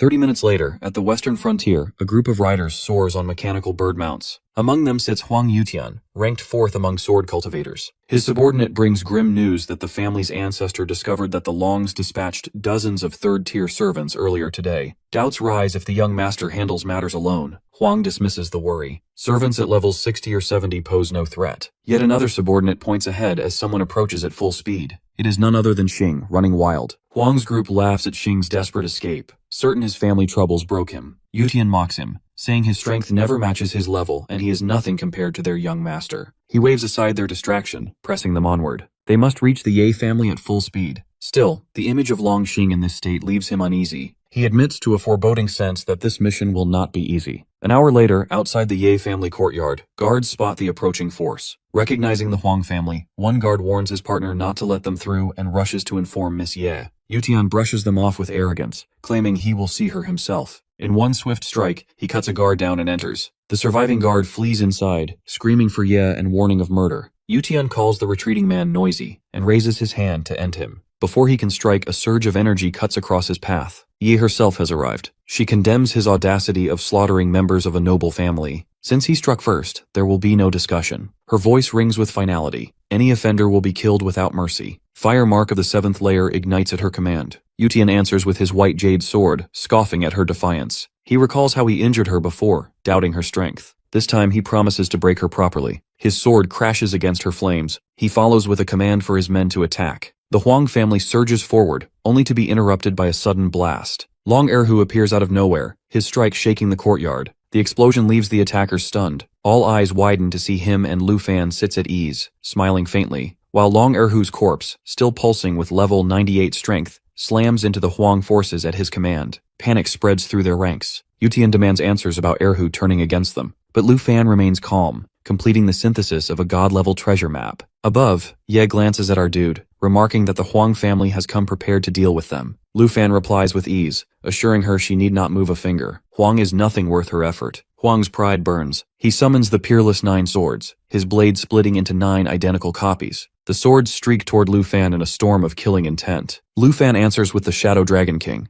The great beast manifests, unleashing its shadow blade. 6 of the 9 swords shatter instantly, only 3 surviving the clash. Huang is stunned that the dragon had appeared without warning, yet its presence had lingered all along, unseen. Lu Fan's voice cuts through, demanding Huang to show the same strength he once used to wound Ye, warning he'll be paid back this time. Lu Fan calls forth Shadow Concealment, leaving his enemy unsettled. The move catches him off guard. No one had ever mentioned a dragon like this standing behind Lu Fan. Panic spreads through Huang's members as Long Erhu corpse cuts them down one after another. Meanwhile, our boy and his girl step forward together. Lu Fan offers to deal with it himself, yet Ye refuses, her power flaring as she takes her stand against their enemy. She declares this the moment he pays for his crimes. Flames surge, fire mark blazing at 7 stacks, her strength multiplied many times over. Yutian answers with ice sword diffusion, cold energy wrapping his blade. He sneers at the thought that one hidden dragon could restrain him. His white jade sword meets Ye's burning weapon, light bursting as he unleashes sword light pierces illusion, spreading sharp flashes across the ground. But when his feet touch down, frustration twists his face. His skill has failed to break the stealth of the dragon. Our boy appears behind him, clapping, amused. The trick was clever, but useless against his dragon. Yutian turns on him, anger boiling over, hurling his attack toward Lu Fan. He blocks his path, fire lashing out. She demands whether he ever thought about crossing the line when he stole their lands and left her broken and bleeding. Only the Huang family doesn't have the right to do as they please. She strikes with burning force, knocking him hard to the ground.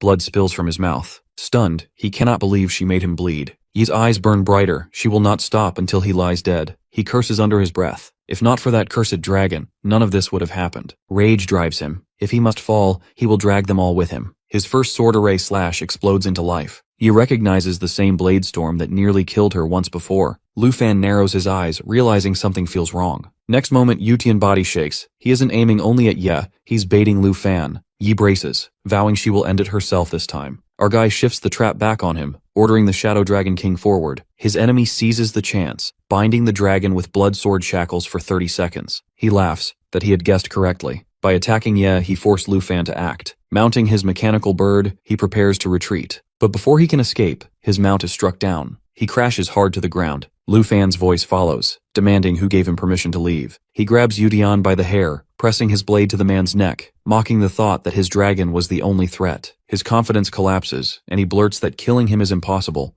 This is a clash of noble families, and rules forbid such a thing. Ye's voice cuts in sharply. He no longer holds the right to those rules. He then reminds Ye of their family's old reactions, claims his words came from anger, and he never meant to kill her. Turning to Lu Fan, he begs, offering peace, even promising to announce to the world that Lu Fan bested him. Lu Fan steps aside, handing Yutian's fate to Ye. She hesitates for a breath, remembering how valued he is within his family. She cannot believe she almost fell for his tricks again. Her fire rises once more. Desperation drives their pathetic enemy to cry out that the ancestor himself wished to invite her as an honored guest. But before he can finish, her voice cuts him down. The dead of the Yi family cry for justice, and he must answer them. Firemark erupts in full force, consuming him completely. When the flames die, silence settles. Ye turns to Lu Fan, saying the Huang family must be informed. He assures her it will be handled, and one of Huang's followers will be left alive to carry the tale. He orders Erhu to spare a single survivor. He then steps forward and hugs Lu Fan. He asks if releasing her fury has eased her heart, and she admits it has. Among the forces Lu Fan controls, Huang Yutian now stands. Watching him rise, Lu Fan studies the skill's effect, and admits to himself how absurdly strong it feels. To burn someone to ash and then summon them back is almost too much. Within his 4th stage puppet legion, Long Erhu now commands the defense while Yutian takes the lead in offense and control. For the first time, the team looks balanced. By now, word of both their deaths must have reached the Long and Huang clans. He wonders how those families will react. Inside the Long family manor in the main hall, Long Xing kneels before Chang Kong. He recounts everything he witnessed, while trembling with fear. Long Chang Kong questions whether such madness could be true. Long Xing swears it is. His brother never even managed to strike before being instantly slain by the dragon.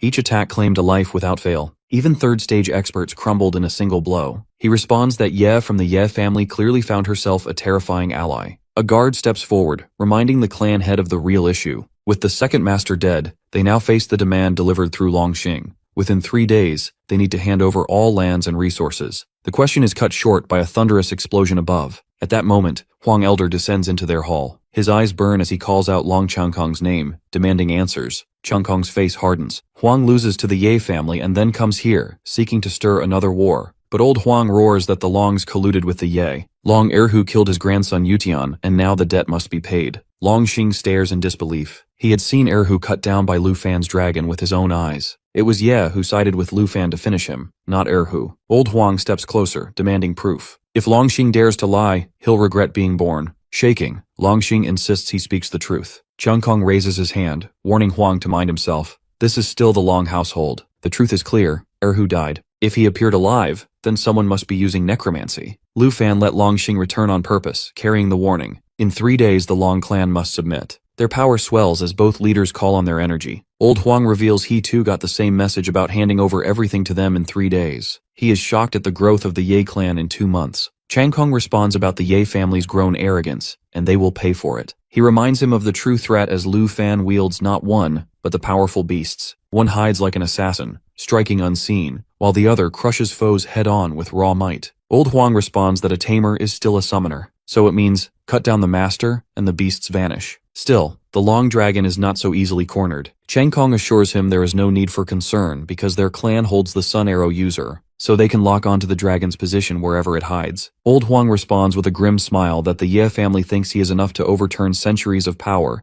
then they will learn otherwise. He admits he once considered inviting Lu Fan into the Huang clan, but after this, those thoughts are gone. That evening, outside the Ye manor, the ground starts to shake. Guards steady themselves, wondering if an earthquake has struck, but then they spot a beast tide rushing straight toward them. Alarm bells ring as they shout for their lady, warning her of the danger. Dinner at the Ye manor is quiet until the ground begins to rumble as if the earth shakes. Before they can react, a guard bursts in, face pale with fear, informing about a beast tide heading straight for them. Ye is concerned, while our boy suggests they check the situation outside. Outside chaos unfolds as a dark mass of beasts charges forward, and among them appear Old Huang and Long Changkong. Huang's voice roars across the battlefield, accusing them of murdering Long Xing yet still daring to demand the Huang clan's submission. Chang Kong steps forward, reminding them how Long and Ye once shared ties. That goodwill is now burned away and blood has been spilled, and today the Ye clan pays the price. He raises his hand, ordering his beast to crush the manor and erase all within. The beast lets out a terrifying growl. The Ye guards rush forward with trembling blades,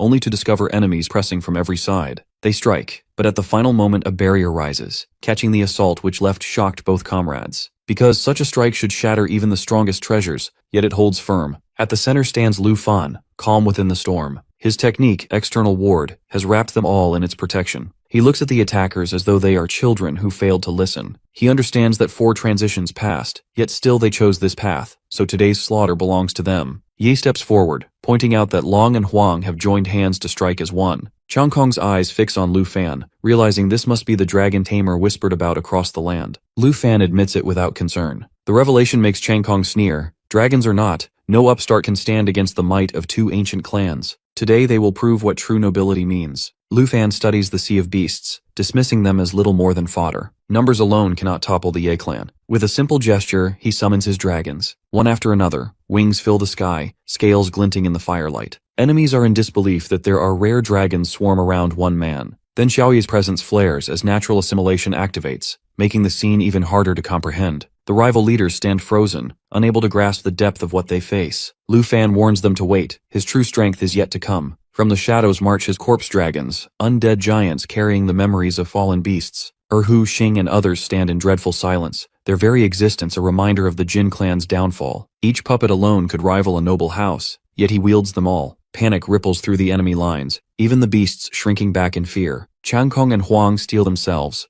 but the hopelessness is clear. Retreat no longer exists. Lu Fan's golden aura flares, his form twisting into that of a dragon himself. Shock tears through them that not only does he tame dragons, he becomes one. His voice thunders as he commands Xiaofei to unleash Jade Mirror Clone. Countless figures of Lu Fan scatter across the battlefield, their numbers multiplying until the enemy realizes their mistake too late. With wings spread wide, the golden dragon calls for annihilation. Lava erupts from his mouth, a bow answers with roaring thunder, and the sky dragon tears the heavens with falling stars. The battlefield drowns beneath their combined fury. To the enemies, it is no longer war, it is bad dream. Next moment, starfall and lava burst crash down together, lighting the battlefield in fire and falling stars. The first strike wipes out countless enemies, leaving even the boldest stunned. Huang's voice cuts through the chaos, calling on Chang Kong to stop holding back. Guarding against each other at this stage means nothing. If they don't unleash everything now, both clans will be erased. Chang Kong's knows Huang hides his true strength. His curse power runs far deeper than what he shows. Today demands no holding back. The two strike a deal on the spot, fight with full force, determined to wipe out the Ye, then divide the spoils after. For 3 months their clans will truce, but the Ye family's legacy ends tonight.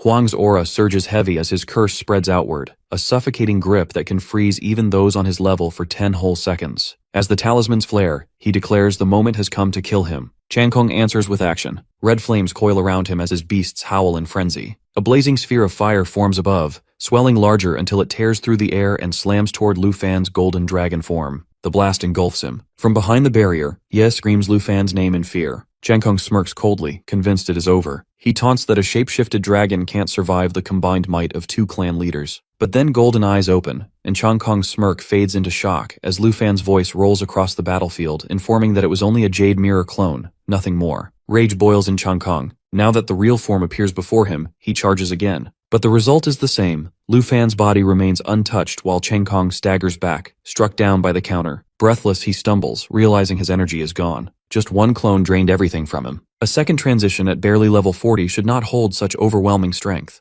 Our boy stands calm in the storm, asking what strength they think remains. His dragons surge stronger before their eyes. Jade Dragon climbing to level 43, Star Dragon to 40, Stellar Radiance evolving with no limit in time, and a new destructive art, Celestial Annihilation, capable of summoning a star that grows as it devours the heavens. Even the Blue Dragon rises to 32. Fear spreads. Huang sees clearly that his clan is finished. Chang Kong demands to know if Lu Fan has already ended them all. The dragon's voice answers that now on, the names of the Huang and Long will be erased from the western lands. Desperation drives them. Chang Kong ignites the forbidden life flame soulburn, burning years from his life and searing his very soul. Huang gulps down a vital devour elixir, his vitality restored in a rush. Together, they gamble everything. Chang Kong declares that Lu Fan will not leave this field alive. Huang summons the heaven calamity of 10,000 talismans, endless talismans of the 5 elements flooding the sky one after another. The final clash begins. Chang Kong charges, flames consuming his body, while Huang rains down talismans in waves.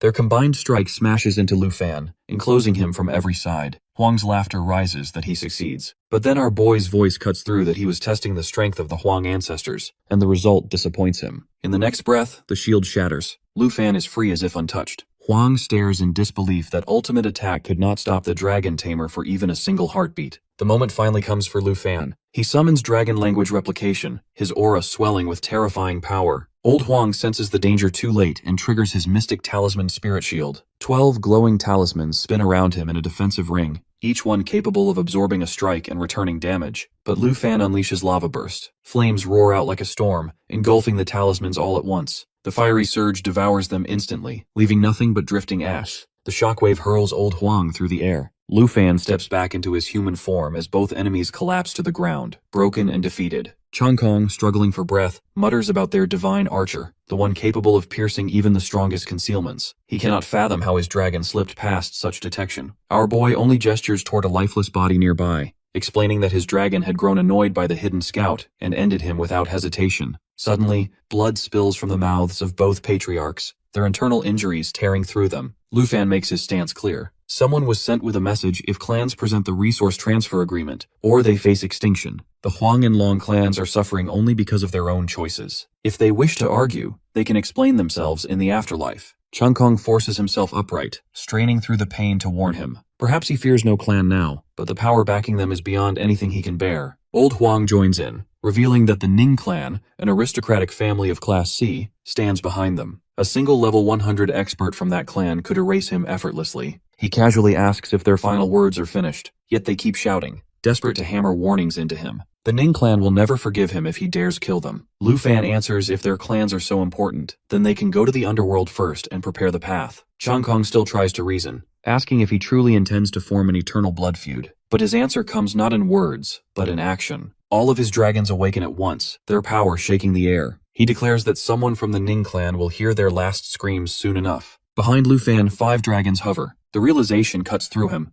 Our dude has dissolved them into himself. With a wave, Lu Fan summons Wrath of the 10,000 Dragons. His body transforms into the King of 10,000 Dragons, a living storm of divine might. The 2 patriarchs become the perfect trial for this unfathomable technique. Energy surges out like a tidal wave, engulfing the battlefield. Their screams echo, but he raises his hand and ends it in one strike. Their last words warn of the Ning clan's vengeance, but the warning dies with them. Not long after, Ye arrives at the ruined ground. He greets her lightly, asking if the sight unsettled her. She admits the scene unsettled her. Never before had she seen him like this. When his body gave out earlier, she was worried much. Yet moments later, he had risen with terrifying strength and crushed everything before him. He assures her that her safety was never just a promise to ease her mind. A smile comes on her lips as she points out that with the patriarchs gone and their followers scattered, nothing stands in their way. It is the perfect moment to claim victory. He turns his focus toward the Long clan, while she takes the Huang clan for herself. That is when he remembers. The Long clan's stronghold happens to rest on one of the very sites marked across his god-tier treasure maps. Seizing the chance, he calls forth 17 million celestial annihilation. Power floods through him as his star dragon rank soars to 40, and the stellar radiance form becomes eternal. The barriers that once restrained him no longer exist. Armed with a technique that shakes the heavens, he knows no force can stop him now. A stellar core ignites above, blazing with destructive brilliance. Meanwhile, at the Long clan estate, Long Xing paces with unease, disturbed by the silence from his patriarch. Ever since Lu Fan's rise, he seems uneasy. Suddenly, a torrent of light crashes. He looks up and fear seizes him whole and he screams in shock.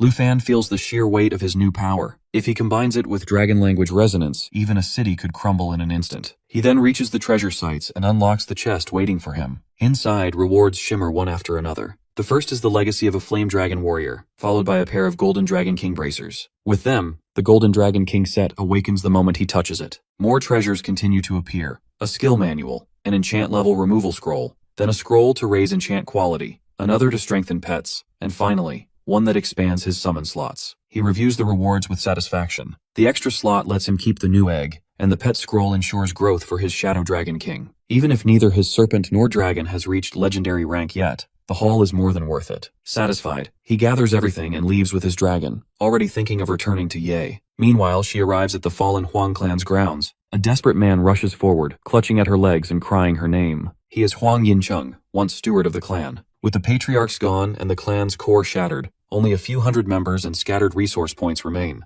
As manager of the outer hall, he begs to serve her, promising he can unite what is left. She questions if his loyalty can be trusted. His devotion, he promises, belongs to the Ye clan from this day on. At that moment, Lu Fan appears saying if the steward betrays them, death will be mercy. The man trembles under his gaze, bowing low, while she hurries happily to his side. He judges quickly. With no fighters left and only a mountain of work to be done, keeping the steward alive is practical, and she agrees. Yin Cheng, eager to prove himself, vows that their commands will be law. Lu Fan grants him 3 days to gather every scrap of the Huang clan's resources. Failing means the end. The steward flees at once to begin. Later, she asks about the Long clan. He confirms it is already handled. She then pulls him aside, revealing her plan. The resources of all 3 clans will be merged under her management, while the authority will ultimately be his. She is prepared for this outcome long ago, should he achieve victory. He thanks her but shows no interest in running clans. He has come to support her, not to claim power. She smiles, agreeing to oversee everything for now, though he can take the reins anytime he wishes. When he teases her, asking if this is her so-called gift, she only laughs and waves it off. Instead, she urges him to look over the secret records and resource maps to see if anything catches his eye. As Lu Fan reads through them, one detail strikes him. The combined treasure map points directly to a site listed among their holdings. He sets his finger on it.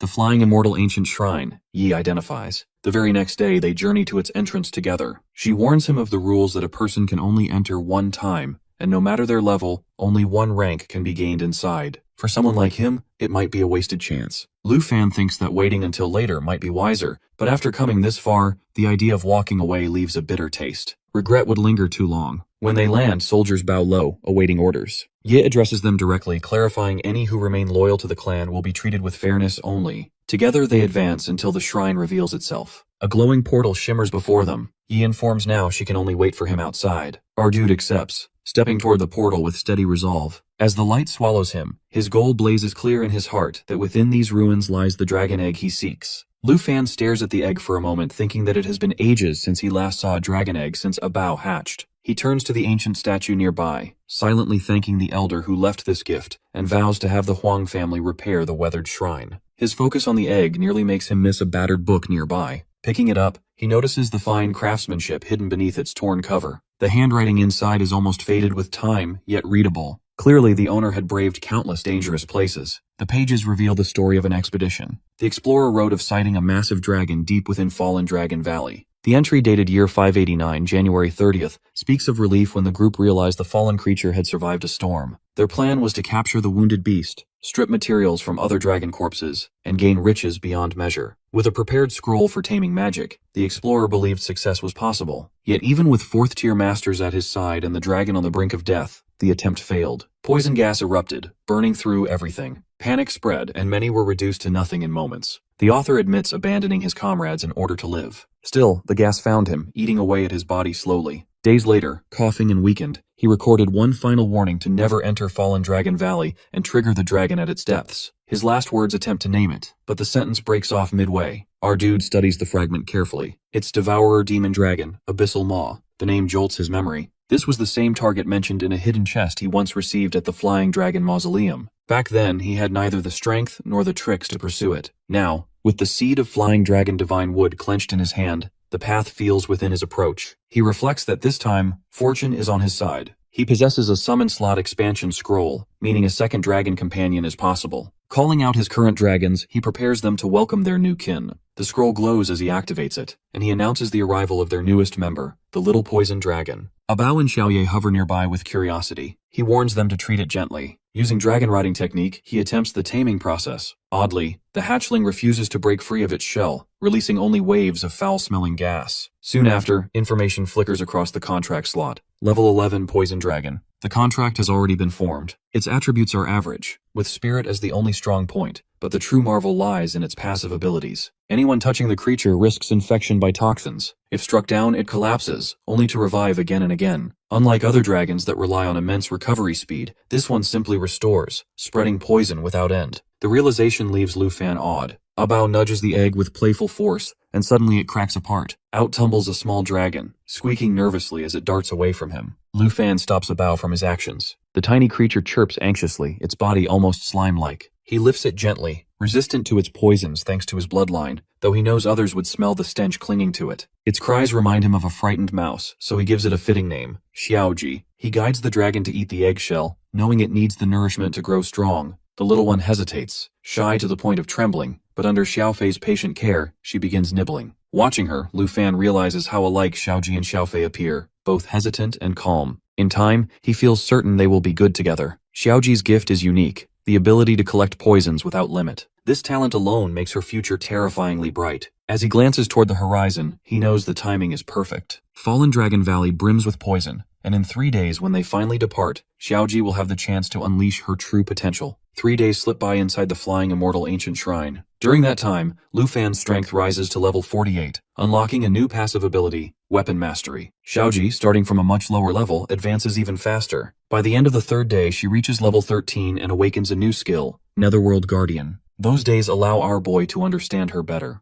Unlike other dragons, she has no trace of fierceness. Shyness weighs on her, and she struggles to interact with others. Yet she has an unusual gift. She hides with ease and can slip away from danger in an instant. With a bow guiding her through practice and our guy offering constant reassurance, she slowly relaxes. By the final day, she even opens up to Xiaofei, bonding with her for the first time. When her new skill is fully learned, the shrine releases them back to the outside world. Waiting outside is Ye, and her eyes fall on the little creature in Lu Fan's arms. She bends closer, curious, and stretches a hand to touch the soft, jelly-like dragonling. Xiaoji squirms at the contact. Our dude quickly draws her back, explaining that this dragon is not like others, and her nature is fragile, burdened with fear of strangers. Deciding it is safer, he stores Xiaoji away before turning back to her, asking if she has been waiting. She recalls something serious, and in her formal tone she delivers the message. Zhao Shengming called the previous day. Dragon City Academy has begun preparing for its final assessment. Xiao suggested Lu Fan could be exempt due to his strength, but Academy rules require every student to participate. Lu Fan laughs lightly, urging her to drop the principal's air. She relaxes, switching back to the role of a friend.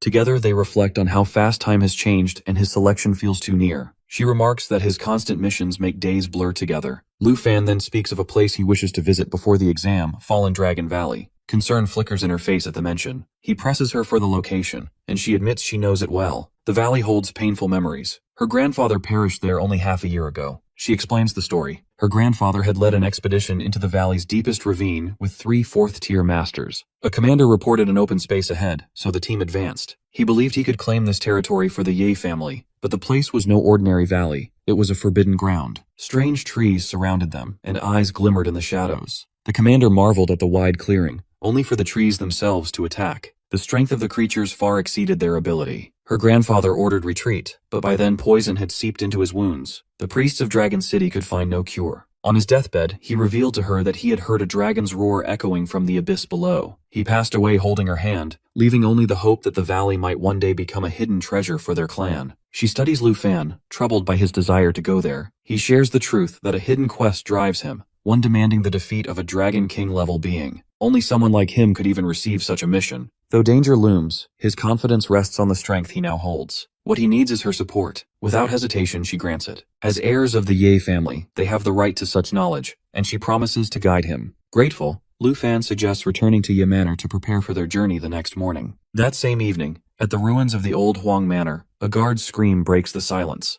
Ningtu approaches astride a monstrous beast, Zhuangmeng 1100 Crushing Mountain. His voice drips with mockery as he mentions the overdue tribute that still has not been delivered. The fallen Huang family faces trouble again. A soldier gathers his courage and shouts that the manor no longer belongs to the Huangs. Panic spreads as the guards scatter, warning each other that the estate now flies the Ye banner and intruders must leave. Ningtu dismisses their protests. Ownership means nothing to him, as he wants the core of the earth for her sister. Terror surges through the defenders. Some cry out that young Master Ning has arrived, their doom sealed. Confusion stirs among the newer guards, who wonder who this figure even is. Ningtu answers coldly that no tribute will be missed and orders her ghost general to advance with a sign of bell. The creature's eyes flare with a deadly glow. Chaos earthquake erupts, the ground splitting as if bombarded, flinging soldiers into the air. Cries of despair echo through the manor as Ningtu watches with a smile, comparing them to insects crushed beneath a heel. One man freezes in shock, his body stiff as corpses fall around him. The ghost general materializes in front of him, and Ningtu steps closer, calm and confident, as he introduces himself. Fear tightens the man's chest as no chance exists to warn the Ye family. Birds fly in the air as Lu Fan arrives at his destination. The location she gives him lines up perfectly. This is the western frontier, the uncharted stretch known as Fallen Dragon Valley. 19 regional levels span across this dangerous land, a place the Ye family once tries and fails to claim. He adjusts the sturdy backpack Ye prepared for him just yesterday. Inside are carefully chosen supplies, scrolls, potions, tools, even buff food, all collected according to her grandfather's old notes. At first, Lu Fan thinks she has gone too far with her preparations, but she insists,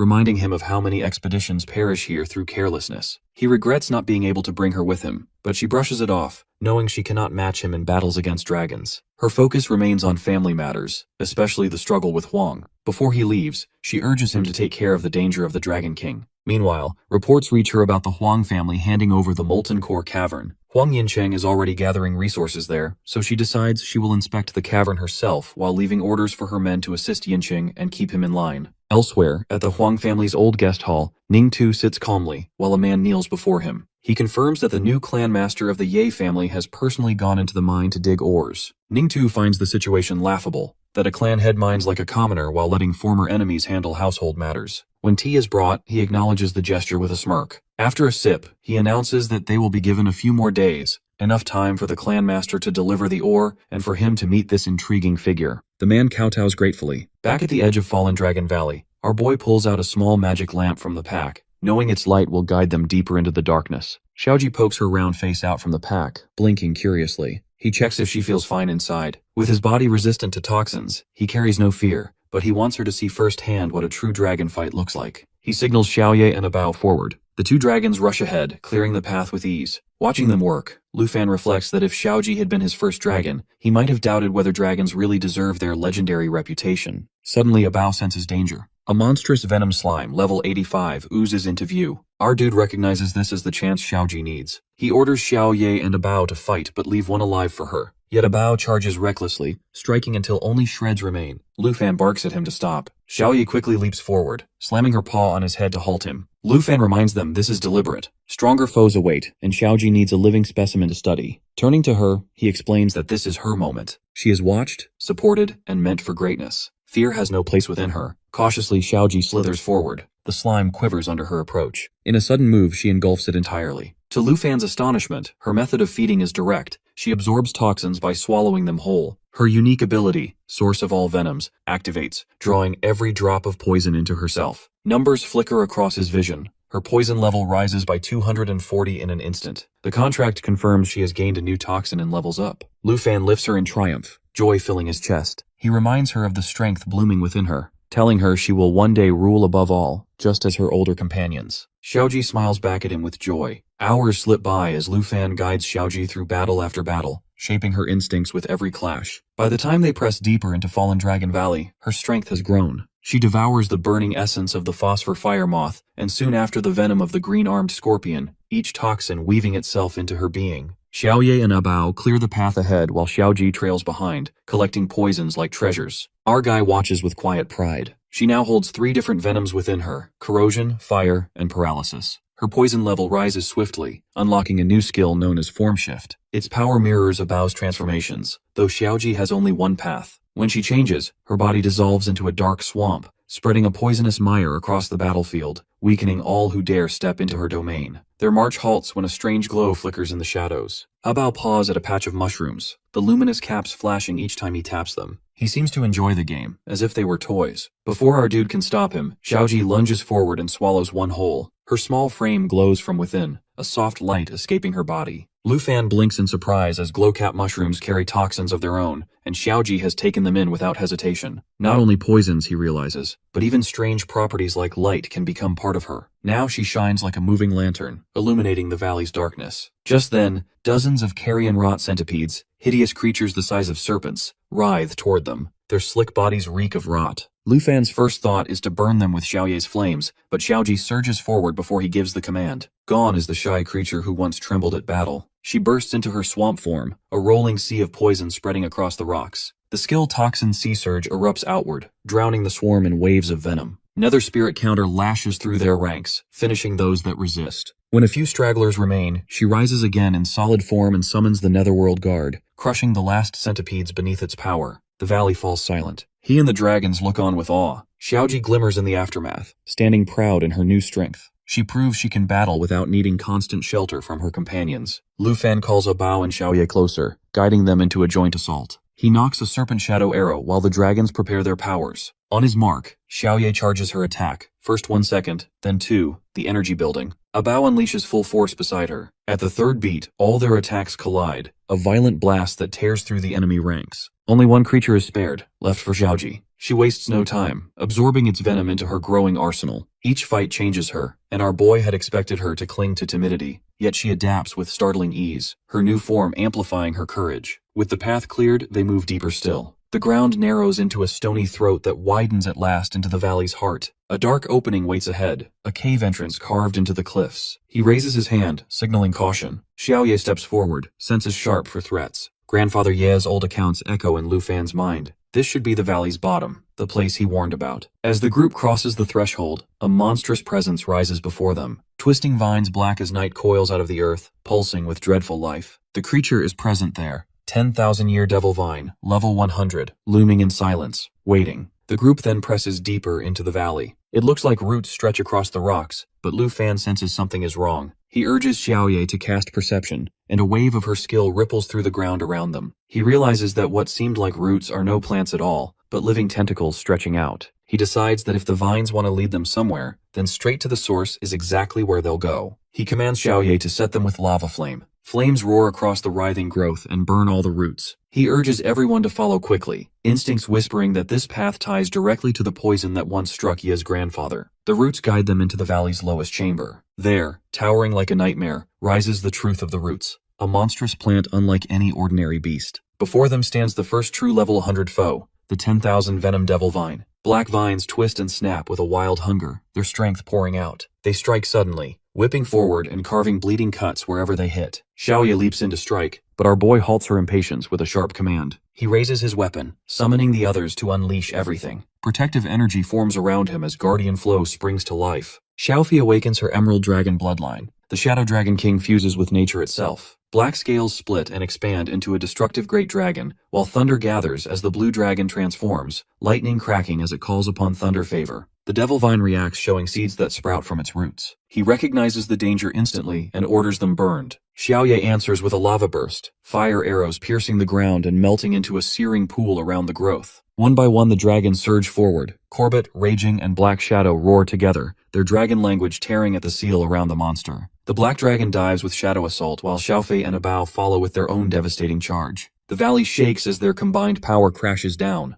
Roots splinter, the monster's body shreds under the storm. He drives in with Void Split synergy, his attack timed perfectly with the dragons, lightning splitting the air twice over. For a moment, victory seems certain. He gestures for Xiaoji to begin absorbing, but the triumph proves false. Even as the devil vine collapses, its roots writhe, knitting themselves back together. Lu Fan's eyes widen. This thing regenerates infinitely. No matter how many times it is cut down, it rises again. He realizes that this is why level 100 bosses stand apart, why only 5th turn warriors are said to command nations. A creature that never dies is a disaster waiting to happen. Xiaoji, however, does not falter. She swells with determination, shifting into her swamp form. Venom spills across the battlefield, smothering the regenerating vines. The dragon domain suppresses the monster's very essence, halving its power. Then she layers on corruption toxins, reducing it further, while Toxic Sea Surge multiplies the effect until the towering boss weakens into prey fit for her. Then our dude instantly calls Xiaofei for support. Emerald light surges as she channels her bloodline, feeding Xiaoji's strength. The skill flickers midway, interrupted, but Lu Fan urges them forward. This battle is about patience, not speed. Xiaoji only needs time. Against an enemy chained to its own roots, her persistence becomes the deadliest weapon. Minutes stretch into 15. The others sit to rest, sharing food at the cavern's edge while Xiaoji grinds the monster down.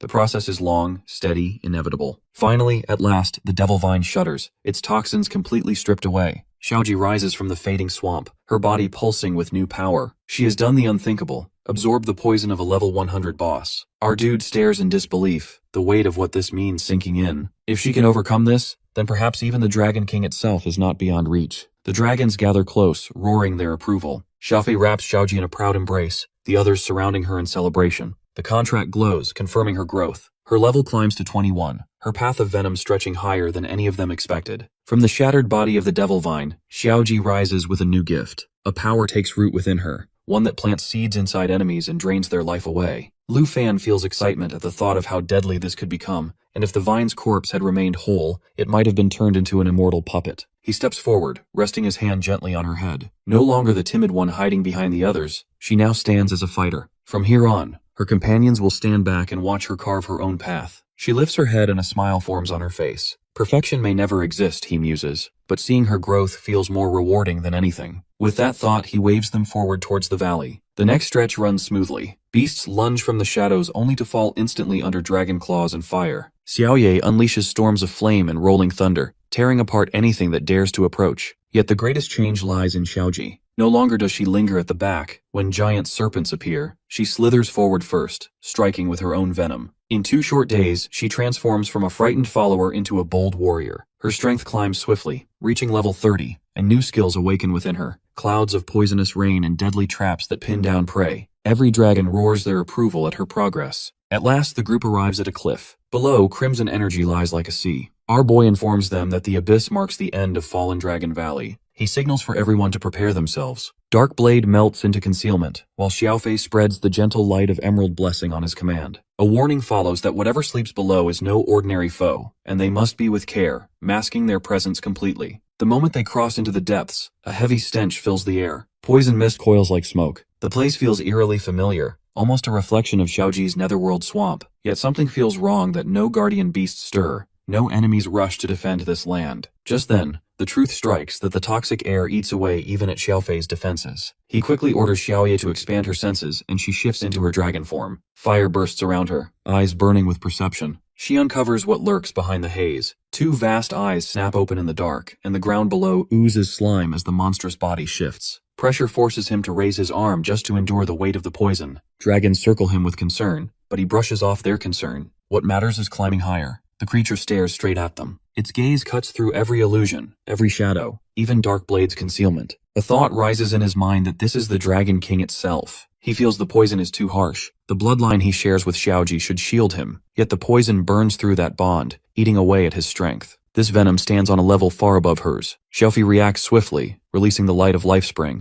healing waves spreading to every ally. Their wounds begin to close, but the pressure of the poison does not fade. He realizes that staying here means death, so the fight must be swift. He immediately pulls out the serpent shadow arrow. Across the abyss, the monstrous eye narrows further as the realization hits that what stands before it is a dragon tamer. Lu Fan pays close attention to the voice. The poison pool responds, describing itself as a lonely creature able to communicate. Lu Fan feels shocked upon realizing it can actually speak. The creature continues, explaining how it heard long ago about certain humans bound by missions involving summoning dragons, considering these mere stories, but witnessing the reality, he demands to know where he got these from. Our dude releases the serpent shadow directly at it, insisting this remains none of its concern. Inwardly, his mind races that there's little doubt now that the being before him is the demon-devouring Dragon King. If it stays hidden, waiting for the right moment to strike, then all of them are nothing but prey lined up for death. It must be forced out into the open. As his power lashes at the target, a shell instantly forms around the creature, absorbing and deflecting the blow. He recognizes the move of Starfall of the Stars. The Dragon King's voice rumbles with disdain,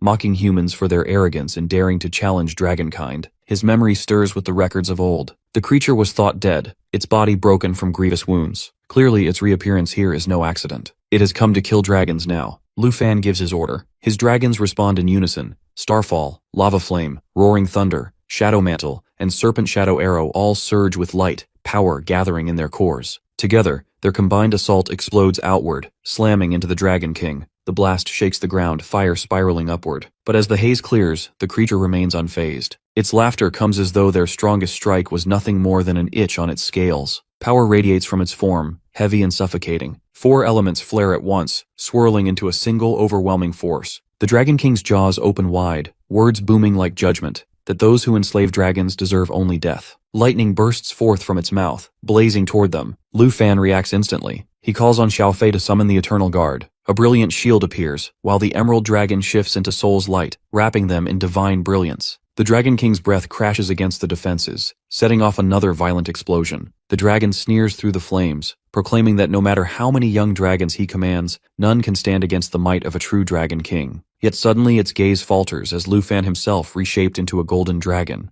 The transformation strikes the Dragon King with disbelief, but Lu Fan's set bonus has awakened, saving him in the final second. Our boy's thoughts reel that the last attack was devastating. The Eternal Guard barely endured before shattering. Had his transformation been delayed by even a breath, he would already be dust and bones. He steadies himself and issues a command to Xingqian. She answers, shifting into her starshine form. Together, they begin to charge 17 million celestial stars of annihilation. The Dragon King's form still stands, untouched, but Lu Fan refuses to yield. The power they're gathering is enough to level an entire city. Surely even this foe cannot withstand it. He invokes dragon language resonance, pouring every ounce of will into the spell. The stars ignite, blazing across the sky as he hurls them toward the Dragon King, declaring it will be swallowed by the light of 10,000 stars. But as the attack nears, Supreme Shield manifests around its body, shimmering with the undeniable aura of a Dragon King. Lu Fan's heart sinks as Supreme Shield is an ability reserved only for the mightiest dragons, and whether he can use it in his dragon form. The dragon's eyes gleam with cold amusement as it admits Lu Fan's strength, yet insists that the battle itself is pointless. 13 dragons have already fallen to its hunger, even Dragon Kings among them. To it, these young dragons at Lu Fan's side are nothing more than a gift delivered straight into its claws. Lu Fan demands an explanation, but the creature calls this a blessing it has waited centuries to claim. Before his enemy can act further, icy winds rush across the battlefield. One of Lu Fan's dragons unleashes the wrath of the Ice Dragon King, blanketing the ground with freezing energy that locks onto the Dragon King. Yet the more Lu Fan observes, the more troubling it becomes. The Dragon King magic runs endlessly, never weakening. Eternal Guard has already been spent, leaving them with no choice but to clash head-on. Fountain of Life surges through their ranks, strengthening them for the next wave. The Dragon King's strikes crash down, but the barrier holds for now. Cracks appear in that shield soon after, splintering under relentless pressure. The Dragon King tilts its head in interest, just as the barrier collapses, releasing the dragons inside. Lu Fan notes with relief that Dragonkind's natural resistance cuts the freezing effect in half. Otherwise, they would already be finished. Even so, the Dragon King's strength is overwhelming. If the fight drags on like this, defeat is certain. He orders Xiaoji forward, and commands her to summon the poison of the 10,000 Venom Devil Vine. Thick vines spread across, coiling around the creature's body. The monster laughs at the effort, roaring once, and the vines snap into dust. Even germination proves useless here. Then the Dragon King grows more curious than angered. It claims to have learned the trick already and instantly casts Devouring Source. A dark purple circle expands outward, pulling everything around it into a crushing spiral. Matter collapses into nothing, its energy refined into a weaponized annihilation source. Lu Fan understands the danger that every breath they take strengthens the enemy, and it must be stopped. He then calls on Xiaofei. The dragon spreads its wings and unleashes the dragon domain, cutting into the flow of power. Eternal Guard rises once more, forming another shield, though even as it glows into place, Lu Fan knows it cannot endure long. The blood dragon shifts into its ultimate form, World Ender. The blue dragon transforms into Thunder of Destruction. Xingqian begins charging 17 million celestial stars of annihilation. With no time left, our dude orders everyone to strike with all of their strengths. The creature responds with Supreme Shield, a wall of brilliance that gleams like dragon-forged armor. Still, the dragons release their fury. Lava Flame, Poison Spikes, Jade of Radiance, Shadow Fist, and the searing rain of 17 million celestial stars. The combined blast tears across the battlefield, battering the monster until flames consume its body. Its massive form crashes into the poison pool below. A smile creeps across Lu Fan's face. For a moment, victory feels real. But the pool stirs again. The creature rises, body still burning yet unbroken. Lu Fan glares at the poisonous waters, demanding to know how long it's going to hide itself. The monster emerges in full, its shape twisting, this time taking the form of a girl. Her voice is softer now, admitting she had underestimated him and his dragons. Yet her words carry warning.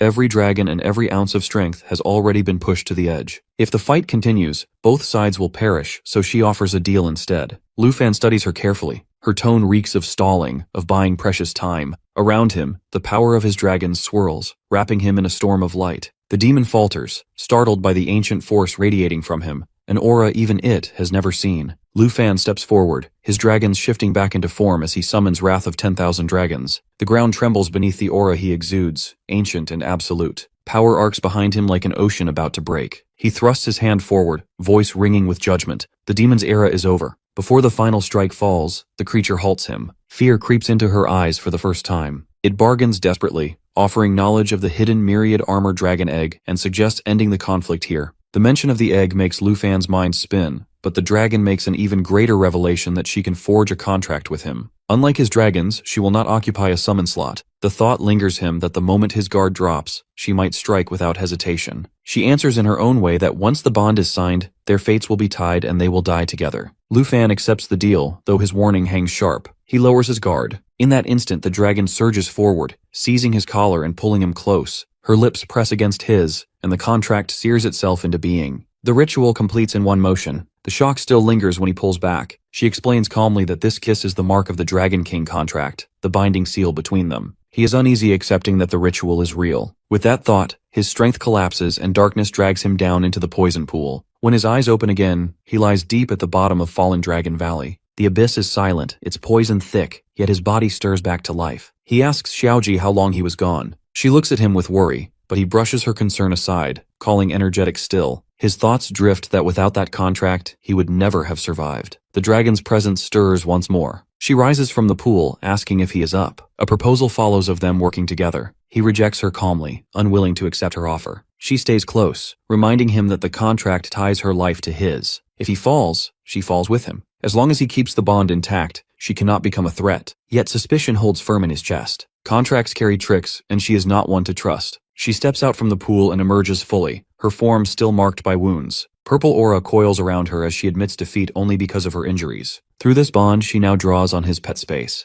a faster wellspring of recovery than this pool. In return, she offers herself as his weapon 3 times, a summon reserved for enemies beyond his reach. A bargain that looks fair. Lu Fan finds it balanced, but conditions must be set. She arches a brow at his demand, accusing him of pressing his advantage. He reminds her that the contract was born of desperation, a last grasp for survival. Victory grants him the spoils. She draws closer, her aura heavy, and Xiaoji trembles. His voice remains calm. If she refuses, he will never summon her, or he can end the bond entirely. Either way, her freedom dies with him. She laughs softly and accepts, asking for his terms. The first is the poison pool she has bathed in for years. To her, it no longer matters. She agrees without hesitation, admitting that compared to his pet space, this poison heals her far too slowly. Her gaze flicks to the baby dragon at his side, already guessing why he wants it. He gives no answer. Instead, she gestures toward the towering bones nearby. Once they belonged to her partner, the underworld poison dragon king. This pool was born from his blood and flesh, fused with dragon king power. She speaks of the battle fought here, long ago, against the myriad armor dragon king.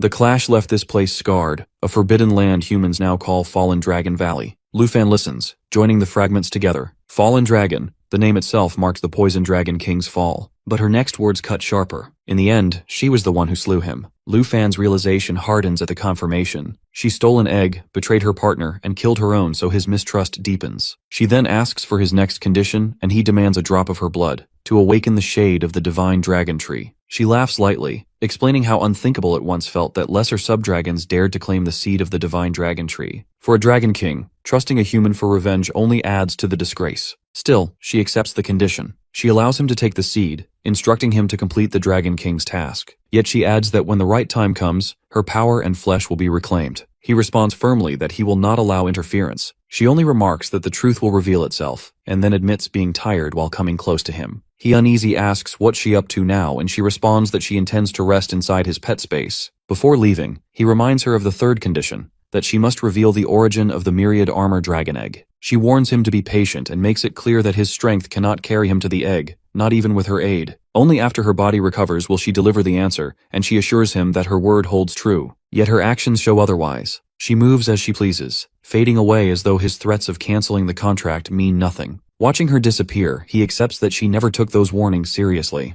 Even so, the quest reaches its end. Xiaoji becomes his focus, and he orders her to absorb the Dragon King's toxins, reminding her there is no need for fear now that the Dragon King is gone. She begins at once, pouring all of her effort into the task. He urges her to finish quickly so they can leave as soon as possible. The status window reflects the toll of battle. Nearly everyone has collapsed, their stamina spent. Only Xiaoji and Xingqian remain unaffected. Xiaoji still stands strong, her body shielded by natural resistance against debuffs. Xingqian endures without pause, Star Surge keeping her from ever tiring. Xiaofi recovers faster than the rest, her Emerald Dragon bloodline restoring her energy at 50 times the normal pace, leaving her the quickest to rise again. His attention stays on Xiaoji as the last traces of poison vanish into her body. The pool itself drains away, consumed entirely, leaving him stunned at the sight. The thought lingers that her power feels unbelievable now that she has taken it all in. But dizziness spreads through his head, and fatigue presses down on him. Flying back with soul wings no longer feels possible, so he turns to another option. Xingqian responds, opening the star passage. Space bends into a glowing portal that anchors to their destination. With 58 seconds before it stabilizes, he instructs Xiaoji to keep absorbing once they return. When he checks again, the task is already finished. The toxins of the Netherworld Poison Dragon King surge through her, lifting her 17 levels higher, bringing her to level 47. Morning comes, and the Huang family mansion fills with unease.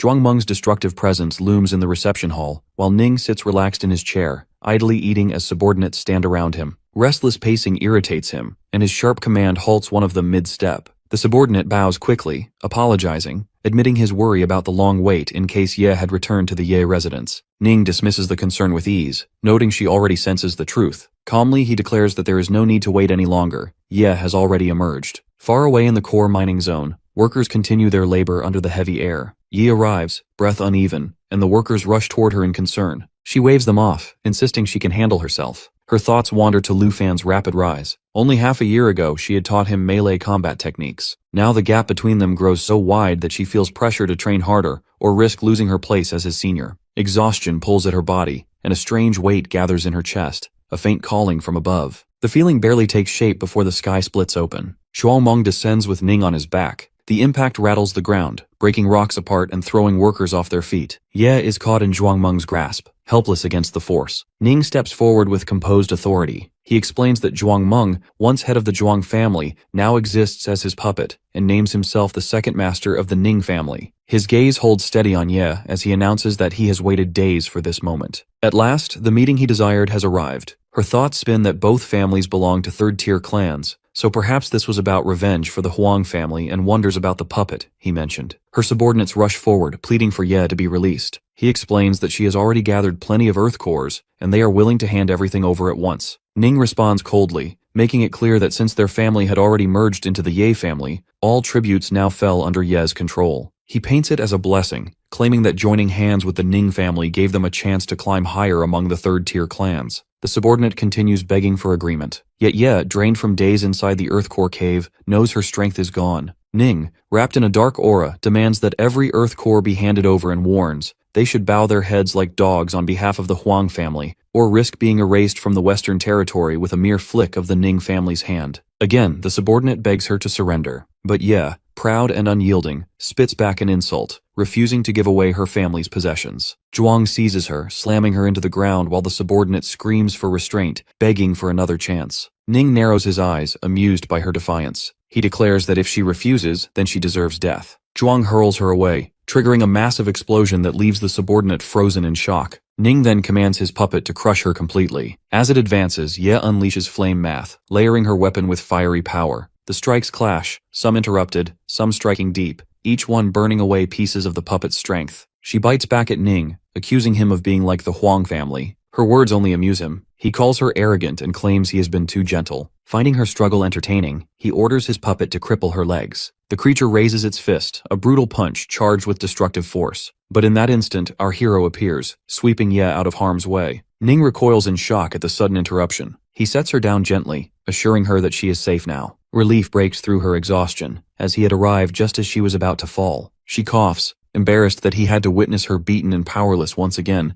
and he tells her to rest while he handles the one who dared to hurt her. Not long before, in the Ye family's garden restaurant territory, the subordinate girl had rushed to him in panic. Tearfully, she explained that Ye had gone to the mines after ordering her to watch Yincheng, but the Ning family had appeared, demanding tribute, taking Yincheng, and now were heading straight for Ye. She begged for him to act quickly. He promised firmly that Ye would not be left to face this alone. Now, back in the mines of the Western Territory, his arrival makes sense. He had come just in time to save her life. Ye coughs weakly, admitting that her strength was gone when the little punk struck her. He immediately calls for Xiaofei, who rushes to her side, using the foundation of life to heal her injuries. Even as the energy flows into her body, she warns him to be cautious. The hulking figure is no ordinary man. It is a puppet controlled by Ning, just like his fallen core puppet. Ning sneers, recognizing him as the Dragon Tamer, accusing him of ambushing and damaging his puppet without realizing the price of such provocation. He unleashes his dragon aura, and with a sharp voice he vows the price of harming her, raising the serpent shadow arrow as its dark energy coils toward Ning.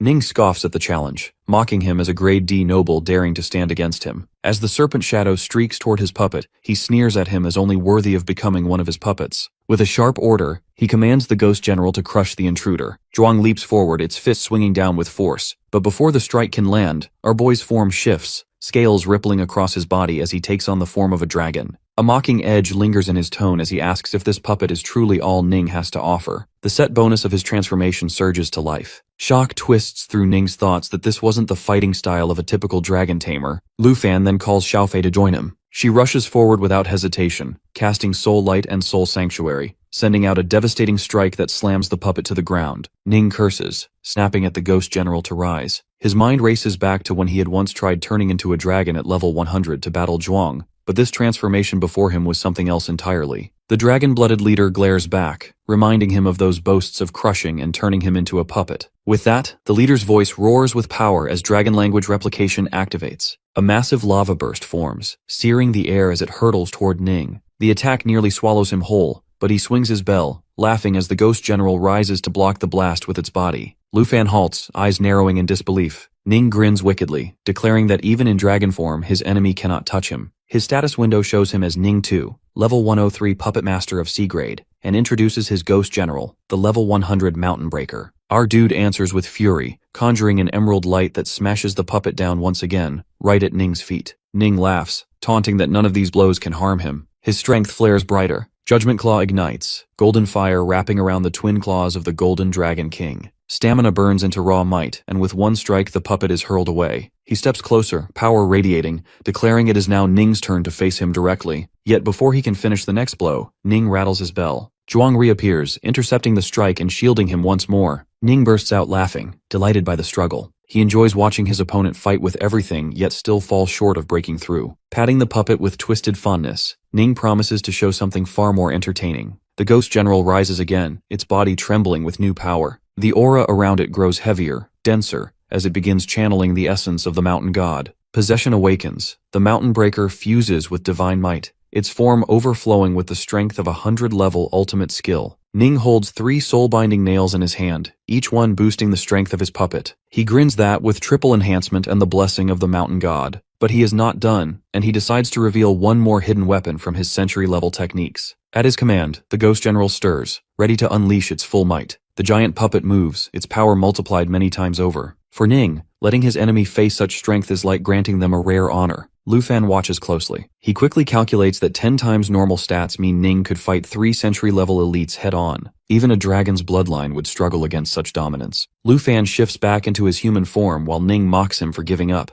Our boy then mocks his ultimate technique, paired with tenfold power amplification, calling it shame. Ning demands to know what he means. Lu Fan explains that whether tenfold or hundredfold, the flaw remains the same. He reflects that Zhuang is driven by force, while he himself hides behind external control. Neither has balance. To him, both the puppet and the master would make fine trophies for his own collection. Ning mistakes his opponent's calmness for arrogance, eager to see what Dragon Lu Fan might bring out. Xiaoji rushes forward but freezes the moment the ghost general looms over them. His courage vanishes, and he retreats behind Lu Fan, trembling. Ning bursts into laughter, calling it a scared worm. Argai lifts Xiaoji, asking why he trembles now. A muscle-bound puppet and a short brute should not scare someone who already defeated the 10,000 Venom Devil Vine and the demon-devouring Dragon King. Hearing this, Xiaoji steadies herself, confidence trickling back, and declares she is ready once more. Ning waves him off, scoffing at the thought that such a small creature could harm his century-level puppet. He only smiles faintly that he never said he had just one dragon. Turning to Xiaofi, he gives the order. The Shadow Dragon King emerges, its presence shaking the air with a thunderous roar. Ning's eyes widen. That gaze, brimming with pure killing intent, makes his skin crawl. Such a beast can't be allowed to strike first. He instantly activates his unbreakable protection bell. A bronze bell forms above him, etched in glowing runes, creating a solid shield. He commands the Ghost General to strike before it's too late. The puppet charges, fist swinging down. Yet the attack halts mid-motion. Its legs sink, swallowed by a dark swamp of poison. Shock flares across Ning's face regarding the spread of the poison. He quickly reacts, flooding the Ghost General with cleansing light. He summons Sacred Rain to wash away the corruption, and finally casts a reversal spell to turn the poison back against its source. But no matter what he tries, nothing works. Our boy tells him plainly that it's useless. This poison cannot be washed away by ordinary means. The Ghost General thrashes, fighting to free itself, but the Shadow Dragon King has already closed in. With a swift double strike of shadows, the puppet is battered. Lu Fan himself rushes forward, his arm morphing into dragon claws. 6 strikes land in a blazing flurry, the Dragon Fury combo tearing through defenses. Ning feels dread creeping in. This opponent is not human but a monster. His strongest puppet is being torn apart. Desperate, he mounts the Ghost Shadow, aiming to flee. This dragon tamer must be dealt with another day, but Lu Fan blocks the path with both of his dragons at his side.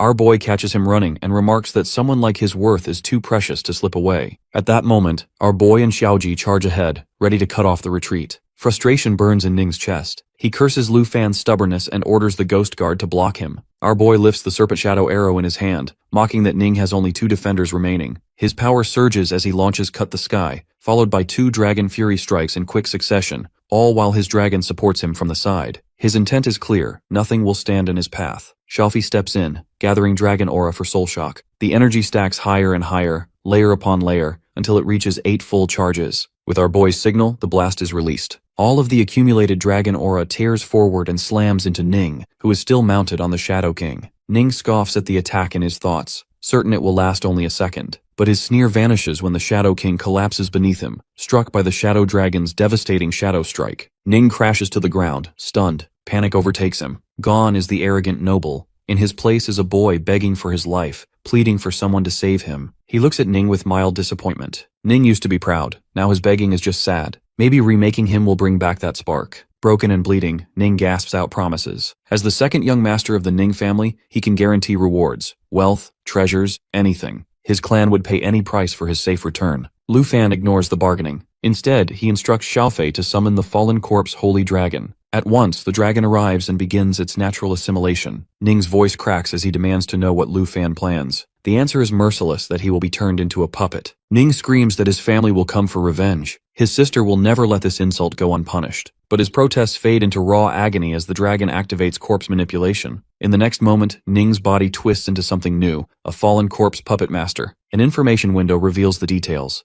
Level 103, skilled in puppet creation, 3 nails to the soul, clarity and calm, purifying rain, and reversal of corruption. Lu Fan studies the results with keen interest. Every ability revolves around puppets. A fighter like this, once converted, can not only strengthen his puppet army, but create new ones from corpses. With the right strategy, this could build an entire legion. Just then, Ye approaches, calling his name. Her eyes settle on the transformed corpse of the Ning family's young master. She exhales, realizing the deed is done. A scion of a C-tier noble house eliminated so decisively, he wasted no time. Our boy explains his reasoning that to throw away such talent would be a mistake. This boy's skills are too useful. Enhancements like his can elevate puppets to terrifying heights. If experiments allow these fallen corpse puppets to retain human form, their potential will grow even further. Yi smiles that crushing a C-tier family has long been her desire, and now the chance lies within reach. Lu Fan asks if she is recovering well, and she assures him her injuries have mostly healed. Xiaofei's treatment worked wonders. Satisfied, he declares it is time to begin, and summons every fallen corpse at once. A formation of bodies rises before them. Ning too, the new puppet master, raises his hand and casts Create Puppet. Energy floods outward, wrapping each corpse. In an instant, they transform into controllable puppets, ready for battle. Yi can only watch with astonishment. Lu Fan barely needs to act. Ningtu commands them all like an extension of his will, but he has more to show. He orders amplification. 3 nails to the soul activates, driving wooden spikes into each puppet. Their auras flare violently, attack power doubling in an instant. He explains calmly that so long as these puppets are not destroyed entirely, the dark lines carved into them will allow for revival. He takes in the sight with awe.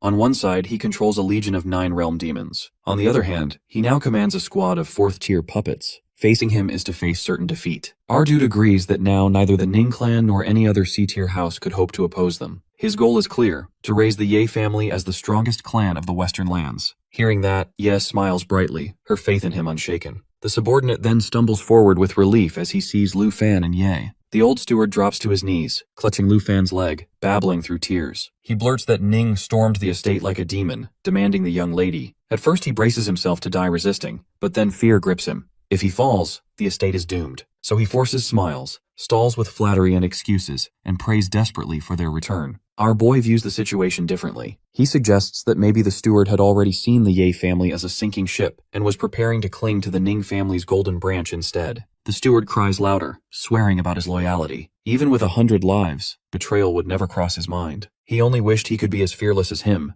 but if he had resisted without his master's return, the entire Huang estate would have been flattened to the ground. Ye steps in and says against the might of the Ning family, even a 4th-stage master would have struggled. For a non-combatant like the steward, survival itself was a miracle. He did what he could, and that was enough. Our boy studies the man in silence before laying down a condition. 1 month. If the ruined Huang estate still lies in shambles after that time, the steward's position ends. The steward bows deeply, vowing with all his soul that he will restore the estate to its former glory. Within a single month, he promises they will stand before a new, magnificent home. Should he fail even slightly, no one need expel him. He will leave on his own. Before he can respond, Ye sways suddenly, her body weakening. He catches her at once, holding her steady. Fatigue still lingers from her wounds, so he decides to take her back to rest. She leans into him, smiling softly as they walk away together. That very night, at the edge of the giant volcano, flames burst apart with violent heat. From within these steps, a woman wreathed in fire, her face twisted in fury. Her scream tears through the night, sending fire rolling across the land in a devastating explosion.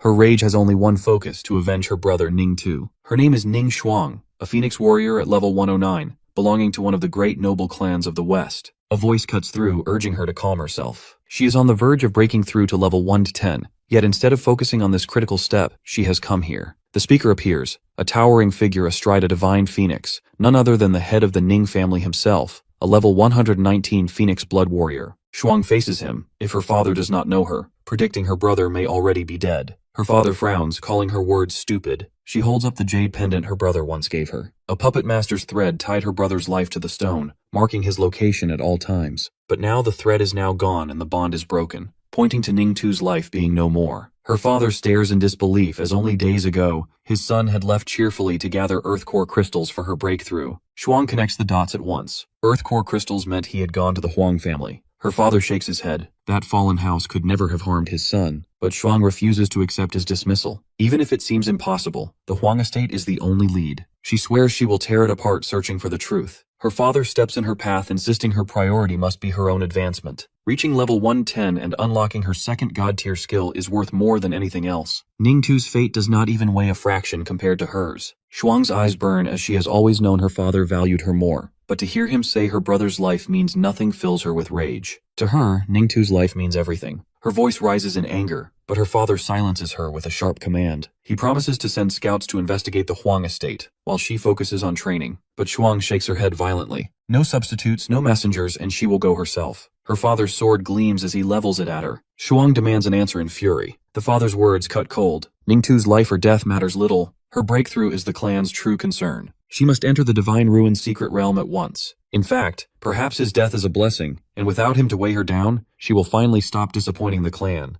Her fury explodes. So this is the clan's truth. Ambition over blood, strength over family. Xuang screams for forgiveness as she hurls herself forward, fire bursting from her body. Her attack meets steel. Her father's sword arcs down, slashing straight at her hand. The clash between father and daughter grows heavier as he accuses his daughter of becoming too bold, daring to stand against him. He raises his weapon at her to take her to the right path. Before the next strike lands, a voice cuts through the heat of their quarrel, asking Ning to calm his anger. A figure appears, mounted on a sleek mechanical bird, a rare grade mount. It is Luo Lixiu, here to escort Ning Xuang to the Divine Ruin's secret realm. Their engagement ties him to the family, and so this confrontation between father and daughter leaves him unsettled. He questions the cause of this sudden conflict. The father explains sharply that Luo Lixiu is soon to be family. There is no need to hide the truth. His daughter has refused to follow orders, consumed by the belief that her brother is dead, and now dares to defy the clan. Xuang clutches her wounded arm, and her fiancé urges her to slow down, but she shakes him off that no one will stop her from reaching the Huang estate and uncovering her brother's fate. Luo Lixiu sighs as he knows the truth already, that Ning-tu has indeed been killed. He had intended to wait until she broke through to level 110 before telling her. The words strike her like a hammer. Xuang seizes his arms, tears spilling freely. Confirmation tears away the last of her composure. Her brother is gone,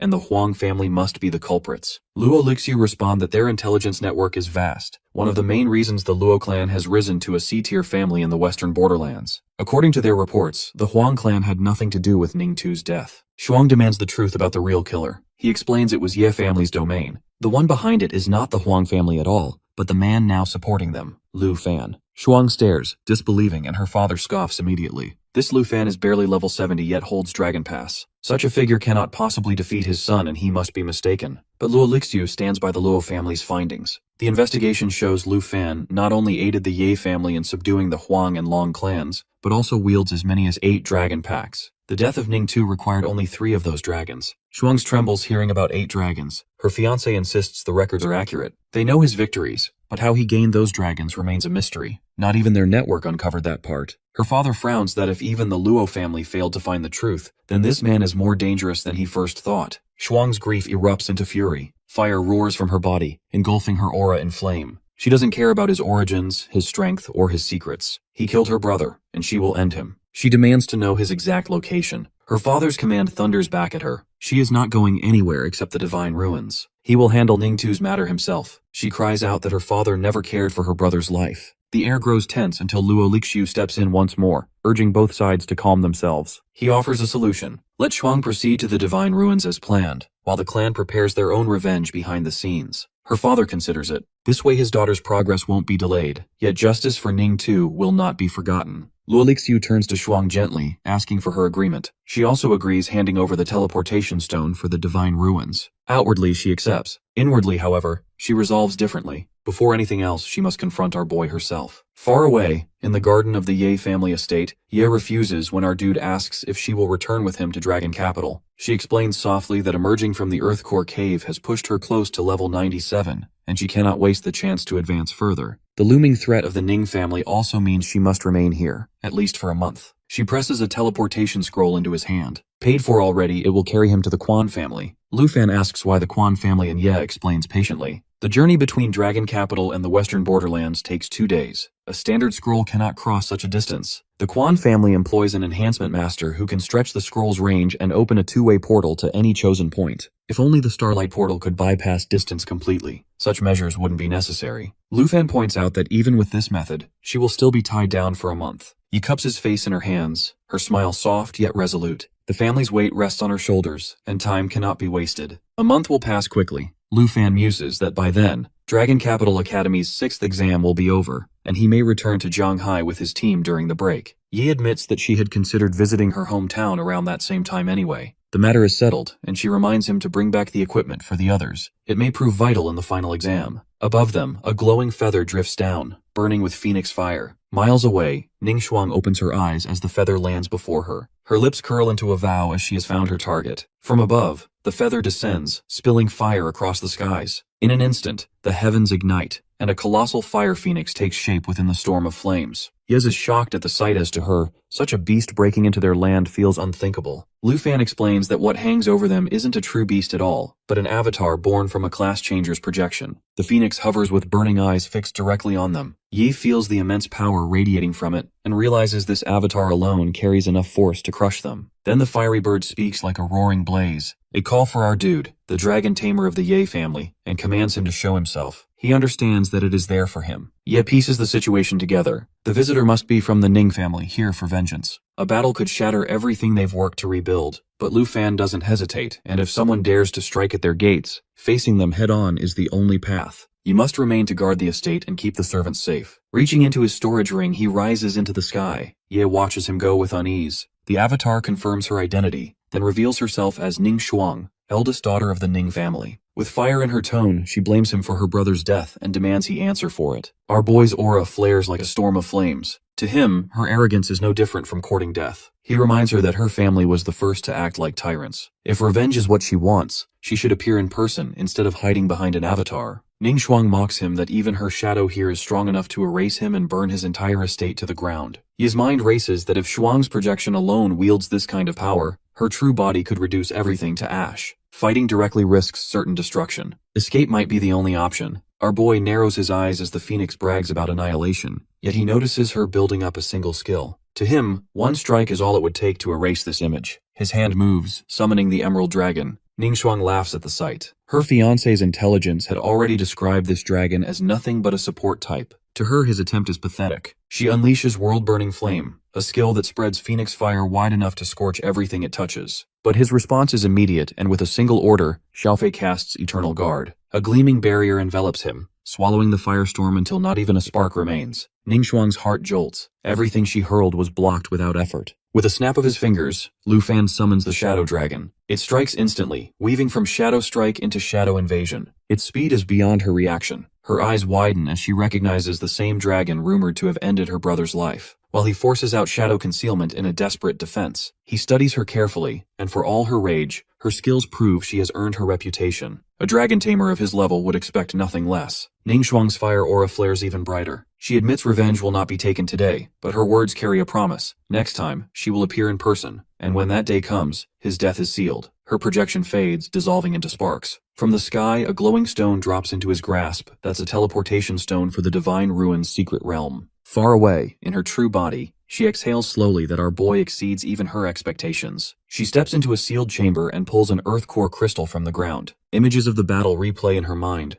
2 of his dragons had already appeared, just a fraction of the strength he truly controls. She tightens her grip on the crystal, anticipation burning hotter than the flames around her. Within the divine ruins, their clash will be inevitable. The crystal pulses violently, cracking under her hold until it shatters completely. When that time comes, he must be there. Lu Fan holds the teleportation stone, realizing that she left it behind for one reason, to lead him straight into the divine ruins' secret realm. After she's gone, Ye notices and asks about Shuang's intentions. He assures her that she won't be back and inquires about the divine ruins' secret realm. She explains it isn't just any place. It's one of the rarest secret realms in the western borderlands, appearing only once every 50 years. Most people barely know what lies inside. The teleportation stone itself is priceless, dropped only by monsters at the Beast King borderline, and even then, purely by chance. He realizes how much Shuang must have spent. She had thrown a fortune at him just to challenge him. Ye warns him not to go. The timing couldn't be worse. Many noble families will gather there to attempt their first major advancement. Before he can reply, a familiar presence stirs behind him. The Dragon King's voice cuts through, telling him to ignore Ye's caution. He must go. Turning around, he sees her taking form, her aura faint but steady. She tells him she needs something from that realm,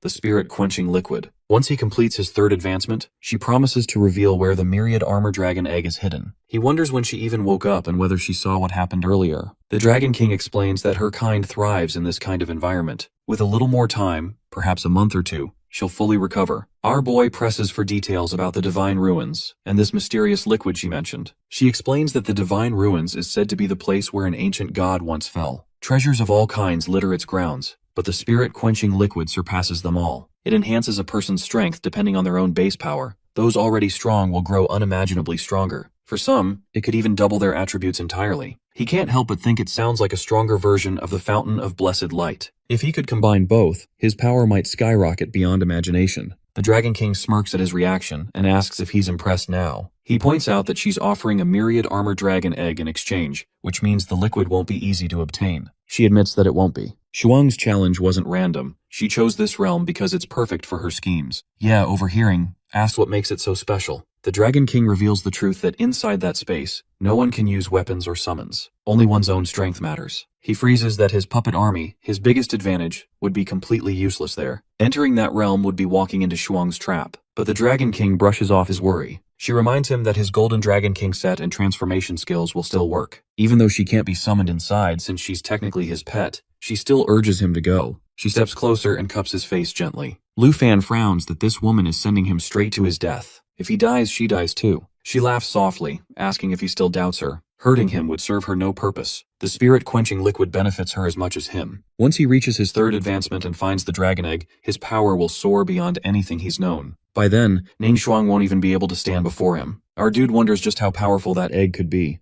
but the thought only deepens his confusion. Summons won't work in the realm and wonders about demon kings. Planning. Before he can think further, Ye calls from behind, snapping him out of it. Shuang isn't coming back soon. If they don't leave now, they'll miss the final exams entirely. Lu Fan thinks too much won't help. What matters is getting stronger, reaching level 60 before entering the divine ruins. That way, he'll have the strength to face Shuang, find the spirit-quenching liquid, and maybe even tame that dragon egg. The next morning at Dragon Capital Academy, Lu Fan rushes across the campus. His delay with Shuang cost him the opening ceremony of the final exams. 2 students hurry past, grumbling about the new exam format. Arena battles again, and this time, in 5-person teams. Finding 4 reliable teammates seems nearly impossible. He processes the information quickly. So, the final exams are team-based rankings this time. He rounds a corner and bumps into Teacher Gu, almost knocking her over. She steadies herself and gives him a sharp look. Lu Fan immediately apologizes. Beside her stands the principal, surprised to see him. Everyone thought he wouldn't make it back for the finals. He asks if Teacher Gu is doing better. She smiles, grateful to still be alive after the Taiki Kingdom incident. Without the others' help, she would have never survived. The principal cuts the moment short, reminding him that he needs to form a team before the exams begin. Nearby, a male student approaches Jian Ying, introducing himself as a level 31 dual sword fighter. He asks if she'll join his team. Jian Ying refuses without hesitation. Before he can persist, Tao Xiaoman shouts at him for bothering her again. Ever since the semester began, he hasn't learned to give up. Q chuckles and tells him they already have a full team anyway. When the group notices our dude, their faces light up. Ko mentions rumors about him skipping the exams. Tao scolds him for showing up without greeting them first. He scratches his head and apologizes, explaining he's been busy. Jianying looks at him, then smiles faintly. With his return and elder sister Han's presence, their team now has exactly 5 members. Tao cheers that they might actually score well this time. Lu Fan jokes that they've probably only brought him back for the heavy lifting.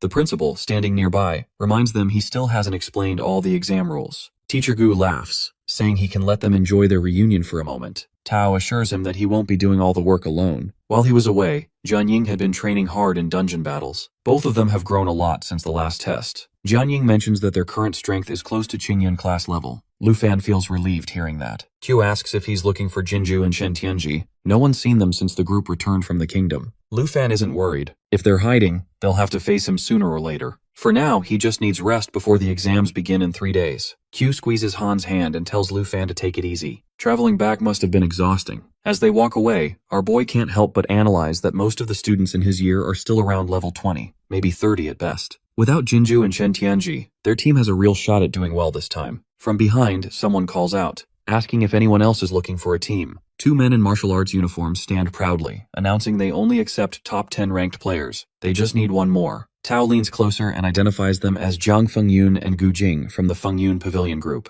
Their showy recruitment style hasn't changed. Q remembers how they went silent after being humiliated and now they're back again, acting like nothing happened. Our boy suggests that they leave as people like that aren't worth the attention. Just as they turn to go, another student suddenly shouts his eagerness to join the Fengyun Pavilion team. The man grips his weapon firmly, declaring he'll join only if the team meets his standards. He aims solely for first place in the final assessment. Jiang Fengyun reminds him that Fengyun Pavilion once tried to recruit him formally, only for him to reject the offer. The man admits that the academy's rules forced him to reconsider. For now, he's willing to join temporarily, just for this competition. Lu Fan studies the stranger carefully, and he doesn't recall seeing him during the freshman trials. Q provides some background. The man's name is Meng Kai, a transfer student who joined during the national trials. Born into a military family, he grew up with discipline carved into his bones. Early enlistment followed naturally, and when he entered Dragon Capital Academy, rumors quickly spread. Many believe he's the strongest newcomer this year. Tao adds that Meng Kai's record speaks for itself. In ranked arena matches, he's undefeated with a streak of 132 wins. Tao gasps. Meng Kai just defeated the Academy's number 3 Fyungun in a single strike. She guesses her next opponent will be Jianying.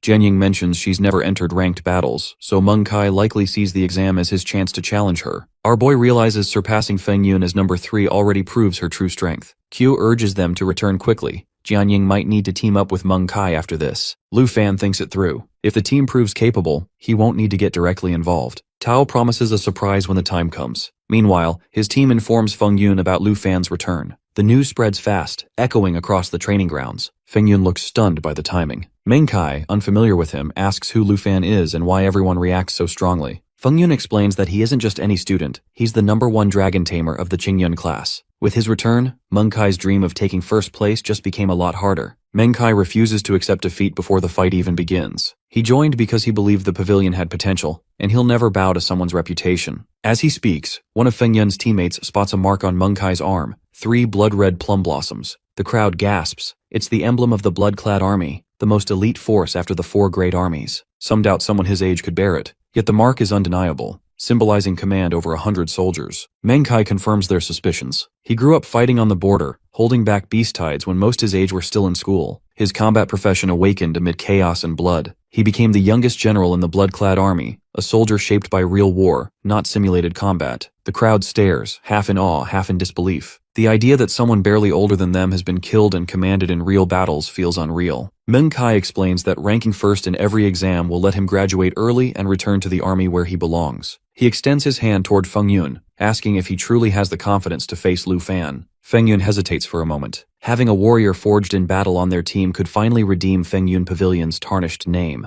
He clasps Meng Kai's hand firmly, sealing the deal. Cheers erupt around them. Students whisper that with Meng Kai's strength, the academy might finally have a new number 1. But Xu Jing steps forward and warns him not to celebrate too soon, reminding them he's a national hero who survived the trials. Fengyun waves off the concern. In his mind, Lu Fan's achievements pale in comparison to someone who's fought in real wars. Meng Kai remembers hearing about those trials. He's intrigued by our dude, with several powerful beasts. Yet, he has never stood on a battlefield drenched in blood. Testing his limits sounds exciting. Meanwhile, at Villa Number 2 inside Dragon Capital Academy, our boys arranges several weapons across the table. The girls gather around, their eyes widening in amazement. Q points out that the gear isn't just impressive, it's valuable enough to last them until level 60. Tao nearly bounces in excitement, wondering if all these treasures came from Senior Ye. She jokes that if they're hers, she's keeping everything. Lu Fan shakes his head. These items belong to the whole team, not one person. He adds that Senior Ye also sent a collection of skill books, enhancement and defense abilities tailored to each of them. Han claps with delight that Ye even thought of her needs. She insists Lu Fan thank you properly. Tao tests Hydro Set, epic quality as well as Riguel if legendary level that becomes her first secondary weapon,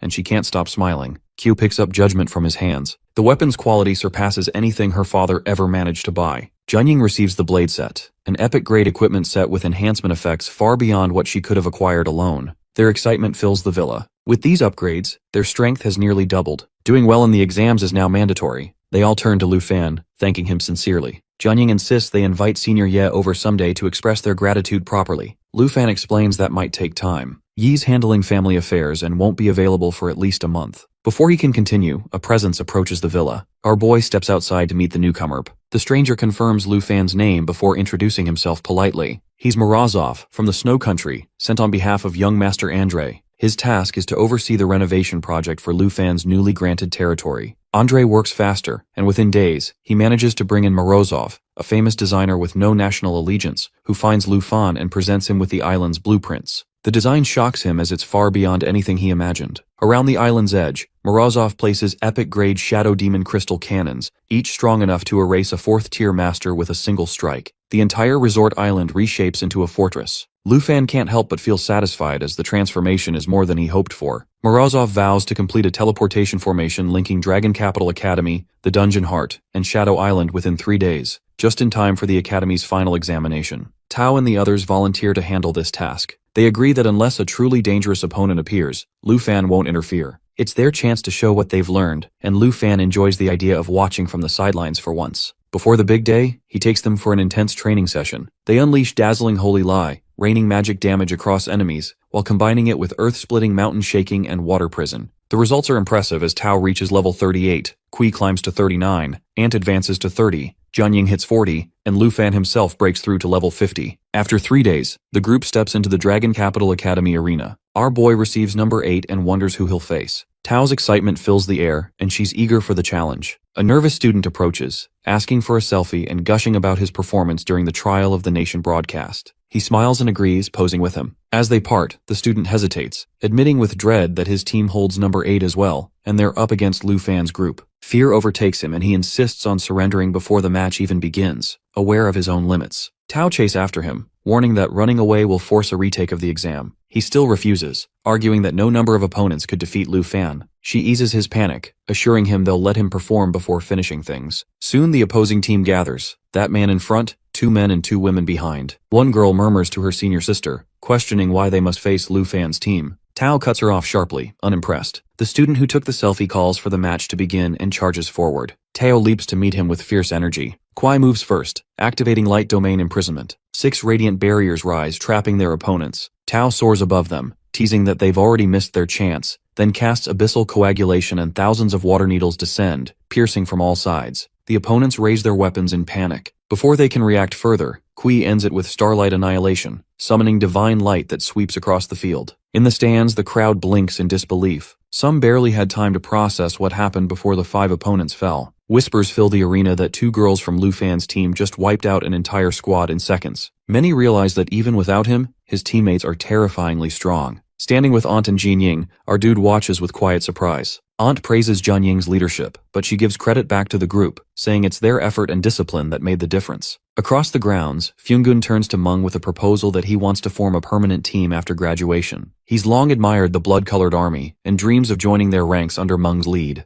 Shujing agrees, calling Meng their role model and vowing to follow him toward true glory. Meng listens calmly and promises that if they defeat Lu Fan's team in the finals, he'll personally recommend them to the Blood Cloud Army. As they approach the arena, they overhear talk of Kui and Tao's devastating match. Some students are already betting our boy will win the entire event without even fighting. Kui's mastery of light domain and Tao's fierce momentum have everyone talking. High above, Meng watches silently. In his eyes, Lu Fan isn't a true warrior, just a man blessed by luck, gifted with a dragon he didn't earn. Meng tightens his fist, his resolve burning. To him, real strength comes from surviving blood and death, and he swears that he'll be the one to crush Lu Fan's shining reputation. 6 days later, the arena roars with excitement. Crowds pack the stands, betting on the much-awaited clash between Lu Fan and Meng Jia. One group confidently supports Lu Fan, his performance at the secret realm of the nation. Others whisper about a leaked video from the day before that showed Meng's ruthless strength. When both teams take their positions, the atmosphere turns electric. Talk spreads fast about Meng crushing a third-tier master in minutes. As the match begins, the crowd notices Lu Fan and Meng staying off the field. Whispers spread that Jianying's team is outnumbered 3-4, and some doubt their chances, calling the life-type member a dangerous weakness. Up in the stands, Lu Fan watches calmly beside Ant. Across from him, Meng studies him with a cold, calculating stare. On the battlefield, Feng Yun smirks,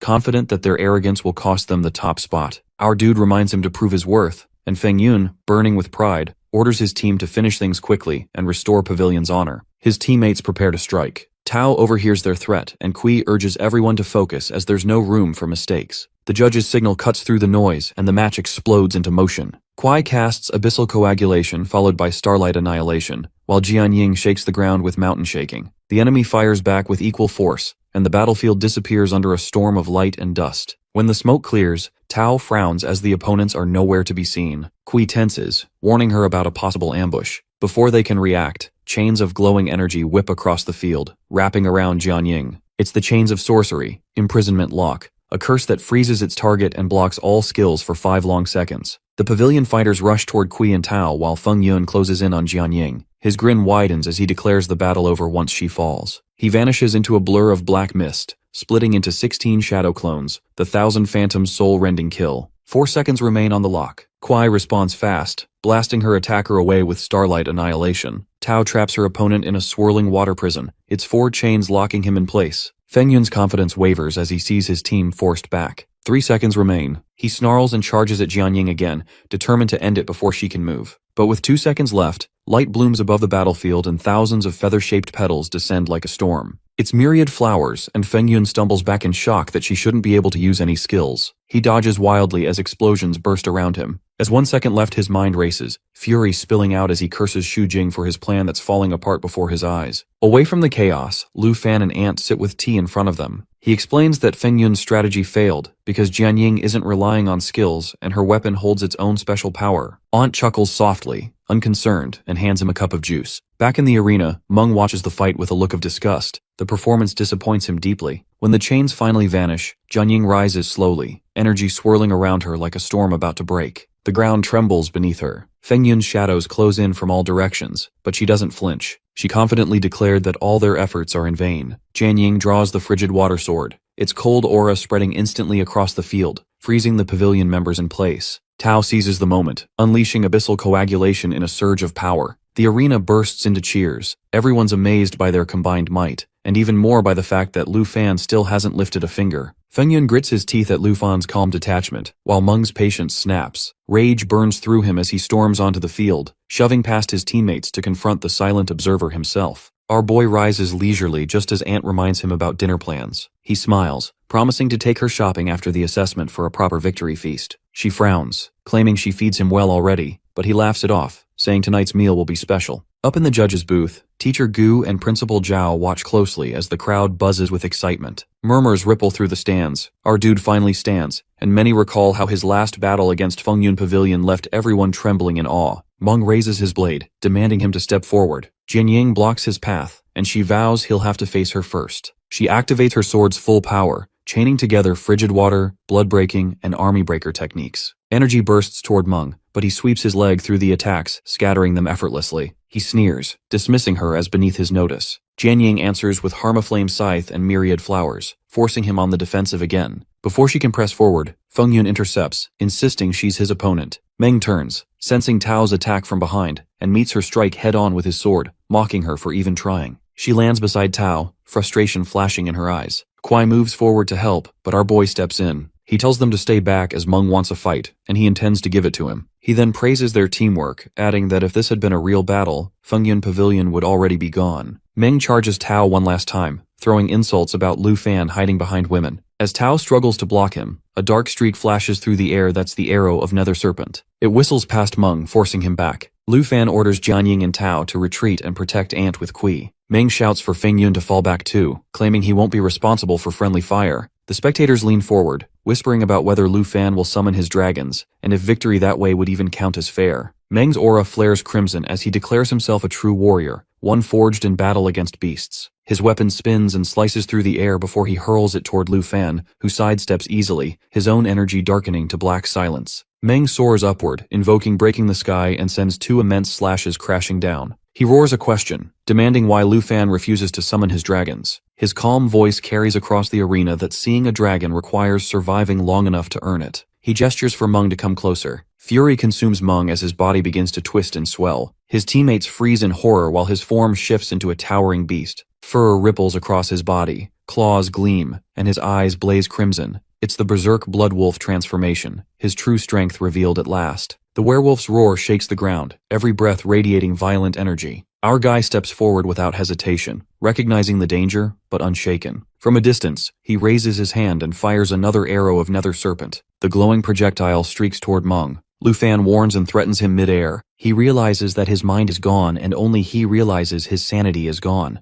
consumed by fury that blinds him to friend or foe. Lu Fan draws his bow and unleashes the serpent shadow arrow. The creature charges, smashing through the ground as he warns that continuing in this form will turn him into nothing but a mindless killer. But Meng doesn't stop. Instead, he lunges toward Feng Yun, whose terrified voice echoes across the field, pleading for him to come to his senses. Xu Jing reacts fast, conjuring sorcery protective wall in front of Feng Yun and apologizing as he orders Wang Hu and Shanyang to fall back. The audience gasps when they realize Meng is attacking his own teammates. Panic spreads, people scream, some flee the stands, while others shout for the teachers to intervene before someone dies. Teacher Gu urges the principal to stop the match, but the principal hesitates. Lu Fan has already stepped forward, charging his next attack. His bow glows with coiled black energy as he warns this is the only way to stop Meng before the beast completely takes over. In a flash, he fires and follows with dragon language replication, Leaping Thunder. Lightning crackles across the sky, trapping the werewolf inside a storm of electricity. Feng Yun's scream pierces through the thunder as the current leaps again and again. First jump, second, third, fourth, each bolt chaining from one pavilion member to another. The audience rushes for the exits, terrified the lightning might spread. The principal shouts in alarm, asking if Lu Fan plans to kill them all, but he remains calm and assures the principal he's not killing them, just ensuring they spend a few days in recovery. As the lightning fades, Meng collapses back into human form, his energy completely drained. The crowd falls silent, stunned by how he ended everything with a single skill. Moments later, cheers erupt from the crowd. Teacher Gu announces the exam is over, naming Lu Fan, Jian Ying, Kui, Tao, and their external supporter Aunt Han as the final champions. Kui beams proudly at Lu Fan's flawless performance. Aunt calls out to him, reminding him of their dinner plans and insisting they go celebrate properly. But he walks toward the fallen opponents instead, summoning Xiaofei beside him. Gasps ripple through the crowd when they spot the little dragon girl. Some wonder if she's the human form of the massive black dragon from before. Others recall his battle with Chen Tianji and whisper that maybe Lu Fan uses dragons to settle grudges. Meng sits up weakly and demands to know his intentions. He stays silent as Xiaofei raises her hand, casting Foundation of Life. Warm light spreads, healing everyone on the field. Shock flashes across Meng's face as his wounds fade. He turns away, telling him to stop wasting potential by sticking around weaklings like Feng Yun Pavilion. Meng clenches his fists, refusing to accept it. He roars in disbelief that it's impossible for him to earn the fastest third-tier promotion in blood-colored army history, defeated by a mere student. Our boy pauses and admits many think he relies on luck and his dragons, but every victory came through effort. He trained hard, seized chances, and faced challenges head-on, just like Meng once did. Tao joins in, reminding everyone that Lu Fan earned his golden emblem from the Griffin Legion for his service in the far northern warfront. Kui adds that he also carries recognition from one of the three elders of Dragon Country, someone powerful enough to command the blood-clad army itself. Meng freezes that Lu Fan holds honors higher than Blood Army commanders. Feng Yun can't believe it either, wondering how someone who's only been at the academy for a year could have achieved all that. Around them, the crowd buzzes about the revelation, recalling how one of the elders oversees national trials, turning the Taiki nation upside down when Lu Fan's name appeared. The principal exhales in relief now that the chaos is over, and quietly tells Teacher Gu it's time to leave. He assures them he doesn't misuse his rank, urging everyone to grow stronger so their titles match their skill. Later, while the others talk about dinner plans, the pavilion members stay behind in silence. Xu Jing reaches out to help Feng Yun, but she swats his hand away, forcing herself up. Meng grips his blood-clad emblem tightly, realizing that despite his position, he's still far from true strength. That night, as our boy returns back from Aunt's lavish feast, he praises her cooking, certain that once she masters Ye's scroll, her meals will taste even better and grant stronger boosts. When he returns home, he opens his door and freezes. Jianying is asleep on his bed, wearing light sleepwear. He blinks, closes the door slowly, and stares at it in disbelief. Maybe those mushrooms Aunt used in dinner weren't normal after all. Jianying stirs awake just as he opens the door. For a moment, both freeze.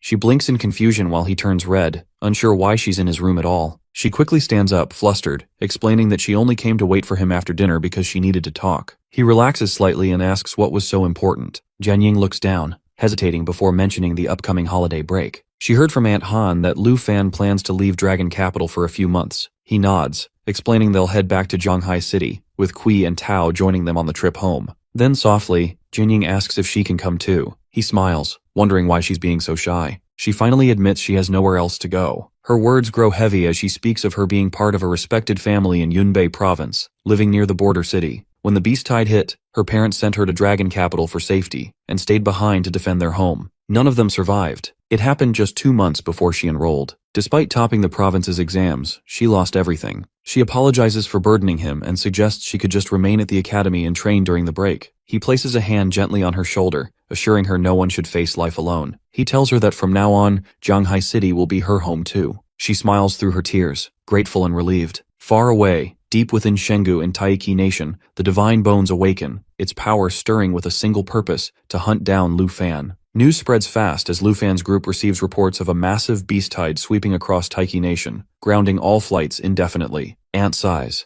half joking that it feels like everyone is holding grudges against them. Our boy, though, suspects something that the Liu family has taken control since the Jin family's collapse, and though his bounty has been cleared, he can't shake the feeling that unseen forces are moving again. Aunt brushes off his worry, saying what happens there no longer concerns them. It's been too long since they've seen Zhanghai City, so she'd rather think about showing everyone around their new home. Our boy agrees, deciding not to dwell on things beyond his reach. For now, the break should be about peace, not paranoia. Meanwhile, chaos unfolds in Tianshu City. The divine bone dragon descends, reducing everything in its path to ash and rubble. Within the city lord's hall, panic reigns. Lord Liu arrives, bringing the guest requested by the dragon. The massive divine dragon looms over them, smaller ones circling like vultures. Lord Liu realizes the messenger from above has left there. Survival now depends on pleasing this creature. He orders his men to bring forth the person it wants. 2 figures are dragged forward, Chen Tianji and his sister. The divine bone dragon demands the dragon Tamer. Liu points toward Chen Tianji at once, declaring him the only one in the Taiki nation capable of controlling dragons. Chen understands that the creature is hunting dragon tamers, and he has to escape. He shoves her away, urging her to run, but the divine bone dragon blocks every path. A suffocating aura fills the air as the dragon sneers, calling him a pitiful imitation of true dragons. It steps forward and crushes a dragon, giving a cruel warning that if Lu Fan isn't handed over, no one will be spared because they are useless. Flames erupt as its power explodes outward. The guards hurry to lift Lord Liu's, shouting to fall back as chaos spreads through the area. Amid the confusion, Chen Tianji slips away and crouches behind the rocks, hiding in silence. Sister's panicked cries cut through the noise. She calls out his name again and again as the monsters surround her, pleading for help and begging him to take her away. From his hiding spot, Chen watches coldly. A bitter thought rises within him. Both he and Lu Fan were dragon tamers, yet only he ended up trapped in this miserable fate. The thought echoes in his mind that it must be Lu Fan's fault. The creature lunges toward his sister, but as she opens her eyes hesitating, she finds out the beasts turn on Chen instead, dragging and striking him down. The creature leans close, demanding our boy's recognition. While trembling, Chen admits the target is Lu Fan from Dragon Academy, now home for the break. Pleased, the beast orders him to lead the way. It then hurls him to the ground, laying down its terms. Obedience earns him the power of an ancient god.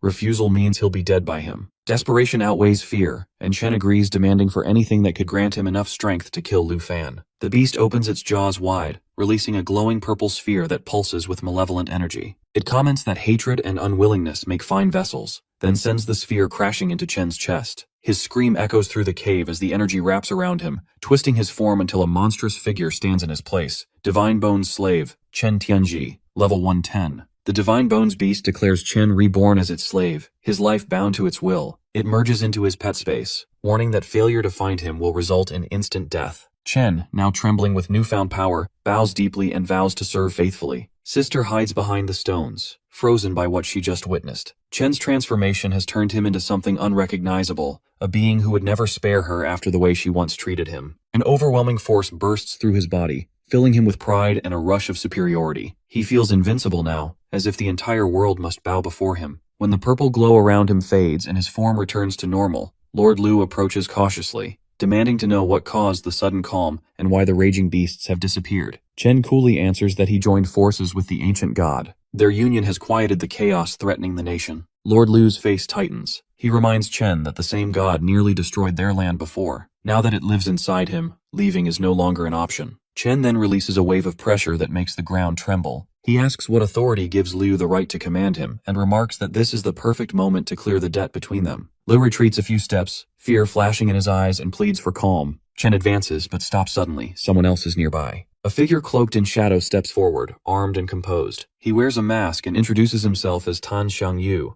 a level 105 shadow hunter representing the Tan family, here to protect Lord Liu. Recognition flickers in Chen's mind. The name Tan family, he had heard it from Jinju before. They were believed to have disappeared long ago, yet clearly they've been hiding in the dark, pulling strings. Xiangyu catches Chen's look and remarks that he's quick to understand who truly holds power here. He then makes an offer. If Chen allows the Tan family to examine the divine energy flowing through him, they'll help him take the Taiki nation's throne. Chen rejects the idea immediately, forcing Xiangyu to abandon diplomacy. The masked man leaps high, a glowing chain snapping through the air toward Chen. Chen moves aside, his movements smooth and precise, and summons his weapon, the Divine Bones Dragon Lance. With one swift motion, he drives it straight through Xiangyu's chest. The shadow hunter's body stiffens, disbelief frozen on his face before collapsing lifeless to the ground. Lord Lu's cry of horror echoes through the clearing, while Sister stares from her hiding spot, stunned that Chen just erased a level 100 master in an instant. Chen looks down at the corpse, his expression filled with contempt. To him, this man was nothing more than an insect pretending to be powerful. A slow smirk crosses his face that this is what true power feels like. Liu stands trembling, realizing the Tan family's influence has just crumbled before his eyes. Chen turns his gaze toward him, the memory of his suffering flooding back, the imprisonment, the torture, the sacrifice. Liu shakes his head frantically, sweat dripping down his temples, insisting it wasn't his decision and that he only followed the Tan family's orders. But Chen's eyes remain cold. His right arm begins to shift, bone and energy twisting into the form of the divine bone dragon claw. He steps closer, the air thick with killing intent,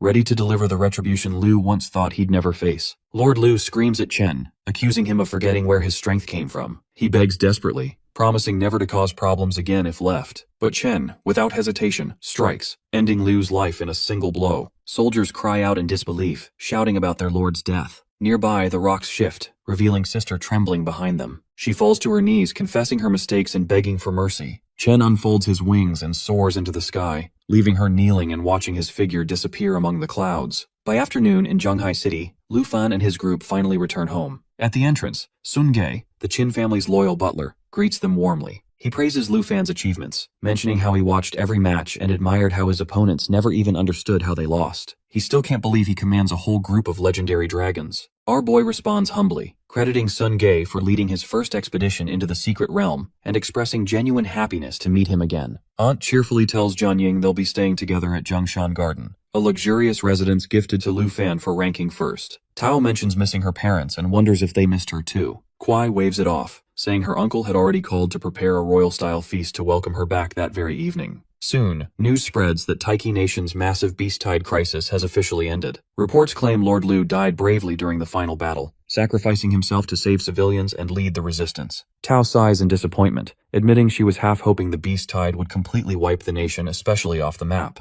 Aunt shakes her head, remarking how the country changes rulers too often. Maybe the throne itself brings misfortune. Our boy quietly wonders if he somehow caused it, thinking that a beast tide strong enough to destroy